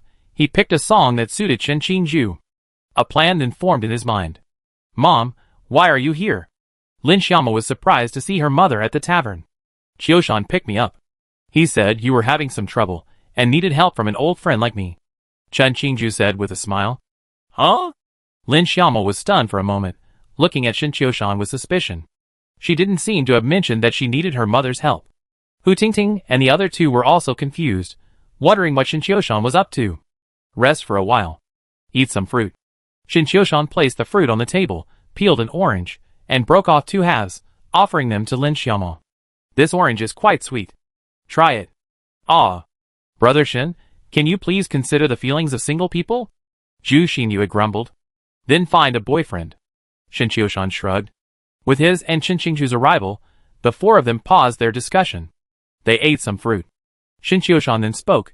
You haven't chosen your guest singers yet, right? Yes, we're currently discussing it. Hu Tingting conveniently forwarded the list of singers sent by the program team to Shin Qiushan. Brother Shin, please give us some advice, and see who would be the most suitable. Shin Qiushan didn't even glance at the list. He smiled and said, no one on the list is suitable. I have someone who's the perfect candidate. Huh? Who? The 4 of them looked at Shin Qiushan suspiciously, deeply curious about the person he was talking about. Shin Qiushan cleared his throat, then pointed at Shin Qingju and loudly introduced her. Famous singer, winner of the national singer competition, Miss Shin Qingju. Huh? Shin Qiushan finished. Lin Xiaomao and the other 3 were all stunned. Mom? Auntie Chen? The 4 of them looked at each other, their expressions complicated. As mentioned before, guest singers are crucial for the singing competition. It's best to choose a well-known, popular singer, that way, they're more likely to receive votes. While Chen Qingju is also a professional singer, she comes from a cultural troupe and isn't particularly well-known. That wouldn't give her any extra points. Besides, Chen Qingju's age wouldn't seem like a good match for them. Qiushan, are you kidding? Lin Xiaomao frowned. Ever since her relationship with Shin Qiushan had undergone a substantial shift, she had changed the way she addressed him. Of course, sometimes Shin Qiushan still strongly urged her to call him brother-in-law. Of course not. I wrote a new song that's perfect for Mom. For your band, it's also a different kind of experience. Bringing this song to the stage of Yan Guojiyin, voice of the Yan nation, will definitely be a hit. Shin Qiushan vowed. New song? Brother Shin, you finally have a new song. Hu Tingting was instantly excited upon hearing about a new song. Fang Di and Zhu Xinyu's eyes lit up too. Their Red Rose band had been quite popular lately. This was followed by doubts and controversy, with the most common complaint being that the Red Rose band hadn't produced any other works besides Red Rose. When Shin Qiushan announced a new song, the 4 of them were naturally very interested. Mom, it's time to show them off. Shin Qiushan immediately winked at Shin Qingju. Shin Qiushan had already sent the new song they won in the lottery last night. Shin Qingju already knew both the lyrics and the melody by heart. On the way there, the 2 of them practiced it twice, and the result was quite good. Shin Qingju walked onto the stage, and Shin Qiushan followed. He picked up the microphone and announced with a smile, Next, please enjoy the song The Most Dazzling National Style. Chapter 218. Shin Qiushan finished speaking. A dynamic and surging prelude rang out in the tavern. Then came Shin Qingju singing, The vast horizon is my love. At the foot of the rolling green hills, flowers are blooming. The song had a strong rhythm, as if every note contained a joyful energy. Standing on the stage, Shin Qiushan swayed to the rhythm of the music, appearing completely engrossed in it. Meanwhile, Lin Xiaomao, Hu Tingting, and the other 2, sitting in the audience, were completely bewildered. They couldn't believe that this song and Red Rose were written by the same author. The styles of the 2 songs were completely different. However, Shin Qiushan was right. This song was indeed suitable for Shin Qingju. She sang very well, and the overall tone of the song was quite consistent with her personality. But what the 4 girls couldn't understand was why Shin Qiushan was also so excited. What was he so excited about? Besides, it was Shin Qingju who was singing, so shouldn't he be in the audience as well? And just as the 4 girls were filled with questions, the song seemed to have reached the chorus. You are the most beautiful cloud in my sky. Let me keep you with all my heart. Shin Qiushan. Stay, huh? The 4 finally understood why Shin Qiushan stayed on stage. It turned out he had a line. Originally, the 4 thought the song seemed like a typical evening party piece, a bit earthy, but why did Shin Qiushan stay still ring a bell? Especially, when the chorus repeated, they almost wanted to shout those 3 words along with Shin Qiushan. Unconsciously, the melody began to play. Shin Qingju nodded slightly. This was a basic quality for a singer, even if the audience was younger than them. Clap, clap, clap. Lin Xiaomao and the other 3 were stunned, but Shin Qiushan led the applause. With him leading the way, Hu Tingting and Zhu Xinyu quickly joined in. Regardless of the song's quality, Chen Qingju's performance still needed to be praised. How is it? If we use this song in the competition, it will definitely be a big hit. Shen Qiushan smiled at Lin Xiaomo and the others. However, none of them knew how to respond. Hu Tingting opened her mouth, but hesitated. The song is good, but it doesn't fit our band style at all. Lin Xiaomo shook her head slightly. I agree with Momo. Zhu Xinyu echoed. Little yellow-haired Fangdi and Hu Tingting didn't express their opinions. Shen Qiushan looked at Lin Xiaomo and Zhu Xinyu. So what's the style of the Red Rose Band? Huh? At his question, Lin Xiaomo and Zhu Xinyu were both stumped. They exchanged glances and subconsciously frowned. The four of them had discussed the band style before, but to no avail. From my observation, the Red Rose Band doesn't have a unique style. And for a band, having an independent style is certainly a good thing. It makes it more memorable to the audience. But besides style, a label also makes it memorable. You have a label, meaning you're memorable to the audience. Therefore, having a unified, independent style isn't really important. This way, you can pursue a diverse approach. You can be Red Rose, or the most dazzling national style. I think this kind of contrast can give the audience more surprises. Shen Qiushan went into scam mode. He vigorously promoted his own views, with a simple goal, to convince Lin Xiaomo and the other three to bring Chen Qingju to the show. To make this mother-in-law's dream come true. If someone else had said this, Lin Xiaomo and the other three would have had many arguments to refute it. But because it was Shen Qiushan's opinion, and he was a recognized successful person, his words were often more convincing. That seems to make sense. Zhu Xinyu, who had just supported Lin Xiaomo's point, gently touched her forehead. Clearly, Shen Qiushan's aura of success had an effect on her. Lin Xiaomo was the type of person with independent thinking. Her thoughts only followed Shen Qiushan's lead for a moment, before quickly returning to their original path. However, she did guess the reason behind Shen Qiushan's actions. It was nothing more than trying to please his mother, and completely win her over to his and Shen Qiushan's side, against his father, Lin Moxuan. He had good intentions. Tingting Lao Fang, what do you think? Lin Xiaomo looked at Hu Tingting and Fang Di, who remained silent. I think we can give it a try. Hu Tingting spoke first. Brother Shen is right. Our band can have diverse styles. This will open up a wider range of possibilities, and we won't have to seek transformation like many singers or bands. Fang Di nodded. Ethnic music has been quite popular these past few years, and this song is very exciting. The atmosphere during the performance should be great. Both of them voted in favor. Shen Qiushan smiled and shrugged. Yes, you have good vision. I think this song will be a hit. Shen Qiushan still had great confidence in the system. After all, it had been verified many times before. Whether it was a literary work or a song, the performance was guaranteed to be good after it was released. Mom, what will Dad say if you participate in the show? He won't agree. Lin Xiaomo turned to look at her mother. I'm the one participating in the show, why do I need his approval? It's my own business, I can make my own decisions. Chen Qingju snorted softly. If it were any other matter, she might have listened to her husband, Lin Moxuan's opinion. But this matter was different. As a singer, performing on the big stage was arguably her lifelong dream. What? Her husband stopped her? No, that was her ex-husband. So, Chen Qingju was very decisive in this matter. Okay. Lin Xiaomo nodded. But rehearsals might be tough. How hard can rehearsals be? Don't forget, your mom is a professional singer. When it comes to energy, retired Chen Qingju is just as energetic as Lin Xiaomo and the other three. Rehearsals are no big deal. This time, with the chance to appear on Yan Guojiyin, Chen Qingju will definitely be pumping her heels.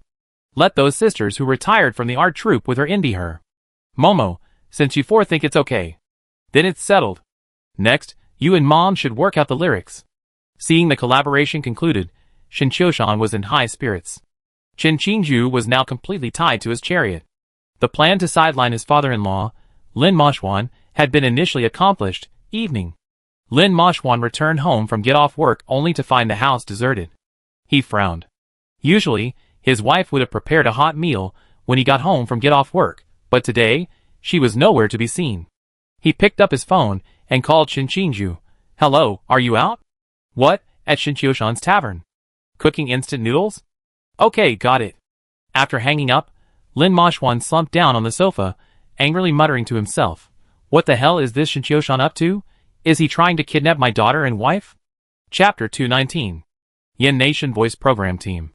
In the conference room. A heated discussion was underway. Brother Gene, I think the Red Rose Band's choice of guest singer is a bit ridiculous. The guest singer segment is all about finding famous singers to tap into their popularity, but the Red Rose Band actually used lead singer Lin Xiaomo's mother as a guest singer. What the hell is that? I think that's a bit ridiculous too. Although Lin Xiaomo's mother was once a singer in the art troupe, she's completely unknown and her popularity isn't even as high as a small internet celebrity. Let's just change someone. We can just arrange it directly. There's no need for this formality. Everyone was buzzing. The focus was on the Red Rose Band's choice of guest singer. 2 hours ago, the 8 finalists had all reported their guest singers. Except for the Red Rose Band, the other 7 groups had all chosen well-known singers. In contrast, the Red Rose Band's choice seemed a bit out of place. Yashin, what do you think? Director Jean just spoke, looking at Sun Yashin, who was in charge of artist coordination. She was quite experienced in this area. I think it's great, Sun Yashin said calmly. Huh? It's great? Yashin, don't you understand the situation? Seeing Sun Yashin's opinion, everyone was shocked and cast doubtful glances at her. Jinja tapped the conference table with his fingers. Tell me, what's good about it? Mother and daughter on stage together? I think this gimmick is more effective than hiring any A-list celebrity. Besides, Lin Xiaomo is already the most popular contestant. Actually, collaborating with an ordinary celebrity won't really boost the show's popularity. Having mother and daughter on stage together is actually a great marketing idea. It might even have unexpected results. Mimi knows more about promotions and marketing. Sun Yashin pointed to Ji Mimi, the program's marketing director, who sat to her right. Yes, Yashin is right. Actually, the backing vocal segment is a common feature in many music shows. It's nothing new anymore. Unless we can invite top stars, it can help boost the show's attention and ratings. Otherwise, it won't really help much. The Red Rose Band's casting method is quite innovative, and it gives us a new perspective. So I agree. I think it's worth a try. Ji Mimi immediately expressed her opinion. Jinja nodded. Then it's settled. Yashin, quickly contact the artists and sign contracts. As the head director of Yanguojian, Jinja was quite bold in his hiring decisions. The core members of the program were generally younger. He believed young people were more creative. He had been open to the idea of the Red Rose Band choosing lead singer Lin Xiaomo's mother as a guest singer from the beginning. Sun Yashin and Ji Mimi's words helped him make up his mind. Seeing Jinja's decision, some of those who opposed him shook their heads, while others quietly complained to their companions. These contestants, anyone can come. This time it's the contestant's mother. Next time, maybe even the contestant's grandparents can come. Let's just change the name of our show to Sunset Red. With a program as large as Yanguojian, disagreements are common. Thus, it's a real test of director Jinja's decision-making abilities. Wednesday. Yanguojian quarterfinals recording session. The 4 mentors each received their playlists for today's performance. Sing-along competition. Red Rose Band and Chinqingju, the most dazzling national style. Except for Yang Yin, the other 3 mentors were a bit confused when they saw the song Red Rose Band was going to perform. Yanbin, have you heard that song by Red Rose Band? Li Kun asked Gui Yanbin, standing next to him, holding up the playlist. No. It should be an original song. Gui Yanbin stroked his chin, guessing that the 4 mentors only knew the songs their own team's contestants would sing. They only learned about the other team's song choices after receiving the playlist. Brother Dowei, have you heard the most dazzling national style? Li Kun then asked Zhou Dowei, the oldest of the 4 mentors. No. It should be original. Zhou Dowei's tone was firm. Although he was from Singapore, he had been involved in the Yin Kingdom music scene for a long time, and had a considerable repertoire of Chinese songs. A song he hadn't even heard was most likely original. Yin Yin, the song in the Red Rose singing competition is original, right? At this moment, Yang Yin arrived at the mentor's table. Li Kun quickly asked. Yes, original. Yang Yin nodded. As a mentor of the Red Rose Band, she naturally knew the origins of the most dazzling national style right away. And as a mentor, she had been rehearsing with the Red Rose Band yesterday. When she learned that the song the Red Rose Band was going to perform was an original version of the most dazzling national style, her reaction was similar to that of Li Kun, Gui Yanbin, and the others. This was the quarterfinals of the singing competition, and not only did the Red Rose Band choose the unknown Chen Qingzhu as their guest singer, they also chose an original song, the most dazzling national style. This was a complete give-up. Both the guest singer and the song were unknown, making it difficult for the audience to resonate. In contrast, the other 7 groups, both the guest singers and the songs they chose, were well known. But after hearing the Red Rose Band and Chen Qingju's rendition of the most dazzling national style, Yang Yin's thoughts involuntarily changed. While the song was new, it wasn't a traditional pop hit, but it was incredibly catchy. As a music queen, Yang Yin had her own perspective on the music market. A song with such catchy potential like the most dazzling national style would likely make a splash. However, whether it would garner the audience's approval was uncertain. After all, the song didn't quite mesh with Lin Xiaoma's image and temperament. With all the mentors in place, the recording officially began. The first round of the quarterfinals, singer competition. The Red Rose Band drew number 5. Next, please welcome the Red Rose Band and their guest singer, Chen Qingju. The song they be performing is called the most dazzling national style. The first 4 groups finished their performances. Finally, it was the Red Rose Band's turn. Accompanied by the host's announcement, the lights on the stage dimmed. The 1,000 public judges couldn't help but whisper among themselves. Who is Chen Qingju? Same here, I've never heard of her. Not only the person, but also the song. The most dazzling national style? What kind of a ridiculous song title is that? It's the quarterfinals, and the Red Rose Band is going to be abstract? Chapter 220. On the stage. As the lights came on, a cheerful prelude began. Chen Qingju, dressed in a white dress, spoke first. The vast horizon is my love. Flowers are blooming at the foot of the rolling green hills. As a singer in the art troupe, Chen Qingju, while relatively unknown, had exceptional singing skills, even surpassing some established singers.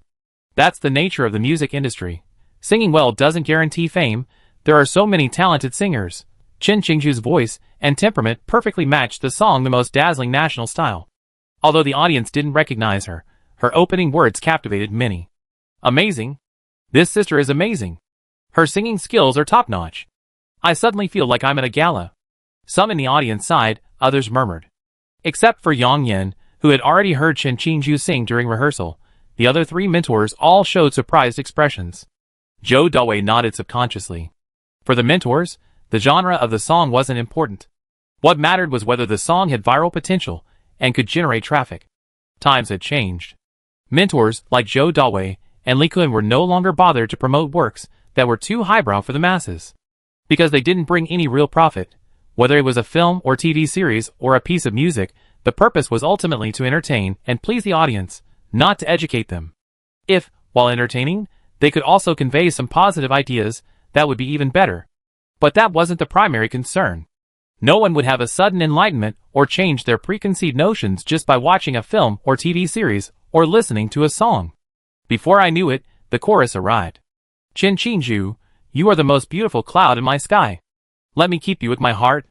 All members of the Red Rose Band, stay. No, why is this song getting more and more addictive? Why do I want to scream along? My arms. Why do I want to sway uncontrollably? There's something about this, a bit of a cheesy vibe. During the interlude, the audience murmured. Section B began. It was Lin Xiaoma's turn to sing. The vast horizon is my love. Flowers are blooming at the foot of the rolling green hills. The lyrics remained the same. But Lin Xiaoma's singing of this song was completely different from Chen Qingju's. When Chen Qingju sang, the audience felt as if they were at a party. And Lin Xiaoma transported the audience from the party to a concert. The folk-style song gave her a pop-flavored voice. But what remained unchanged was the excitement, still very high, especially when the chorus, which had been repeated several times before, arrived again. The audience no longer restrained their emotions, swaying to the rhythm of the music. The chorus arrived again. Lin Xiaoma, you are the most beautiful cloud in my sky. Let me use my heart to keep you here. The audience, stay. Originally, this should have been a combined chant by Chen Qingju, Hu Tingting and the other 2. This was pre-rehearsed. When Chen Qingju sang lead, Lin Xiaoma and her 3 teammates sang harmony. When Lin Xiaoma sang lead, Chen Qingju and the other 3 sang harmony. In the end, the audience's voices completely drowned out the voices of Chen Qingju and the other 3. During the second performance, even the 4 mentors joined the staying group. The atmosphere at the entire recording studio was lifted.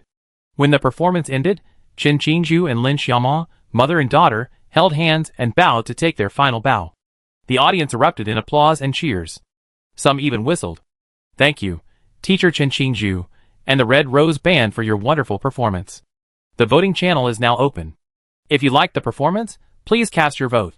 Next, please invite the 4 mentors to comment on the performance and cast your votes. Teacher Dewey, you go first. Host Zhang Jihua walked onto the stage and began the proceedings. Zhou Dewey, whose name was called, pulled the microphone on the table to his lips. Amazing performance, it exceeded my expectations, especially this song. Since it's original, I didn't have high hopes. I'd like to ask, was this song written by your band? I guess so. Lin Xiaoma nodded. I guess so? What do you mean? Zhou Dewey spread his hands and pressed. The songwriter of this song is Shin Qiushan, and he's a candidate member of our Red Rose Band, Lin Xiaoma explained seriously. The candidate member idea was proposed by Shin Qiushan himself, and he even had Hu Tingting write his name on the Red Rose Band's Quine account profile. Shin Qiushan? The author of the Three-Body Civilization? Nebula Award winner, renowned writer? Li Kun took over and immediately peppered him with questions, clearly startled. In fact, it wasn't just him. Upon learning that the song was actually by Shin Qiushan, the audience erupted in excitement. Shin Qiushan is incredibly well known. After all, he's been trending on social media for a while now. Furthermore, he's the first and only recipient of the Nebula Award in China. Because he's not a celebrity, many people might not recognize him at first. But the name Shin Qiushan is incredibly popular, even rivaling the 4 mentors present. Yes, it's the writer Shin Qiushan. Lin Xiaoma nodded, then added with a touch of pride, Red Rose is also his work. It's really Mr. Shin. That's amazing. Li Kun gave a thumbs up. I never thought Red Rose and the most dazzling national style were written by the same person. As a fellow songwriter, I'm truly in awe. Because only songwriters know how difficult it is. Gui Yanbin took over. He's a singer-songwriter, having written 80% of his own songs, and is a recognized talent in the music industry. So, his words hold great weight. The Three-Body Civilization, I love it. Since Mr. Shin is also a member of your band, is there a chance he'd be in attendance at the upcoming competitions? Zhou Dewey asked. That's great. I'm looking forward to seeing Mr. Shin too. Li Kun echoed. It's possible. Lin Xiaoma hadn't considered inviting Shin Qiushan to compete, but if necessary, it wasn't out of the question. After discussing Shin Qiushan for a while, the conversation turned to guest singer Chen Qingzhu. Originally, I thought this song wasn't a good match for the Red Rose Band, but after Teacher Chen joined, the awkwardness disappeared. That's probably the charm of the guest singing competition. The addition of guest singers allows the contestants more possibilities. I give them 25 votes. The 4 mentors each received 25 votes, which they could assign between 0 and 25 based on their preferences. Li Kun, who was the first to express his opinion, gave a full vote. I give you 25 votes too. Gui Yanbin followed suit, praising, Teacher Chen and Momo's mother-daughter combination is amazing. I even think Teacher Chen could be a member of the Red Rose Band. I think this group has performed the best so far. So, I also give you 25 votes. Zhou Dewey also gave a full vote. 3 full votes. Then, Teacher Yang Yin. Whether you can get 4 full votes depends on you, host Zhang Jihua said to Yang Yin with a smile. Because she was a member of the Red Rose Band, Yang Yin remained silent, a tacit understanding among the 4 mentors. Whenever a contestant from their own team performed on stage, their mentor would offer their final comments. I like to describe the performance by Red Rose Band and Teacher Chen in 2 words. Perfect. Yang Yin was full of praise. It was truly perfect, better than every rehearsal. Especially Teacher Chen, he was incredibly steady and dedicated during every rehearsal. This attitude is something we young singers should emulate. So 25 votes is a sure thing. Also, I like to say that 25 votes is the upper limit set by the production team, not mine. Wow, Yang Yin finished speaking. The audience erupted in enthusiastic applause. Zhang Jihua announced loudly, okay, the mentors' vote count is now in. Red Rose Band received 100 mentor votes. Full vote. Let's congratulate Red Rose Band. Zhang Jihua led the applause. The audience erupted in applause and cheers again. When the noise died down, he continued, next, the public voting channel will close. Please do so as soon as possible for those who haven't voted yet. 10 seconds left. After the countdown ended, Zhang Jihua read another advertisement. Now, let's reveal the public vote count. Please look at the big screen. As Zhang Jihua spoke, everyone's eyes were fixed on the big screen. A line of numbers scrolled rapidly. The thousands digit hit 0, the hundreds digit hit 9, the tens and units digits then stopped scrolling. Numbers freeze. 0962. Red Rose Band received 962 public votes. Total cumulative votes, 1,062. Temporarily ranked first. Congratulations to Red Rose Band. Zhang Jihua announced loudly. The audience erupted in applause once again. Chen Qingju and Lin Xiaomao, mother and daughter, quickly expressed their gratitude.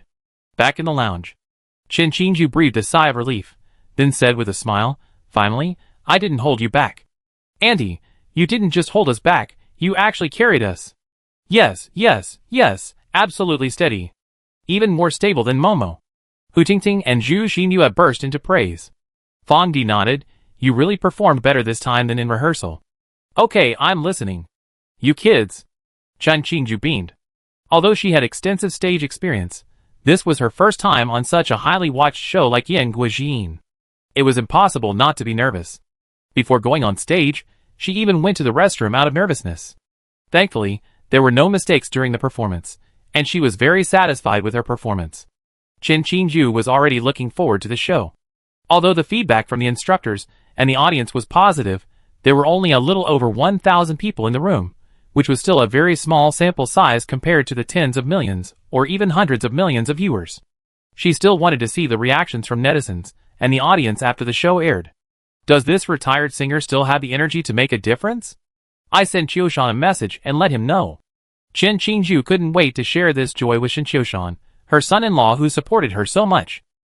Another weekend. The Yen Country Voice quarterfinals aired as scheduled. Due to time constraints, the quarterfinals were split into 2 episodes. This episode featured the singing contest. 8 o'clock in the evening. The Lin residence. Chen Qingju sat down in front of the TV early. No, where's my news? What the hell are you watching? Lin Moshwan, having made himself a pot of tea, sat down on the sofa. His usual routine was to sip tea while watching the evening news, keeping up with current affairs. Instead, his wife, Chen Qingju, was glued to the TV, watching commercials. Don't move. No news today. Chen Qingju immediately put the remote away. Huh? What else? Lin Moshwan frowned, his face stern. You know I'm doing this for work. After all these years as the director's family member, how come your ideological awareness hasn't improved? That's enough. Don't talk to me about ideological awareness. Chen Qingju curled her lips, completely dismissive. The latest episode of Voice of Yen Country is about to air. Don't you want to watch Momo? Again? Lin Moshwan placed the teacup on the coffee table and feigned indifference. It's nothing to watch. Momo's performance hasn't always been great. However, I still think she's more suited to a university position. After the competition, she still needs to get down to work. Lin Moshwan still didn't know his daughter, Lin Xiaomao, had resigned. Director Lin was still dreaming that after the competition, Lin Xiaomao would be able to focus entirely on her work. I think Momo is suited to being a singer. Look at how effortless she is on stage. Chen Qingju was of course aware of Lin Xiaomao's resignation. However, she had long since been turned over, and was now completely on the side of Shen Qiushan and Lin Xiaomao. According to the Three's plan, the resignation wouldn't be announced to Lin Moshwan until after Voice of Yen Nation was over. How do you know she wasn't perfectly content with her job at the university? Lin Moshwan curled his lips slightly. He had always felt his daughter was more suited to a stable job within the system. Okay, shut up. The show is starting. Chen Qingju didn't bother to argue, silently grumbling inwardly, what do you know? Momo already resigned. As Chen Qingju spoke, Lin Moshwan's gaze subconsciously fell on the TV screen. He claimed he wasn't paying attention. In reality, he was still very concerned about his daughter's performance on the show. After all, that was his daughter, Lin Moshwan. However, just as he was waiting to see his daughter, another familiar figure appeared on the TV screen. Lin Moshwan was completely stunned. He subconsciously turned his head and looked at his wife sitting next to him. No, you. Chapter 221. What's wrong with me? Chen Qingju raised an eyebrow. Isn't that you on TV? Lin Moshwan asked with a sullen face. It was me.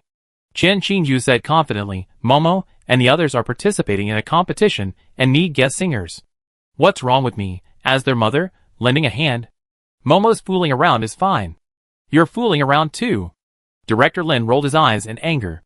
How can singing be considered fooling around? I'm a professional singer. Participating in Yan Guijin is at most a return to my old profession. And Momo is the lead singer of a famous band. She can definitely make a living from music now, and she earns much more than she could in the system.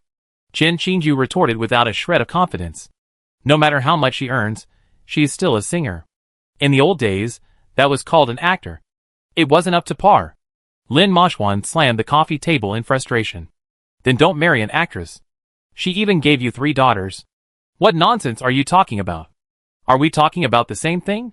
Why not? I'm a singer too, so I'm what you call an actress. The old couple engaged in a tit-for-tat argument. Finally, Lin Moshwan angrily retreated into the study. Chen Qingju snorted nonchalantly. After living together for decades, she had long anticipated her husband Lin Moshwan's reaction. So, she had already mentally prepared for him to be angry with her. If he was angry, then he was angry. What else could he do to her?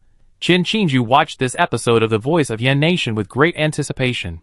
At the same time, she announced her participation in Yan Guojiyin in various WeChat groups she belonged to, including her family group, a group for retired women, and a business exchange group for the art troupe.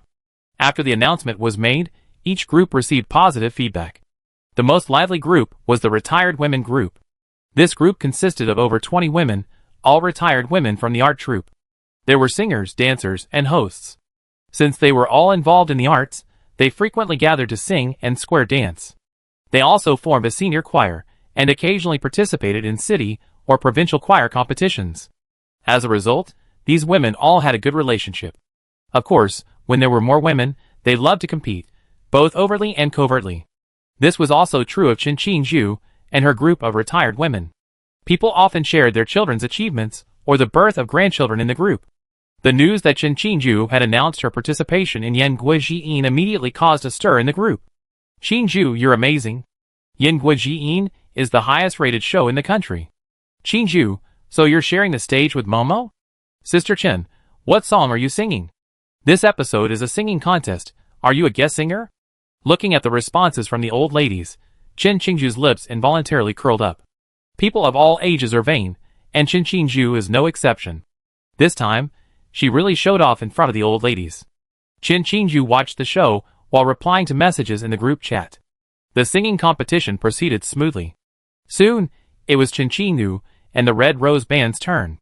The song The Most Dazzling National Style blew the crowd away. They received the highest number of votes. As the show reached this point, Chen Qingju's WeChat groups were abuzz with activity. Qingju, you're a big star. The Most Dazzling National Style is truly beautiful. Sister Chen, you're a big star now. Qingju, you and Momo's collaboration is absolutely perfect. First place in the singing competition. Qingju, you've really made a splash this time, and you've also given our art troupe some publicity. Old Chen, this is a great occasion. You have to treat us. Everyone chatted, the group overflowing with praise. Looking at the messages in the WeChat group, Chen Qingju couldn't suppress a smile. Every singer doesn't want to be famous. When Chen Qingju was young, she too dreamed of becoming a huge star. One day, I'd be able to perform on the Spring Festival Gala stage. However, after nearly 30 years working in the art troupe, she only appeared on Sanjiang TV's Spring Festival Gala, singing in a chorus with several colleagues. It hadn't made much of a splash. No one except her family could even recognize her. But today was different. Appearing on Voice of Yan Country, she became an overnight sensation. The exposure she received was greater than she had received in all her previous decades combined. Chen Qingju didn't know how to express her joy at the moment, so she simply sent a large red envelope to the retired sisters group. Almost at the same time, Chen Qingju began to receive WeChat messages from friends and family. Some offered congratulations, some inquired about her situation, and most were full of praise. Chen Qingju also felt the heat of the moment. She responded to each message, acting very approachable. Just as Chen Qingju and her friends were chatting animatedly, Lin Moshwan, who had been locked in his study, came into the living room. Was that song you're singing written by that guy Shen Qiushan? Yes, Qiushan said it suits me perfectly. It's just a catchy song, so of course it suits you. Lin Moshwan curled his lips in disdain. However, despite his outward disdain, he was still deeply shocked. Hidden in his study, he watched the broadcast of Yan Guojiyin on his phone, and naturally saw the performance of his wife Chen Qingju and daughter Lin Xiaomo. In fact, he himself thought their performance was truly wonderful. But he was too stubborn to admit it. Just then, Lin Moshwan's phone suddenly rang. He glanced at the incoming call. Idaho. It was Yu Qifeng, the head of the Cultural Bureau. The two had known each other for many years, and usually got along well. Old you, what's going on so late? Lin Moshwan asked suspiciously after answering the phone. I just saw my sister-in-law on TV. Old Lin, you didn't even tell me about such a big deal. My sister-in-law and my eldest niece sang so well, they totally deserve the top spot. Old Lin, you need to be aware of this. My sister-in-law's singing is incredibly popular. By the way, our little Ming also wanted autographs, and a photo with my sister-in-law and the Red Rose Band. Can you arrange that? Yu Chifeng asked with a smile. Sure. It's just a small matter. Lin Moshwan was stunned for a moment, then quickly agreed. These are all workplace social conventions, not big deals, but favors still need to be bought and sold. Ending the call, Lin Moshwan subconsciously glanced at his wife, Qin Qingju, and suddenly felt as if he were dreaming back to over 30 years ago. Back then, he first met Qin Qingju at a cultural performance. He was in the audience. Qin Qingju was the glittering star on the stage. Back then, Lin Moshwan was just a small clerk, not even daring to ask for Qin Qingju's contact information. But after that performance, Qin Qingju's image would frequently appear in Lin Moshwan's mind. Later, he mustered up the courage to go to the art troupe and waited at the door all afternoon, but Qin Qingju never showed up. After asking around, he learned that Qin Qingju had gone to the county to give a performance for the county's congratulatory audience. Scenes of the past flashed through his mind, and Lin Moshwan gently shook his head. After over 30 years of marriage, I've long forgotten what it was like in the beginning. Those beautiful past moments have been lost in the daily grind of food, clothing, housing, and the trivialities of life. In reality, they were a loving couple, but they couldn't avoid growing tired of each other. However, tonight, seeing Qin Qingju once again in the spotlight, once again, the center of everyone's attention, touched Lin Moshwan. Let those who deserve to shine, shine. That's the right decision. Who's calling? Qin Qingju asked. Old Yu from the Cultural Bureau said his daughter, Xiaoming, particularly likes you and Momo, and wants a photo with your autographs. Lin Moshwan replied gently, his temper gone from the time he locked himself in his study. Xiaoming, that kid, is really. I see you often, signing autographs and taking photos. Qin Qingju said this, a smug smile on her face. Qingju, I just watched your and Momo's performance on my phone. It was pretty good. Lin Moshwan complimented him. Wow, where did the sun come from? Don't you look down on us actors? Qin Qingju snorted. I was just saying that out of anger. Lin Moshwan waved his hand, then said with a smile, It's been ages since I've seen you sing on stage. Seeing you suddenly reminded me of that cultural performance over 30 years ago. After all these years, you're still so charming. You're your age, your grandchildren are all grown up, and you still have that charm. Qin Qingju smiled, and shook her head. It has nothing to do with age. It's about your temperament and state of mind. How about trying on that dress you wore during the show? Lin Moshwan suggested. Now? Qin Qingyu glanced at his wife suspiciously. Yes, right now. All right. Having been married for over 30 years, how could Qin Qingju not know what Lin Moshwan was thinking? In fact, this whole thing was also his son-in-law, Shin Qiushan's fault. He didn't know where he got that little blue bottle from. Since getting that thing, his wife, Lin Moshwan's health has noticeably improved. Lately, the frequency has returned to that of someone in their 40s, almost at the same time. With the broadcast of Voice of Yin Nation, discussion about Qin Qingju and the Red Rose Band's duet of the most dazzling national style has been growing. It felt a bit corny when I first heard it, but the more I listened, the more I got hooked. How come? I wouldn't say it was particularly addictive, but it was just corny and fun, especially that line stay, it's just so addictive. I've already started playing it on repeat. I don't feel tired at all during the workout. It's like I've been pumped up. Goddess Momo is so versatile. She can handle any genre with ease. Momo's mom actually sings this song better. She's a veteran artist, and her talent is undeniable. Go grab Momo, leave Sister Qingju to me, and remember to call me father-in-law. What surprised me most was that this song was written by Mr. Shin. I can't believe the author of such a song could write something as magnificent as the three-body civilization. Mr. Shin is a genius. No objections. The next morning, Lin Moshwan went for a walk. When he wasn't working, he usually went for a walk around 6 o'clock. There was a park right outside the main gate of the community. There were many people doing morning exercises in the park, runners, gym goers, dancers, walking their dogs and birds. Everyone was there. As he passed a small square, a familiar song suddenly drifted into his ears. The vast horizon is my love. Flowers are blooming at the foot of the rolling green hills. Huh? Lin Moshwan stopped and looked in the direction of the song, only to see a square dance group dancing to the rhythm. This is possible? Lin Moshwan smiled wryly and shook his head. He had never imagined that the song sung by his daughter and wife would become the accompaniment for a square dance. However, this indirectly proves that this song is truly a hit. Otherwise, people wouldn't be able to use it in square dancing. Lin Moshwan watched for a moment, then continued walking along the cobblestone path. Soon, he arrived at another small square.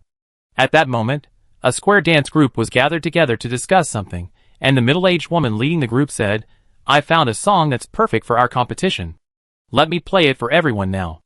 As she finished her words, the rhythmic prelude of the song began, followed by Lin Moshwan's familiar voice.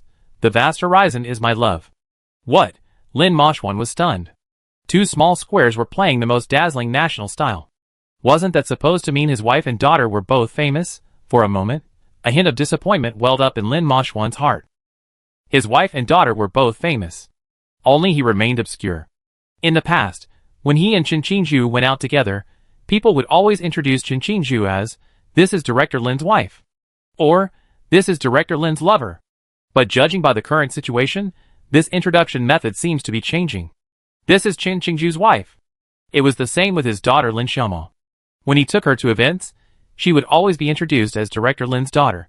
In the future, they'd probably say, "This is Lin Xiaomo's father." Offense and defense changed form. Director Lin suddenly felt as if his family's status was in jeopardy. Well, it's all that Shen Qiushan's fault. What a crappy song he wrote. If it weren't for this song, how could all this trouble come about?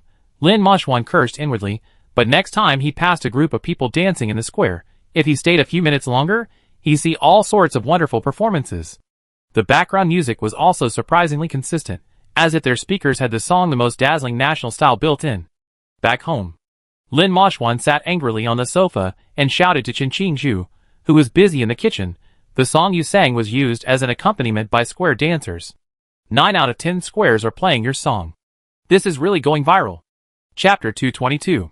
I knew it would be a hit. The song is so well written. Chen Qingju had naturally been following the aftermath of last night's show.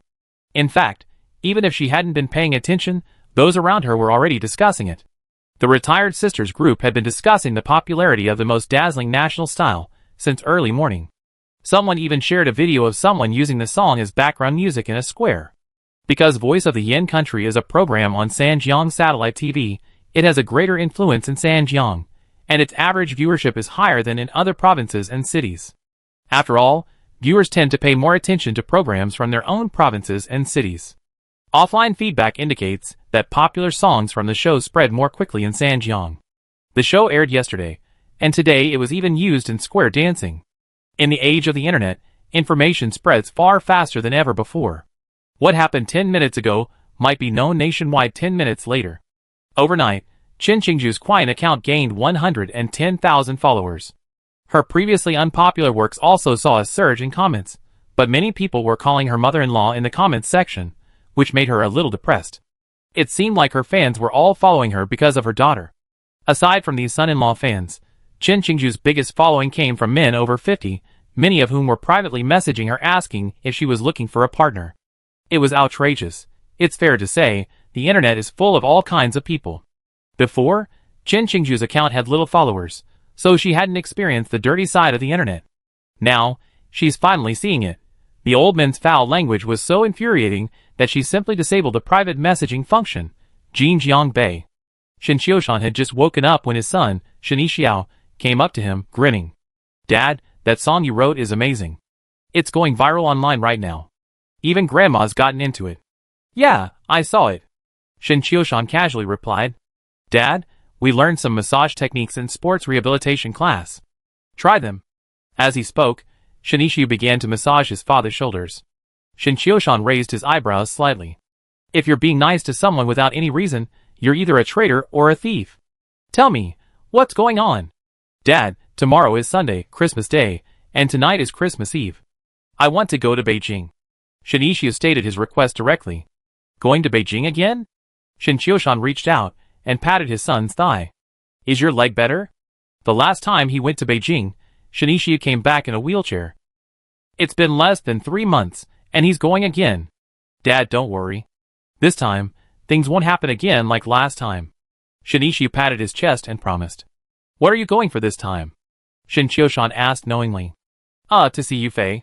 Shinichi didn't hide the fact that while recovering from his fracture, he and Lin Yufei had been chatting on WeChat every day, sharing their daily lives. While they weren't officially a couple yet, their relationship was already very similar to that of a long-distance couple. And Shinichi's reason for going this time was to break the ice and make a proper confession. Okay, go ahead. I transfer you 20,000 yuan later. Is that enough?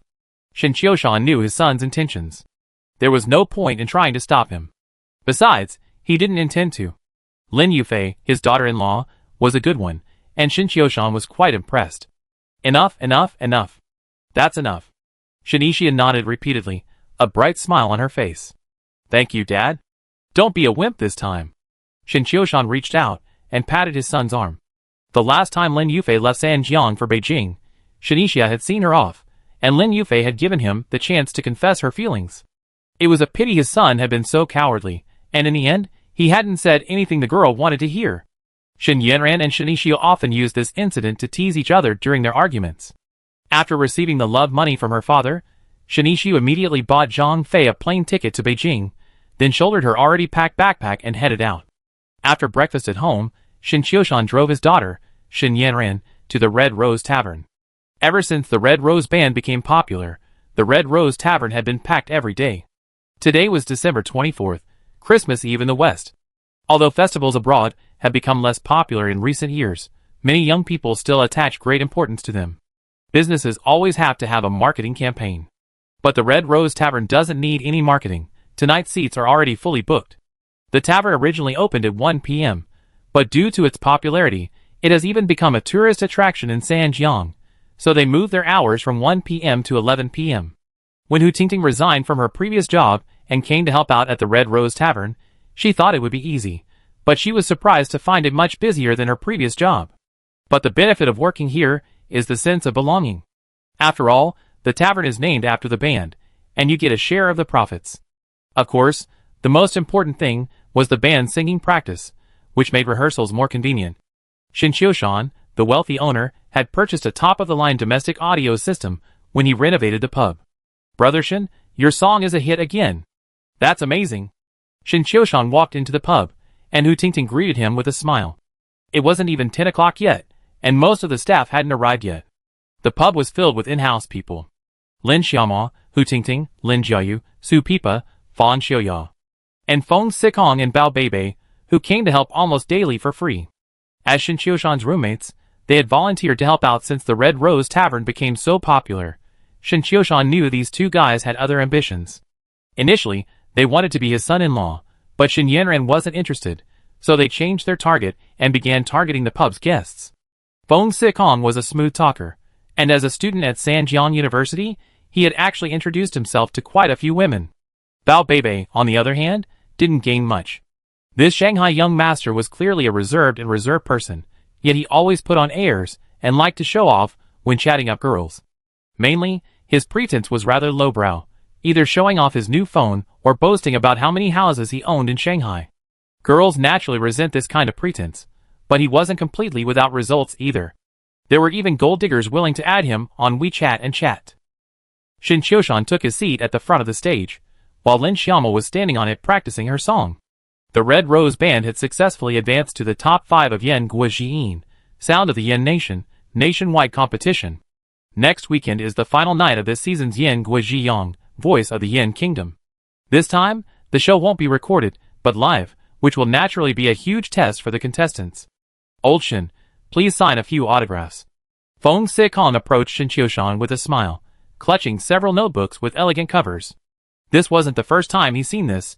Shin Qiushan was already accustomed to it. Sikong, I advise you to focus all your energy on your studies. Books hold beautiful women and golden houses. Don't waste your time on such meaningless things. Shin Qiushan signed autographs while earnestly admonishing her. Hee, I stop when I find a suitable girlfriend. I think Yaya is suitable. You scumbag, you're denying your relationship after sleeping with her. Bao Beibei approached, indignantly complaining. You know shit. Whether it's suitable or not, do you know, or do I? Feng Sikong wasn't as polite to Bao Beibei, the Shanghainese young master, as he was to Shin Qiushan. However, the two had become familiar with each other, and bickering had become the norm. "TSK? You're just a scumbag. How could such a nice girl be so blind?" Bao Beibei also had a crush on the girl named Yaya, but she wasn't impressed by him, a Shanghainese young master. Shin Qiushan had long been accustomed to their bickering. He signed his name in his notebook with a smile, when suddenly, an exquisitely wrapped gift box was handed to him. "Mr. Shin, Merry Christmas." The person who brought the gift was Fang Xiaoya. The box she brought was not large, a beautifully wrapped rectangular box. Xiaoya. You should save that gift for your boyfriend." Shin Qiushan waved his hand, then glanced at Lin Xiaomo on the stage. Their relationship was still under wraps. Fang Xiaoya, Lin Jiayu, and Su Pipa were all unaware. That's why Fang Xiaoya was so unrestrained when it came to giving gifts. "I don't have a boyfriend. You keep it." After saying that, Fang Xiaoya brushed her hair away from her ear, turned around, and went back to the bar. "Senior Xiaoya is so persistent. Old Shun, consider taking the exam. Senior Xiaoya is so young." Feng Sikong and Bao Beibei, who had just been arguing with each other, turned around and started gossiping about Shin Qiushan. Chapter 223. "Don't you two have anything to do? Decorate the Christmas tree by the door." Shin Qiushan pointed at the tree. Talking about this in front of Lin Xiaomo, these two brats really aren't afraid of being blacklisted from the Red Rose Tavern. Behind the bar, Fang Xiaoya took out another beautifully wrapped gift box and handed it to Shin Yanran. "Yanran, this is for you. Merry Christmas." "Huh? And my gift?" "Sister Xiaoya, thank you." Shin Yanran took the gift with surprise and thanked her with a smile. "Yanran, you can actually call me Aunt Xiaoya," Fang Xiaoya said seriously. Shin Yanran was speechless. She knew Fang Xiaoya had ulterior motives towards her father. But they were of the same age after all, so calling her auntie would be too strange. "Yanran, look, Jiayu and I are good friends, and she's your aunt, so it's perfectly normal for you to call me aunt." Fang Xiaoya was being completely evasive. However, her explanation made sense. "Xiaoya, that's enough. Stop making things difficult for Yanran. Everyone knows your little tricks." Lin Jiayu patted her bestie's shoulder and said softly, "The fallen flower desires to follow the flowing water, but the flowing water has no desire to linger on the fallen flower. It's ultimately an unrequited love." If nothing unexpected happened, Lin Jiayu must have been reading some romance novels lately. Elsewhere, Su Pawan, who had been silently wiping her wine glass, put it down and subconsciously touched a shopping bag under the bar. Inside was the Christmas gift she prepared for Shin Qiushan. A hand-knitted scarf. It doesn't cost much, but it takes a lot of time and effort. At the same time, Sanjiang International Airport. Shin Ishu had already arrived at the terminal and was calling his friend Wang Yipeng. "Brother Peng, I'll be in Beijing in 3 hours. Help me prepare something. Fireworks, candles. Yes, I'm going to confess. Get lost. What happened last time won't happen again." Lin Yufei isn't Luo Yao. After giving some instructions, Shin Ishu finally hung up the phone, contented. Just then, Lin Yufei's WeChat message arrived. "It's snowing in Beijing really hard." "Really? Then be careful not to slip." "I'm not that stupid." "It's hard to say. You don't look very smart either." "TSK. You talk as if you are." The two of them chatted back and forth, sometimes bantering, sometimes interspersed with daily conversation. After chatting for a while, Lin Yufei suddenly sent a message. "Today is Christmas Eve. Are you spending it with Uncle Shin and Yanran?" Shin Ishiao. "Yeah, what else?" Lin Yufei. "That's great, Lin Yufei. I miss Yanran quite a bit." Shin Ishiao pondered for a moment, then mustered up the courage to reply. "Are you thinking of anyone else?" Lin Yufei played dumb. "Who are those others?" Shin Ishiao. "For example, my aunt, Lin Jiayu." Lin Yufei. "Of course, Sister Jiayu and I often send WeChat messages." Shin Ishiao. "So are there anyone else?" Lin Yufei. "For example?" Shin Ishiao. "Me?" Lin Yufei replied with an eye-rolling emoji, then added, "No one." Seeing her response, Shin Ishiao's lips involuntarily curled upwards, unable to suppress it. After such a long time together, he knew Lin Yufei well. She often said one thing and meant another. Like now. So, Shin Ishiao was certain she was saying the opposite. No, then yes. Not wanting, then wanting. Just then, Shin Ishiao's flight began boarding, and he quickly messaged Lin Yufei again. "Any Christmas wishes?" Lin Yufei. "Since it's a wish, of course I can't tell you." Lin Yufei. "But I really want to build a snowman." Political University. Girls' dormitory. After Lin Yufei sent her last message, she expected Shinichio to respond quickly, but after waiting for ages, she received no response. She frowned slightly, and placed her phone on her pillow. At this moment, her best friend Kong Shui climbed onto her bed with a smile. Yufei, how are you spending Christmas Eve? Did Shinichio say anything? What could he possibly say? What a blockhead. Lin Yufei curled her lips in frustration and complained, he's just been chatting away, and he's completely rude. Hasn't he been helping out at the Red Rose Tavern lately? It's Christmas Eve, so the Red Rose Tavern must be very busy. He must be working. Kong Shui was kind enough to offer Shinichio an excuse. Lin Yufei nodded slightly, acknowledging her bestie's explanation. Because of her relationship with Shinichio, Lin Yufei kept a close eye on news about Shinchioshan and the Red Rose Band. She knew the Red Rose Band was incredibly popular, and had also brought the Red Rose Tavern to the forefront. Shinichio would occasionally share with her about his time at the bar, so this excuse was a valid one. But maybe he's just getting ready to celebrate Christmas Eve with other girls. The Red Rose Tavern sees so many beautiful young women checking in every day, it's inevitable that someone might have a story with Shinichio, the owner's son. Besides, to be honest, Shinichio has some pretty good looks. Tactical strategist Kong Xiaoyi offered a rational analysis. After hearing her words, Lin Yufei subconsciously raised her brow. For the past 2 months or so, she'd been able to guarantee she wouldn't engage in any inappropriate behavior or contact with any male. But just because she could guarantee that didn't mean Shinichio could too. They say online that all men are pigs. Xiaoyi, what do you think I should do? Is it just passive waiting? Lin Yufei frowned, listening to her bestie's advice. I think taking advantage of Christmas to make things clear is a good option. Kong Shui smiled and shrugged. You mean, you want me to confess first? Lin Yufei raised her eyebrows. He's a boy. How dare he let a girl confess first? Kong Shui shrugged lightly. Then just keep waiting.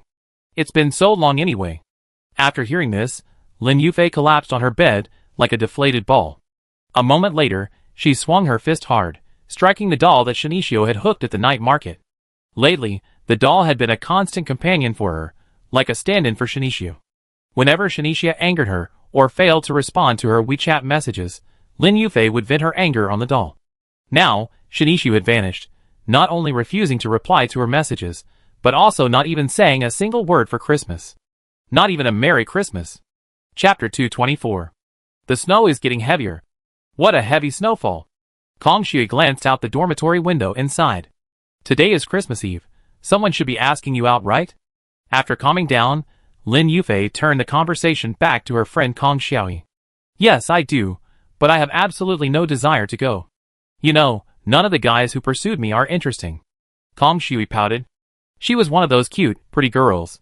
Judging by her looks, she was in the same category as Luo Yao.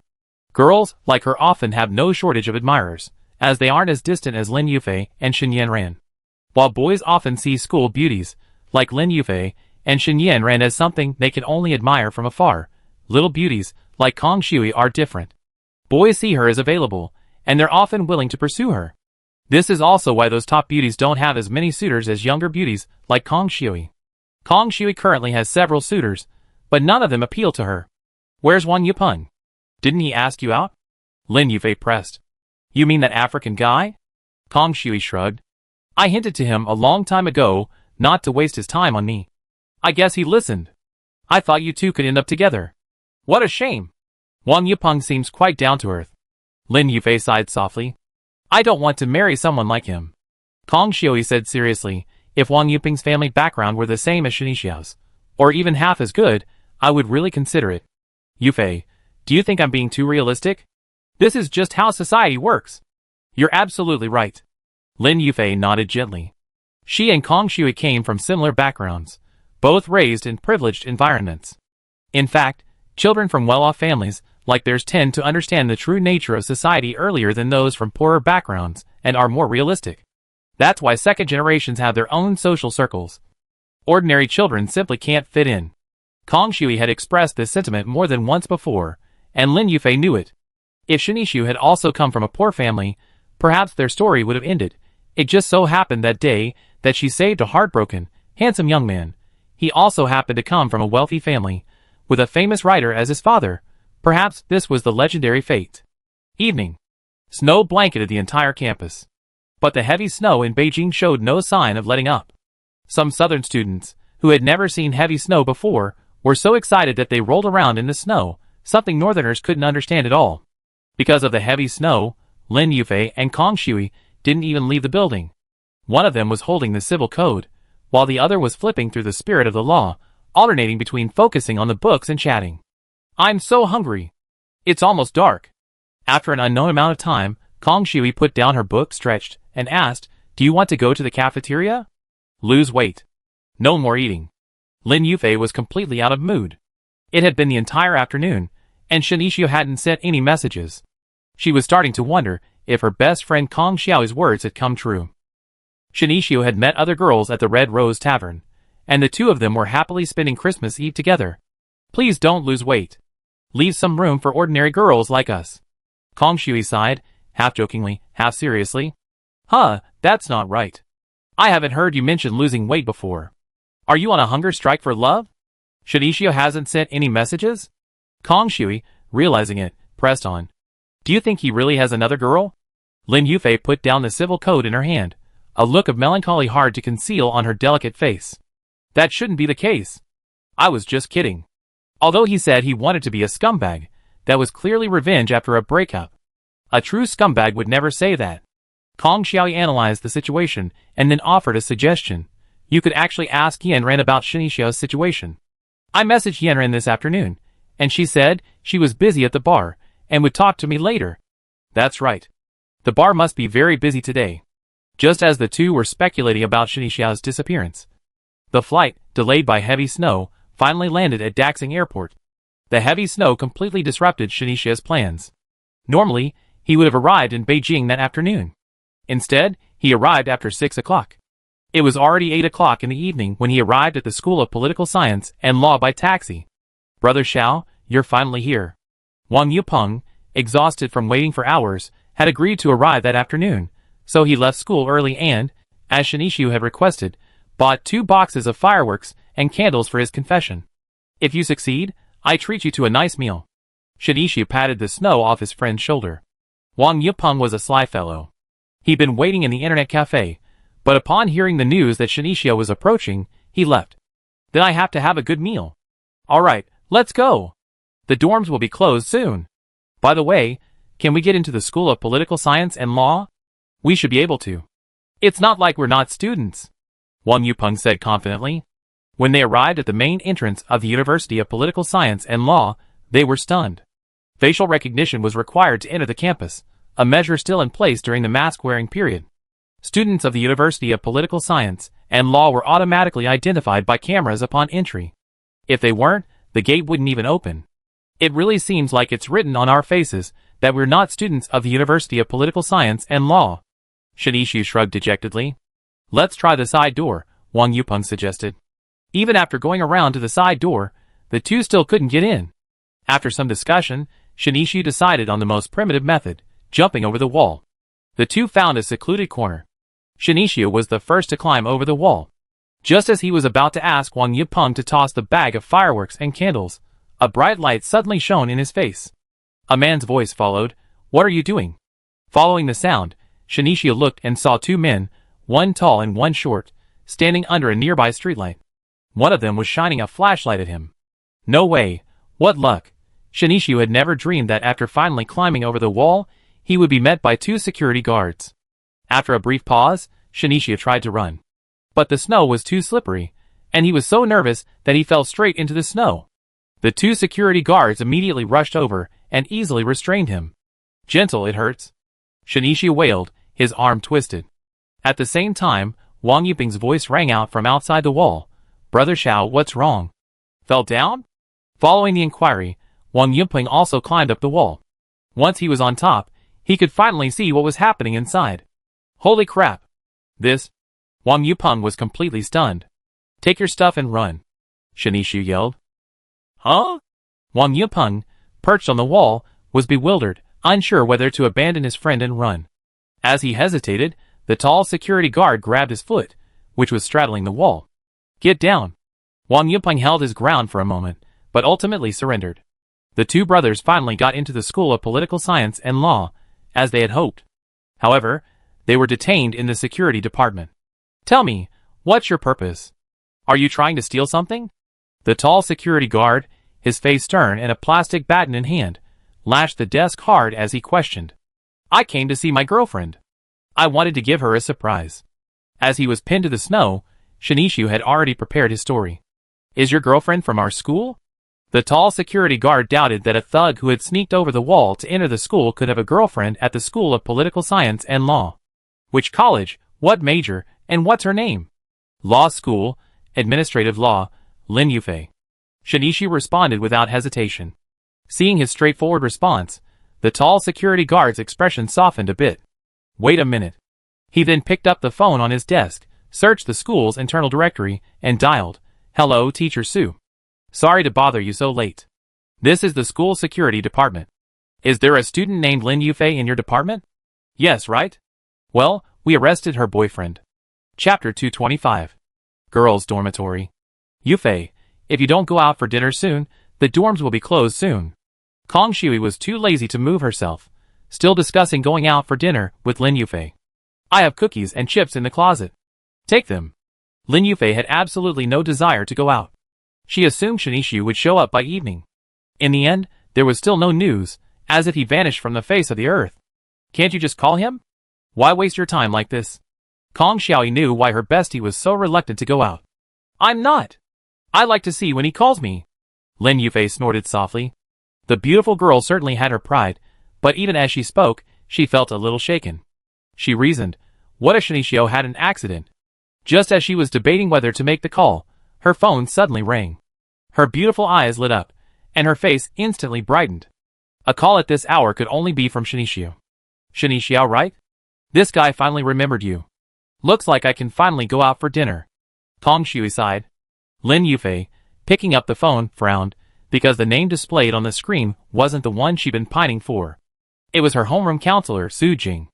It's Director Su. Lin Yufei gestured to Kong Xiaoyi to quiet her, then answered the call. Yufei, are you at school? Director Su, I'm here. What's going on? Do you have a boyfriend? Huh? No. Lin Yufei was stunned for a moment, then quickly shook her head in denial. No. Su Jing on the other end of the line paused briefly before asking, Do you know someone named Shinichio? Shinichio? Yes, what happened to him? Lin Yufei asked nervously. He claimed to be your boyfriend, climbed over the wall to get into our school, and was arrested by security. If you know him well, take your student ID to the security department to pick him up. Ah. Okay. Lin Yufei hurriedly hung up the phone and quickly jumped out of bed. What happened? So panicked.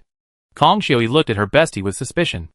Shinichio was arrested, Lin Yufei replied as she quickly put on her clothes. What? He got arrested. What did he do? Fight? PC? Or something? Kong Shui was shocked, her eyes widening. What are you thinking? He wasn't arrested by the police, but by our school security department. Our school security department? He came to our school? Kong Shui was even more shocked. Probably. I don't know the details yet. Director Su just said he climbed over the wall to get into our school, and was caught by security. Climbed over the wall? Ha ha ha. I can't help it, I'm dying of laughter. What kind of trick is this? Kong Shui couldn't help but burst out laughing. Stop laughing. Come with me to the security department. Lin Yufei, already dressed, reached out and tugged at Kong Xiaoyi's arm.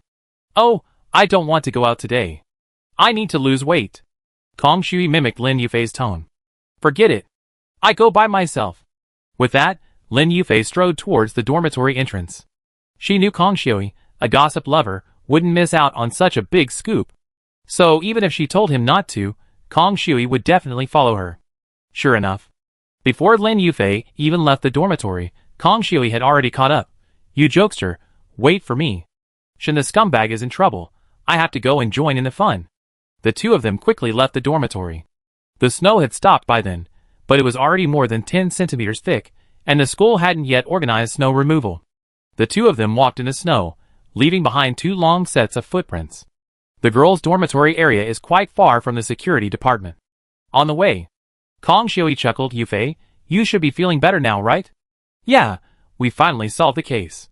Scumbag Shin disappeared because he wanted to give you a secret surprise. But his surprise turned into a shock. Ha ha ha, Scumbag Shen is so full of energy. Why does he always make such a fuss every time he comes to Beijing? Last time he jumped into the lake, then went to the police station. This time he jumped over the wall and was taken to the security department. Kong Shui rambled on, feeling that Shinishu was possessed by a man of fun. Lin Yufei was indeed in a much better mood now, even though Shinishu had been arrested by the security department. But for Lin Yufei, this was just a small matter. What mattered more was that Shinishu had come to see her. And he had come to give her a surprise, even if it hadn't been delivered.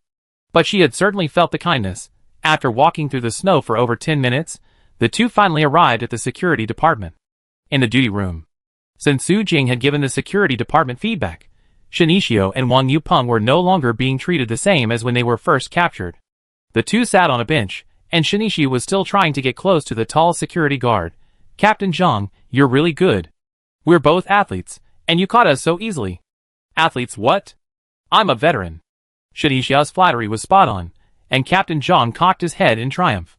Just then, Lin Yufei and Kong Xiaoyi entered the duty room. Your girlfriend is here. Which one? Captain Zhang glanced at Lin Yufei and Kong Shi, a hint of envy in his eyes. He thought to himself, this guy is so lucky to have such a beautiful girlfriend. In Captain Zhang's eyes, both Lin Yufei and Kong Shui were stunning beauties. Her. Shinishu pointed at Lin Yufei, who was walking in front. Captain Zhang was now even more envious. Both girls were beautiful, but Shinishu's girlfriend was the prettier one. Is your name Lin Yufei? Captain Zhang asked, still needing to verify her identity. It's me. This is my student ID. Lin Yufei quickly handed it over. Captain Zhang flipped it open and took a look. At this point, it was impossible for someone to impersonate someone else. He was just going through the motions, pointing at Shinishu and asking, is this your boyfriend? Yes. Lin Yufei nodded quickly. Okay, take him away.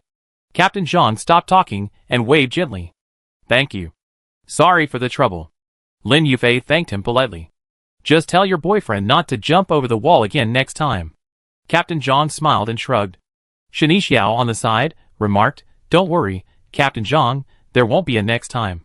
Besides, with your hand outstretched like that, if I jump again, I'd probably be caught. Chapter 226. Coming out of the security department.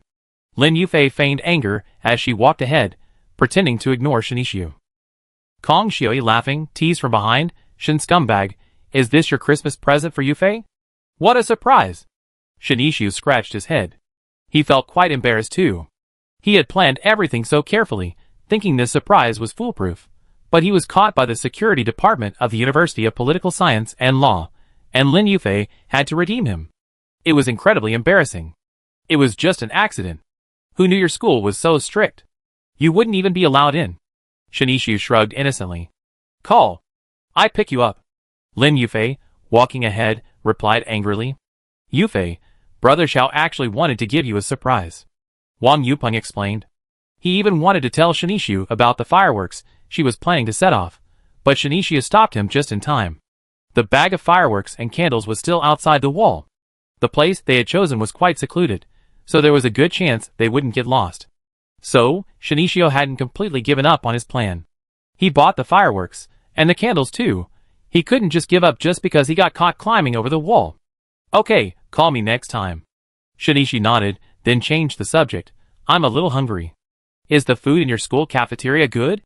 We know after trying it. The four of them arrived at the cafeteria. But it was almost closing time, and less than half of the stalls were still open. Lin Yufei ordered a few stir-fries. Shinishu, who had been busy all day, was truly hungry. When the dishes arrived, he buried himself in his rice, finishing one bowl before adding another. Lin Yufei frowned at his wolfing down of rice, while Kong Shi quipped, Shen scumbag, how many days have you not eaten? Never mind the flight being delayed due to heavy snow, so I had an airline meal on the plane, and it was awful. Shinishu complained as he chewed his food. His original plan was to drag Lin Yufei out for a nice meal once his confession was successful. The flight was delayed, and he was arrested by security, never mind the post-confession dinner. He didn't even know how to begin the crucial confession part. After eating in the cafeteria, it was already quite late. The girls' dormitory was less than 20 minutes away from closing. Wang Yupeng, come here for a moment. I need to tell you something. Kong Shui was quite considerate and took the initiative to call Wang Yupeng, the light bulb, away. Xiaoyi, Have you changed your mind? Wang Yupeng asked innocently when he was called to the side. What are you thinking? I'm just trying to make some space for Yufei and Xiaoge. Kong Shui rolled her eyes. Oh, is that so? Wang Yupeng was a little disappointed, but he still took out the gift he had prepared. Merry Christmas. You should keep it for your girlfriend. Kong Shui didn't take it, but waved gently. Can't friends give each other Christmas gifts? Wang Yupeng held the gift forward again. Okay. Thanks, friend. Kong Shui wasn't the pretentious type, so upon hearing Wang Yupeng's words, she accepted the gift. Even on the other side, Shinichia also took out the Christmas gift she had prepared, a beautiful bracelet. Of course, it was wrapped in a box, so Lin Yufei had no idea what was inside. But she was definitely happy. I also prepared a gift for you. I mailed it to your school, Lin Yufei said as she accepted the gift. So it was you who mailed it. I was wondering why you got a call from the courier. Shinichia had received the call this morning. He didn't know what it was, so he just had the courier drop it off at the school's courier collection point. If he knew it was Lin Yufei's Christmas gift, he would have gone to the school to sign for it. Where are you staying tonight? Lin Yufei asked again. The same hotel I stayed at last time. With Wang Yupeng. Oh! Lin Yufei responded, suddenly at a loss for words. Let's go out together tomorrow. After a moment's silence, Shinichia asked. Where? How about Universal Studios? Before coming, Shinichia had already decided to go to Universal Studios with Lin Yufei. As a couple, they should go to places that couples should go to. Sure. Lin Yufei readily agreed and asked, will it be just the two of us, or should we invite Xiaoyi and Wang Yupeng along? You decide. Then we go together. It'd be more fun with more people, and we can even take pictures of each other. Lin Yufei was worried that it would be awkward for her and Shinichia alone. After all, there was still no explanation for their relationship. Okay, I listen to you. Shinichi nodded. Then another silence fell between the two of them. The last layer of window paper is the most difficult to break. There are some things you can't say, and some things you can't bring yourself to say. Next time, can you please stop telling the security guys nonsense? My counselor called and said my boyfriend was arrested by school security. I was completely stunned. Lin Yufei was the first to break the silence, shifting the conversation to their relationship. If Shinichi had been smart, he would have followed this topic and confessed directly, or clarified their relationship. Instead, Shinichi didn't follow Lin Yufei's expected script at all. He simply nodded. I see. I was anxious too. Your dorms are almost closing, right? Go back and get some rest. Oh, okay. Lin Yufei paused for a moment, then nodded in agreement. Inwardly, she was furiously complaining. You idiot. You're so stupid. She called Kong Shui and turned to head towards the girls' dormitory. How's it going? Have you confessed? After walking a distance, Kong Shui immediately started gossiping. No. Lin Yufei shook her head. We've got plans to go to Universal Studios tomorrow. Do you and Wang Yupeng want to come? Okay. We have a day off tomorrow anyway. Kong Shui wasn't actually opposed to being friends with Wang Yupeng. It was just that his family background didn't meet her standards for a boyfriend. Shinichia is pretty funny. He flew all the way here just to go to Universal Studios with you. I think he's planning on confessing. Kong Shui stroked her chin, analyzing. Who knows what he's thinking? Lin Yufei shook her head slightly. But it's a real gesture of his to fly all the way from Sanjiang. It's snowing heavily today, and the flight was delayed. I'm a little touched. Kong Shui sighed. That's true. Lin Yufei agreed, then curiously glanced at the box in her hand. What kind of gift could he possibly give? Judging from the size of the box, it should be jewelry or something. Elsewhere, Shinichi showed no intention of leaving the School of Political Science and Law. Brother Xiao, you're not planning on continuing with your previous plan, are you? Yes, we must. We're here now. Shinichi nodded. I climb over the wall to get the things later. You keep watch. What if we get caught again? Wang Yupeng grimaced, his lips twitching subconsciously. I told you to stand guard. How could you possibly get caught again? I was just unlucky before. Shinichi had made up his mind. This time, he had to make good on his confession, even if Lin Yufei refused. He still had to do what he had to do, and based on his assessment of their relationship, he felt the likelihood of Lin Yufei refusing was extremely low. Soon, the two of them reached the spot where they had scaled the wall before. Seeing no one around, Shinichi took a running start, climbed up, and then jumped over. As expected, they hadn't lost the fireworks and candles they had brought. He tossed the bag over first, and after Wang Yupeng confirmed it was safe, he scaled the wall himself. This time, everything went smoothly, without the unfortunate encounter with security. I told you it would be okay. Shen Yixu shrugged complacently, carrying the bag with him and heading down to the girls' dormitory. The dormitory doors were already closed, but most of the lights were still on, clearly not yet lights out. Let's build a snowman first. Let's put out the candles after the lights go out, otherwise the candlelight won't be noticeable. Shen Yixu had improvised the snowman plan because Lin Yufei had told him that morning, when it snowed in Beijing, that she really wanted to build one. Shen Yixu had fulfilled her dream. So, the two of them busily rolled snowballs to build the snowman. When the snowman was almost finished, the lights in the girls' dormitory went out. Shen Yixu and Wang Yupeng used the thick candles they had prepared to form a heart and a giant love letter next to the snowman. In addition to this candle arrangement, Shen Yixu also prepared a large banner that read, "Lin Yufei, will you be my girlfriend?" While this arrangement was a bit tacky, the young girl was still quite impressed. Young people, after all, are always impressed by such flashy things. It's part of the so-called sense of ritual. In the girls' dormitory, Lin Yufei was lying in bed, admiring the bracelet on her wrist. She was very pleased with this Christmas gift from Shen Yixu. The bracelet was beautiful, not too flashy. Of course, this was probably due to her love for the bracelet itself, as it was a gift from Shen Yixu, so she thought it was beautiful. Yufei, there's no need to be so obsessed with it. You've been staring at that bracelet for so long. Kong Shui couldn't help but grumble. It's just so beautiful. Don't you think so? Lin Yufei asked with a smile. It's beautiful, beautiful. The gift your scumbag Shen gave me is the best. Kong Shui curled her lips. Stop calling him a scumbag, okay? He's not a scumbag.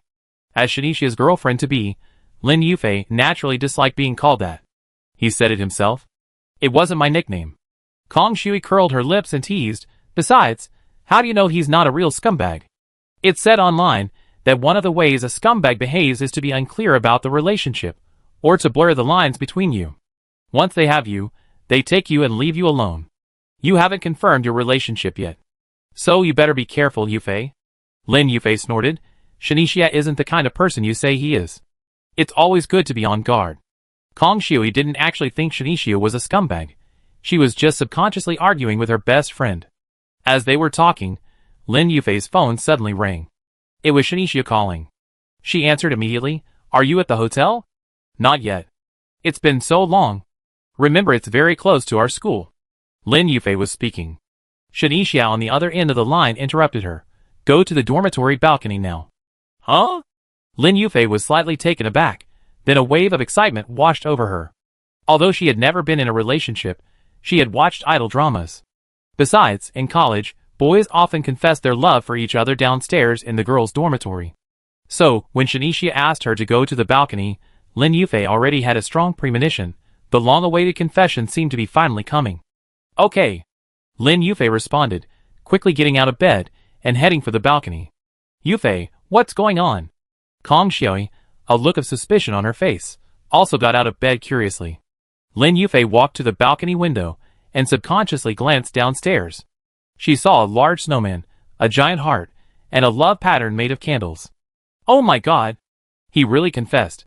Kong Shui couldn't help but exclaim at the sight, then quickly took out her phone and started filming. Kong Shui had her own Quine account. Last time she went to a concert in Sanjiang, she accompanied Shen Qiushan to the VIP box, took a photo with Lu Xingchen, and attended the after-concert banquet.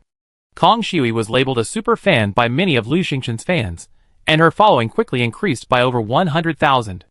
The increase in followers also made Kong Shui more willing to make videos and share her life. And now was a rare opportunity. Bang! A firework shot into the sky.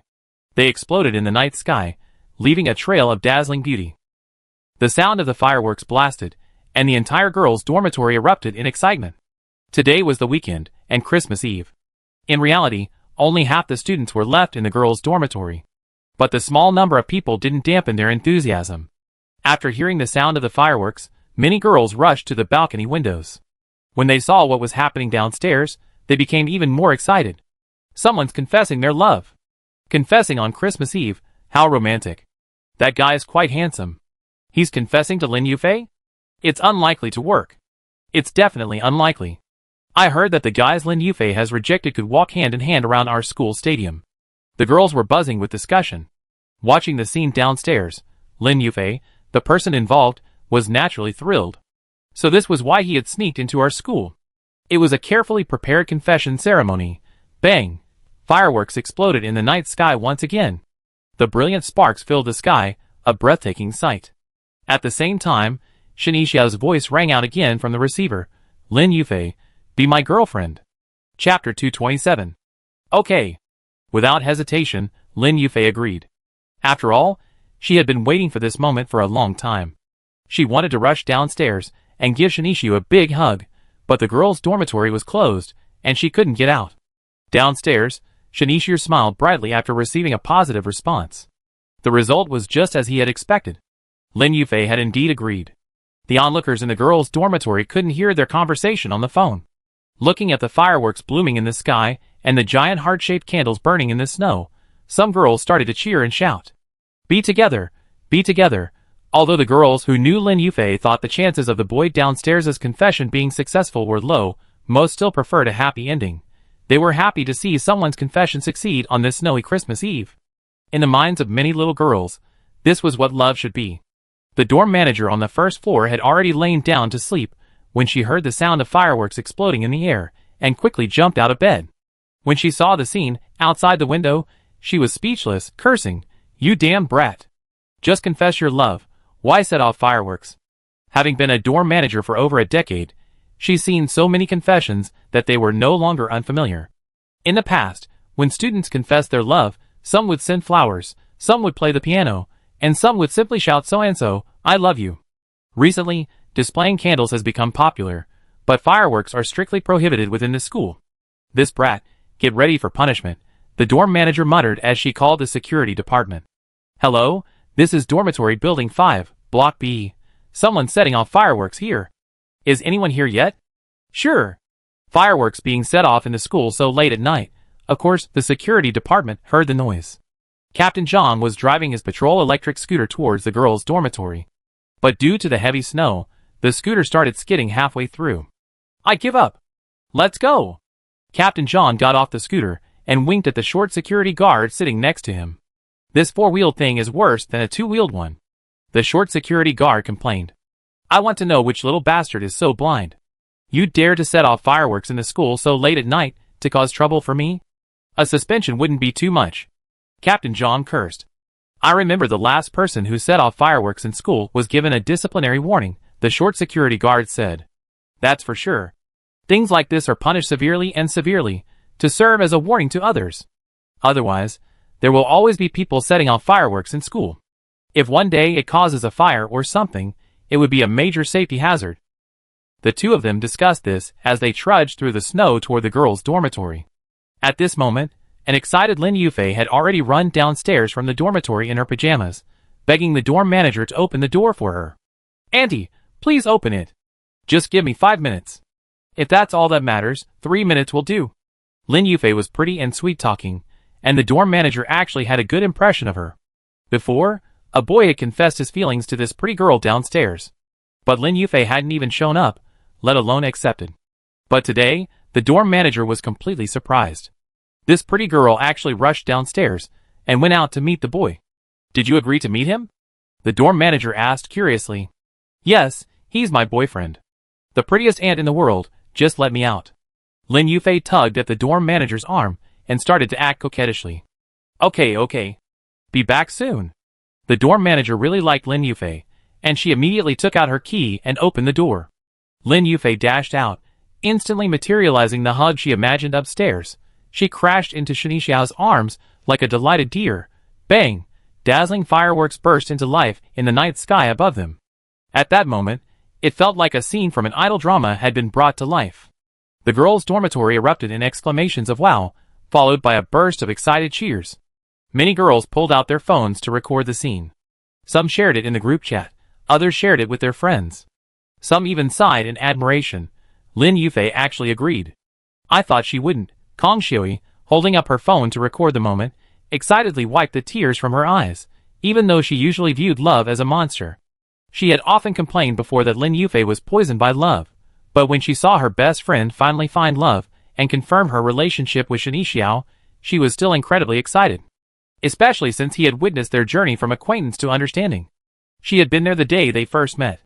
So much so, that upon seeing this scene, Kong Shui felt like she had finally mastered a dating game.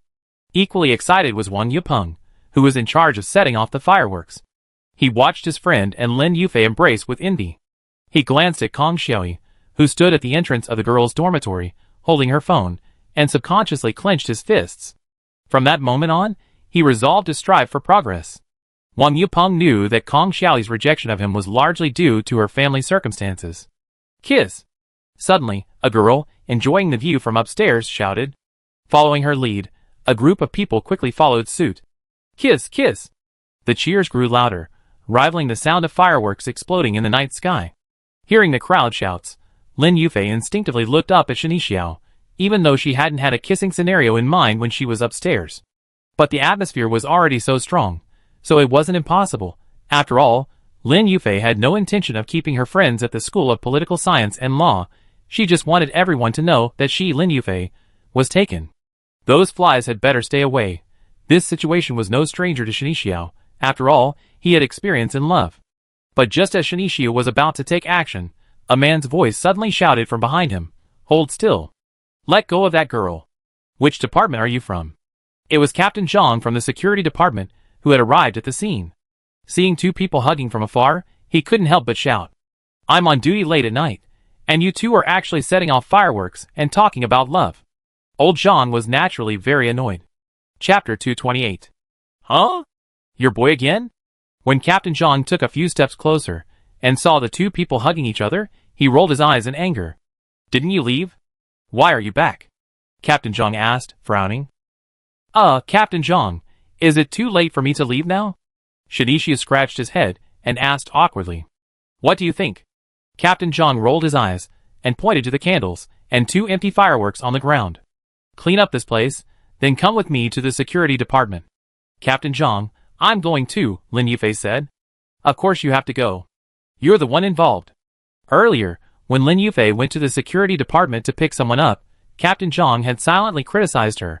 How could such a beautiful girl from our University of Political Science and Law follow a thug who had to climb over the wall to get to school? Now, Lin Yufei clearly wanted to share the responsibility with Shinichio. Captain Zhang was even more frustrated. He was still defending her at this hour. This was a classic case of a good girl being seduced by a yellow-haired man, wasn't it? Shinichio and Wang Yupeng cleaned up the scene quickly, then followed Captain Zhang back to the security department. Which school are you from? Captain Zhang sat down at his desk, looking at Shinichio sternly. This incident wasn't as simple as climbing over the wall. If a student from this school had done this, they would have been detained for probation. But Shinichio wasn't a student at the University of Political Science and Law, and according to the tacit understanding between universities, if a student from another school violated the rules of another school, they would be punished. The other school will report the student's actions. As for how the other school handles the situation, they have no control over it. Sanjiang University. Shinichio truthfully stated the name of his university. Sanjiang University? Captain Zhang was visibly stunned. He had worked as a security guard at a university for many years, and through immersion, he knew the top universities in China. Sanjiang University is a comprehensive university, ranked among the top in domestic university rankings. Basically, it's second only to Peking University and Tsinghua University. It's significantly higher than China University of Political Science and Law. Of course, there's not much comparison between the two schools. Sanjiang University is a comprehensive university. China University of Political Science and Law primarily trains students in law-related majors. Comparing law departments alone, China University of Political Science and Law is superior to Sanjiang University, and is even one of the best in China. Captain Zhang, it seems you know about Sanjiang University. I flew all the way here from Sanjiang. Can you please be flexible? I know I was wrong. Shinichio politely offered compliments. There's no way I can be flexible. Fireworks are strictly prohibited on campus. Your school must be informed. Captain Zhang's face was stern, his demeanor businesslike. Then he turned to Wang Yupeng. What about you? Which school? Beijing Electronic Science and Technology College, Wang Yupeng answered truthfully. Beijing Electronic Science and Technology College? Captain Zhang raised his eyebrows, thought for a moment, and said, Why haven't I heard of it? It's a private university, Wang Yupeng replied somewhat awkwardly. Compared to Sanjiang University, where his best friend Shinichio attends, his school is a bit embarrassing to talk about. Oh! Captain Zhang nodded slightly and asked the two, "Did you bring your student ID or national ID?" "No," they answered in unison. Captain Zhang curled his lips. The two were clearly lying. "I let the school know tomorrow when I get to work." "Let's call your parents first." "Shinichio, you go first." Captain Zhang pursed his lips at Shinichio. That's not necessary, is it?" Shinichio's mouth twitched. Before coming here, his father had repeatedly warned him not to cause trouble. And now, not long after arriving in Beijing, he got a call from his father. "This is standard procedure. If you don't cooperate, I have to call the police. Illegal fireworks are a crime here, and the police have the right to detain you." Captain Zhang's face was stern, emphasizing the seriousness of the matter. "Captain Zhang, I'm actually half responsible for this." At this point, Lin Yufei stepped forward. "Why don't you contact my parents? Yours will be contacted, too." "Don't worry." Captain Zhang waved his hand. When he arrived at the scene, he saw numerous cell phones lit up in the girls' dormitory, clearly recording what had happened. This is the age of self-media. If something unexpected happened, everything that had just happened would have already appeared online. So, Captain Zhang had no choice but to handle the situation impartially and according to procedure. Seeing Captain Zhang's firm attitude, Shinichio could only call his father, Shinchoshan. Music continued playing on the other side. Clearly, Shinchoshan was still at the Red Rose Tavern. "Arrived?" Shinchoshan asked as the call connected. "A long time ago. Dad, I need to tell you something." Captain Zhang, you go ahead." Shinichio, not knowing how to start with his father, simply handed the phone to Captain Zhang. "Hello, this is the security department of the School of Political Science and Law. Your son, Shinichio, set off fireworks at our school, which is strictly prohibited. He's currently in our security department." Captain Zhang was quite experienced in handling such matters. He recounted Shinichio's actions at the School of Political Science and Law in full. Shinchoshan, on the other end of the line, didn't lose his temper. He listened silently to Captain Zhang's account. Then he politely apologized. "Captain Zhang, I'm so sorry to have caused you so much trouble. It was an oversight on my part. I'm truly sorry. Would you mind adding me on WeChat? So I can give more details." "Okay, sure." Captain Zhang hung up and added Shinchoshan as his WeChat friend. Just as he'd been verified as a friend, Shinchoshan immediately initiated a transfer. "Captain Zhang, thank you for your hard work. I'd like to treat everyone on duty to coffee." Seeing the transfer amount from Shinchoshan, Captain Zhang quickly slammed his phone down on the table, fearing others would see it. Even so, he was still distracted. He was just a small security guard, and not many people fawned over him. At most, they'd buy him a bottle of water or a pack of cigarettes. But now, Shinchoshan had directly transferred 2,000 yuan. For him, this was a huge sum of money. Ahem. Captain Zhang coughed twice, gathered his composure, then looked at Shinichio and said, "Write a self-criticism and a letter of guarantee." "Yes, you too." Captain Zhang winked at Wang Yupeng again. Finally, he looked at Lin Yufei, hesitated for a moment, and whispered, "You're a student at our school. I report this to Director Su." Chapter 229. Shinchoshan had many options for resolving this matter, but transferring the money was undoubtedly the easiest. This matter wasn't a big deal, but it wasn't a small one either. If it really had to go through all the reporting procedures, it would have been quite troublesome. It would have been better to just spend a small amount of money and settle it. It was the most cost-effective solution. Of course, this was for Shinchoshan, as he truly had plenty of money these days. Shinichio, Wang Yupeng, and Lin Yufei, not knowing what had happened, were all a bit bewildered. Just now, they were still going through all the reporting, and then, in the blink of an eye, the matter was resolved. "It's getting late, you should all go back. Just submit the self-criticism tomorrow." Captain Zhang waved his hand and began to chase them away. Although he didn't know the reason, Captain Zhang didn't pursue it, and Shinichio and the other two quickly fled. After leaving the security department, Wang Yupeng scratched his head and asked, "Why did Captain Zhang suddenly change his attitude?" "He changes his attitude faster than the pages of a book." Shinichio spread his hands. "Who knows what's going on? It must be Uncle Shin's fault. He added Captain Zhang on WeChat, and that's why his attitude changed." Lin Yufei analyzed, her observation skills clearly much better than Shinichio and Wang Yupeng's. "Well, I asked about it later." Shinichio thought it made sense. Captain Zhang's change of attitude was due to talking to his father. You two should go back to the hotel and get some rest. We have to go to Universal Studios tomorrow. Arriving at the girls' dormitory, Lin Yufei waved goodbye to Shinichio. Yeah, you too. Shinichio waved reluctantly. How about I step aside? Wang Yupeng felt a light bulb go off in his head and scratched his head. You should have stepped aside a long time ago. Shinichi rolled her eyes. However, the dorm manager opened the door and waved at Lin Yufei. Come on in, girl. We're waiting for you. Okay, auntie. Lin Yufei responded and quickly ran into the dormitory building. Then she waved at Shinichi through the glass. What did the security department say? The dorm manager hadn't slept all night because she was eager to hear what happened next. Nothing much. Just a few words of criticism and reprimand. That's not bad. The dorm manager was a little surprised and even a little disappointed by this outcome. It wasn't that she had any problem with Lin Yufei, it was more her whimsical nature. As a spectator, she always wanted the bigger the better. Auntie, thank you for today. Go to bed early, good night. Lin Yufei politely said good night to the dorm manager and hurried upstairs. How is it? What did the security department say? You won't be punished, will you? As soon as Lin Yufei entered the dormitory, Kong Xiaoyi couldn't wait to ask. It should be fine. Captain Zhang from the security department was quite tough at first, but then he added Uncle Shen on WeChat and his attitude took a 180-degree turn. I guess he got some benefits. Lin Yufei responded truthfully, not giving the dorm manager the perfunctory treatment she had given. It has to be Uncle Shen again.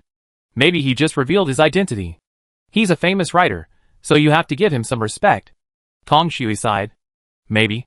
In fact, Lin Yufei thought the possibility was relatively low. Xin Qiushan, a nationally renowned writer, wouldn't reveal his identity for such a small matter. Besides, the security guards might not even recognize his fame as a famous writer. Maybe they hadn't even heard of him. Anyway, this Christmas Eve was quite memorable. The important thing is, you finally got what you wanted. I ask you, how does it feel to have a boyfriend? Kong Xiaoyi teased with another smile. It feels great. If you're envious, then go find one. Lin Yufei raised the corner of her mouth gleefully. Although she and Shinichi had been acting like a couple before, they weren't really a couple after all. Now it was different, they were a real couple. Want to post on WeChat moments? Announce that we're taken? Kong Shi asked with another smile. I haven't really thought about that. Let's ask Shinichio and see what he says. Lin Yufei immediately sent a WeChat message to Shinichio, first asking if he arrived at the hotel, then discussing whether to announce their relationship on WeChat moments. In fact, from Lin Yufei's perspective, she was very concerned about making their relationship public. If someone doesn't dare to announce their relationship, it means they have something to hide or other ulterior motives. And hiding a relationship is even the behavior of many scumbag men. Announce it. Of course. Shinichi replied in the affirmative, and this answer satisfied Lin Yufei greatly. Shinichi said of course, it has to be announced.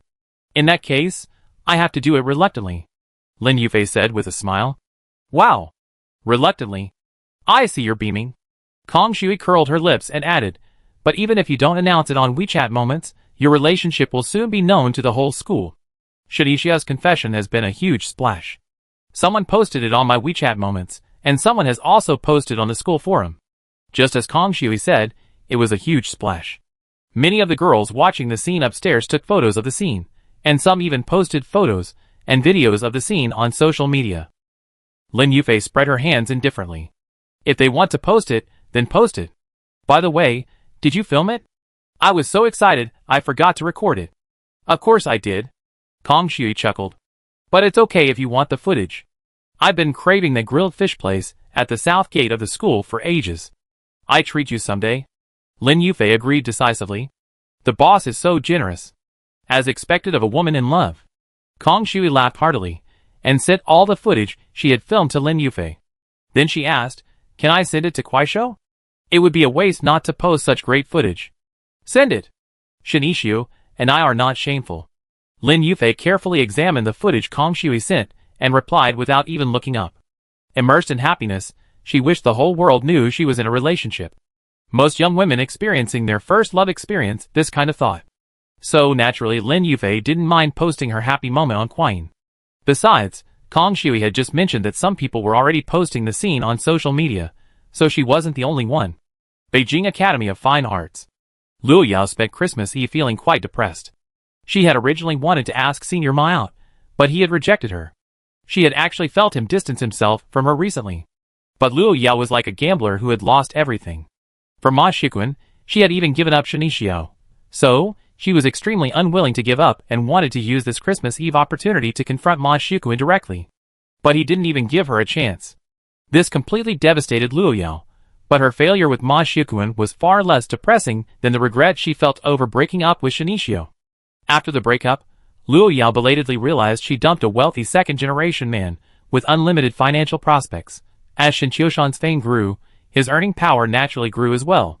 The copyright income from news reports alone was over 200 million yuan. Add to that the unknown income, and who knows how much Shin Qiushan's assets must be. Let's not get into how much money he had, but let's just talk about the Red Rose Tavern. It's been a nationwide hit lately. If they hadn't broken up, it would belong to her boyfriend's family. Sharing it out would be so impressive. New Year's Day was approaching, and Luo Yao was planning to return to Sanjiang. If they hadn't broken up, she could openly check in at the Red Rose Tavern. Not only could she check in, but she could also take photos with Shin Qiushan and Lin Xiaomo. If this were posted on WeChat Moments or Quine, it would be incredibly impressive. You have to queue up at the Red Rose Tavern to check in. But I don't even have to wait in line, I'm even considered half the owner. Sadly, none of this has anything to do with her now. Even after returning to Sanjiang, Luo Yao felt too embarrassed to check in at the Red Rose Tavern. So, on this Christmas Eve, while feeling depressed, Luo Yao was already pondering the possibility of reconciling with Shinichio. She knew Shinichio, he was a sentimental person. They had gotten along well when they were together. Perhaps if she took the initiative to humble herself, Shinichio would forgive her, and they could reconcile. Just as she was imagining the wonderful life they would have after reconciliation, her roommate Chen Meijing, who was scrolling through Quine, suddenly exclaimed, "I told you I just heard fireworks." So someone's really setting off fireworks, and it's a confession. Setting off fireworks to confess their love downstairs on Christmas Eve, downstairs from the girls' dormitory, is so romantic. It's like watching an idol drama. If a guy could set off fireworks for me, I definitely agree. Hearing Chen Meijing sigh, Luo Yao, her thoughts snapped back to reality, casually asked, "Were they setting off fireworks at our school?" "No, at the School of Political Science and Law next door. I've sent you the video. It's so romantic. The male and female leads are a perfect match. I hear she's the campus beauty at the School of Political Science and Law." As Chen Meijing spoke, she sighed, "Sweet romances are all enjoyed by others. When will it be my turn?" Luo Yao had only casually asked, but when she saw that the other person had shared the video with her, she casually opened Quine. However, when she saw the familiar figure in the video, she was completely stunned. Shinichio, the one who had made such a romantic confession, was actually her ex-boyfriend. Luo Yao's eyes widened, unable to believe what she was seeing. Just now, she had been thinking about finding an opportunity to reconcile with Shinichio, but it turned out that he had found someone new. The last time they broke up, she accused Shinichio of cheating because a woman answered his phone. Shen Yanren later explained the reason, but Luo Yao, despite believing the possibility of Shinichio cheating was low, still used this as an excuse to break up. So Luo Yao actually knew that Shinichio hadn't cheated and most likely hadn't found a new girlfriend. But now Shinichio actually had a girlfriend, and he had even made such a romantic confession. In contrast, when she and Shinichio were together, it seemed like they hadn't made any serious confessions, only expressing their feelings in love letters. How was it? Isn't it super romantic? Chen Meijing, of course, had no idea the male protagonist was Luo Yao's ex-boyfriend. She wanted to talk to Luo Yao about the confession in the video. Instead, she noticed her roommate Luo Yao's face was grim, as if she suffered a major blow. But in her memory, Ma Xiaokuan's distance hadn't seemed to have left her this dejected. "Yao Yao, are you feeling unwell?" Chen Meijing asked curiously. No. Just a little sleepy." Of course, Luo Yao couldn't bring herself to share such a thing with a close friend like Chen Meijing. She sniffed and buried her head in the covers. The Red Rose Tavern. It was Christmas Eve. Although it was past 11 o'clock, the tavern was still packed. And since it was the Red Rose Band's performance, the atmosphere was already at its peak.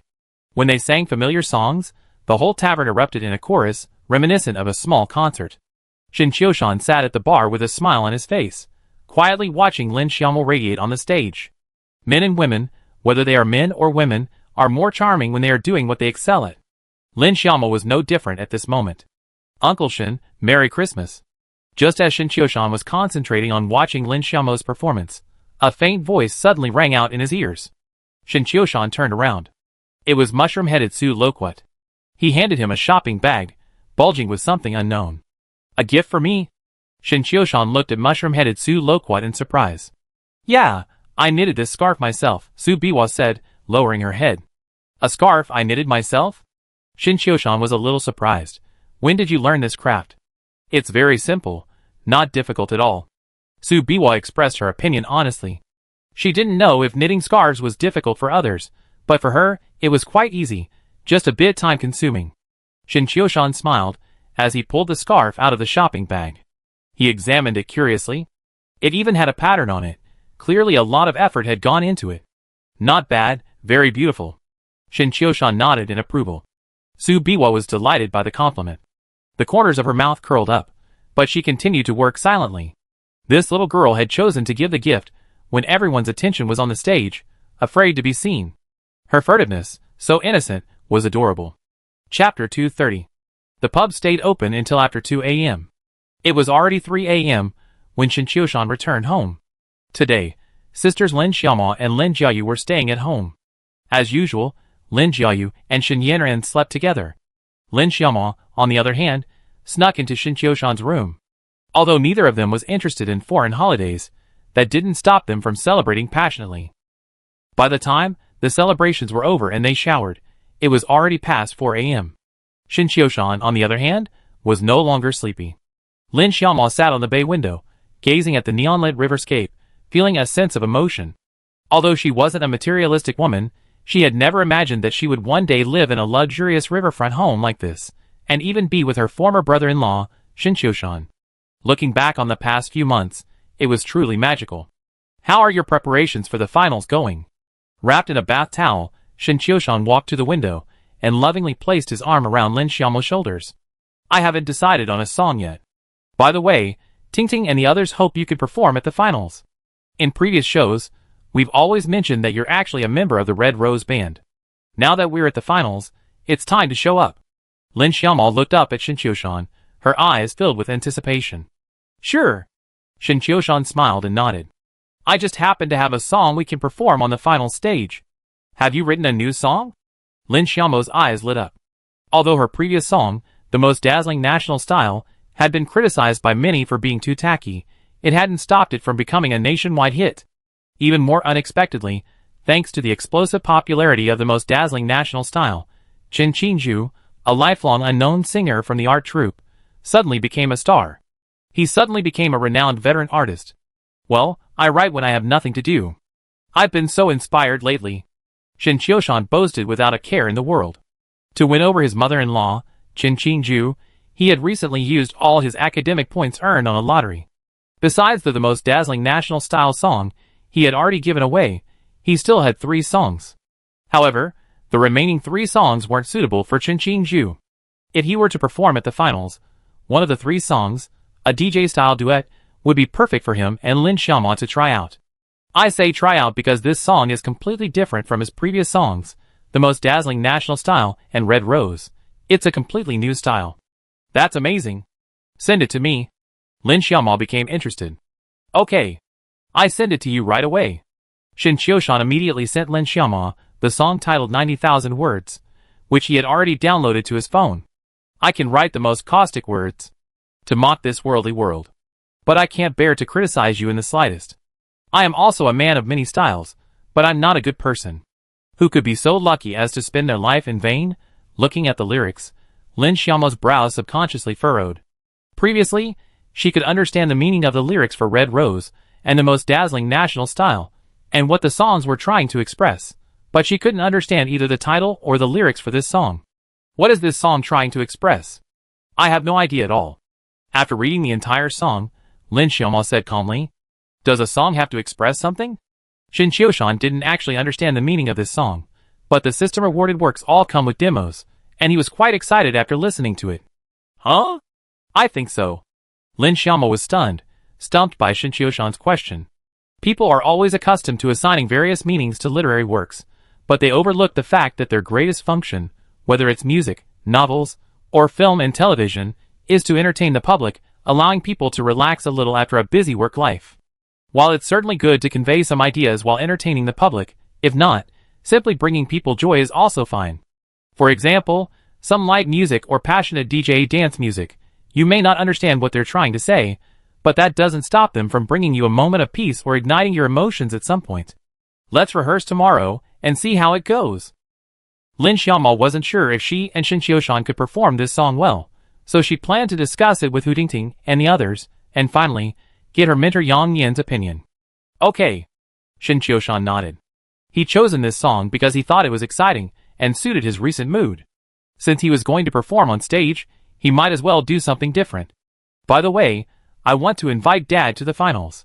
Do you have any ideas for convincing him? Lin Xiaomo asked again. Since Lin Moshwan had always been against her music career, she still wanted to prove herself to her father. The finals of Yen Nation Voice was her most important performance since forming the band. Therefore, Lin Xiaomo really wanted to have her father attend the competition. That's easy, leave it to me. I'm going home for dinner tomorrow, so I take care of it. Having been constantly pondering how to win over his father-in-law, Shin Qiushan now knew Lin Moshwan quite well. If he were to propose marriage directly, the timing wasn't right yet. But Shin Qiushan was quite confident that Lin Moshwan could attend the Voice of Yen Nation finals. So confident? Lin Xiaomo thought this was still a very difficult task. Wait for my good news. Shin Qiushan smiled and patted Lin Xiaomo on the shoulder. In that moment, two solutions had already flashed through his mind. The next day, the Lin family. It was already noon when Shin Qiushan and his group arrived. It was right around lunchtime. It wasn't intentional, they just slept in late. Even Shin Yanran and Lin Jiayu didn't go to bed until after 3 o'clock, not to mention Shin Qiushan and Lin Xiaomo, who were celebrating the holiday. Qiushan, you stayed up late again last night, didn't you? At your age, it's better to stay up less. Seeing Shin Qiushan park outside, Chen Qingju went to the door to wait. Now, she was liking her son-in-law more and more. Before, she thought Shin Qiushan was just helping her fulfill her dream of performing on stage. As a singer who had lost her stage, she was already very happy to be able to perform on a nationally watched stage like Yan Guoxiyin. Unexpectedly, this was just the beginning. With the explosive popularity of the most dazzling national style, various music companies and performance companies came knocking. Even the leaders of the Sanjiang art troupe, where she had previously worked, approached her, hoping to rehire her. Almost overnight, Chen Qingju went from an obscure retired singer to a sought-after veteran artist. Having reached retirement age, she finally experienced the taste of big stardom, which naturally made Chen Qingju very happy. But Chen Qingju was no self-righteous youngster. She knew full well that her turnaround was entirely thanks to her talented son-in-law, Shin Qiushan. If it weren't for Shin Qiushan's song The Most Dazzling National Style, she would still be just an obscure retired singer. So, of course, she treated Shin Qiushan very well. Lin Moshwan's attitude, however, was in stark contrast to Chen Qingju's. When Shin Qiushan entered the room, Director Lin was sitting on the sofa watching the midday news. Even after Shin Qiushan arrived, he remained fixed on his gaze, as if he hadn't noticed. Have I offended this father-in-law again? Shin Qiushan, amused, casually sauntered over and sat down next to Lin Moshwan. The midday news was reporting on the Chinese national football team's loss. Dad, it's normal for the national football team to lose. No need to be so gloomy. Shin Qiushan knew Lin Moshwan's expression couldn't be sullen because of the news, but he deliberately made a joke, bringing up the national football team's loss. His purpose was simple, to get Lin Moshwan to correct his own statement. That way, Shin Qiushan would understand why his father-in-law was upset again. The national football team's loss is a good thing. Just consider it a hedge against national fortune. Lin Moshwan pouted in response. Director Lin's interpretation of the national football team's loss was quite unique. Shin Qiushan quickly nodded in agreement. Yes. It's a contribution to our country. Where's Xiao Xiao? His leg is healed, isn't it?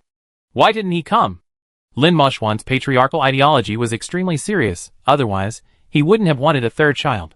Seeing that his grandson, Shin Xiao, hadn't come along, he couldn't help but ask curiously. He went to Beijing, Shin Qiushan answered truthfully. He went to Beijing again? He broke his leg last time. Why haven't you learned your lesson? Lin Moshwan frowned. He went to see his girlfriend. He shouldn't be alone this time. Shin Qiushan naturally wouldn't mention how his brat was caught by the security department at the University of Political Science and Law last night. A new girlfriend? Lin Moshwan raised his eyebrows. Didn't you break up with the previous one? Not the previous one. Shin Qiushan waved his hand and continued, this time, she's from the School of Political Science and Law. She's pretty, and comes from a wealthy family. That brat.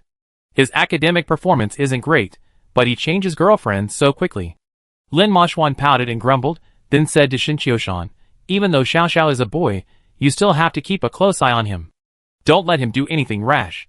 You don't want to be a grandfather at 40, do you? Shin Qiushan was slightly stunned. He hadn't really thought about it that way. But now that Lin Moshwan reminded him, Shin Qiushan suddenly felt that becoming a grandfather at 40 would be quite impressive. Dad, then you have great-grandchildren? Shin Qiushan replied. I don't want that. Lin Moshwan rolled his eyes. Xiao Xiao is only a freshman. You still have to focus on your studies. Keep an eye on him. Okay. Shin Qiushan smiled and nodded. In fact, when Shin Yixio and Luo Yao were dating, Shin Qiushan had reminded his son to take protective measures. Besides her young age, Shin Qiushan was also not optimistic about Luo Yao's daughter-in-law. And now his son's girlfriend has changed to Lin Yufei. Shin Qiushan is very satisfied with this daughter-in-law, so if there really is an accident, he can accept it. It's just becoming a grandfather at 40. What's the big deal? He can take the college entrance examination with his children at 38. Dad, do you want to play a couple of games? Seeing Lin Moshwan's face sullen and silent again, Shin Qiushan suggested with a smile. Then let's play Go. Compared to chess, Lin Moshwan prefers Go. Especially, as he gets older, he enjoys the feeling of strategic planning and control that comes with playing Go. Okay.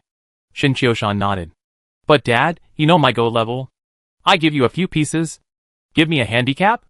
Lin Moshwan's mouth twitched. Wasn't that an insult? However, considering their previous matches, Shin Qiushan's words weren't exactly boasting. If the game went normally, Lin Moshwan had no chance of winning, considering his previous losing streak. Then give me 3 pieces. After a moment's hesitation, Lin Moshwan decided to face reality. This way, he'd have a better experience playing Go.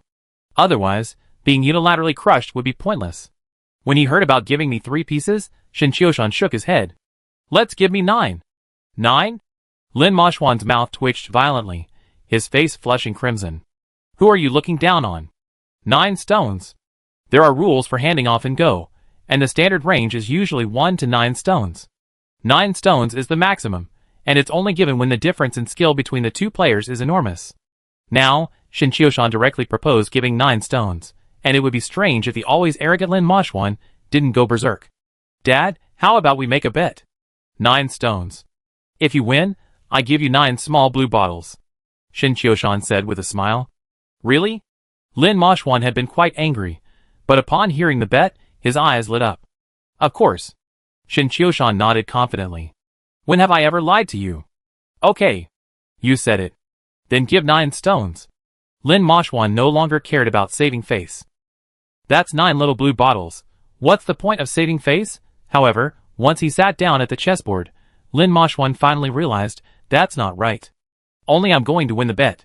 What if I lose? Although Lin Moshwan felt the chances of losing were extremely low, but there are always contingencies. Besides, Shin Qiushan had fought one against 5 Korean masters. If I win by chance, Dad, just promise me one thing. What is it? Lin Moshwan asked cautiously. Go to the Voice of Yen concert to cheer for Momo. Shin Qiushan stated his conditions. Lin Moshwan was stunned. He hadn't expected Shin Qiushan to make such a request. After a moment's deliberation, he nodded, okay. If you win, I go to the Voice of Yen Nation show to cheer for Momo. Okay. Shin Qiushan snapped his fingers. It's a deal. Lin Moshwan snorted. It's too late to change. Jiayu Yanran, come here. Act as referees and witnesses for this game. Shin Qiushan, worried that Lin Moshwan might go back on his word, immediately called his daughter and granddaughter over. In front of his daughter and granddaughter, Director Lin would never go back on his word. Chapter 231. Lin Moshwan snorted coldly, silently grumbling inwardly, this brat is actually afraid I won't keep my word. Dad, why did you play so many pieces at the start? Confused, Lin Jiayu asked, chin in hand. The question was a bit heartbreaking, but Lin Moshwan pretended not to hear. The game began. Shin Qiushan played steadily, placing his pieces calmly.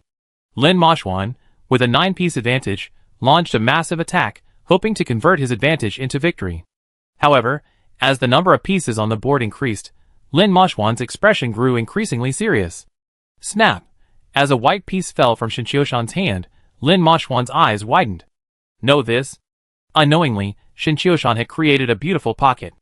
After this white piece fell, all of Lin Moshwan's dozen pieces were captured. In an instant, the situation was completely reversed. Shin Qiushan switched from defense to offense, while Lin Moshwan, exhausted from the fight, was ultimately defeated and forced to resign. Dad, I accept defeat. You must attend the finals of the Voice of Yin Country, Shin Qiushan said as he put the chess pieces into the box. I was going to go and cheer for Momo. Lin Moshwan curled his lips slightly. One more game. This director Lin was quite cunning. He already lost, so he might as well play it safe. Shin Qiushan played 2 more games with Lin Moshwan, winning one and losing the other. After all, his opponent was his father-in-law, so it wasn't a good idea to constantly unilaterally slaughter him. He had to learn to give up the game occasionally. Giving up the game was actually an art form. It couldn't be too obvious, and even if he lost, he had to do it with skill. Shin Qiushan's loss gave Lin Moshwan the impression that he was complacent and overly underestimated his opponent. Qiushan, your chess skills are impeccable. But don't be too proud. As the art of war says, arrogance leads to defeat. Lin Moshwan, having won a round, was in high spirits and offered a lecture. Yes, yes. I definitely pay attention next time. Shin Qiushan nodded repeatedly, giving his father-in-law enough face. Weekend. Sanjiang TV. The finals of the Voice of Yin Country arrived as scheduled.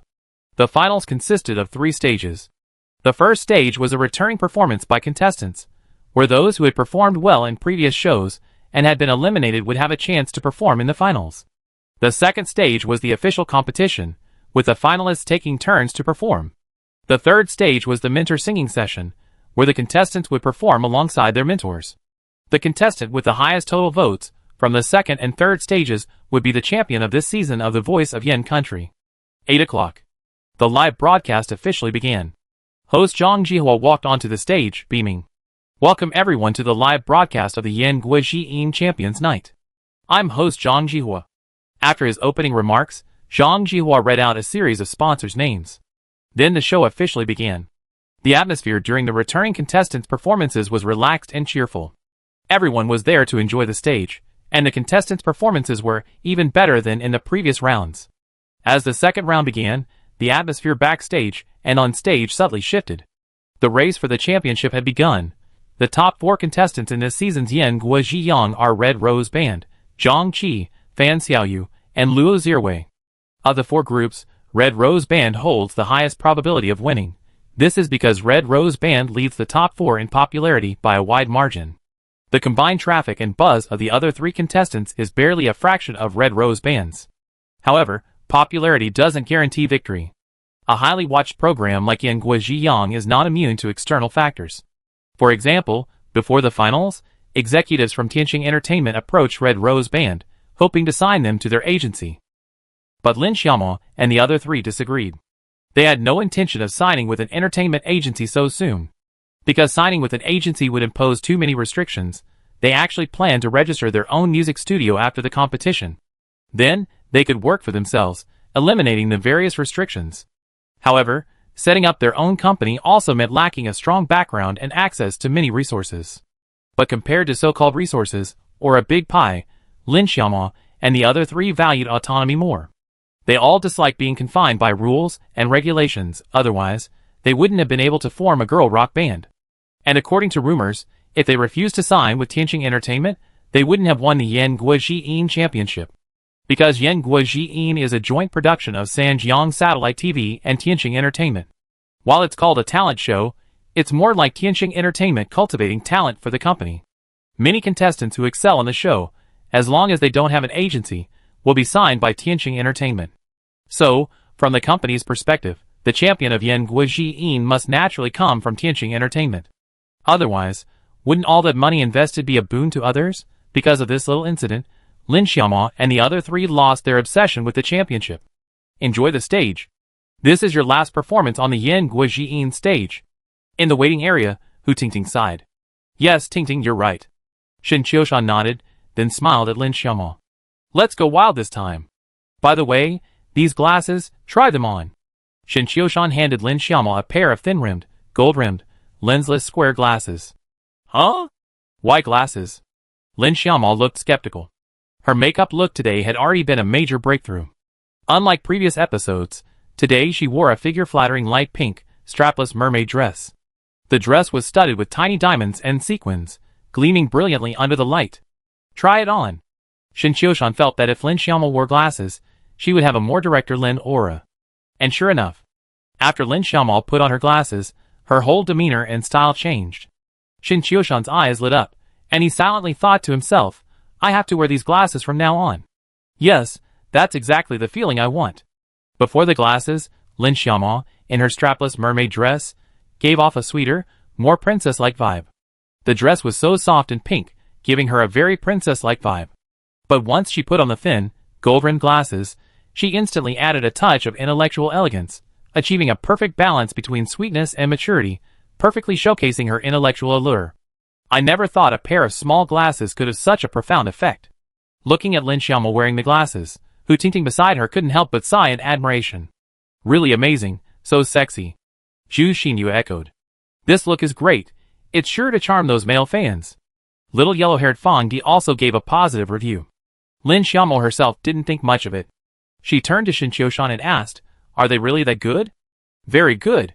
Shin Qiushan nodded solemnly. Please weld these glasses onto your face. TSK? Lin Xiaomo snorted. How can that be so exaggerated? Teachers, your turn will be on stage soon. At that moment, a staff member strode over.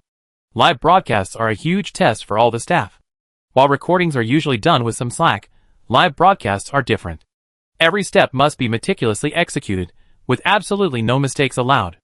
The staff can't afford to slack off even a little. On the stage, the lights dimmed. Shin Qiushan, Lin Xiaomo, and the other 5 entered the stage together, finding their seats.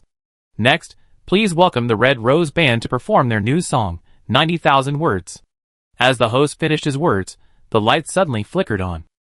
Standing center stage, Shin Qiushan and Lin Xiaomo immediately captured the audience's attention. The audience erupted in exclamations of wow. Handsome men and beautiful women, they're an eye-catcher anywhere, especially on such a gorgeous stage. Of course, the audience's reaction wasn't entirely due to their outward appearances. Shin Qiushan's appearance was a huge surprise. In a previous show, Lin Xiaomo had mentioned that Shin Qiushan was also a member of the Red Rose Band. He might return at any time. At the time, many people thought Lin Xiaomo was joking, using Shin Qiushan to gain attention. But to their surprise, Shin Qiushan actually appeared on the final stage. He's a writer, and he's actually participating in Voice of Yin Nation. Teacher Shin, can't we just focus on writing books? Teacher Shin is really a member of the Red Rose Band? I thought it was a joke. Shin Qiushan, the Red Rose Band's non-staff member, is here. The audience was buzzing. In the mentor's booth. Except for Yang Yin, the other 3 mentors all had expressions of shock on their faces. All of them looked in disbelief. Of course, the 3 mentors were all acting, and they knew Shin Qiushan would be participating in the finals during rehearsal. But now that the live broadcast was underway, these 3 veterans of the entertainment industry knew exactly what to do, and it was all for the show's effectiveness. Family area. Lin Moshwan, Chen Qingzhu, Lin Jiayu, and siblings Shin Yanran and Shin Yixia were all there. This was a rare opportunity for the whole family to be together. Second sister and brother-in-law, finally here. Lin Jiayu excitedly pumped her fists, then exclaimed, Wow, he's quite handsome. Isn't that the same suit my brother-in-law wore to his wedding? No, my dad bought a new suit just for the show. It cost him over 30,000. Shin Yanran quickly defended her father, saying she was there when they bought the clothes. Anyway, my brother-in-law looks much more handsome today than ever. Lin Jiayu praised repeatedly. However, Lin Moshwan, who was sitting next to them, had a frown on his face. He had never dreamed that Shin Qiushan would be on the show. Is Qiushan going to sing? Lin Moshwan turned to look at his wife. Of course. Why else would he be on stage? Chen Qingzhu watched with interest. Nonsense. It's just nonsense. Momo's antics are one thing, but Shin Qiushan actually joined in the fun. Lin Moshwan angrily complained, Besides, how can a writer like him sing? Have you forgotten what happened before? The video of Qiushan singing Red Rose went viral online. Chen Qingzhu explained. A bar is an amateur place. This show is being broadcast nationwide. If he doesn't perform well, who knows how many people will criticize him. Lin Moshwan shook his head, then pointed at his daughter, Lin Xiaoma, and said, Momo, what you're wearing today is a bit out of line. Chen Qingju rolled her eyes. I should have known not to let you come. I brought you here to encourage you, not to find fault. Lin Moshwan was annoyed and responded, I'm just offering some suggestions. Chen Qingju fell silent, because the prelude to 90,000 words had already begun. It sounded like a DJ dance track, and after hearing the prelude, some people in the audience were already swaying to the rhythm. This is the advantage of DJ-style music. The song hasn't even started yet. The audience is already getting excited. The prelude is over. Lin Xiaoma takes the lead and finishes the first verse.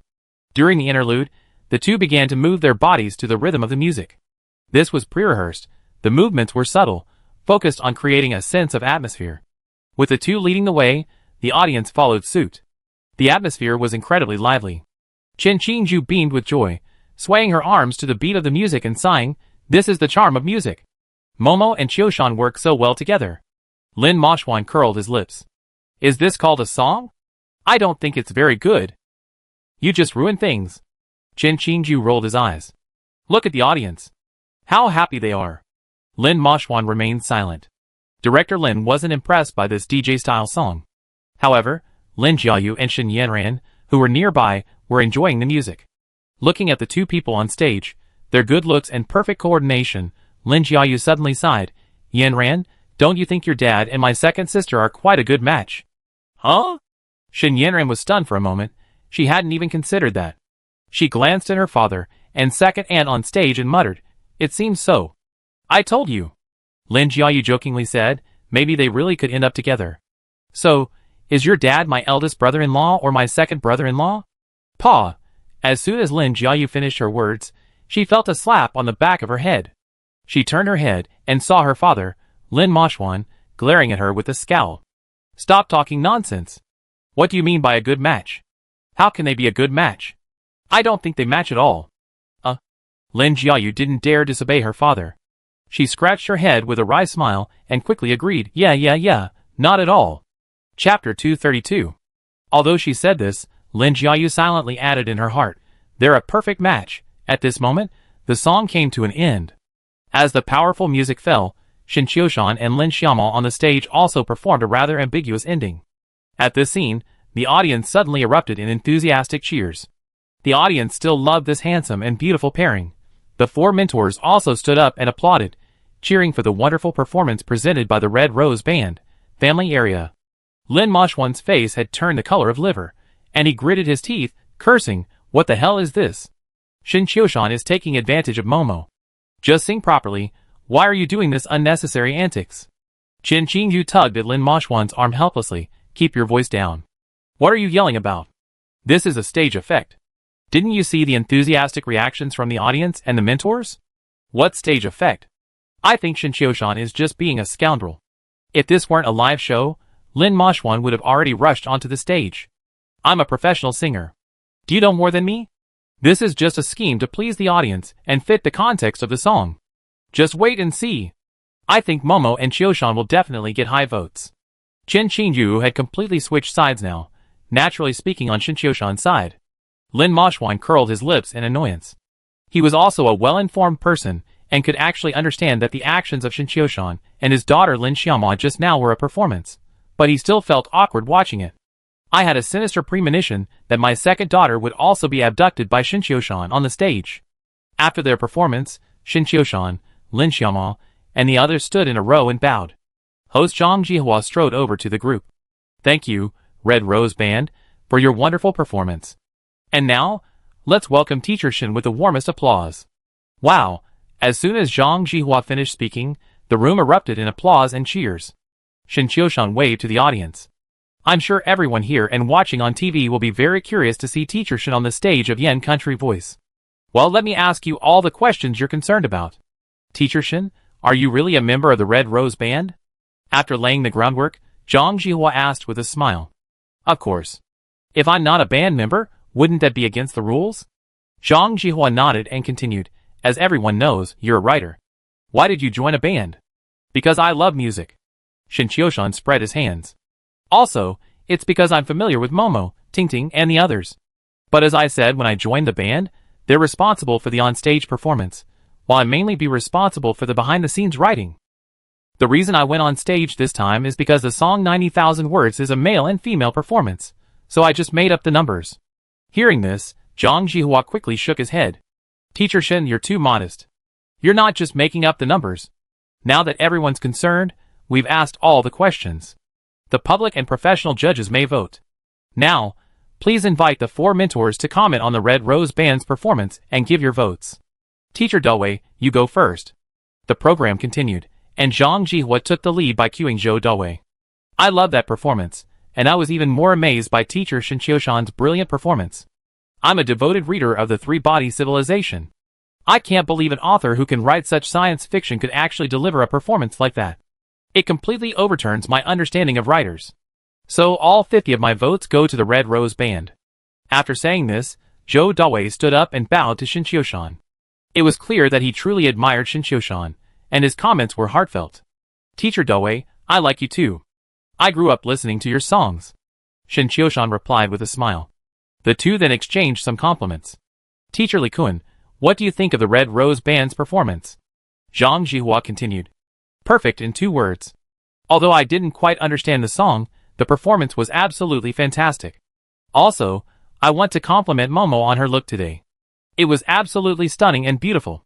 All 50 of my votes are for you. The voting format for the finals was different from previous ones. Each of the 1,000 public judges cast 1 vote, for a total of 1,000 votes. Each of the 4 mentors cast 50 votes, for a total of 200 votes. In addition, the finals also featured 30 professional judges. These judges are all industry insiders, including lyricists, composers, independent musicians, and music company executives. Each of them received 10 votes, with a full 300 votes. This means that the top 4 finalists can receive a maximum of 1,500 votes per round, which adds up to 3,000 votes after 2 rounds. The contestant with the most votes will be the champion of this season of Yan Guojiyin. Currently, mentors Zhou Dawei and Li Kun both gave the full 50 votes. Next up was Gui Yanbin, a singer-songwriter himself with considerable influence in music creation. I agree with Brother Kun. The Red Rose Band's performance just now was absolutely top-notch, but I don't quite understand the song 90,000 Words. I even read the lyrics several times, but I still can't grasp it. Teacher Shen, you wrote this song. Can you explain my confusion?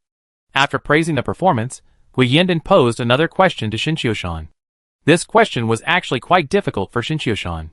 The system only awarded the song, but there was no background explanation or anything like that, so he had to understand the song's message on his own. It's a story of unrequited love, written in a rather abstract style. Because the work would be under his own name, Shen Qiushan had truly carefully considered the song, and what he saw in the lyrics was a rather helpless love story. Of course, Shen Qiushan wasn't sure if his interpretation was correct. But the good thing was, he was the author, and he had the final say. If others wanted to question it, let them. Using a cheerful format to express a helpless love story. Awesome. Gui Yanbin, as if he understood Shen Qiushan perfectly, gave him a thumbs up while praising him, then added, I give you 50 votes too. Okay. Now all 3 mentors have given the highest 50 votes. Next up is mentor Yang Yin. As a mentor for the Red Rose Band, Yang Yin was the last to speak. I've listened to this song many times during rehearsal, and I was a little worried it might be a little weak. But it turns out that rehearsals and live performances are truly different. Judging from the performance just now, it's like 2 completely different songs compared to rehearsal. As a mentor for the Red Rose Band, I'm so happy to see such a stage performance. Also, I want to especially commend Mr. Shen. During rehearsals, I was holding him to an amateur's standards, thinking a 60 would be good enough. He's not a professional, after all. But just now, he delivered a 100, truly amazing. In my opinion, Mr. Shen's singing skills and stage presence are better than 95% of professional singers. Yang Yin was unstinting in her praise. After all, she was a mentor for the Red Rose Band, and they had a mutually beneficial relationship. Therefore, no matter how the Red Rose Band performed, she would praise them. But now, she felt no compunction about praising them. Because their performance was so good, Yang Yin even felt that if she and Lin Xiaomo had swapped places, she might not have performed as well as Lin Xiaomo. So, mentor Yang Yin, what is the number of votes you want to give? Zhang Jihua continued. Of course 50. Yang Yin shrugged lightly. Okay. Then, the Red Rose Band's mentor vote count is out. All 4 mentors gave the band a perfect 50 votes. That means the Red Rose Band received a perfect 200 votes from the mentors. Congratulations to the Red Rose Band. Zhang Jihua announced loudly, and the audience erupted in applause. Next, let's look at the professional judges' votes. Please, professional judges, please reveal your votes. After the noise died down a bit, Zhang Jihua looked back at the professional judges' booth. After hearing his words, the professional judges, who had been prepared, raised their signs. The numbers on those signs ranged from 0 to 10, representing the number of votes each professional judge had given. 10 votes, 9 votes, 10 votes, 8 votes, 3 votes. The professional judges' opinions were more mixed.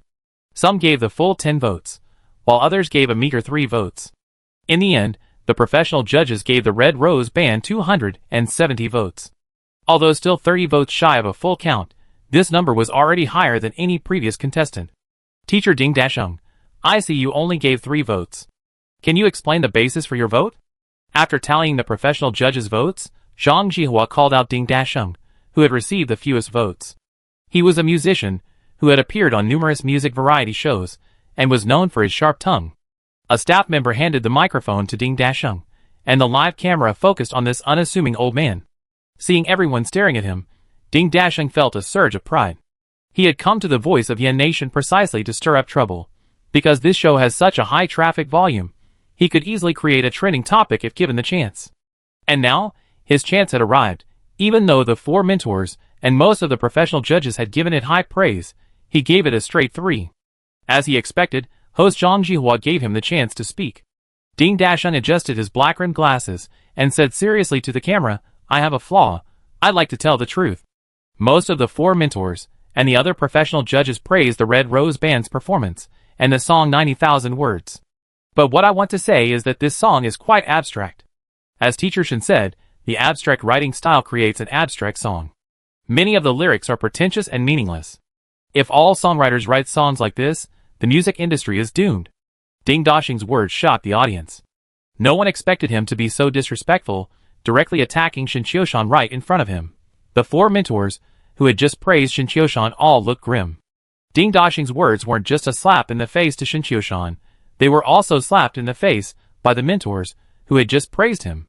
It was as if he was saying they had no taste and low musical standards. Seeing the crowd's reaction, Ding Dasheng knew his plan was halfway successful. He pressed the point. Also, I personally don't understand why Teacher Shen would choose to participate in a music program like Yan Guijian. As everyone knows, you're a renowned writer. Your work even won the Nebula Award. Shouldn't a renowned writer like you focus on your writing? Showing off in public isn't a wise move. Besides, everyone knows you're a top student at Sanjiang University, studying in the School of Electronic Information.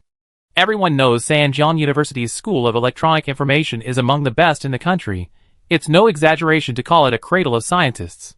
But, when you should be striving to become a scientist, participating in a music show is simply a waste of time. If the initial attack was directed at the work, the latter part became a direct personal attack, because Ding Dasheng knew who to criticize to attract traffic. After hearing these words, the audience erupted in an uproar, and everyone's eyes instinctively fell on Shen Qiushan, eager to see how he would handle the situation. This was a live broadcast.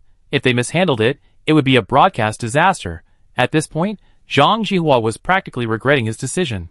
If he had known Ding Dasheng was so aggressive, he would never have chosen him as a professional judge. Teacher Ding Dasheng's questions are very pointed, but some issues are beyond the scope of our discussion.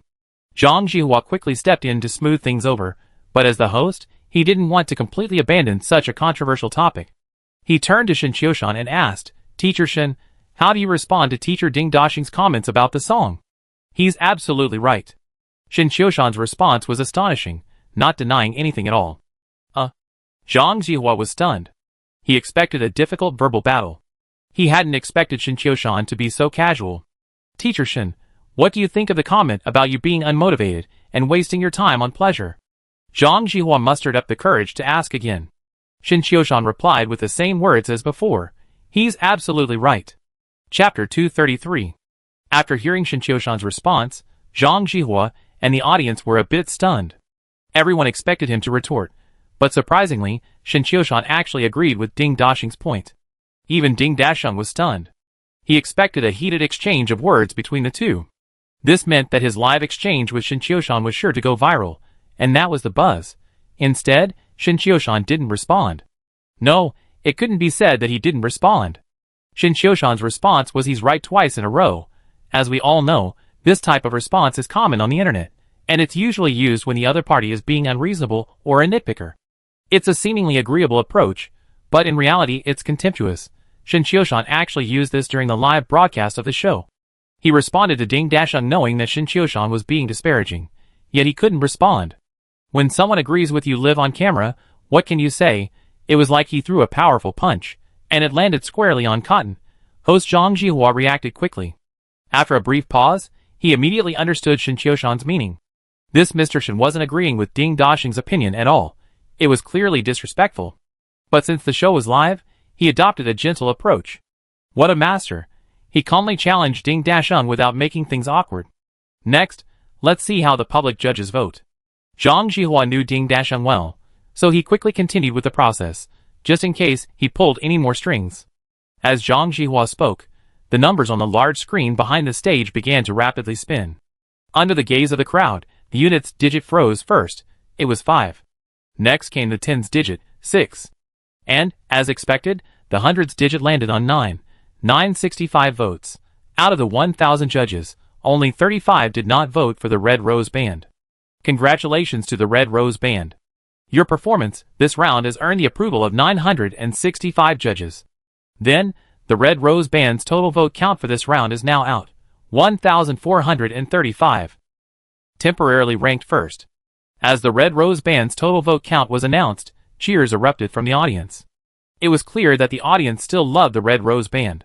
Of course, it's undeniable that with live voting, high-pitched or upbeat songs are more likely to receive high votes because they easily stir the audience's spirits. For example, Shin Chioshan and Lin Xiaomo's performance of 90,000 words just now was a case in point. The combination of DJ and electronic music creates a refreshing feeling, like putting on sunglasses and being completely indifferent.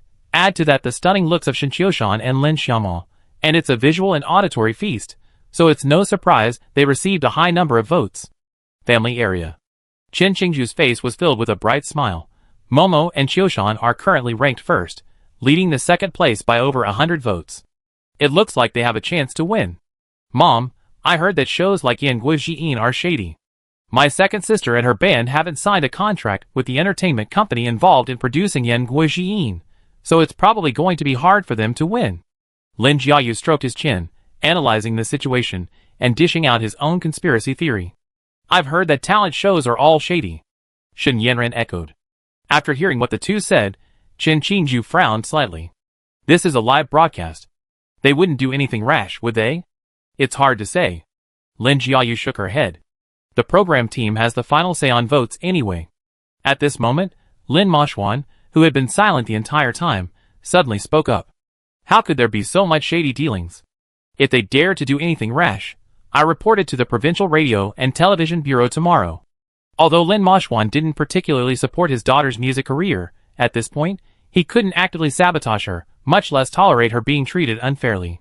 And Lin Moshwan was the director of the Education Bureau of Sanjiang City, the provincial capital. He had been in the system for decades, and his network was formidable. In fact, everyone was indeed overthinking things. It's true that talent shows have shady dealings, and even Yan Guojiyin, voice of Yan Guo, has its share of shady dealings, but the production team and producers of today's live finals had no intention of predetermining the winner. Of course, it couldn't be said to be completely fair. Zhang Qi and Fan Xiaoyu, two of the final 4 contestants, were signed to Tianqing Entertainment, one of the producers of Yan Guojiyin. But the Red Rose Band was vastly more popular than the others. Even putting Zhang Qi and Fan Xiaoyu together wouldn't even attract a fraction of the attention. So, Tianqing Entertainment had essentially given up on the idea of forcing a promotion. Because, in this situation, forcing their own performers to the top spot would be counterproductive. Neither the audience nor the netizens would buy into the idea. Not only would it fail to promote the show, it would actually attract criticism. Even the reputation of Yan Guojiyin would collapse. A nationally popular variety show like this is a cash cow for both the entertainment company and the TV station, and neither party wants to ruin the show's reputation by forcing a champion. Thus, before the finals began, Tianqing Entertainment and the production team had already agreed to refrain from interfering with the winner's decision. Unless Zhang Qi and Fan Xiaoyu perform exceptionally well in the finals, and the vote count is very close to that of the Red Rose Band or another unsigned finalist, any manipulation would be done. Based on the first round's vote count, Fan Xiaoyu and Zhang Qi ranked 3rd and 4th, respectively. Fan Xiaoyu, in 3rd place, had 262 votes less than the Red Rose Band. Catching up would be extremely difficult. The final round of the finals begins. This round is a collaborative competition between the mentors and contestants. After all, the 4 mentors are all established singers with considerable talent. The songs they collaborated with the contestants were all their own signature works. Under these circumstances, the vote count was actually quite close. The mentors performed consistently, and under their guidance, the contestants also performed well. The final round concluded. The Red Rose Band unsurprisingly won the championship of this season's Yan Guizhiyang. Congratulations to the Red Rose Band for winning the championship of this season's Yan Guizhiyang. Please invite the 4 mentors to present them with the trophy. Zhang Jihua loudly announced the winners. The audience erupted in applause and cheers. Lin Xiaomo excitedly hugged her 3 teammates, then looked at Shen Qiushan standing nearby. After a brief hesitation, she walked over and gave Shen Qiushan a big hug. Seeing this, the cheers intensified. Someone in the audience even shouted, "Give me a kiss." Lin Moshwan, sitting in the family quarters, felt as if the sky had fallen upon him after witnessing this scene. His face sank, and he clutched his wife, Chen Qingju, by the arm. He angrily demanded, "Did you see that? Did you see that? That kid Shen Qiushan actually had the nerve to hug Momo. If he dared to hug Momo today, he might do something even more outrageous tomorrow." Chen Qingyu spread her hands indifferently. "We won the championship. Momo must be thrilled now. Qiushan is a member of the Red Rose Band, so isn't hugging Qiushan a normal thing to do? Look, didn't Tingting and the other 2 hug Qiushan too?" Chen Qingju pointed toward the stage. Shen Qiushan had indeed hugged Hu Tingting and the other 2, one after the other. He actually hugged not only Hu Tingting and the other 2, but also the other 4 finalists. "Dad, you're too nervous this time. Anyone who wins is excited." Lin Jiayu held up her phone to take photos, capturing her sister's victory while cheering on her mother, Chen Qingju. Seeing his wife and daughter say so, Lin Moshwan fell silent, though his expression remained grim. He kept replaying the moment Shen Qiushan and his daughter, Lin Xiaomo, hugged. Then, he compared Shen Qiushan's hugs with Hu Tingting and the others, and something felt off. When Shen Qiushan hugged his daughter, he seemed very skilled and held her tightly. However, when he hugged Hu Tingting and the others, he was more polite. Am I overthinking this? I just have to think that way. After coming to this conclusion, Lin Moshwan began to doubt himself again. Hugging and celebrating after winning was perfectly natural. Just as Director Lin was internalizing himself, the noisy crowd quieted down. The mentors presented the championship trophy, certificate, and flower certificate to the Red Rose Band. The group posed for a group photo on stage. Momo, as the lead singer of the Red Rose Band, do you have anything to say at this moment? It was time for the classic acceptance speech. Zhang Jihua first handed the microphone to Lin Xiaomo. "I want to thank so many people. First, to all the staff on the show. Thank you all for your support of our Red Rose Band during the filming. And then, thank you to our mentor, Sister Nian. She's so dedicated to every rehearsal, and has taught us so many things we didn't understand before. I also like to thank my family, my mom, my sister, Yanran, and Xiao Xiao, for their unwavering support. Also, a special thank you to my dad. Although he wasn't very supportive of me forming a band before, he still came today, which gave me so much encouragement. I want to say to him, your daughter has truly grown up. Thank you for your careful care for me over the past 30 years. From now on, it's my turn to take care of you." Wow, Lin Xiaomo spoke with such sincerity that many in the audience spontaneously applauded. The live camera immediately found Lin Moshwan. Director Lin nodded with satisfaction and gave the camera a thumbs up. Lin Xiaomo's special thanks still touched Lin Moshwan deeply. "The last person I want to thank is Shen Qiushan." When the noise died down a bit, Lin Xiaomo spoke again, her gaze falling on Shen Qiushan as she spoke. "Thank you for writing Red Rose, the most dazzling national style, and 90,000 words. Someone just criticized you, saying that music is a waste of time and a distraction. He has no idea why you write songs. He certainly doesn't understand the romance of a great writer like you. But I do. Thank you for everything." Having said this, Lin Xiaomo nodded slightly. However, the audience, having caught on to something, were not happy. Some shouted, "Get together." Someone was even shouting, "Give me a kiss." Hearing these voices, Lin Moshwan's mood, which had just improved, plummeted. He sullenly glanced at his wife, Chen Qingju. "Did you hear that? Did you hear that?" Director Lin repeated his opening remarks, then angrily added, "What did Momo mean by what she said just now? What's her relationship with that kid Shin Qiushan? This is a live broadcast.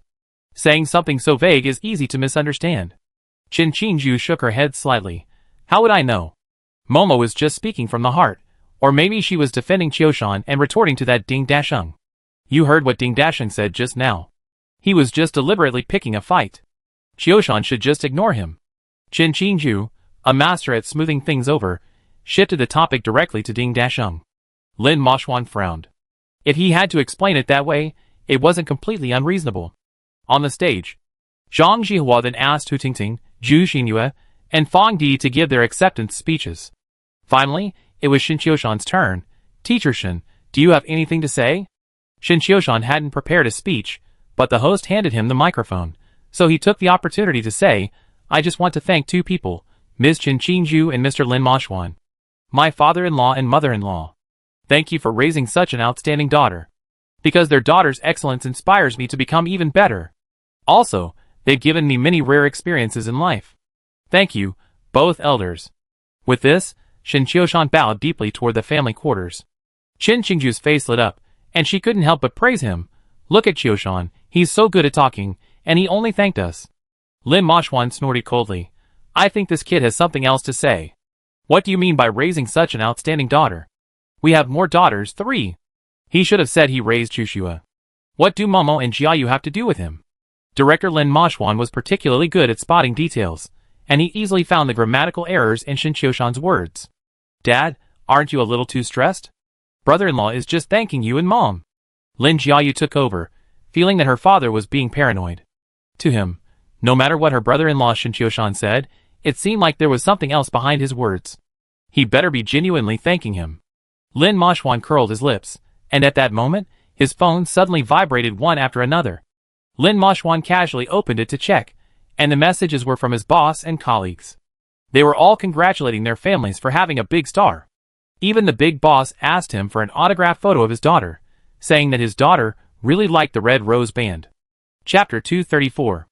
Lin Moshwan had initially been indifferent to the messages from others, but he was somewhat surprised by the boss's message. At the same time, he also keenly realized that having a celebrity daughter wouldn't affect his career at all, it might even help. Times have truly changed. Lin Moshwan couldn't help but sigh inwardly. In his traditional mindset, celebrities were equivalent to actors, unattractive to the higher-ups. And judging by the boss's reaction, it seemed he was genuinely concerned about his daughter's celebrity status. As for the so-called daughter's affection, it was just a random excuse. Lin Moshwan quickly seized the opportunity to chat with the boss. Thanks to the little blue bottle, their relationship had been quite harmonious recently. The finals live broadcast concluded. The production team arranged a grand celebration banquet. This season of Voice of Yan Nation had set new records in both ratings and attention. And the Red Rose Band played an indispensable role in achieving this success. For music variety shows like these, the contestants are crucial to their success. If the contestants were all mediocre and lacked any unique characteristics, the show would struggle to attract attention and traffic. After all, the mentors are veterans in the entertainment industry, and their presence is no longer new to the audience. At most, their fans might tune in. But the mentors' fans alone can't sustain a show's ratings. Contestants who were amateurs before joining the show offer a fresher experience for the audience, and a sense of nurturing. Take the Red Rose Band, for example. Before participating in Yan Guojiyin, they were just an internet-famous band, making some splashes, but not much. However, since appearing on the Yan Guojiyin stage, the Red Rose Band has skyrocketed to become one of the most well-known bands in China. Regardless of whether their professional skills are top-tier, their popularity has definitely entered the ranks of top-tier bands. The most obvious manifestation of this is their appearance fees. After becoming an internet-famous band, some performance companies have invited them to perform, but at that time, their appearance fees were generally between 50,000 and 100,000 yuan. Now, the Red Rose Band's appearance fees have skyrocketed to the millions. Several music festival organizers have extended olive branches to them, with the highest offer being a whopping 2 million yuan. Please note that the current price for the top bands and music festivals in China is between 1.5 million and 2 million yuan. In other words, thanks to the Yan Guojiyin program, the Red Rose Band's appearance fees have skyrocketed to the level of top-tier bands. Of course, the current appearance fee is inflated, as The Voice of Yan Country just concluded, and their popularity is at its peak. With the show's conclusion and the heat fading, the band's appearance fee should drop to a reasonable range. The extent of this range will depend on Red Rose's performance at music festivals and other events. If their popularity can be maintained, or even continues to rise, then their appearance fee will not only not decrease, but may even continue to soar. In any case, Red Rose is a hit. This was evident at the celebration banquet, when other contestants and staff came up to take photos. Shen Qiushan naturally attended the celebration banquet, and was the center of attention. His popularity had little to do with his membership in the Red Rose Band, but rather his status as a renowned author. With the immense success of the Three-Body Civilization and the international accolade of the Nebula Award, Shen Qiushan instantly became a top-tier Chinese author. Before that, he already achieved the remarkable feat of achieving the top score on the Gaokao, National College Entrance Examination, at the age of 38. Add to that the recent success of his crossover songwriting, and his fame and popularity rival those of A-list celebrities. Teacher Shen, I toast you. When Shen Qiushan was finally clear of the crowd, Yang Yin approached, glass in hand. Teacher Yang, you're so polite. Shen Qiushan clinked glasses with the pop diva with a smile. He hadn't met Yang Yin often, but he had a good impression of her. She was kind and modest, both at work and in private. Unlike some celebrities, who act like big shots before they've even achieved fame. Teacher Shen, my agent contacted you a while ago about buying the rights to the song Red Rose. You declined at first, and I didn't quite understand. Later, I learned you wanted to keep the song for the Red Rose Band.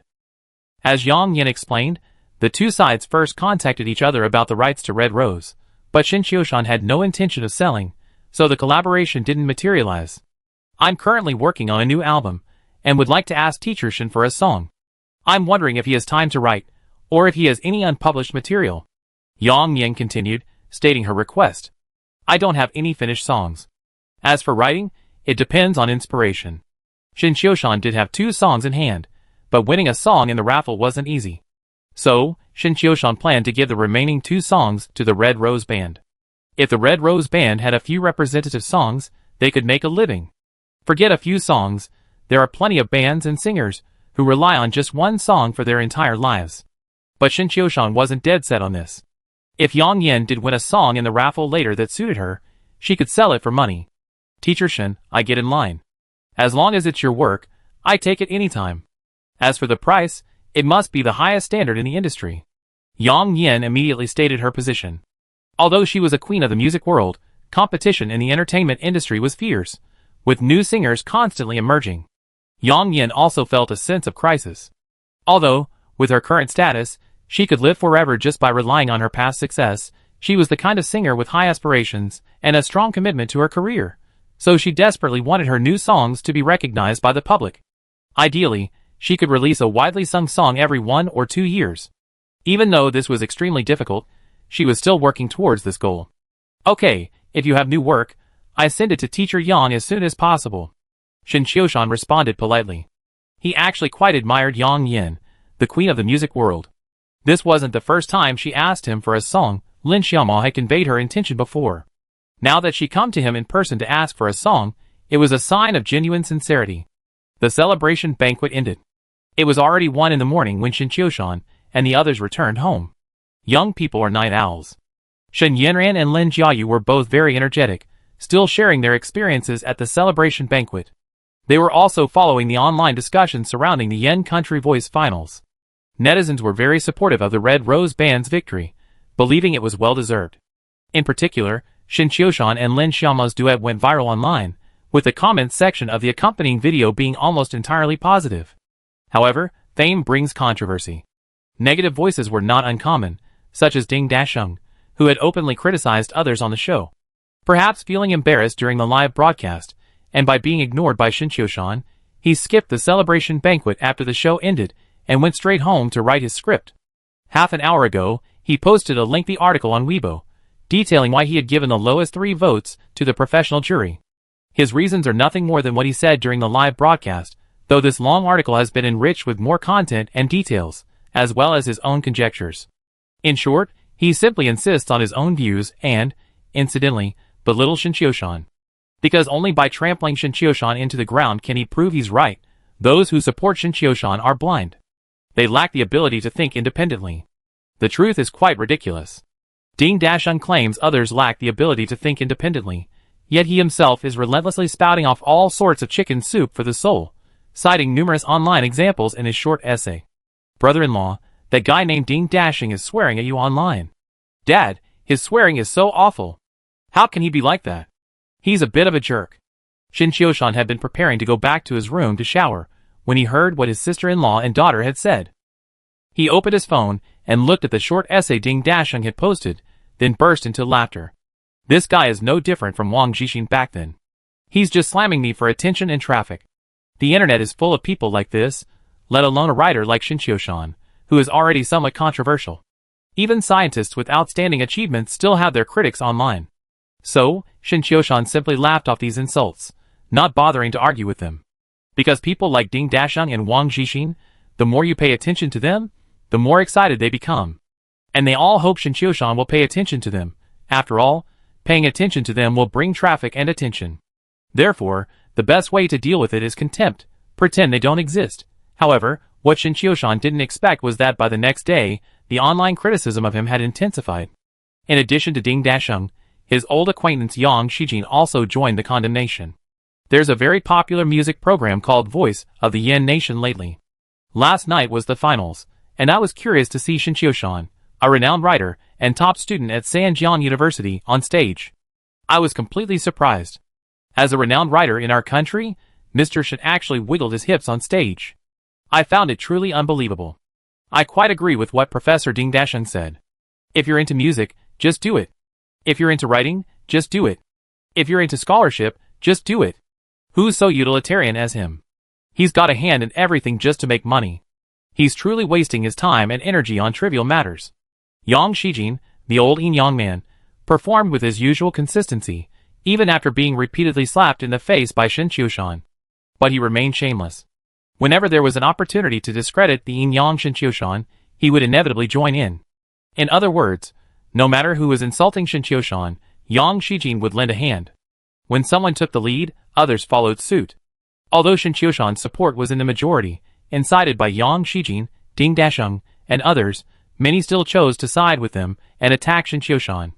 And just as this public opinion storm intensified, a piece of news suddenly became a trending topic. Shinchoshan wins special prize in the National College Student Electronic Science and Technology Competition. As soon as the news broke, the internet went wild. Can someone explain the significance of this award? Olshin won another award? But what kind of award is it this time? A college student competition shouldn't be a big deal. It's just child's play. Where's Ding Dasheng? Where's Yang Shijin? Isn't it said that Olshin is not doing his job and is wasting his time on trivial things? How did he win another award? Can you really hype up a college student competition? What kind of rubbish are those who support Shinchoshan? It should be said that those who criticize Olshin are rubbish and extremely ignorant. First of all, the National College Student Electronic Science and Technology Competition is incredibly valuable because it's organized by a unit of the Huazhong University of Science and Technology. Despite its name, this event is more valuable than many national competitions. Also, let's talk about the special prize. According to the competition rules, it's not a permanent award, meaning it's not given every year. Only projects that reach exceptionally high levels can receive it. And the organizing committee last awarded a special prize 6 years ago. Ha ha ha, thanks for sharing this information. The haters are getting slapped in the face again. At Yang Shijin, come out and chat. Sanjiang University. School of Electronic Information. In the office.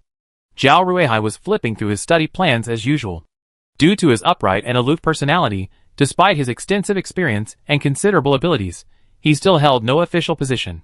He had no involvement in any of the key projects at the university or college. He was also one of the few professors with extensive experience who still taught freshman majors. Without any projects on hand, the university assigned him the task of participating in the National Undergraduate Electronic Science and Technology Competition. Zhao Ruihai was responsible for forming a team and submitting his project for the competition. This was a thankless task, as Sanjiang University had always been outclassed by Tsinghua University and national defense universities in the field of electronic information. It was difficult to achieve any decent results, so the next task meant that if he did well, at best, he would achieve nothing. And if he didn't do well, he would be blamed. Zhao Ruihai was aware of his situation, so when forming his team this year, he deliberately selected several freshmen and sophomores. If the results were too poor, he would have an excuse to train the newcomers. Since he valued Shen Qiushan's abilities, he delegated power and appointed him as team captain, responsible for the competition project. Shen Qiushan lived up to his expectations. From topic selection to project establishment, he didn't have to worry about anything. Everything went smoothly. But at the same time, Zhao Ruihai didn't have any expectations for the outcome of the competition. Old Zhao. Congratulations. You're really showing off this time. Just as Zhao Ruihai was concentrating on his study plan, a man about his age approached his desk and said with a beaming smile, "What's wrong?" Zhao Ruihai looked up, quizzically glancing at the man. "No, you really didn't know? Your team won a prize." "Awarded?" Zhao Ruihai's eyes lit up.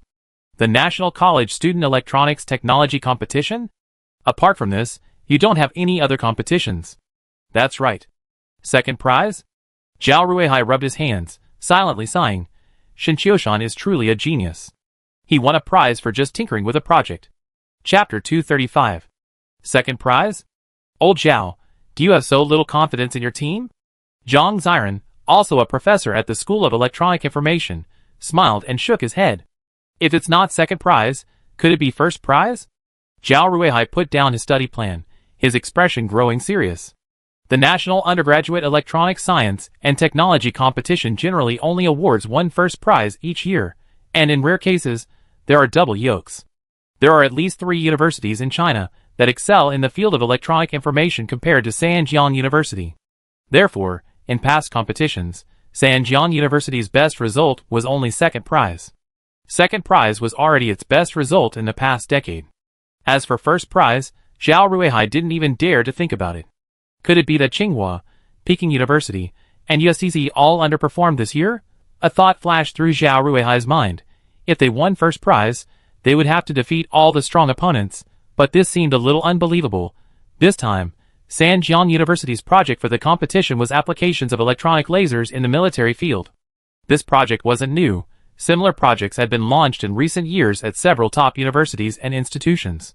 The project submitted by Sanjiang University was led by team leader Shen Qiushan. Zhao Ruihai glanced through it and found the ideas to be nothing new, they were merely standard. Because he had been on the bench at school for a long time, Zhao Ruihai didn't take this competition seriously, leaving it almost entirely to Shen Qiushan. So, he only casually glanced at the thick project booklet. Zhao Ruihai was silently pondering when the phone on his desk suddenly rang. He gathered himself and picked up the phone. "Professor Zhao? This is Zhu Qidong." "Ah? Principal Zhu?" Zhao Ruihai was shocked. Principal Zhu Qidong actually called him personally. This was an unprecedented honor. "Professor Zhao, you've done a great service to our school this time. Special prize in the National Undergraduate Electronic Science and Technology Competition. This is the best result in our school's history. It's an unprecedented achievement." Zhu Qidong's voice rang out from the phone. "Special prize?" Zhao Ruihai almost dropped the phone, his face filled with shock. "Professor Zhao, if you don't have anything to do right now, please come to my office." Zhu Qidong spoke again. "Oh, okay." The principal had personally summoned him, so there was no reason for Zhao Ruihai not to go. But even after hanging up, he still felt like he was dreaming. He muttered, "Special prize? We actually won the special prize. Old Zhao, you're really going to take off now. If you become rich and powerful, don't forget me." Zhang Ziran exclaimed with a smile. "Did you really win the special prize?" Zhao Ruihai still looked incredulous. The National College Student Electronic Science and Technology Competition has been around for over 20 years, and in that time, there have only been 4 special prizes. If Sanjiang University truly wins this time, it will be the 5th time. This achievement is definitely something I can brag about for the rest of my life. Of course, the honor is only one aspect. As Zhang Ziran said, Zhao Ruihai might really be taking off this time. Winning the special prize in the competition would likely bring in an inestimable amount of research funding to this project. While it's impossible to pocket these funds directly, as the project leader, Zhao Ruihai has control over them, and stands to receive a hefty salary. So, Besides the empty reputation, winning this special prize comes with tangible benefits. I go to President Zhu to inquire about the situation first. The organizing committee must make sure there's no mistake. Zhao Ruihai stood up and strode out of the office. Walking down the hallway, he was still a bit stunned, unable to believe that his team had actually won special prize. You have to remember that while he organized the competition team, Shin Qiushan was actually the one working on the project.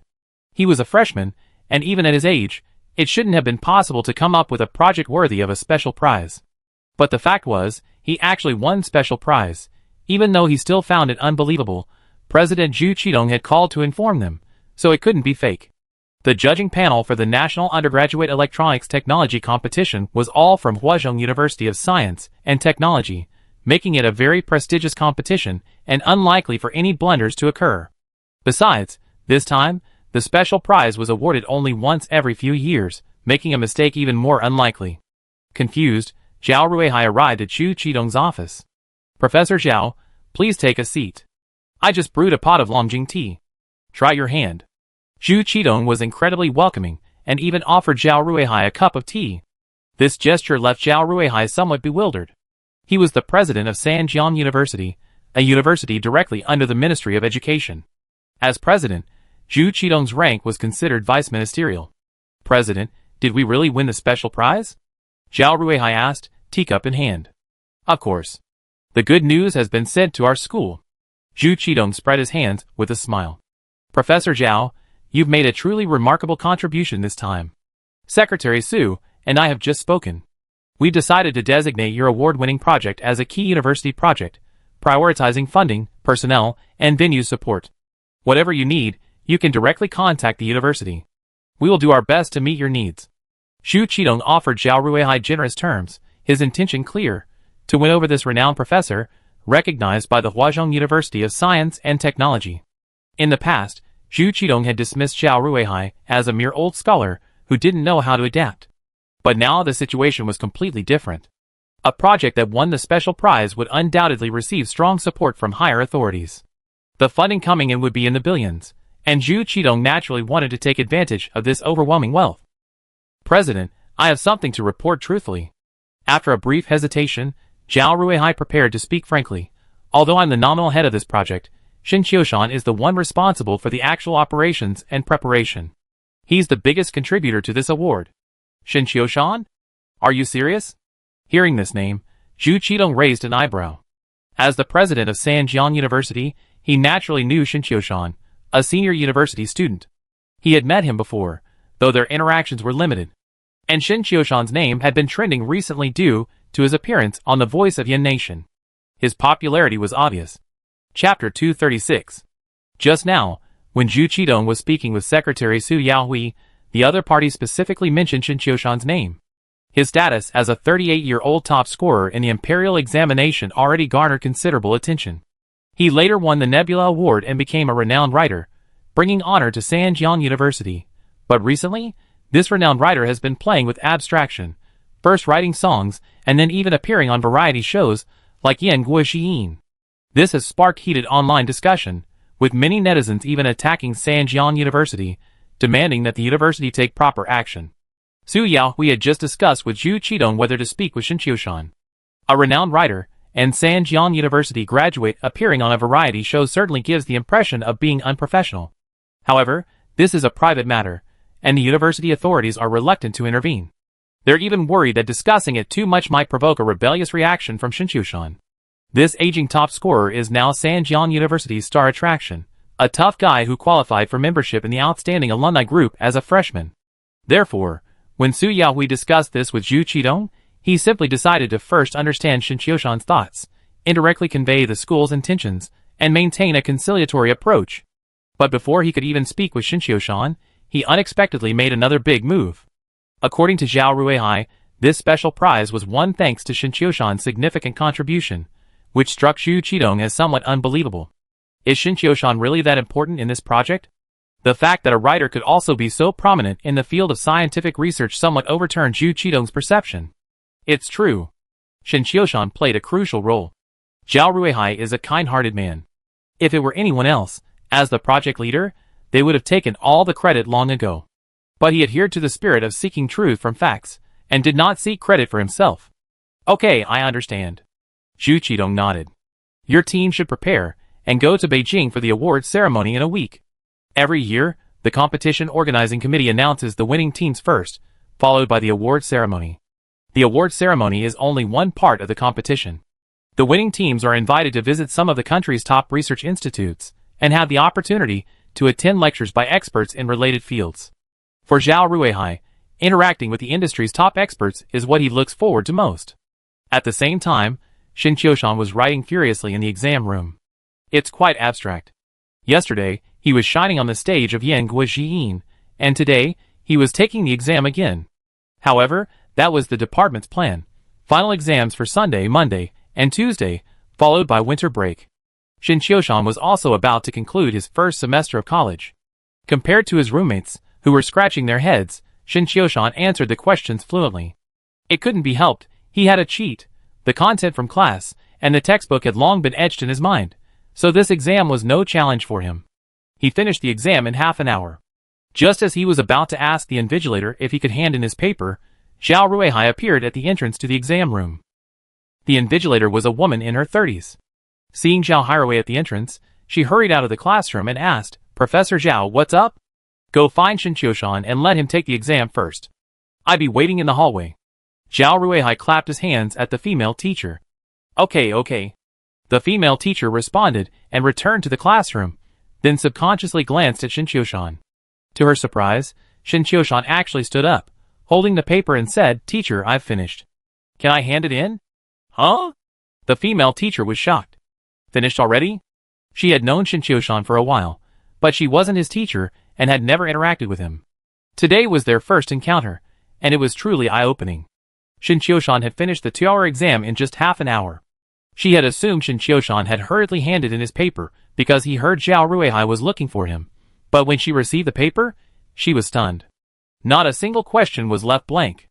She glanced at a few questions, and the answers Shin Qiushan gave were exactly the same as the correct answers she had in mind. As expected of a genius who, at the age of 38, managed to top the college entrance exam. Impressive. The female teacher sighed silently, then subconsciously glanced into the hallway. Shin Qiushan and Zhao Ruihai had already walked away. Xiaoshen, our team won the special prize in this competition. We're going to Beijing next week to attend a series of award-giving events. Do you have time? It's winter break next week, no problem. By the way, what's the special prize? Shin Qiushan wasn't surprised at all about winning. He had actually pulled out the laser weapon he'd been awarded by the system. However, the system reward PowerPoint presentation was divided into 3 parts, and Shin Qiushan had only used the first part as a test run, hoping to see through this competition just how valuable the laser weapon reward really was. Based on past experience, the rewards offered by the system are very useful. Shin Qiushan simply wanted to see what the experts thought of him. The current feedback is special prize, indicating that experts in the relevant field are very supportive of this product. So now that the product has been presented, shouldn't there be some kind of reward? We can't just give out a certificate of award. Of course there are rewards, but the special prize isn't given out every year, so the prize isn't fixed. It depends on how the organizing committee evaluates it. However, based on past experience, the prize money will definitely be substantial. Zhao Ruihai hadn't expected Shin Qiushan to be most concerned about the prize money. Xiaoshen, to be honest, I didn't take this competition seriously before, and I only took a quick look at your project. But after hearing the news of your winning, I took a closer look at the slideshow. Did you complete the second half yourself? Zhao Ruihai asked curiously. Yes. Shin Qiushan smiled and nodded. I asked for your opinion at the time, and you told me to let it play. I just played it a little. After hearing Shin Qiushan's words, Zhao Ruihai's mouth twitched subconsciously. You call a project that won a special prize a little play? Zhao Ruihai had taught at a top university like Sanjiang University for many years, and had seen some so-called geniuses, but those geniuses were mediocre compared to Shin Qiushan. Just as Zhao Ruihai was silently sighing, his phone suddenly rang in his pocket. The caller ID read, President's Office. Clearly, it was Zhu Qidong again. Professor Zhao, someone's coming from above. Ask Shin Qiushan to come to the conference room. They say they have something important to discuss. Chapter 237. When Zhao Ruihai and Shin Qiushan arrived at the conference room, Zhu Qidong was beaming, chatting with 2 elderly men. Their attire and mental state were polar opposites. One had unkempt, gray hair, while the other sported a neat, short crew cut and wore a crisp, dark gray suit. "Old Zhao, little Shen, please take a seat." As Zhao Ruihai and Shen Qiushan entered the conference room, Zhu Qidong immediately waved warmly to them, even changing his address to appear especially friendly. "Director Fang, Chief Qian, they are the leaders of this award-winning project. Zhao Ruihai, a senior professor at our school, is an expert in electronic information. You all know Shen Qiushan, he's also a renowned writer." Zhu Qidong briefly introduced Zhao Ruihai and Shen Qiushan. From his attitude toward Director Fang and Chief Qian, it was clear that they were both prominent figures, both powerful figures. Otherwise, Zhu Qidong, the president of a university directly under the Ministry of Education, wouldn't have been so polite, even bordering on servile. After understanding the situation, Shen Qiushan finally understood the identities of the two men. Director Fang was the head of a key department at the Huazhong University of Science and Technology, while Officer Qian was a high-ranking member of the military establishment.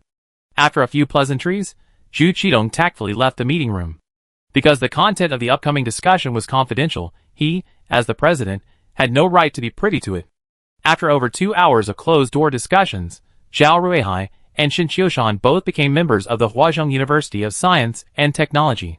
However, they didn't need to work in Beijing for the time being and could continue working on their projects.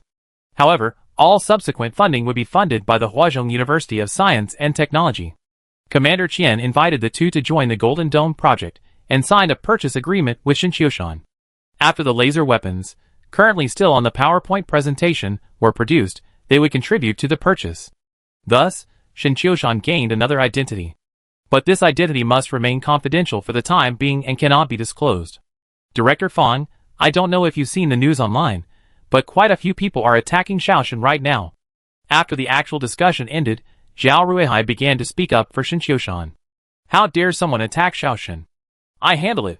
Without waiting for Director Fang to reply, Commander Qian spoke sternly. "Those people are just jealous. Of course, we can't rule out the possibility that there are ulterior motives or forces behind this deliberate slander." Zhao Ruihai added. "Whatever their motivation, attacking Xiaoshen is simply a grievance against us." Commander Qian snorted, making his stance clear. On the other side, after Shen Qiushan won the award, the Weibo comment sections of Yang Shijin, Ding Dasheng, and others were flooded with comments. Who said Old Shen wasn't doing his job?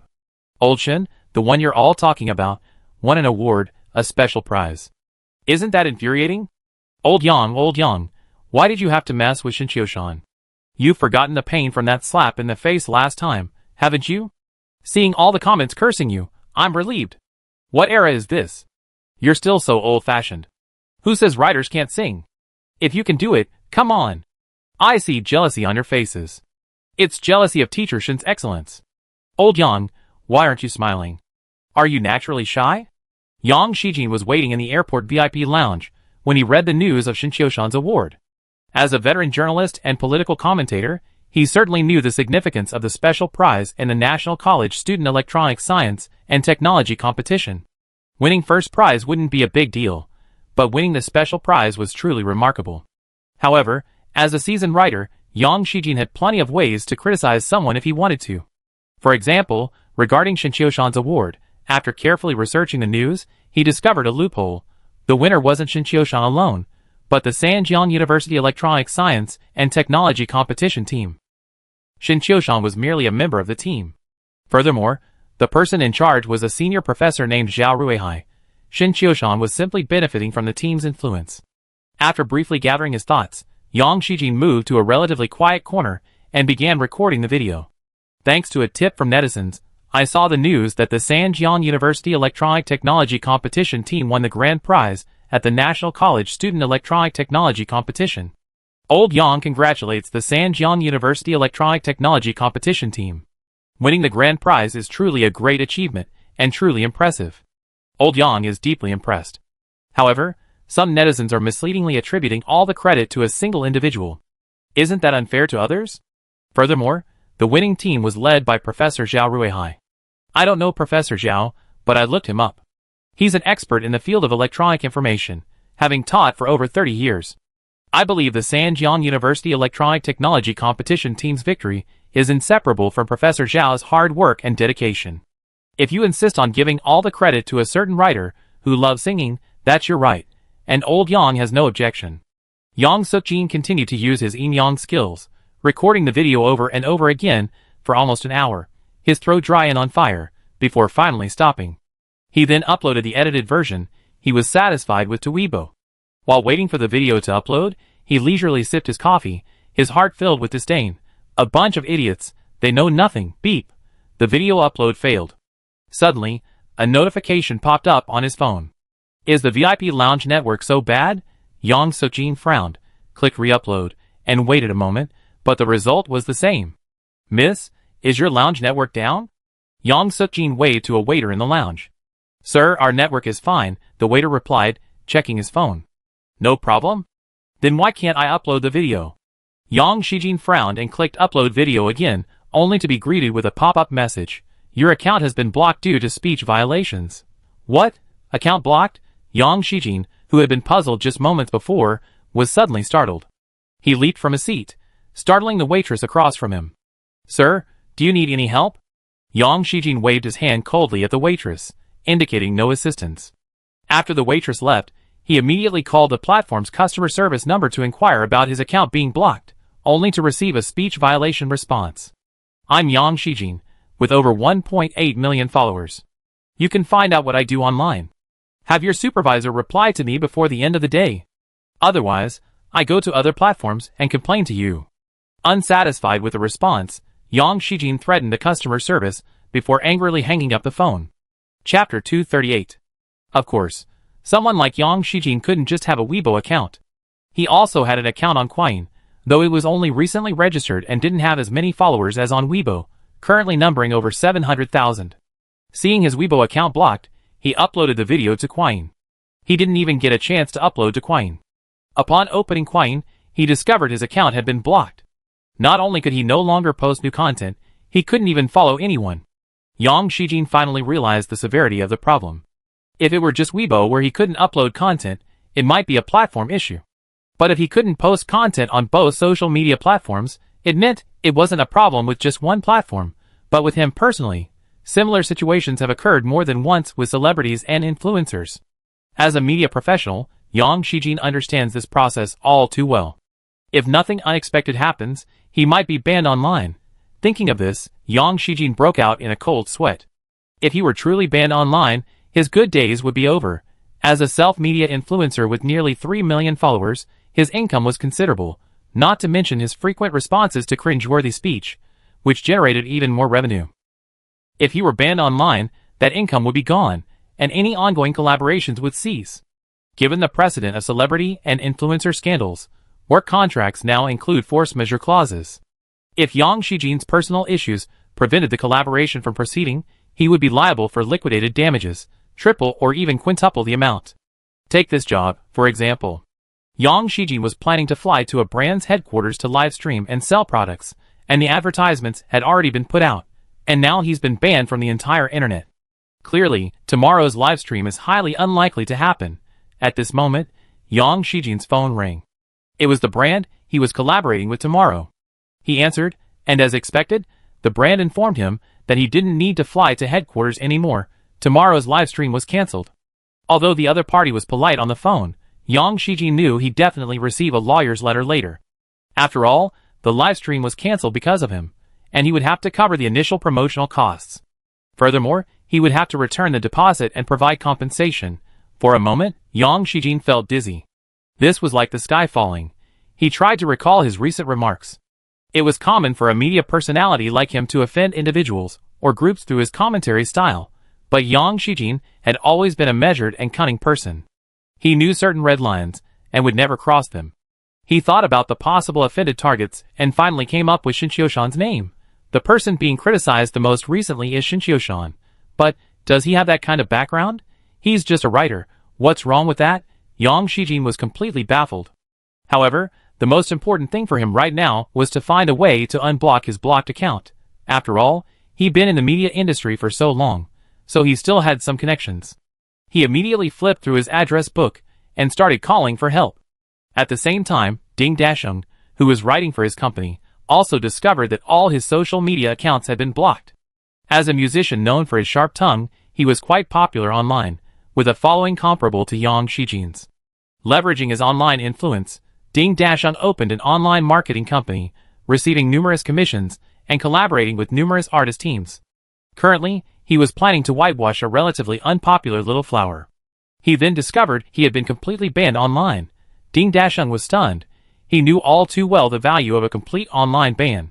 This meant he would no longer be able to publicly solicit revenue, and his marketing company's business would likely fizzle out. After all, those artist teams sought him out because he was already a household name. In today's entertainment industry, if he didn't get a few taunts from them, you couldn't be considered famous. It was precisely this kind of persona that allowed him to receive numerous invitations to variety shows and help with artist marketing. Now that he's banned, he's definitely out of luck with variety show invitations. Without his popularity and voice, the artist's team naturally wouldn't work with someone like him who'd been banned online. Brother Ding, your account says it can't be followed anymore. A staff member from Ding Dasheng's team suddenly exclaimed, apparently having just discovered the situation. Hearing his exclamation, several staff members, either buried in their work or slacking off, looked up and opened Ding Dasheng's Quine profile. It turned out to be unfollowable. Keep working. I go find out what's going on. Ding Dasheng feigned composure as he walked into a separate conference room. He first called the platform's customer service, but when he didn't get any valuable information, he called a Quine executive. He received news that left him devastated. The ban on his account was an order from above, and the major platforms were merely executing it. Ding Dasheng slumped down on the sofa, completely numb. Banned by someone from above. Which great figure had he offended? Ding Dasheng quickly recalled the celebrities he had recently criticized and dug up all the text. It didn't seem like anything had gone wrong. After all, he was a professional troll, and knew what to avoid. And the person who had been trolled the most recently was Shen Qiushan. Thanks to Yan Guozhiyang, Shen Qiushan had been incredibly popular these past few days. Add to that his unique status, and he brought in a lot of traffic. So trolling him was a surefire way to generate traffic. Since the Yan Guozhiyang finals, Ding Dasheng had already posted 3 videos trolling Shen Qiushan, each of which had incredibly high views. It was clear he was riding on the hype. Could it be because of the trolling? No, when did a writer like him acquire such power? Although it was unbelievable, Ding Dasheng couldn't think of any other reason. The news of Yang Shijin and Ding Dasheng's account bans quickly became a trending topic on both Weibo and Quine. Seeing their bans, netizens were overjoyed. That crooked old Yang should have been banned long ago. Well done. Yang Gizi, people like Ding Dasheng should have been banned long ago. The internet is being corrupted by people like them. Ding Dasheng is finally done for. I've been fed up with him for a long time. Which angel sister is doing this to rid the people of this evil? I have to give her 10,000 likes. Just got slapped in the face, and now they're banned. They deserve it. You're allowed to curse Teacher Shen. As the news of their ban spread, the comments section on Shen Qiushan's Quine account became increasingly lively, with most netizens' comments concentrating on just 4 words. Revenge. Chapter 239. Red Rose Tavern. Although it was winter, the tavern didn't become deserted despite the cold weather. On the contrary, it became even more popular thanks to the Red Rose Band's victory. After finishing his exams, Shen Qiushan made his usual stop at the tavern. Teacher Shen, can you take a picture? Old Shen, can you give me an autograph? Wow, Teacher Shen. Teacher Shen, everyone who cursed you has been banned. Shen Qiushan walked into the tavern and was immediately surrounded by the patrons. Lately, every visit to the tavern had been similar. He'd grown accustomed to it. After satisfying the patrons' requests, Shen Qiushan sat down at the bar. Because the tavern was doing so well, there were performances on stage all day long. The cost was completely affordable, especially since the daytime performers were all members of the pop music club, and their performance fees were very low. Singing on the stage was Chung Yuan from the pop music club. This girl was the one who had initially persuaded Shen Qiushan to become the club's president. After this period of training on the Red Rose Tavern stage, Chung Yuan has become a qualified resident singer. Not only has her singing skills improved slightly, but she can also interact with the audience. Shen Qiushan took a sip of the lemonade that Su Piwa poured for him, then habitually touched her little mushroom head. Are your final exams over? Not yet. They won't be over until tomorrow. Reviewing is more important. Don't focus all your energy on the tavern. Since the Red Rose Tavern opened, Su Piwa has been at the tavern almost every day. Although she calls it a part-time job, her hours are almost the same as a full-time employee. Whenever she's not in class, she's almost always there. Being in the pub doesn't affect my study time. Supiwa said, pulling a book from under the bar. Her main job at the pub was bartending, and once she mastered the skill, she actually had quite a bit of free time. Plus, Supiwa was quite smart, and she actually found time to read after work. Winter vacation is coming up soon. What are your plans? Shin Chioshan asked casually again. Working in the pub, Supiwa replied decisively. Nothing else? After my exams tomorrow, I want to go see Dad, Supiwa said again. I go with you. It's such a long way, driving is more convenient. Supiwa's father's hospital, Sanjiang City Second Mental Hospital, was located on the outskirts of the city, with limited transportation, so driving was the most convenient option. Okay. Supiwa nodded gently, not being polite. She already owed Uncle Shin enough. As the saying goes, a debt is always a burden. Besides, Supiwa enjoyed her time alone with Shin Chioshan. After entering university, her roommates and classmates were all in relationships, and as an outsider, Supiwa had some thoughts. She used to think her feelings for Shin Chioshan were primarily gratitude, but now she felt that gratitude towards Uncle Shin had soured. But Supiwa was a smart girl. Through her observation, she was almost certain that Shin Chioshan and Lin Xiaomo were together. This result didn't surprise her at all. She had even noticed some clues during the final sprint of her senior year. So, she knew Shin Chioshan wasn't currently single. Supiwa had no ambition to compete. She felt that being able to see Shin Chioshan often and offer him whatever help she could was already great. Besides, Supiwa understood the saying, if you bloom, butterflies will come. She was still just a young girl, still studying, and she didn't think she was very attractive.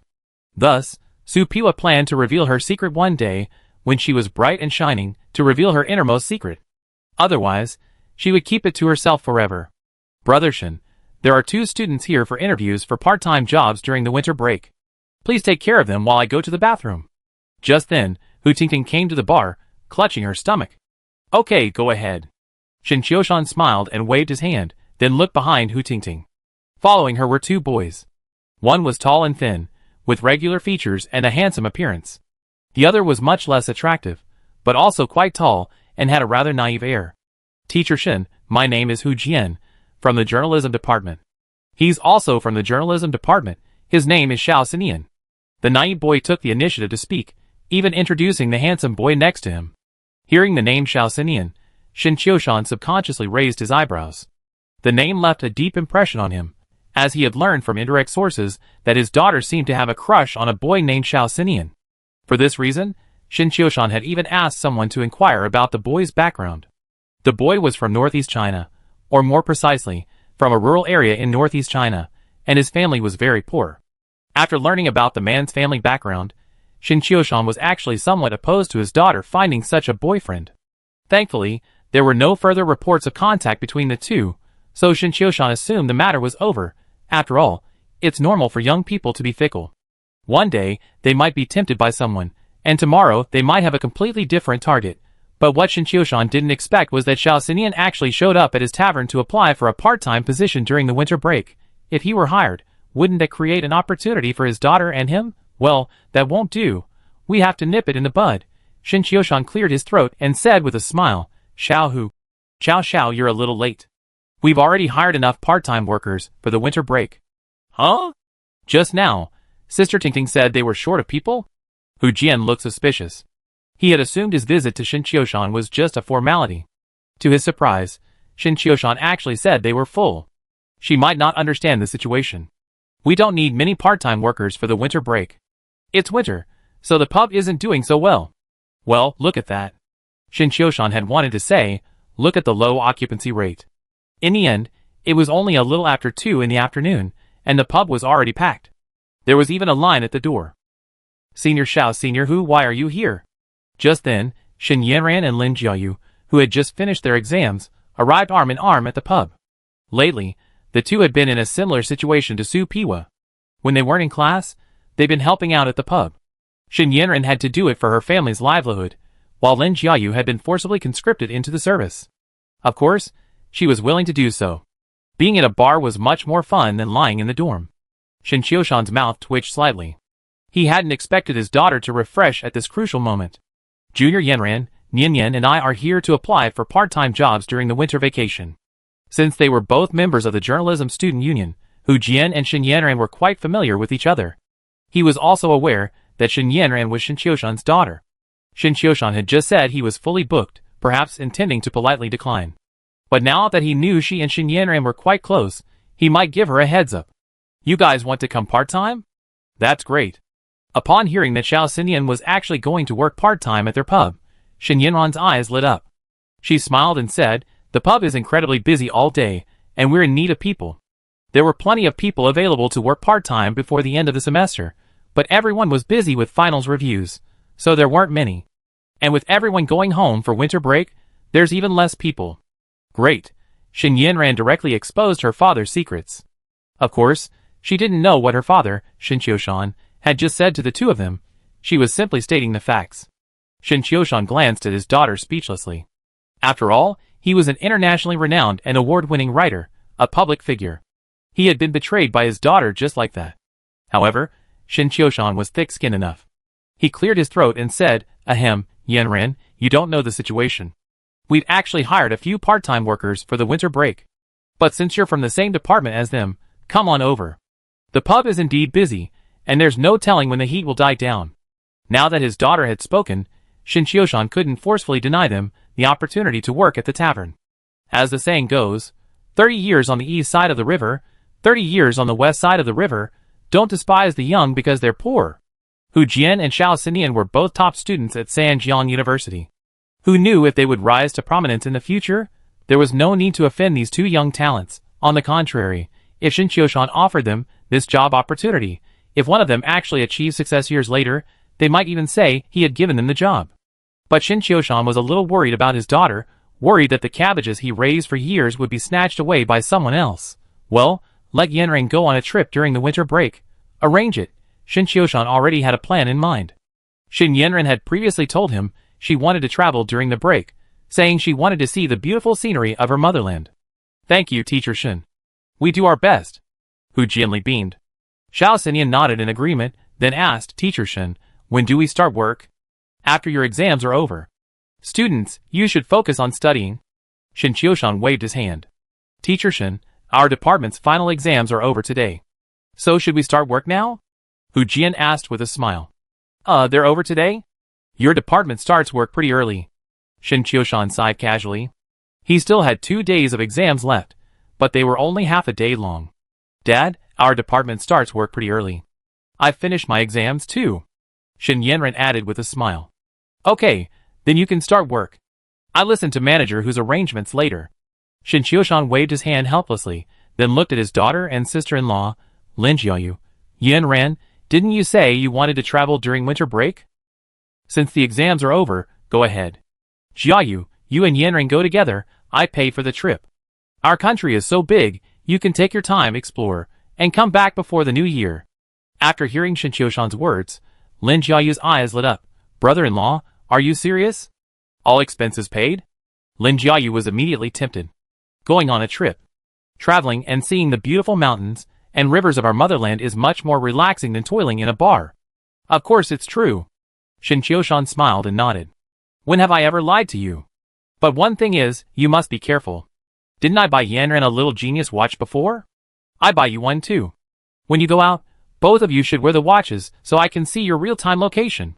Although the security situation in China is very good, Shen Qiushan was still a little worried about Lin Jiayu and Shen Yanran traveling together, especially since they were both so beautiful. Okay.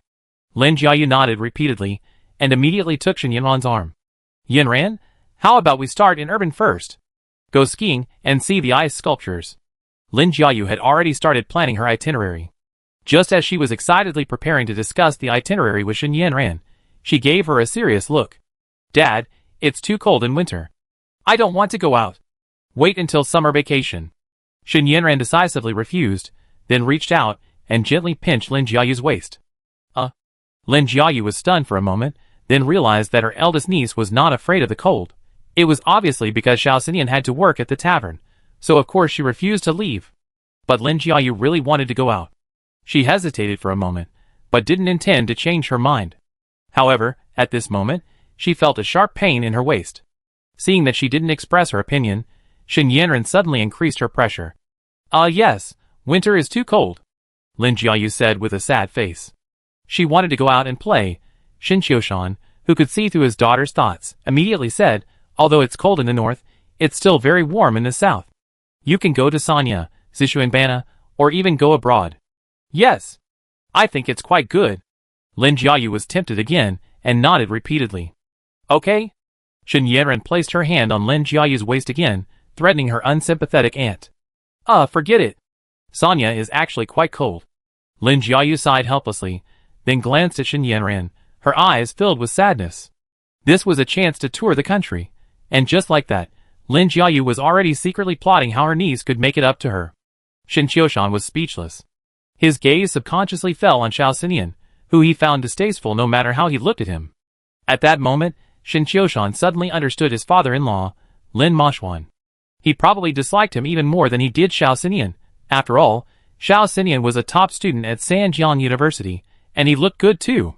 When Shin Qiushan first appeared before Lin Moshuan, he was a true yellow-haired man, with no education or job, but only decent looks. Alas, as expected, one must pay for what one has done. Before, he had abducted someone else's daughter, and now it was his turn to worry about his daughter being abducted by someone else. Chapter 240. Seniors, let me show you around the pub first. Even though our pub isn't big, it's packed every day and very busy. Shen Yanran took the initiative to take on the task of guiding the newcomers. Without waiting for Xiao Xinian and Hu Jian to speak, Shin Qiushan waved his hand and said, Yanran, your Aunt Tingting will still be responsible for arranging the relevant work. You and Jiayu should go help in the kitchen first. We're short-handed. Shin Qiushan naturally didn't want to give his daughter the chance to interact with Xiao Xinian, although he could only manage temporarily. But out of a father's instinct, he subconsciously created some obstacles. Dad, I'm not arranging any work for them. I'm just showing them around the pub. Once they're familiar with the environment, I go help in the kitchen. With that, Shin Yanran winked at Xiao Xinian and Hu Jian, and without waiting for her father's reaction, she led them away from the bar. Jiayu, go and see. Seeing he couldn't stop his daughter, Shin Qiushan quickly sent his sister-in-law, Lin Jiayu, to act as a third wheel. Oh, okay. Lin Jiayu reluctantly agreed. She could certainly guess Shin Qiushan's intention for her to follow Shin Yanran. However, in this matter, Lin Jiayu naturally sided with her niece, Shin Yanran. Young people, after all, still believe in and yearn for love.